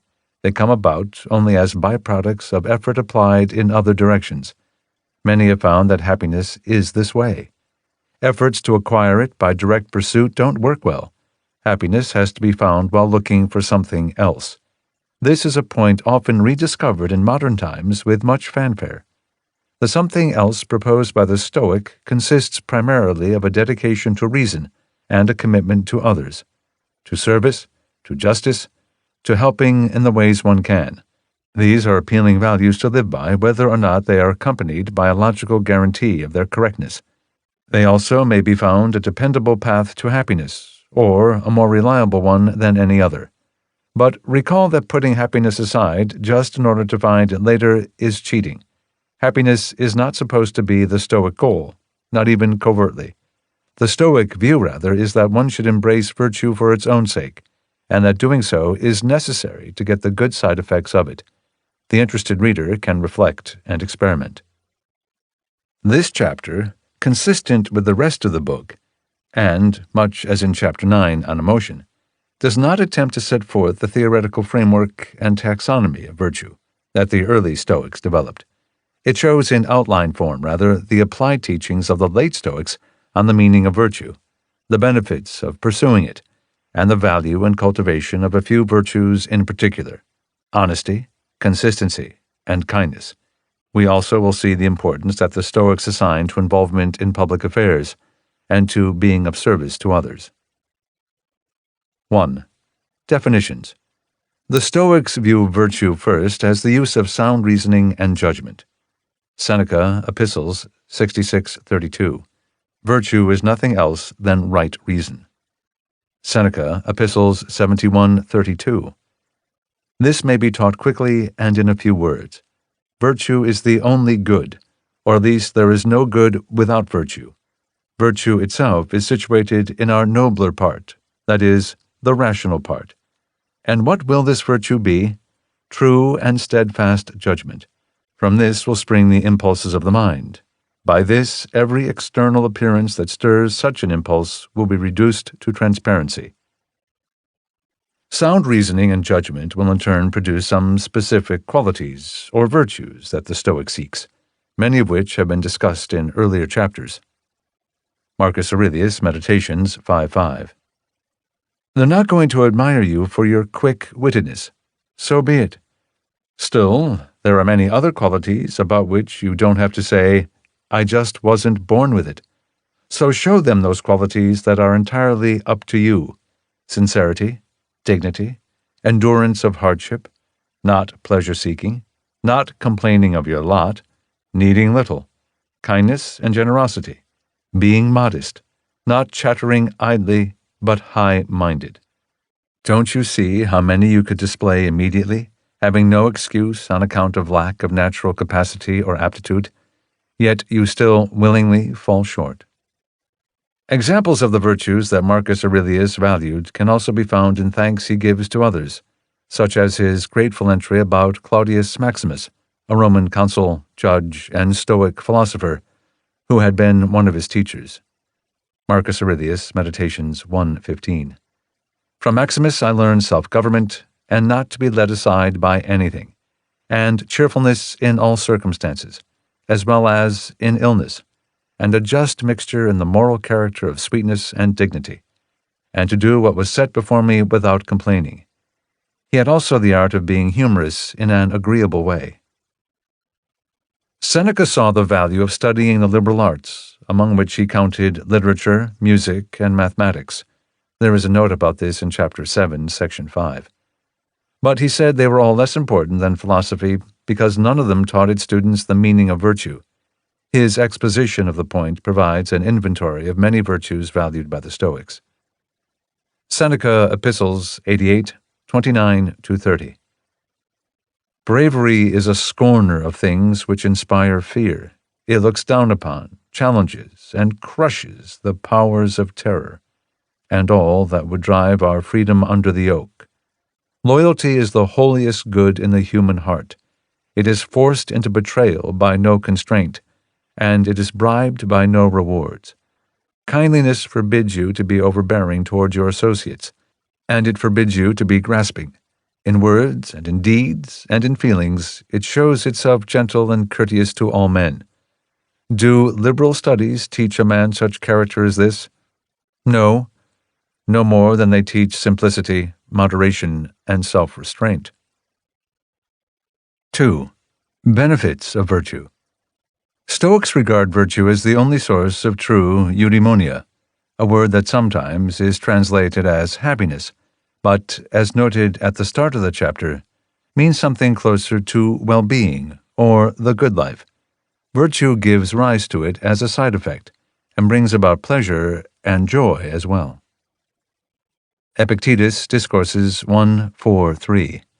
If virtue promises good fortune, peace of mind, and happiness, certainly also the progress toward virtue is progress toward each of these things. Seneca, in turn, elaborated on the tranquility or peace of mind associated with virtue. Seneca on Tranquility of Mind 2:4.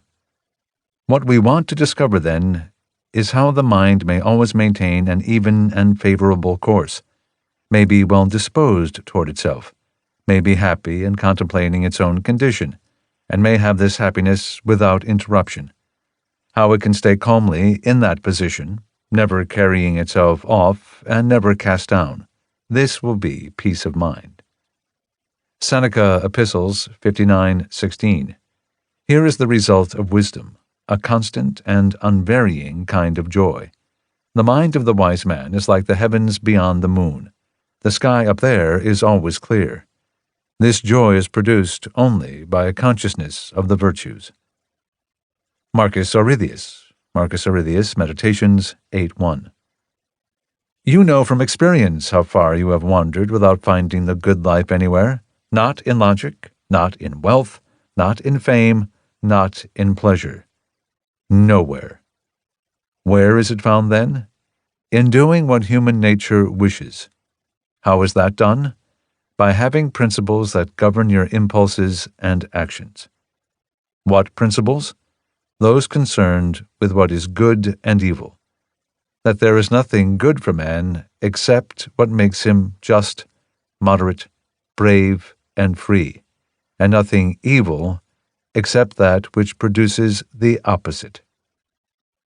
The Stoics emphasize, though, that in their view, virtue is not pursued for the sake of the good consequences it brings. Those consequences are welcome and prized, but nevertheless are incidental. Seneca on the Happy Life 9:1-2.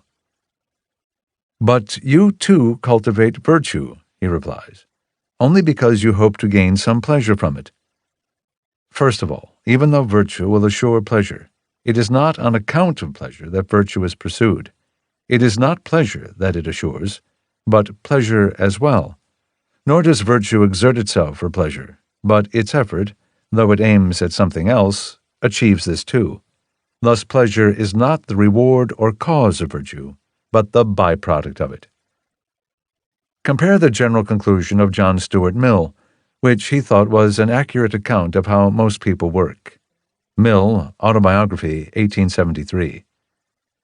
Those only are happy, I thought, who have their minds fixed on some object other than their own happiness, on the happiness of others, on the improvement of mankind, even on some art or pursuit, followed not as a means, but as itself an ideal end. Aiming thus at something else, they find happiness by the way. Mill elsewhere described the writings of Marcus Aurelius as the highest ethical product of the ancient mind. 3. Honesty. Various Stoic virtues, such as moderation, have been examined in other parts of the book. We now consider some that have not, beginning with honesty, not just speaking the truth, but living without hiding anything. On openness of action. Epictetus, Enchiridion 35. When you have determined that something should be done and are doing it, do not hide it from others, even if most of them will not approve. If it isn't the right thing to do, then don't do it. But if it is, why be afraid of those who will criticize you wrongly? Seneca, Epistles 43:3-4. Count yourself really happy when you are able to live in public, when your walls protect rather than hide you, though for the most part we regard our walls as around us not so that we may live more safely, but so that we may sin more privately. I'll tell you a fact by which you can judge our conduct. You will scarcely find anyone who could live with his door open. See also Epicurus, Vatican Sayings 70. Let nothing be done in your life that will cause you fear if it is discovered by your neighbor. Montaigne of Repentance, 1580. It is a rare life that maintains its good order even in private. Everyone can play his role and act the honest man on the stage, but to be well managed within in his own breast, where everything is allowed and where everything is hidden, that is the point. The next closest thing is to be this way in your house, in your ordinary behavior, for which you are accountable to no one, and where there is nothing studied or artificial.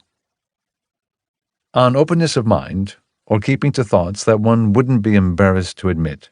Marcus Aurelius, Meditations 3:4-2. A person should accustom himself to think only those things about which, if someone should suddenly ask, "What are you thinking about?" he might answer this and that, frankly and without hesitation. Seneca, Epistles 10:5. The madness of men these days! They whisper the most shameful prayers to the gods. If anyone is listening, they fall silent. But they don't want anyone to know they tell to God. See if this wouldn't make a wholesome rule. Live among others as if God were watching. Speak with God as if others were listening. Montaigne, upon some verses of Virgil, 1580. I have enjoined myself to dare to say all that I dare to do. I am displeased even to have thoughts that I would not publish. The worst of my actions and qualities do not seem to me as vile as the vile cowardice of not daring to own them. 4. Consistency. The Stoics had a test for virtue, and perhaps a shortcut to it: consistency. Consistency sounds like a quality that has nothing to do with substance. It might seem as easy to be consistently bad or wrong as consistently virtuous. But consider the relationship between consistency and the openness of thought and action described in the previous section. True consistency would mean always thinking the same thing is right and never deviating from it. It also would mean acting and thinking the same way in all settings, in public, at home, and alone. Never phony. For phoniness may accurately enough be described not only as dishonesty, but as a form of inconsistency. Someone who managed to be consistent in the senses just described would, the Stoic suggests, inevitably be virtuous. Seneca, Epistles 25. To abandon the old definitions of wisdom and use one that covers the whole range of human life, I can be content with this. What is wisdom? To always want the same things and reject the same things. No need to add that little qualification, so long as what you want is right, since one could not always be pleased with the same thing if it were not right. Seneca, Epistles 120, 19, 22. This is how a foolish mind is most clearly shown. It appears now as one thing, now as another, and worst of all, in my opinion, it does not appear as itself. Believe me, it is a great thing to act as just one person. Montaigne, of the Inconstancy of Our Actions, 1580. It is a hard matter from all antiquity to pick out a dozen men who have formed their lives to one certain and constant course, which is the principal design of wisdom. 5. Love, kindness, compassion. These are underestimated themes in Stoicism, and so are worth illustrating at some length. What follows will be instructive in its own right, and also as something to show to those who think of Stoicism as a cold or sour thing. Marcus Aurelius, Meditations 6:39. Adapt yourself to the circumstances you have drawn, and the men among whom your lot has fallen, love them, and truly. Marcus Aurelius, Meditations 11:1-2. Further characteristics of the reasoning soul are love of its neighbors, truth, compassion, and valuing nothing above itself, which is also the property of law. Thus there is no difference between correct reasoning and just reasoning. Marcus Aurelius, Meditations 11:18. Kindness is invincible, if it is genuine and not insincere or put on as an act. Epictetus, Discourses 3:2-4. I should not be unfeeling like a statue. I should care for my relationships, both natural and acquired, as a pious man, a son, a brother, a father, a citizen. Seneca, on Anger 153. Our common life is founded on kindness and harmony. It is bound in a compact of mutual assistance, not by fear, but by love of one another. Seneca Epistles 5:4. This is the first promise that philosophy holds out to us: fellow-feeling, humanity, sociability. Seneca Epistles 47:11. Treat your inferiors as you would be treated by your betters. The translation of the passage just shown is attractive, but liberal. The original shows more clearly that Seneca was thinking about how people live with their slaves. Seneca Epistles 103:3. Keep an eye on one man to avoid being hurt, on another to avoid hurting him. Rejoice in the happiness of all, and sympathize with them in their misfortunes. Remember what you should take upon yourself and what you should guard against. Seneca on Anger 3:43-5. So long as we draw breath, so long as we live among humans, let us cherish humanity.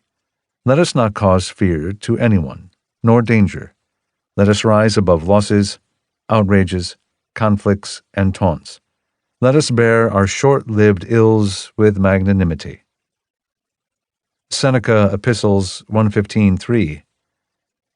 If we were able to examine the mind of a good man, what a beautiful sight we should see, how pure, how astonishing in its noble calm, bright with justice and strength, with moderation and wisdom. In addition to these, thrift and moderation and endurance, kindness and affability, even humanity, a quality, hard as this is to believe, rarely encountered in humans, would add their own brilliance. Seneca on Mercy 2:5, 2-3. People object that the Stoic school does not allow the wise man to be compassionate or forgiving. These propositions are detestable on their face. They would seem to leave no hope for human failings, but to make all transgressions lead to retribution. And if that were so, what kind of theory is it that commands us to unlearn our humanity, and blocks the mutual assistance that is our surest refuge from ill fortune? But in fact there is no school more kind and gentle, none more affectionate toward humanity, none more concerned with the common good, to the point that its avowed purpose is to be of service and assistance, to have regard not only for oneself, but for each and for all. We have seen Seneca and Marcus Aurelius refer to the value of compassion. That is a nuanced topic for the Stoics. Their philosophy calls for a felt sense that all of humanity are their relations. It also calls for help to those who need it. But the Stoic does not favor compassion in the different sense of feeling sorry for other people and making their sadness one's own. That is, becoming despondent because others are despondent. Seneca's position was that good Stoics will do all that would be done by anyone who feels pity for others, but that they will not feel the pity themselves. Pity is considered a form of distress that serves no purpose and impairs good judgment. Seneca on Mercy 2:6, 1-2.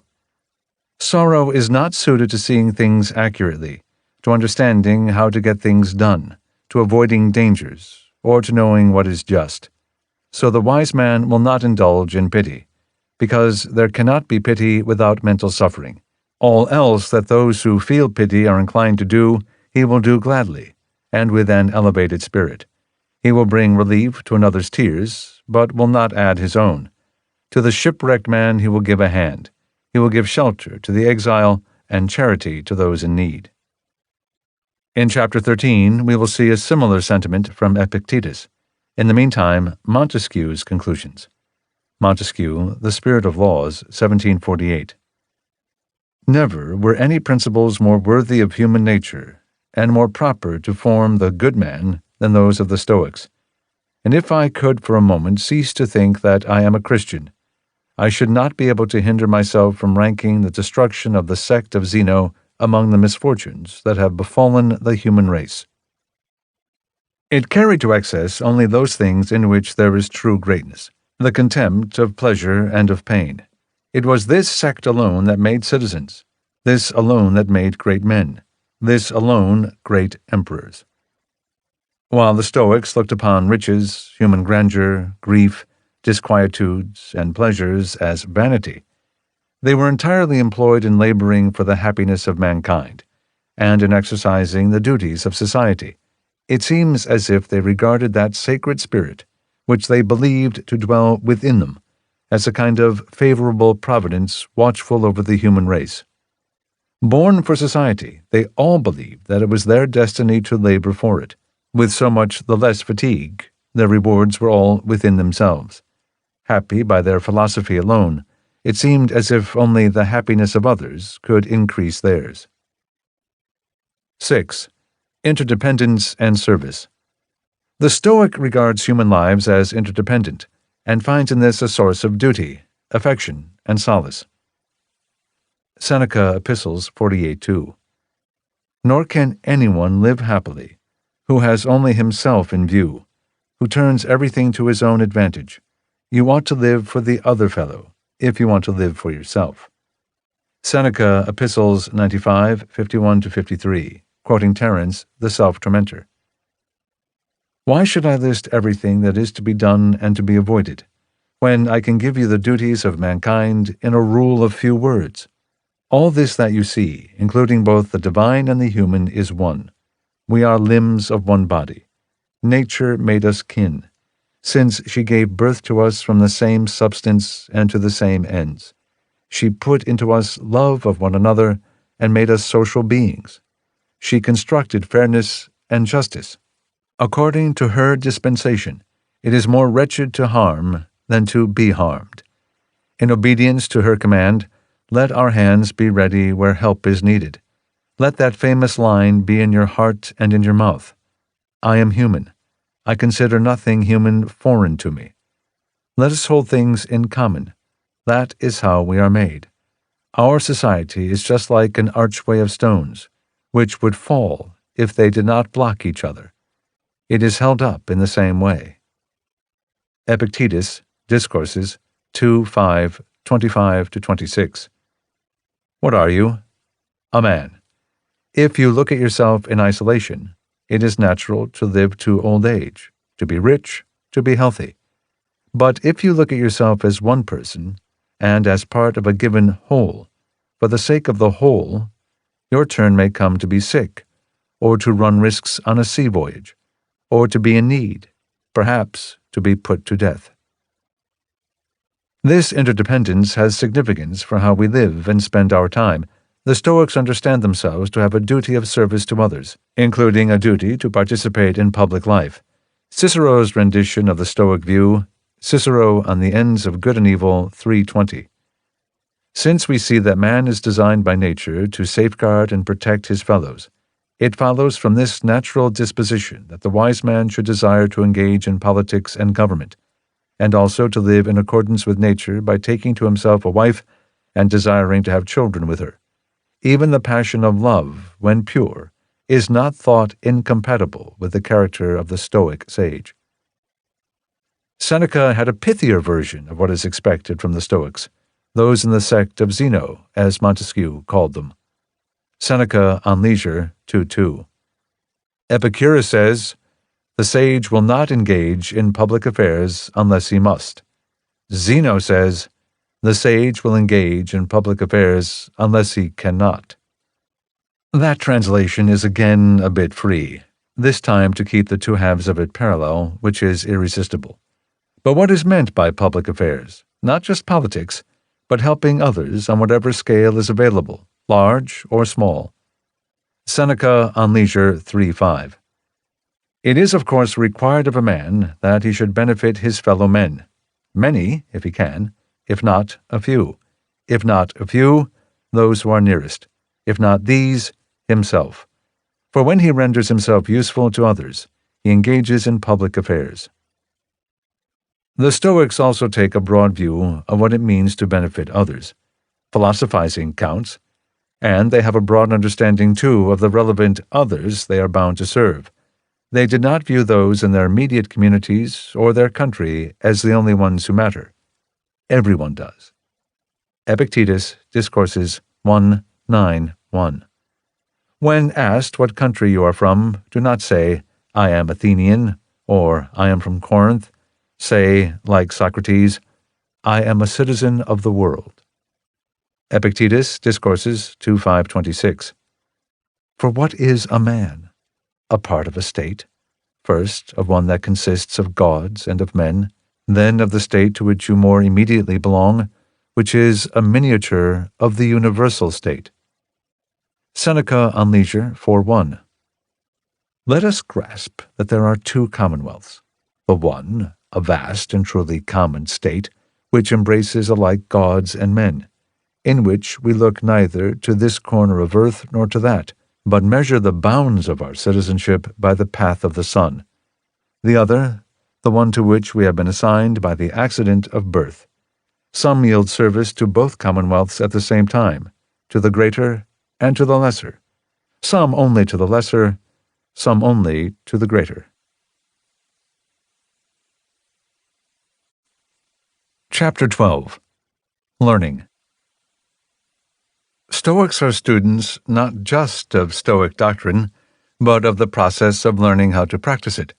They view the philosophy as an approach to daily life, not an intellectual edifice to be enjoyed from outside or visited from time to time. This chapter thus offers comments on what in the study of Stoicism is realistic and what isn't, what helps and what doesn't, and where to look for encouragement. Stoicism offers some exercises for those trying to follow its advice. Review of each day, and where one made philosophical mistakes or did well. Imagining oneself being watched by an idealized figure, and asking what the watcher would think and say, and meditating on the principles of Stoicism until they sink in. The Stoics also offer views about the value of solitude and of social life, comparing the ways that either can help or hinder progress in wisdom. Above all, they stress that progress in the philosophy is not made by knowing its precepts. It is made by assimilating them, and by thinking and acting accordingly. Stoicism is, among other things, a regimen for training the mind. If that sounds too hard, the Stoic would say it is because we aren't used to taking that task as seriously as we take the training of the body. Everyone knows that the path to becoming an accomplished athlete involves time and commitment. So does progress in Stoicism. Its methods are especially challenging because the mind is the trainer as well as the thing trained. It has to teach itself to do better. The Stoic looks at things from a point of view that differs from the automatic one, and seeks to resist the conventional reaction to whatever may happen. This all requires steady attention and energy, but it also gets easier with time. We might think of Stoicism, as Seneca will suggest, as the equivalent of a demanding martial art. It takes practice. In return, the philosophy offers improvement in peace of mind, in fearlessness, in well-being, and in wisdom. 1. Review. The Stoics offer many techniques for improving the quality of one's thinking. In other chapters, we have seen some of them, such as changes in perspective, or anticipation of the worst that might happen. But Stoicism also offers meta-techniques, that is, techniques for getting better at the techniques. One of them is to set philosophical goals and keep track of progress in reaching them. Epictetus, Discourses 2:18-12.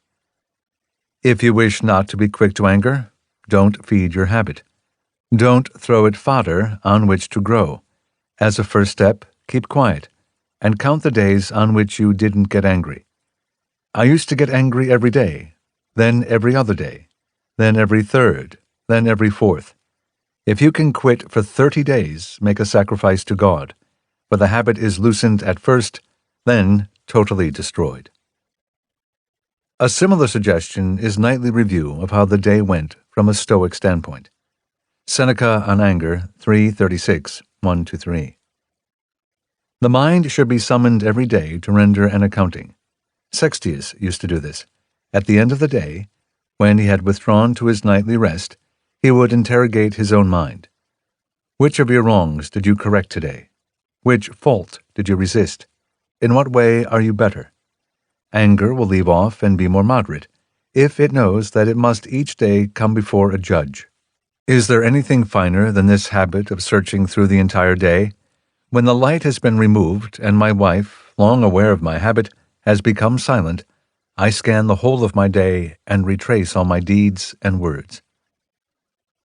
Sextius was a Roman teacher of Stoic and Pythagorean philosophy, who lived a generation before Seneca did. He founded a school in Rome that was later run by his son, the School of the Sextii, and that lasted from about 50 BC to 19 AD. We gather from Seneca's letters that he attended the school when he was young. See Chapter 8, Section 3. Seneca kindly supplied a model of the daily accounting to oneself suggested above. Seneca on Anger 3:36-4. See that you don't do that again. I'll pardon you this time. In that discussion you spoke too aggressively. After this, don't get into arguments with ignorant people. If they've never learned, they don't want to learn. You criticized that one fellow more candidly than you should have. As a result, you didn't correct him, you just offended him. From here on, watch out. Not so much that what you're saying is true, but that the person you're talking to can understand the truth. This recommendation of daily review is sometimes described as Pythagorean. Schopenhauer, Our Relation to Ourselves, 1851. The advice here given is on a par with the rule recommended by Pythagoras, to review every night before going to sleep what we have done during the day. To live at random in the hurly-burly of business or pleasure, without ever reflecting upon the past, to go on, as it were, pulling cotton off the reel of life, is to have no clear idea of what we are about. And a man who lives in this state will have chaos in his emotions and certain confusion in his thoughts, as is soon manifest by the abrupt and fragmentary character of his conversation, which becomes a kind of mincemeat. And the Stoics also will engage in a reverse sort of review, preparation for what is coming. Marcus Aurelius, Meditations 2:1. Begin the morning by saying to yourself, "Today I will meet with the busybody, the ungrateful, and the arrogant, with the deceitful, the envious, and the unsocial. All these things result from their not knowing what is good and what is evil. But I have seen the nature of the good, that it is beautiful, and the nature of evil, and that it is ugly, and the nature of him who does wrong, and that he is akin to me, not because he is from the same blood and seed, but because he partakes of the same mind and the same small bit of divinity. I cannot be injured by any of them, because no one can involve me in anything ugly except myself. And how can I be angry with my kin, or hateful towards them?" That passage may be studied with profit by academic administrators. Seneca had offered a similar suggestion. Seneca on Anger 2:10-6. The wise man is calm and even-handed in dealing with error. He is not the enemy of the mistaken, but corrects them. And as he goes forth each day, he will think, "I will meet many who have given themselves over to wine, many who are lustful, many ungrateful, many greedy, many who are driven by the madness of ambition." He will view all these things in as kindly a way as a physician views the sick. 2. Watching. Another Stoic exercise in adjusted perspective, adopting a doubleness of mind, and so observing oneself through the eyes of an imaginary other. Establishing an external point of view and personifying it is a way to see what you are doing more objectively and hold yourself to higher standards. Seneca, Epistles 11:8-10. We must single out some good man and have him always in view, so that we may live as if he were watching, and do everything as if he saw it. Choose the one whose life, whose speech, whose forthright countenance all satisfy you. Then show him always to yourself as your guardian and model, We need someone, I say, against whose example our own conduct can measure itself. You can't straighten what's crooked without a ruler. Seneca Epistles 25:5. It helps, no doubt, to have appointed a guardian for oneself, to have someone you can look to, someone you regard as taking part in your thoughts. The most noble thing by far is to live as if you were being seen by some good man who was always present. But I'm satisfied even with this, that you do whatever you do as if someone were watching. It's when we're alone that we are prompted to evil. Epictetus described the dialogue one might have with such a watcher. Epictetus, Discourses 1:30, 1-3, 5-7. When you are going into the presence of some man in authority, remember that another is watching what is happening from above, and that it is not the man, but the other you must satisfy. So the watcher inquires of you, exile, prison, bondage, death, disgrace. What did you call these in the lecture hall? I called them indifferent. So now what do you call them? Have those things changed at all? No. Have you changed then? No. Well then, go in confidently, remembering these things, and you'll see what it means to be a young person who has studied, among those who have not studied. By the gods, I expect you'll feel something like this. Why do we make so many elaborate preparations for nothing? Is this what power means? The fancy entrance, the attendants, the bodyguards. Was it for this that I listened to so many lectures? These things were nothing, and I was preparing as if they were great. 3. Meditation. Sometimes Stoicism is helped by just contemplating it, and by reading and writing. It is both a way of life and a way of thought. Rehearsal of accurate thinking is how one practices Stoicism, and how one improves at it. Seneca Epistles 16:1. It is clear to you, Lucilius, I know, that no one can live happily or even tolerably without the study of wisdom.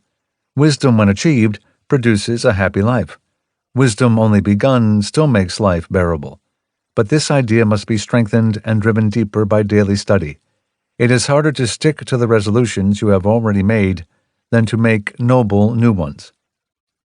Seneca Epistles 94:42-43. Good maxims, if you keep them often in mind, will be just as beneficial as good examples. Pythagoras says that our minds are altered when we enter a temple, see the images of the gods close at hand, and await the utterance of some oracle. And who will deny that even the most ignorant may be powerfully struck by certain sayings? Statements such as these, concise but weighty, nothing to excess. No wealth can satisfy the covetous. You must expect others to treat you as you treat them.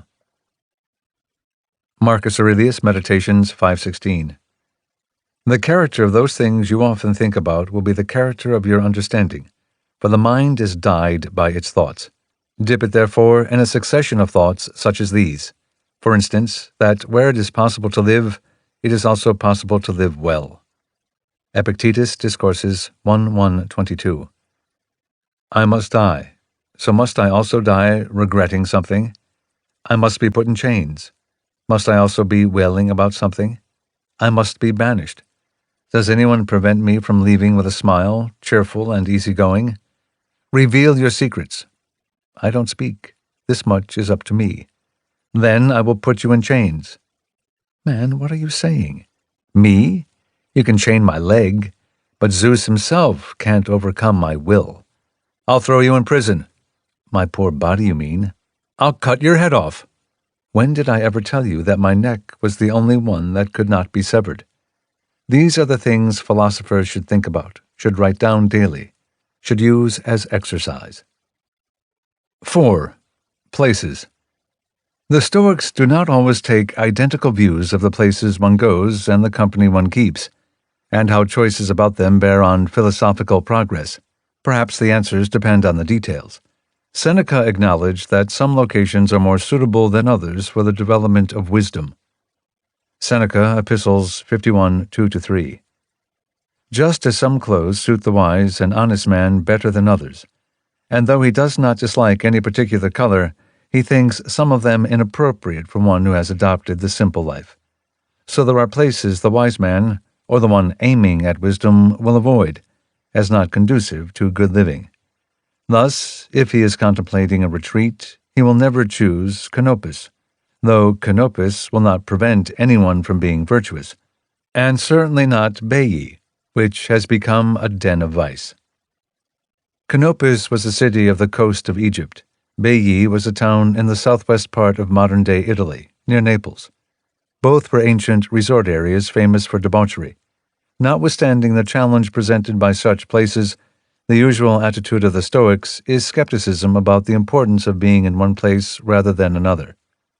They regard life as lived in the mind more than at any physical site, and view the appetite for new locations as arising from the same source as the appetite for other new things. Our sensibilities are too dull to appreciate what is around us already. Epictetus, Discourses 2:16-32. So when will I see Athens again, and the Acropolis? Wretch, isn't it enough for you, what you look at every day? Could you have anything better or greater to see than the sun, the moon, the stars, the whole world, the sea? Compare Cicero's remark, Cicero on the Nature of the Gods, 2:38. Now, if we should be suddenly brought from a state of eternal darkness to see the light, how beautiful would the heavens seem!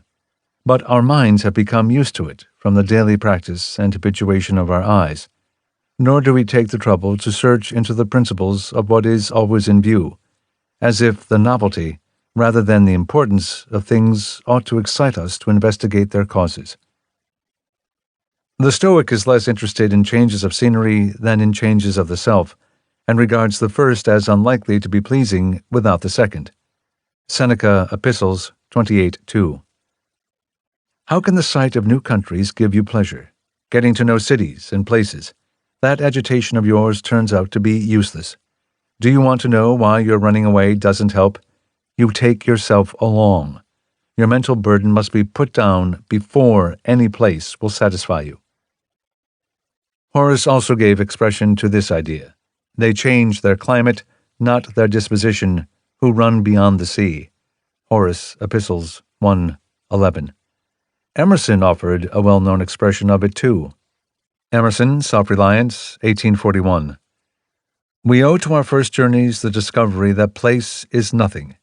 At home, I dream that at Naples. At Rome, I can be intoxicated with beauty and lose my sadness. I pack my trunk, embrace my friends, embark on the sea, and at last wake up in Naples.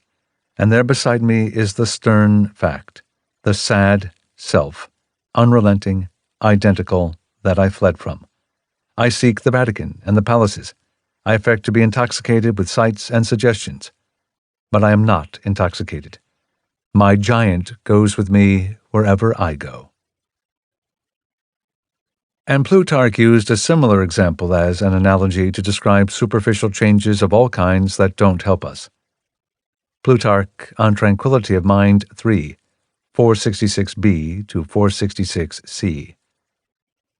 Like people at sea who are cowardly and seasick, and think that they would get through this voyage more comfortably if they should transfer from their little boat to a ship, and then again from the ship to a man of war.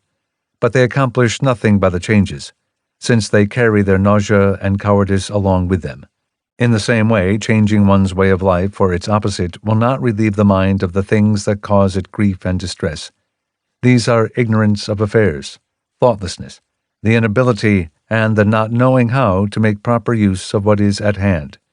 These are the defects which, like a storm at sea, torment rich and poor alike, that afflict the married as well as the unmarried. Because of these, men avoid public life, then find their life of quiet unbearable.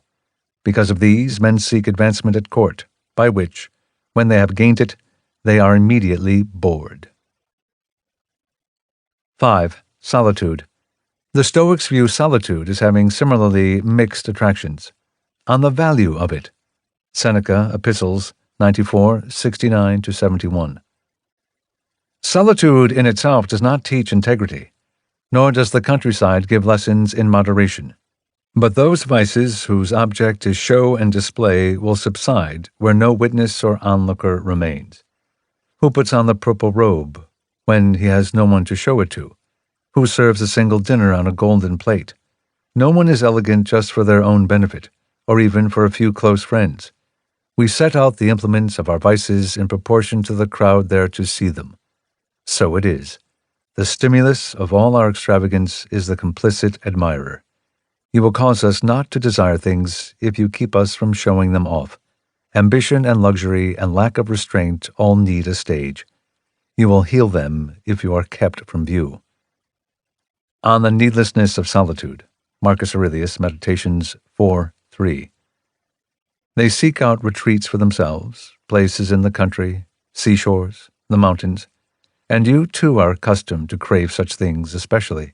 All this is utterly amateurish, since it is possible to retreat into oneself any time you like. On the risks of it, Seneca, Epistles 10:1-2. They say that Crates, a disciple of that Stilpo I mentioned in an earlier letter, when he saw a young man walking by himself, asked him what he was doing there alone. "I am conversing with myself," he said, to which Crates replied, "Watch out, I beg of you, and listen carefully. You are conversing with a bad man. No ignorant person should be left alone. That is when they make bad plans and create future troubles, either for others or for themselves. It's when they organize their ignominious desires. Whatever the mind once concealed, whether from fear or from shame, it now reveals. It sharpens boldness, stimulates lust, goads anger." Stilpo was a Greek philosopher born in the 4th century BC. As Seneca mentions, he was a teacher of Crates of Thebes, a member of the Cynic school. Stilpo and Crates, in turn, are both credited as teachers of Zeno of Citium, the founder of Stoicism. All three are heroes to the Stoics. 6. Good and bad company. Stoicism regards us as here to work with others. So while Stoics are very alert to the hazards of social life, as we saw in Chapter 7, and will see again in a moment, they also consider relations with others important, and place a high value on friendship. They are just selective about it. Seneca on Tranquility of Mind 7:3.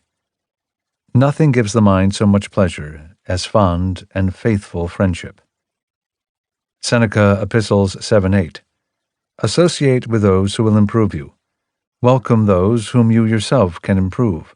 The process is mutual, for people learn while they teach. Seneca, Epistles 109:2. Skilled wrestlers are trained by practice. A musician is inspired by one of equal proficiency. The wise man also needs to have his virtues exercised.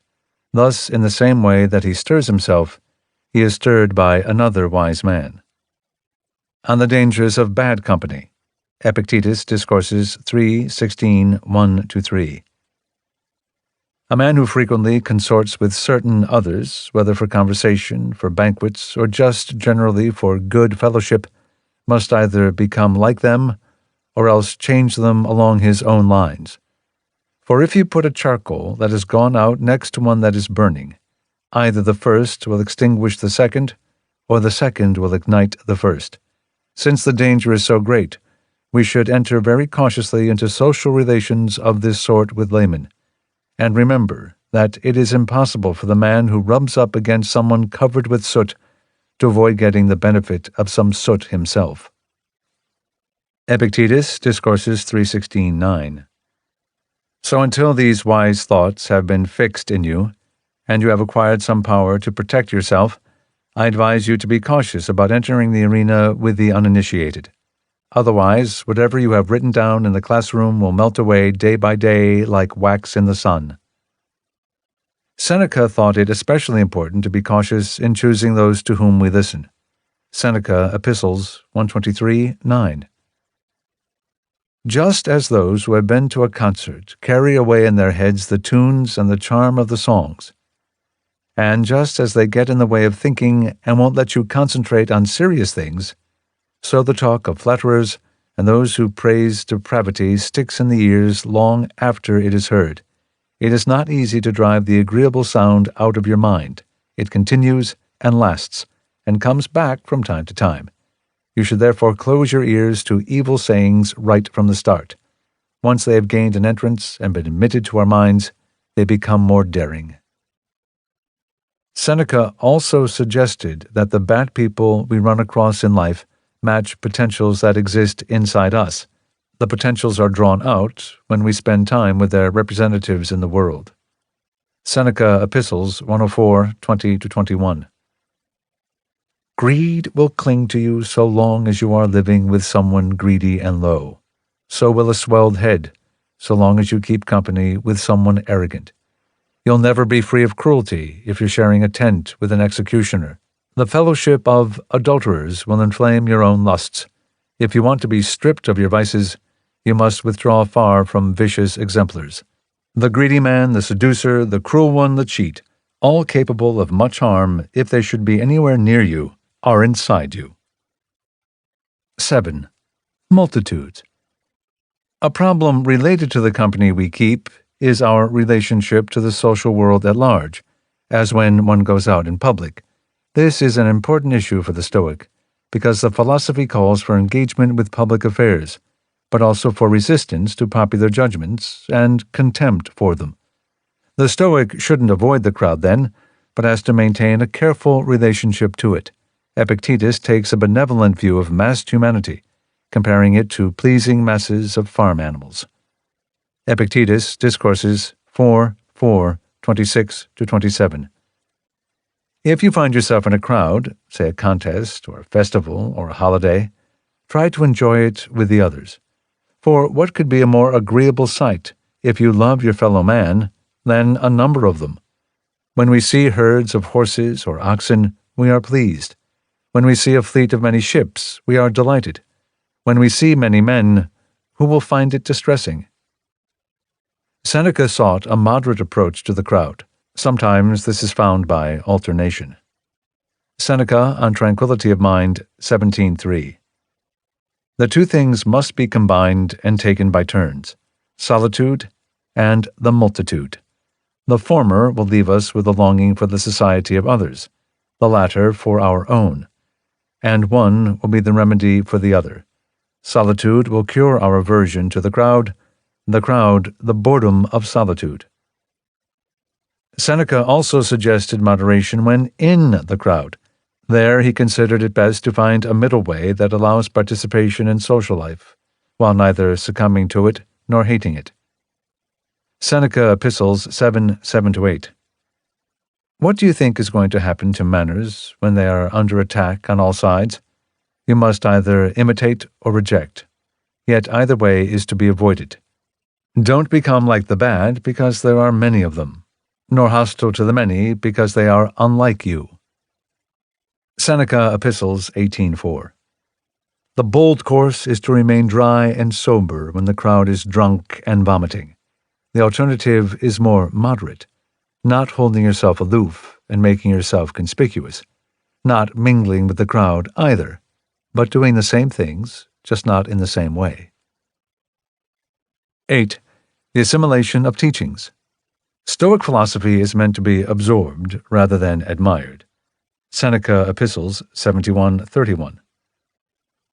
Wool takes on certain colors at once, while others it will not absorb unless it has been repeatedly soaked in them and boiled.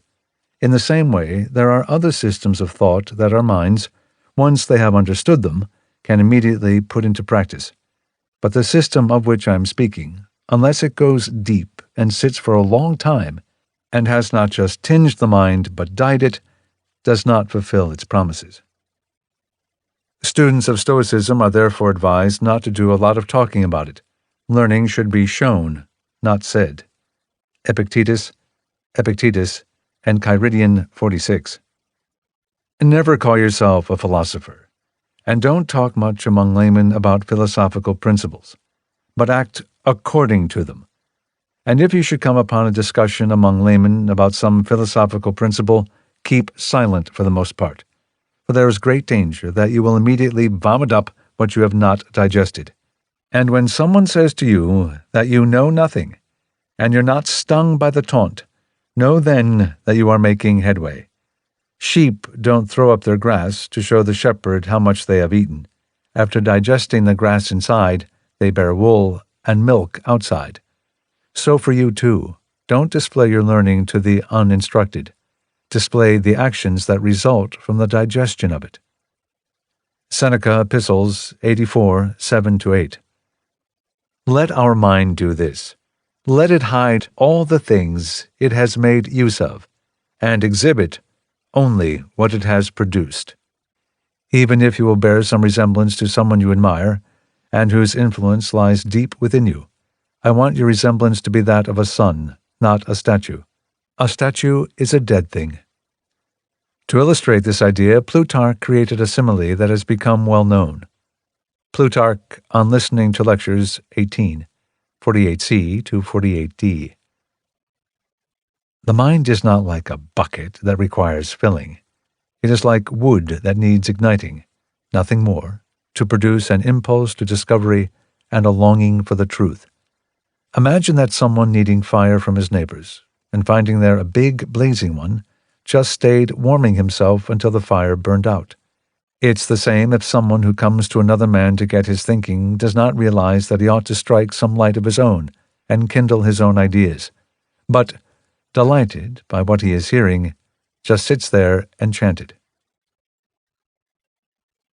9. Words. Similarly, Stoics are wary of too much attachment to words. They regard progress in philosophy as measured by thought and action, not by a knowledge of precepts. Epictetus, Discourses 2:9, 14-17. If we don't also put the right conceptions into practice, we'll be nothing more than expositors of the opinions of others. Who among us right now is not able to discourse about good and evil according to all the rules? That among the things in existence, some are good, some bad, some indifferent. The good then are virtues and things that participate in virtues.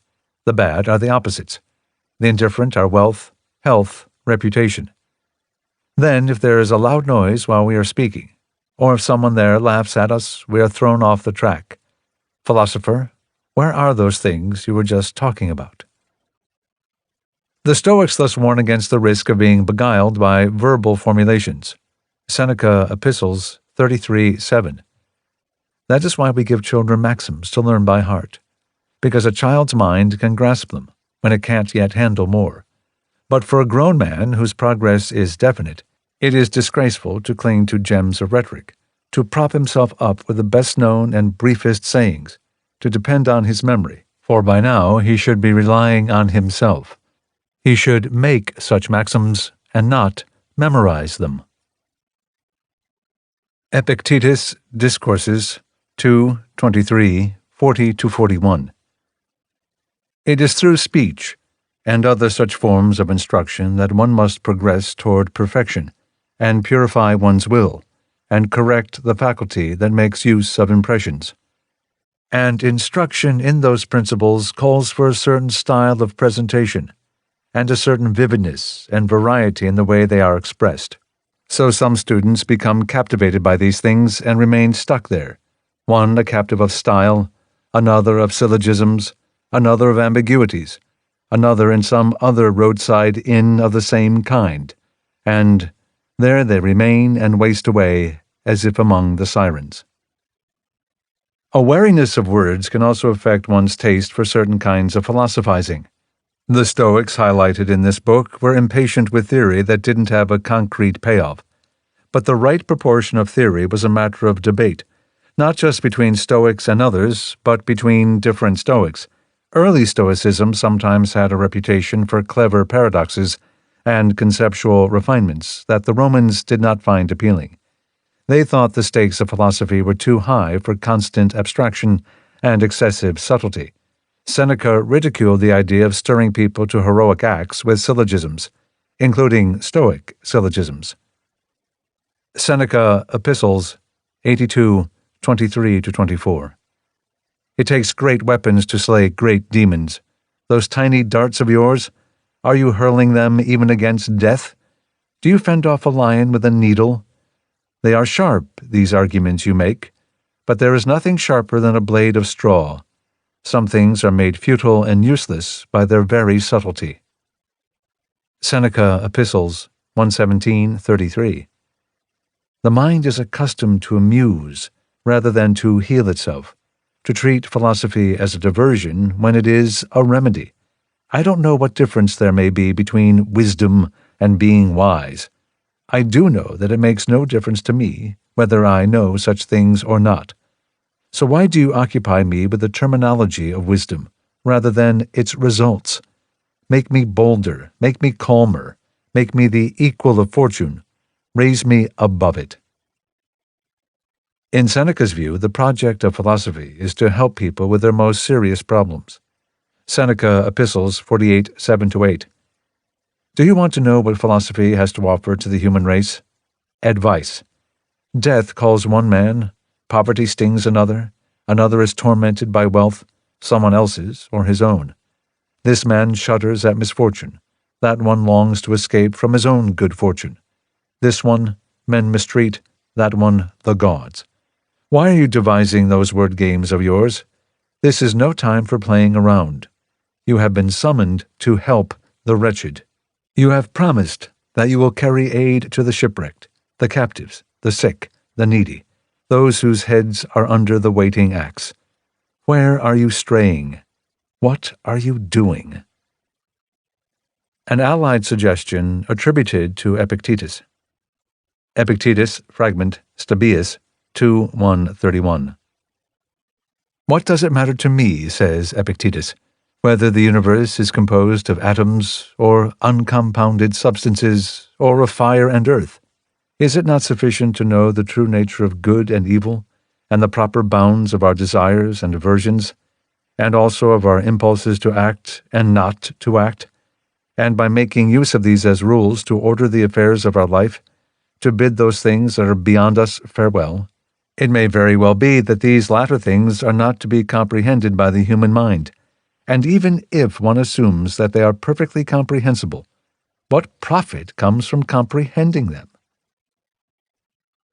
10. Comparisons to physical development. Earlier chapters have noted the interest of the Stoics in a recurring pattern of error, the tendency to overvalue what we can see at the expense of what we can't, money more than time, or the benefits of acquisition more than the hidden costs of it.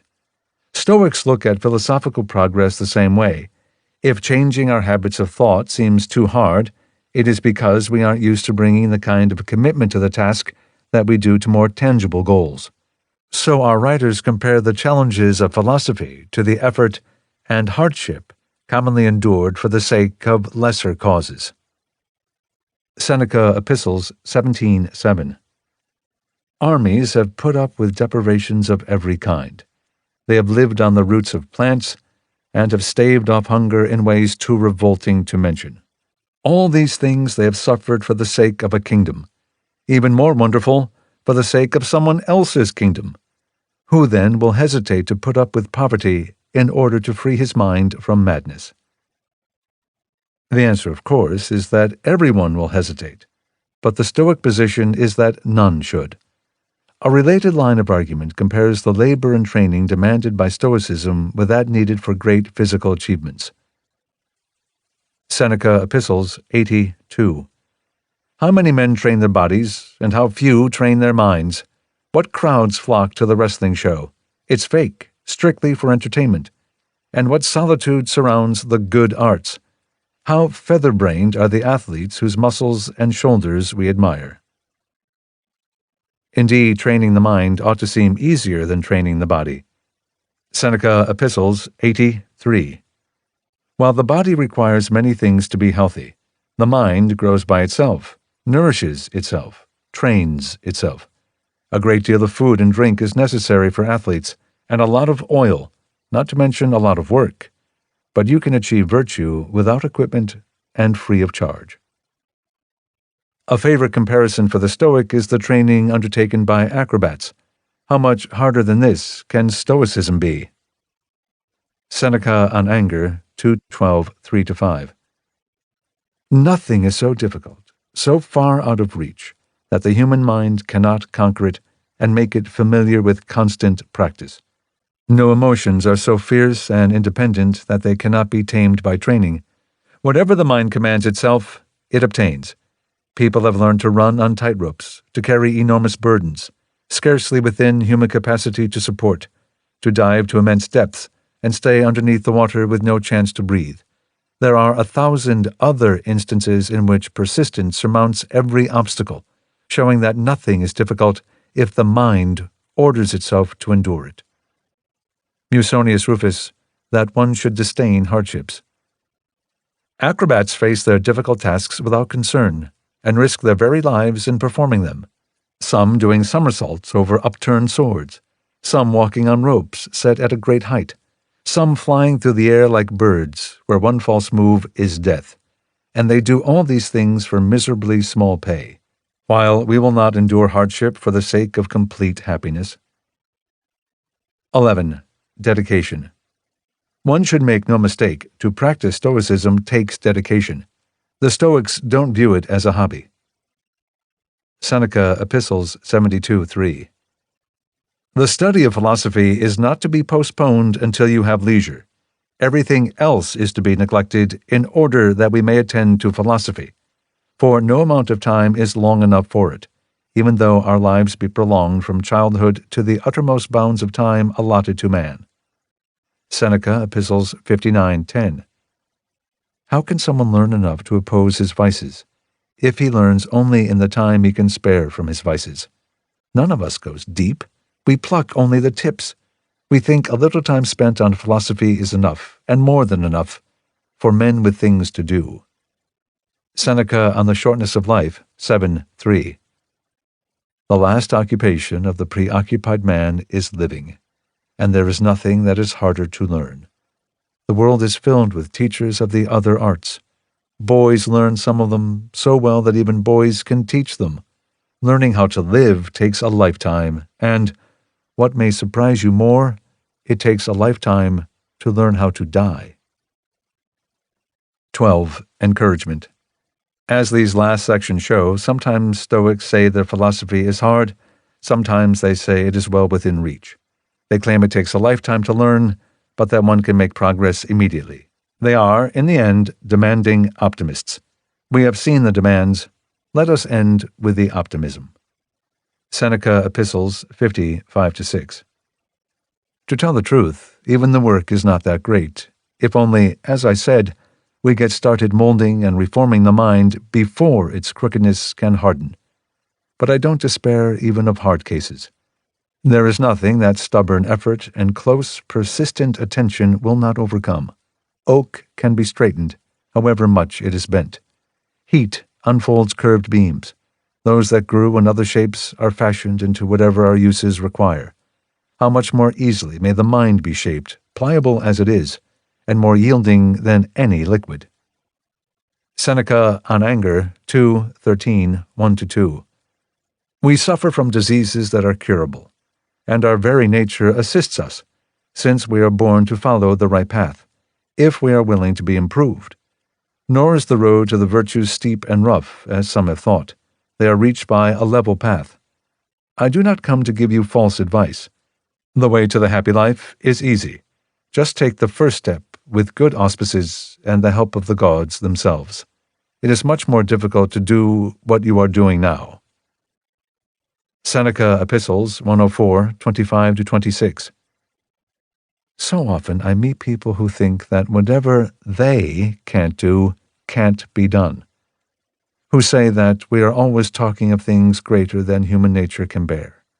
But how much more favorable is my own estimation of them? They too can do these things, but they don't want to. And besides, did these tasks ever fail anyone who tried to achieve them? Was there anyone to whom they did not seem easier in the doing? Our lack of confidence is not the result of difficulty. The difficulty comes from our lack of confidence. Epictetus, Discourses 2:18-28. The combat is great, the achievement divine, for empire, for freedom, for happiness, for peace. Chapter 13. Stoicism and its Critics. This part of the book as a kind of afterword, consists of 3 brief discussions. Each involves an attack made on Stoicism and a response to it. 1. Heartlessness.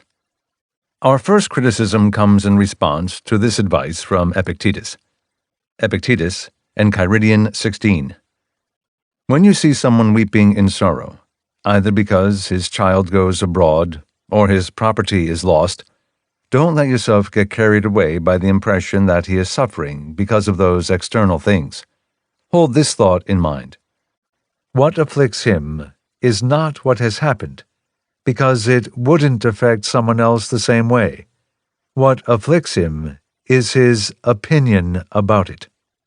So far as words go, don't hesitate to sympathize with him, or even to groan with him if he groans. But take care not to groan inside as well. That passage provoked this response from Joseph Addison much later. Addison, The Spectator, number 397, 1712.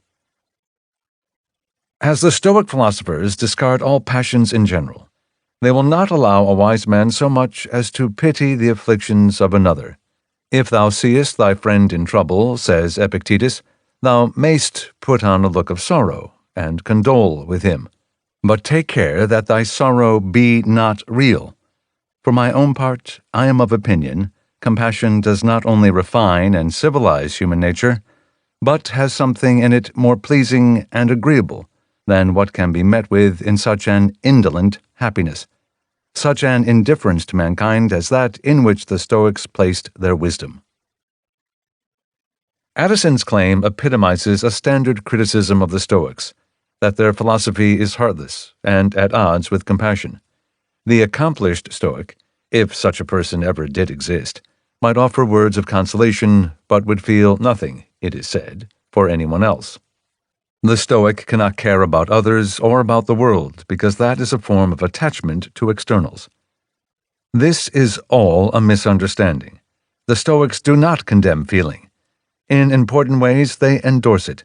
Stoics value compassion, detest indolence, and are committed to service to mankind, the opposite of what Addison thinks they want.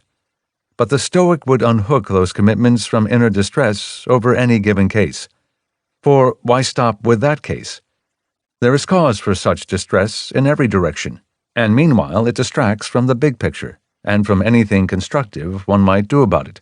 So yes, the Stoics consider feelings of pity unhelpful to anyone, but their aim is to do the same things without such pity that others would do on account of it. This is explained in Chapter 11, Section 5. Sometimes the Stoics suggest having a kind of pity for one's adversaries, but it wouldn't involve distress. See Chapter 7, Section 13. Epictetus's way of putting the point might sound a bit harsh, but his conclusion isn't much different in substance from this gentler line from Epicurus. Epicurus, Vatican Sayings 66. Let us share our friend's suffering not with grief, but with thoughtful understanding. Still, I would prefer not to defend the Stoics by saying that Addison didn't read enough of them. There is plenty to refute him in what the Romans said, but diligent searching might find language elsewhere that gives support to some variation on his case. We at least have seen that Stoicism need not entail any of his conclusions. Instead of dwelling further on comparisons of one quotation to another, I would rather use his criticism as a chance to think further about the place of feeling and compassion in Stoicism, or anyway in the variety of it this book offers. As discussed in Chapter 9, what the Stoics wish to avoid are emotions or other states that interfere with the ability to see the world accurately, states of feeling, in other words, that get in the way of reason, and arise from or create attachment to externals. Stoics have no difficulty with states that do not have those sources and effects. As a temporary convenience, I proposed in Chapter 9 to refer to the good or unobjectionable states as feelings as distinct from emotions. The difference between feeling and emotion is important, or the difference, however it might better be worded, between those states that oust reason and those that are no threat to it, and so do not trouble the Stoics. It matters because states of feeling, as so defined, may well be necessary to motivate compassion, and otherwise contribute to admirable character. Emotion probably isn't. Let's consider more closely the intended effect of Stoicism on the inner life of the student, and especially on the emotions by comparing it to the effects of time. Start with the case that Addison describes, a friend stricken by terrible loss. Suppose you lived a life long enough to experience such grieving friends 1,000 times, and imagine your likely reaction when approached by the next friend, number 1001. Not everyone reacts to repeated experience the same way, so take the most appealing scenario. Your attitude might resemble that of a doctor, a very good one, let's say, who has had a long career of working with dying patients and their families. In the best doctor of that sort, we would find kindness, warmth, and compassion. There would be feeling. But emotion would be unlikely. You would sympathize, but you would not go through mourning of your own. You would have seen it all too many times for that. So far, these speculations involve no Stoicism. They are just observations about the way that long experience might affect the sensibilities of anyone. But the result of this thought experiment, if accepted, is a state of mind about the same as what the Stoics seek. The resemblance is natural. Time and experience are the teachers of life. They gradually bring about wisdom. Adam Smith said it this way. Smith, The Theory of Moral Sentiments, 1759. Time, the great and universal comforter, gradually composes the weak man to the same degree of tranquility which a regard to his own dignity and manhood teaches the wise man to assume in the beginning. My claim here is the converse. If the Stoic says we are fettered to externals, or vice, or emotion, it may be as accurate to say we are fettered to our inexperience. Only the novice is inflated and grasping and fearful. But we are all novices. Life is regrettably short because it does not allow us enough trials to become as wise as we would wish. Stoic philosophy is a compensation, a substitute for time, or simulation of it. Stoicism means to offer the wisdom while skipping the repetition. It tries to get by contemplation some of the lessons, immunities, and other features of character we would acquire naturally if we lived long enough. The wise man of the Stoics thus resembles one who has had long experience of life, far longer perhaps than anyone is able to have, in fact. Stoicism is the philosophy of 1,000 trials. The connection between Stoicism and the consequences of time can be extended. Think of the effect that repetition has on other emotions. What is frightening at first usually becomes nothing or loses force with long enough exposure. The source of the fear doesn't change, the mind does. Or imagine making a fortune and losing it 1,000 times over, or loving and grieving 1,000 times.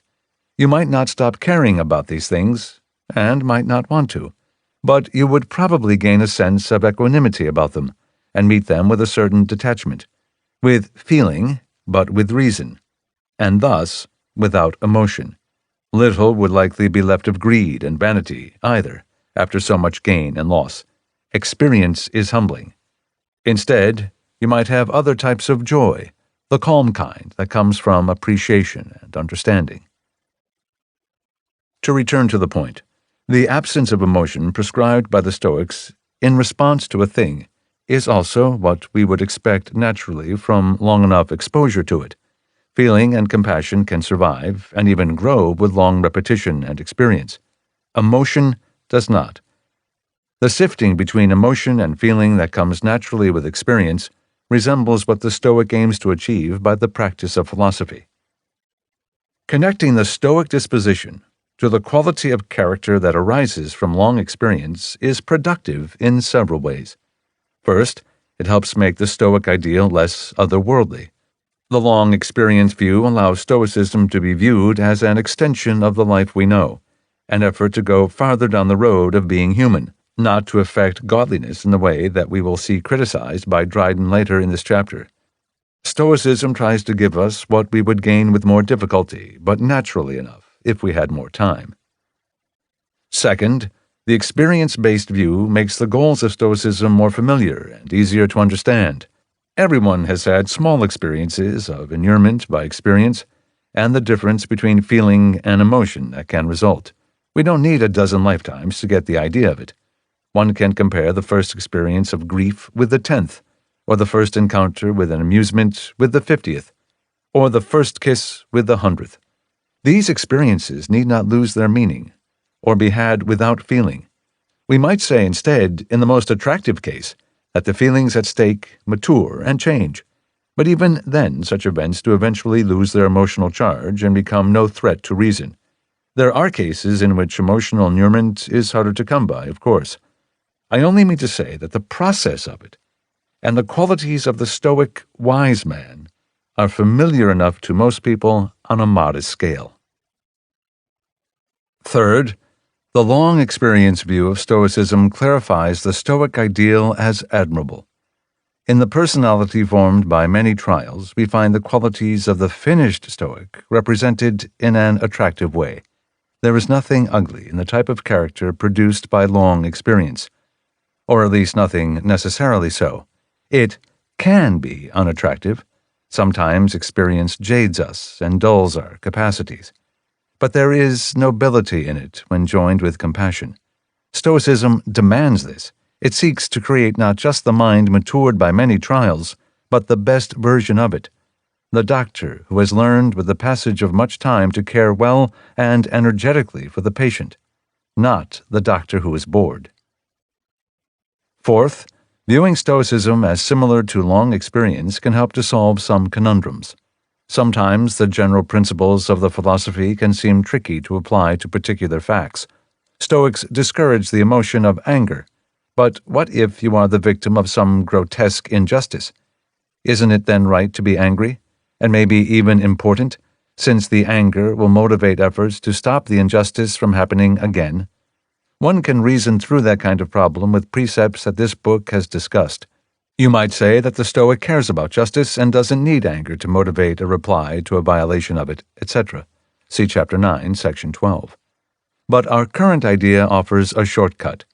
If you want to react to injustice like a Stoic, react like someone who knows it by long experience, not someone who has adapted to injustice and no longer cares, but perhaps someone whose life's work is the correction of it. Those sorts of people, in my own experience, tend to meet injustice with feeling, but little emotion. Their equilibrium isn't upset by a fresh case of wrongdoing. They deal with it too often to respond that way. They are resolute, tough, and active in style. And, to return to our question, when the injustice afflicts someone else, they are highly compassionate. They have, for these purposes, become natural Stoics. The best lawyers can be like this. We can end this part of the discussion by reversing our earlier thought experiment. You are grieving, and can be consoled by either of two friends, one for whom your calamity is a new experience, and who is full of emotion about it on seeing your grief, or one who has seen it 1,000 times, and so has warm and caring feeling, but not emotion. I would take the second, but at any rate see no basis for admiring the first one more. The second one is the Stoic. That is enough about heartlessness. By way of addendum, though, I wish to spend a few more words on the relationship between Stoicism and experience, for the discussion a moment ago mentioned some trade-offs that deserve further comment. If experience erodes emotion, some might consider the erosion a loss, and then dread repetition precisely because emotions don't survive it. One can think of cases where those who have been through an experience many times may seem less wise with respect to it. They can't see it freshly. They barely notice it. They don't appreciate it. They have been corrupted by adaptation. It might be fairest to say there are different types of wisdom, or sensibilities helpful on different occasions. There is the sensibility of the veteran who has seen it, whatever it is, too many times to be emotional, but has other advantages: perspective, good judgment, and the ease and warmth that arise from long familiarity and knowledge. Those are great virtues. They are central to Stoicism.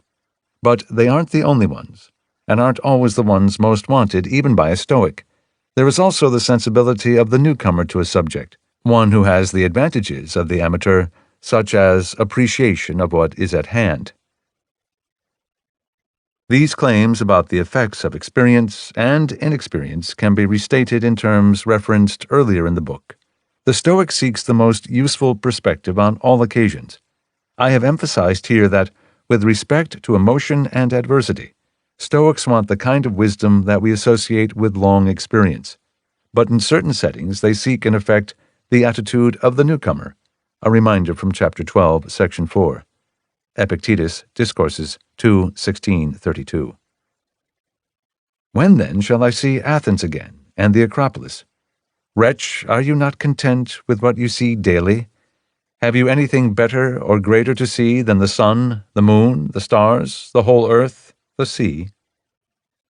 From Chapter 5, Section 8, Marcus Aurelius, Meditations 7:27. Don't imagine having things that you don't have. Rather, pick the best of the things that you do have, and think of how much you would want them if you didn't have them. In effect, we can distinguish two kinds of mistakes. We fail to appreciate some things because they are too familiar.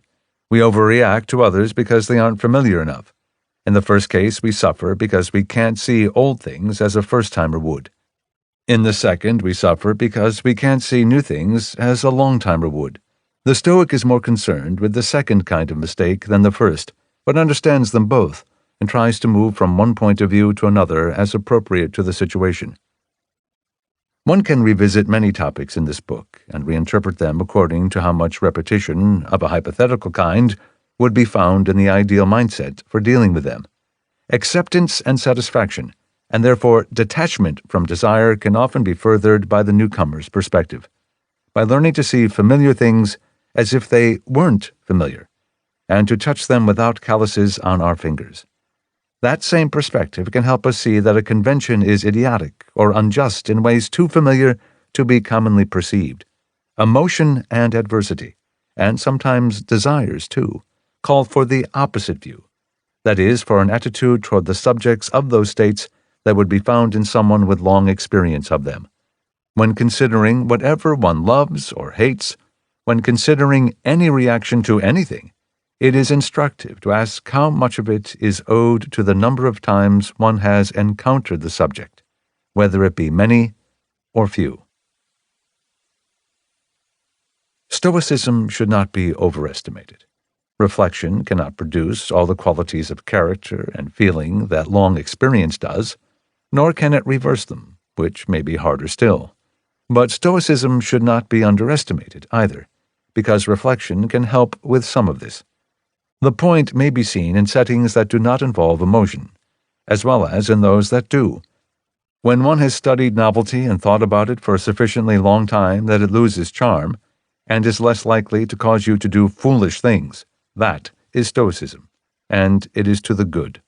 Or replace novelty with luxury or status, all the same.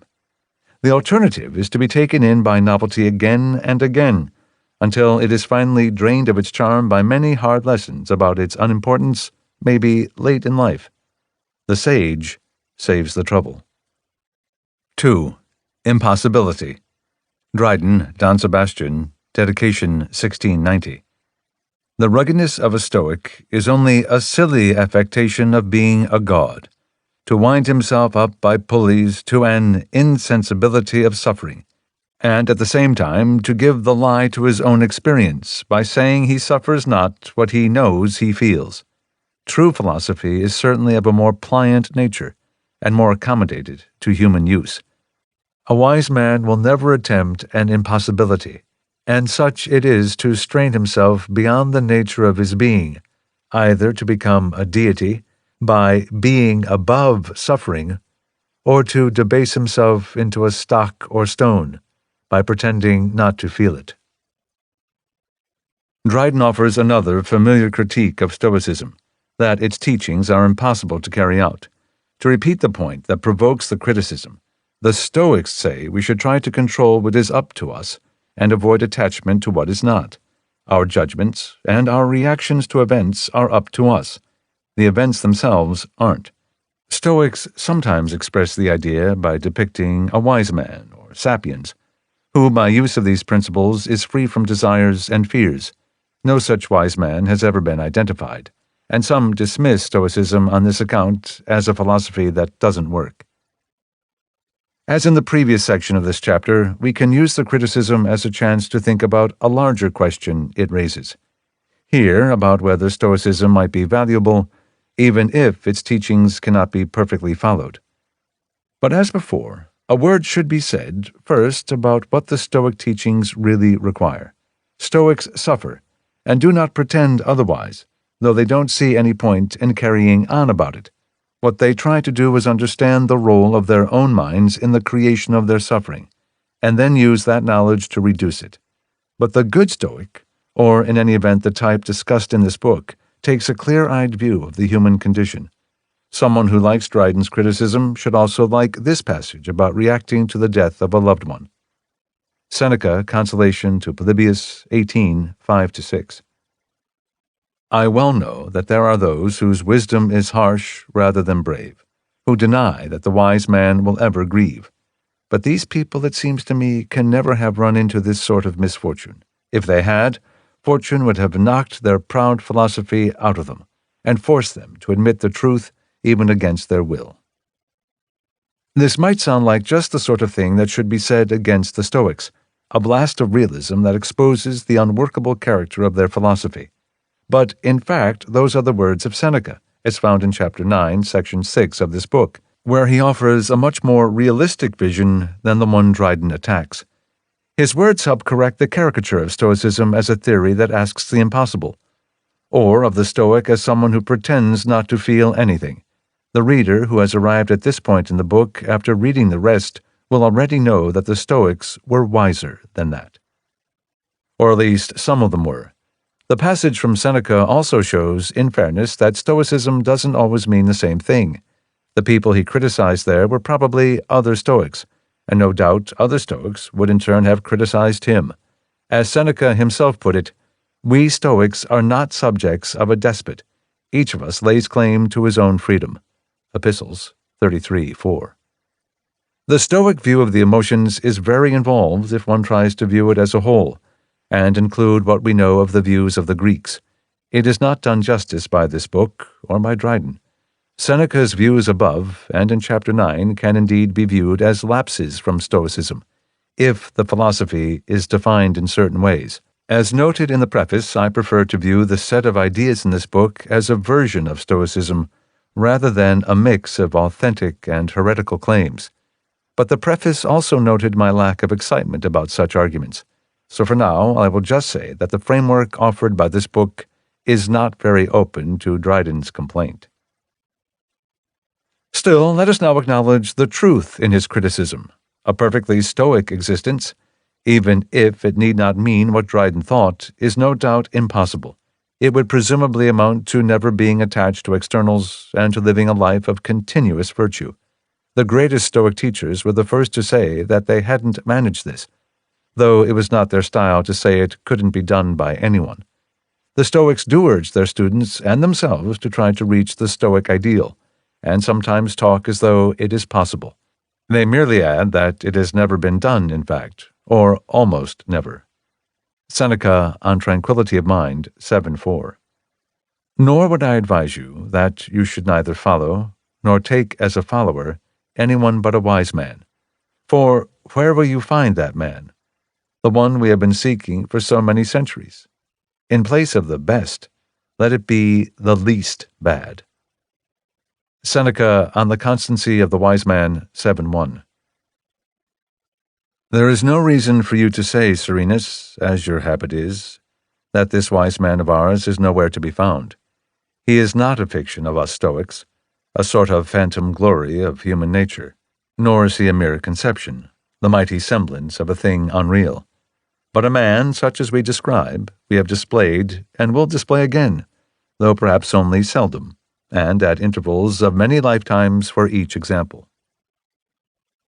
The Stoic that Seneca has in mind as an example is Stilpo, a Greek philosopher who had lived 300 years earlier and left no writings. He in turn was a teacher of Zeno of Citium. The most famous basis for the assessment of Stilpo is an anecdote, in which he loses his wife and children when his country is sacked, yet emerges calmly and says, I have all my goods with me. If Stilpo had been present in later Rome, he probably would have resembled Epictetus or some such figure, and would have joined him in denying his own perfection. And of course he would have been right. Anyone can seem perfect when we don't know too much about them. That is why the Stoic models, on the rare occasions when they offer them, are always from past generations. Epictetus himself did not think a finished Stoic was any easier to find. Epictetus, Discourses 2:19, 21-25. Show me a Stoic if you have one. Where? How? As we call the statue Phidian, which has been fashioned according to the art of Phidias, in the same way, show me someone fashioned according to the doctrines which you prattle. Show me someone who is sick and happy, in danger and happy, dying and happy, exiled and happy, disgraced and happy. Show him, by the gods. I want to see a Stoic. So you don't have a completed one ready to show me. Then show me the work in progress, the one leaning in that direction. Do me this kindness. Don't begrudge an old man the sight of this spectacle, which, up till now, I have never seen. So there are no perfect Stoics. This would be an important point if the wise man or sage were a status one must reach or else fail entirely. The early Greek Stoics have sometimes been cited, fairly or otherwise, as taking something like that position, but the Romans did not, and sensibly so. For what would be the point of a philosophy, if ever there were one, that offers nothing without achievement of the impossible? The wise man of the Stoics is best considered a point of reference that is helpful, even if out of reach. It is a convenient way to illustrate the meaning of perfect wisdom. Imagine how someone in possession of it would think and act. That was Kant's view of the idea. Kant, Critique of Pure Reason, 1781. The wise man of the Stoics is an ideal, that is to say, a human being existing only in thought and in complete conformity with the idea of wisdom. As the idea provides a rule, so the ideal serves as an archetype for the perfect and complete determination of the copy. Thus the conduct of this wise and divine man serves us as a standard of action, with which we may compare and judge ourselves, which may help us to reform ourselves, although the perfection it demands can never be attained by us. Kant's view is consistent with what the late Stoics said. We can compare it to Seneca's distinction between the ideals of Stoicism and the aims of it that are usually achievable. He understood the value of an ideal that might not be reachable. Seneca, Epistles 95, 44-45. It is necessary that we set up the highest good as the end toward which we struggle, and which our every deed and action has in view, just as sailors have to set their course by some constellation. When speaking of actual progress in Stoicism, Seneca put students into three classes. The first and second have freedom from emotions and externals, but differ in how securely they have made those gains.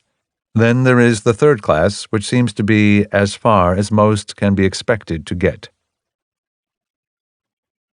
Seneca, Epistles 75, 14-15. The third class has got past many vices, and serious ones, but not past all of them. They have escaped avarice, but still feel anger. They are no longer troubled by lust, but still by ambition. They no longer covet, but they still fear. And even in their fear they are sufficiently resolute against certain things, but give way to others. They despise death, but dread pain. Let us reflect a moment on this last point. Things will be going well for us if we make it into this group. It takes great good fortune in terms of natural gifts, great and unceasing application to study, to attain the second level. But even this third condition is not to be despised. Think what a host of evils you see around you. See how no crime goes uncommitted, how far wickedness advances every day, how much wrongdoing occurs both in public and in private. You will see that we're doing pretty well if we're not among the worst. By sometimes talking as though everyone should conform to the Stoic ideal, the Stoics no doubt set themselves up for some ridicule, and received their share. We nevertheless should interpret Stoicism in a way that makes the best sense of it that fairly can be found. This includes choosing between the sometimes inconsistent teachings of the Stoics in ways that now enable the philosophy to best serve its purpose. The purpose of Stoicism is to help those who study it see the truth more accurately and engage in wiser thinking and living, not to reach an endpoint or else be judged to have wasted their time. The wise man is a help to that project. It is best understood as a pole star, a source of direction, not a destination. 3. Hypocrisy. Macaulay, Lord Bacon, 1837. From the testimony of friends as well as of foes, from the confessions of Epictetus and Seneca, as well as from the sneers of Lucian and the fierce invectives of Juvenal, it is plain that these teachers of virtue had all the vices of their neighbors, with the additional vice of hypocrisy. Some critics have claimed, with Macaulay, that Stoicism is a school of hypocrisy. Stoics claim to be free from vanity and greed and fear, the critic says, and they exhort others to join them, but are as immersed in those vices as anyone else. They advocate for virtue but are not virtuous. Stoicism's reputation for hypocrisy arises mostly from its association with Seneca, and considering his case will be a way to address the issue generally. Seneca was a controversial player in the political life of his times. As noted in the preface, he served as a tutor and advisor to Nero, an emperor with an ugly reputation, and Seneca may have aided him in various immoral undertakings. Seneca's situation was, at the least, morally complex. Critics also are uneasy about Seneca's money. Seneca wrote that, "No one is worthy of the gods except he who has disdained riches." Yet he himself was immensely wealthy, the owner of many slaves and evidently of villas in Italy, Egypt, and Spain. It is said, too, that he lent money to the colonial Britons that they did not want, then later recalled the loans abruptly and to ruinous effect. I think it is more constructive to consider the example of Marcus Aurelius, a fellow Stoic whose reputation as a man and as a statesman is very favorable. But since Seneca has been the subject of so much discussion and suspicion, let me offer some comments on the use of him to disparage Stoicism, and on the problem of Stoic hypocrisy in general. A. A great deal has been written about Seneca over the past 2,000 years, some of it sympathetic and some not. It is too extensive to be captured in this space.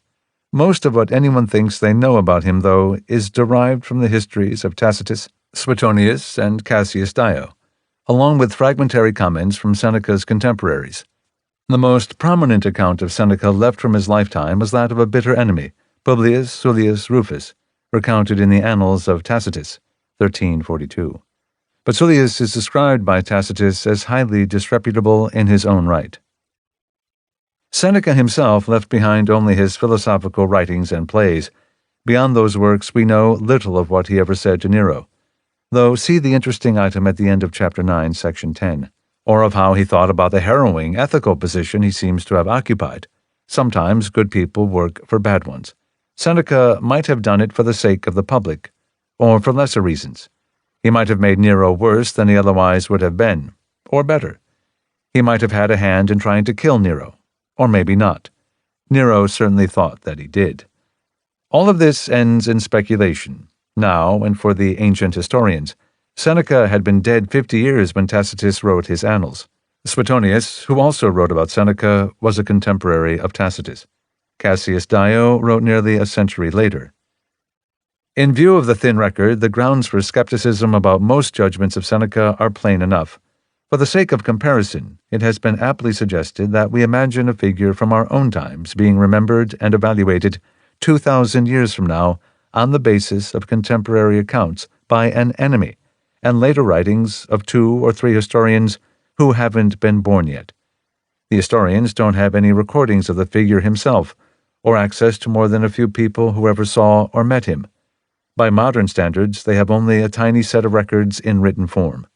We have trouble understanding public figures from recent times who are studied by historians and psychologists without those disadvantages. Our wariness should greatly increase when we look into the distant past. All comments about Seneca's motives, inner life, and private conduct should be accompanied by an asterisk and notation that our odds of getting these things right cannot be very impressive. Despite these limitations, there has been long and plentiful surmise about the sort of person Seneca was, much of it censorious and bearing no asterisk. Commentators have debated what he must have thought about his emperor, what he must have thought when he wrote his letters, what he must have thought when he killed himself. These speculations are unobjectionable, if not taken too seriously, but judgments of hypocrisy require a detailed intimacy with the facts and characters involved that I do not think anyone can have now with respect to Seneca. B. Then again, what difference would it make if we could? A bad man can write a good book. Seneca wasn't a religious figure trying to inspire by example. He was a philosopher trying to convince by reason. True, he does say that philosophers should be judged by how they live rather than what they say, so maybe he fails when judged by his own measure, or maybe he doesn't. See point 1 above. But the measure itself is ill-chosen. What a philosopher or psychologist writes should be judged on its merits. This is especially true of writings such as Seneca's, which mean to offer a useful way of thinking. It helps, or it doesn't. C. For all that, reconsider what Seneca actually said. It is too easy to fasten on to severe things he wrote without the qualifications that usually came afterwards. A moment ago I quoted a line from him about disdaining wealth. But now consider the longer passage from which it came, which also appeared in chapter 6, Seneca Epistles 18:13. No one is worthy of the gods except he who has disdained riches. I do not forbid you to possess them, but I want to bring you to the point at which you possess them without fear. There is only one way to achieve this, by persuading yourself that you can live happily without them, and by regarding them always as about to depart. This reflects Seneca's approach to Stoicism generally. It is a philosophy of detachment from pleasures and aversions, not extermination of them. This is valuable to understand for its own sake, since otherwise the Stoics might seem to ask the ridiculous, no preferences or enjoyments allowed. It is also valuable to understand when judging claims that Stoics are hypocrites, because some of them had money, but said that nobody should. There admittedly can be something odd or distasteful when a philosopher argues for the unimportance of riches when surrounded by them. But if one insists on comparing what Seneca said to what he said should be remembered carefully. Maybe he managed the kind of detachment from his wealth that he advocates. Maybe he gave large amounts of it away. Juvenal's fifth satire, written in the generation after Seneca died, mentions the generosity of Seneca, as if everyone knew about it. And epigrams of Martial from the same era contain a similar reference. But again, what relationship Seneca had to his money is, in the end, something at which we can only guess. Next, and relatedly, Seneca did not claim to be a particularly accomplished Stoic. His many criticisms of conventional behavior seem to have been directed largely at himself. Seneca Epistles 27:1. I'm not so shameless as to undertake to heal others while sick myself. It is rather as if we were lying in the same hospital room. I'm talking with you about our common illness and sharing remedies. So listen to me as though I were talking to myself. I'm letting you into my private place, and am examining myself, using you as a foil.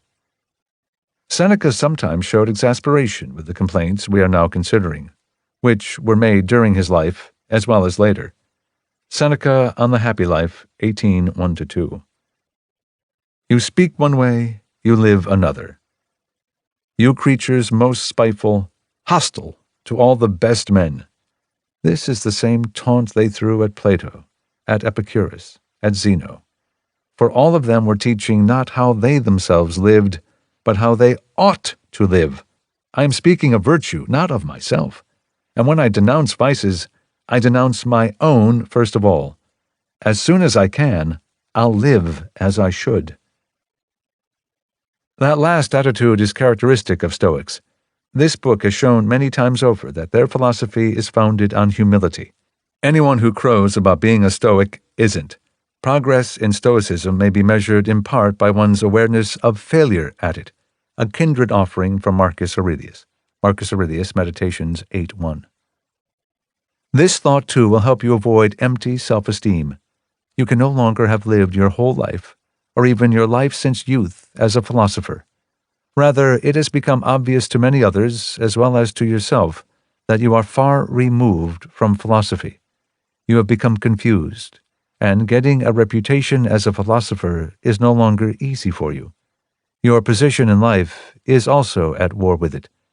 If you have seen how matters truly lie, get rid of thoughts about how you will seem to others. Be satisfied if you can live out the rest of your life, whatever remains of it, with what wisdom your nature provides. D. Putting aside Seneca, the claim of hypocrisy also misunderstands what Stoicism is for in the lives of most of those with an interest in it.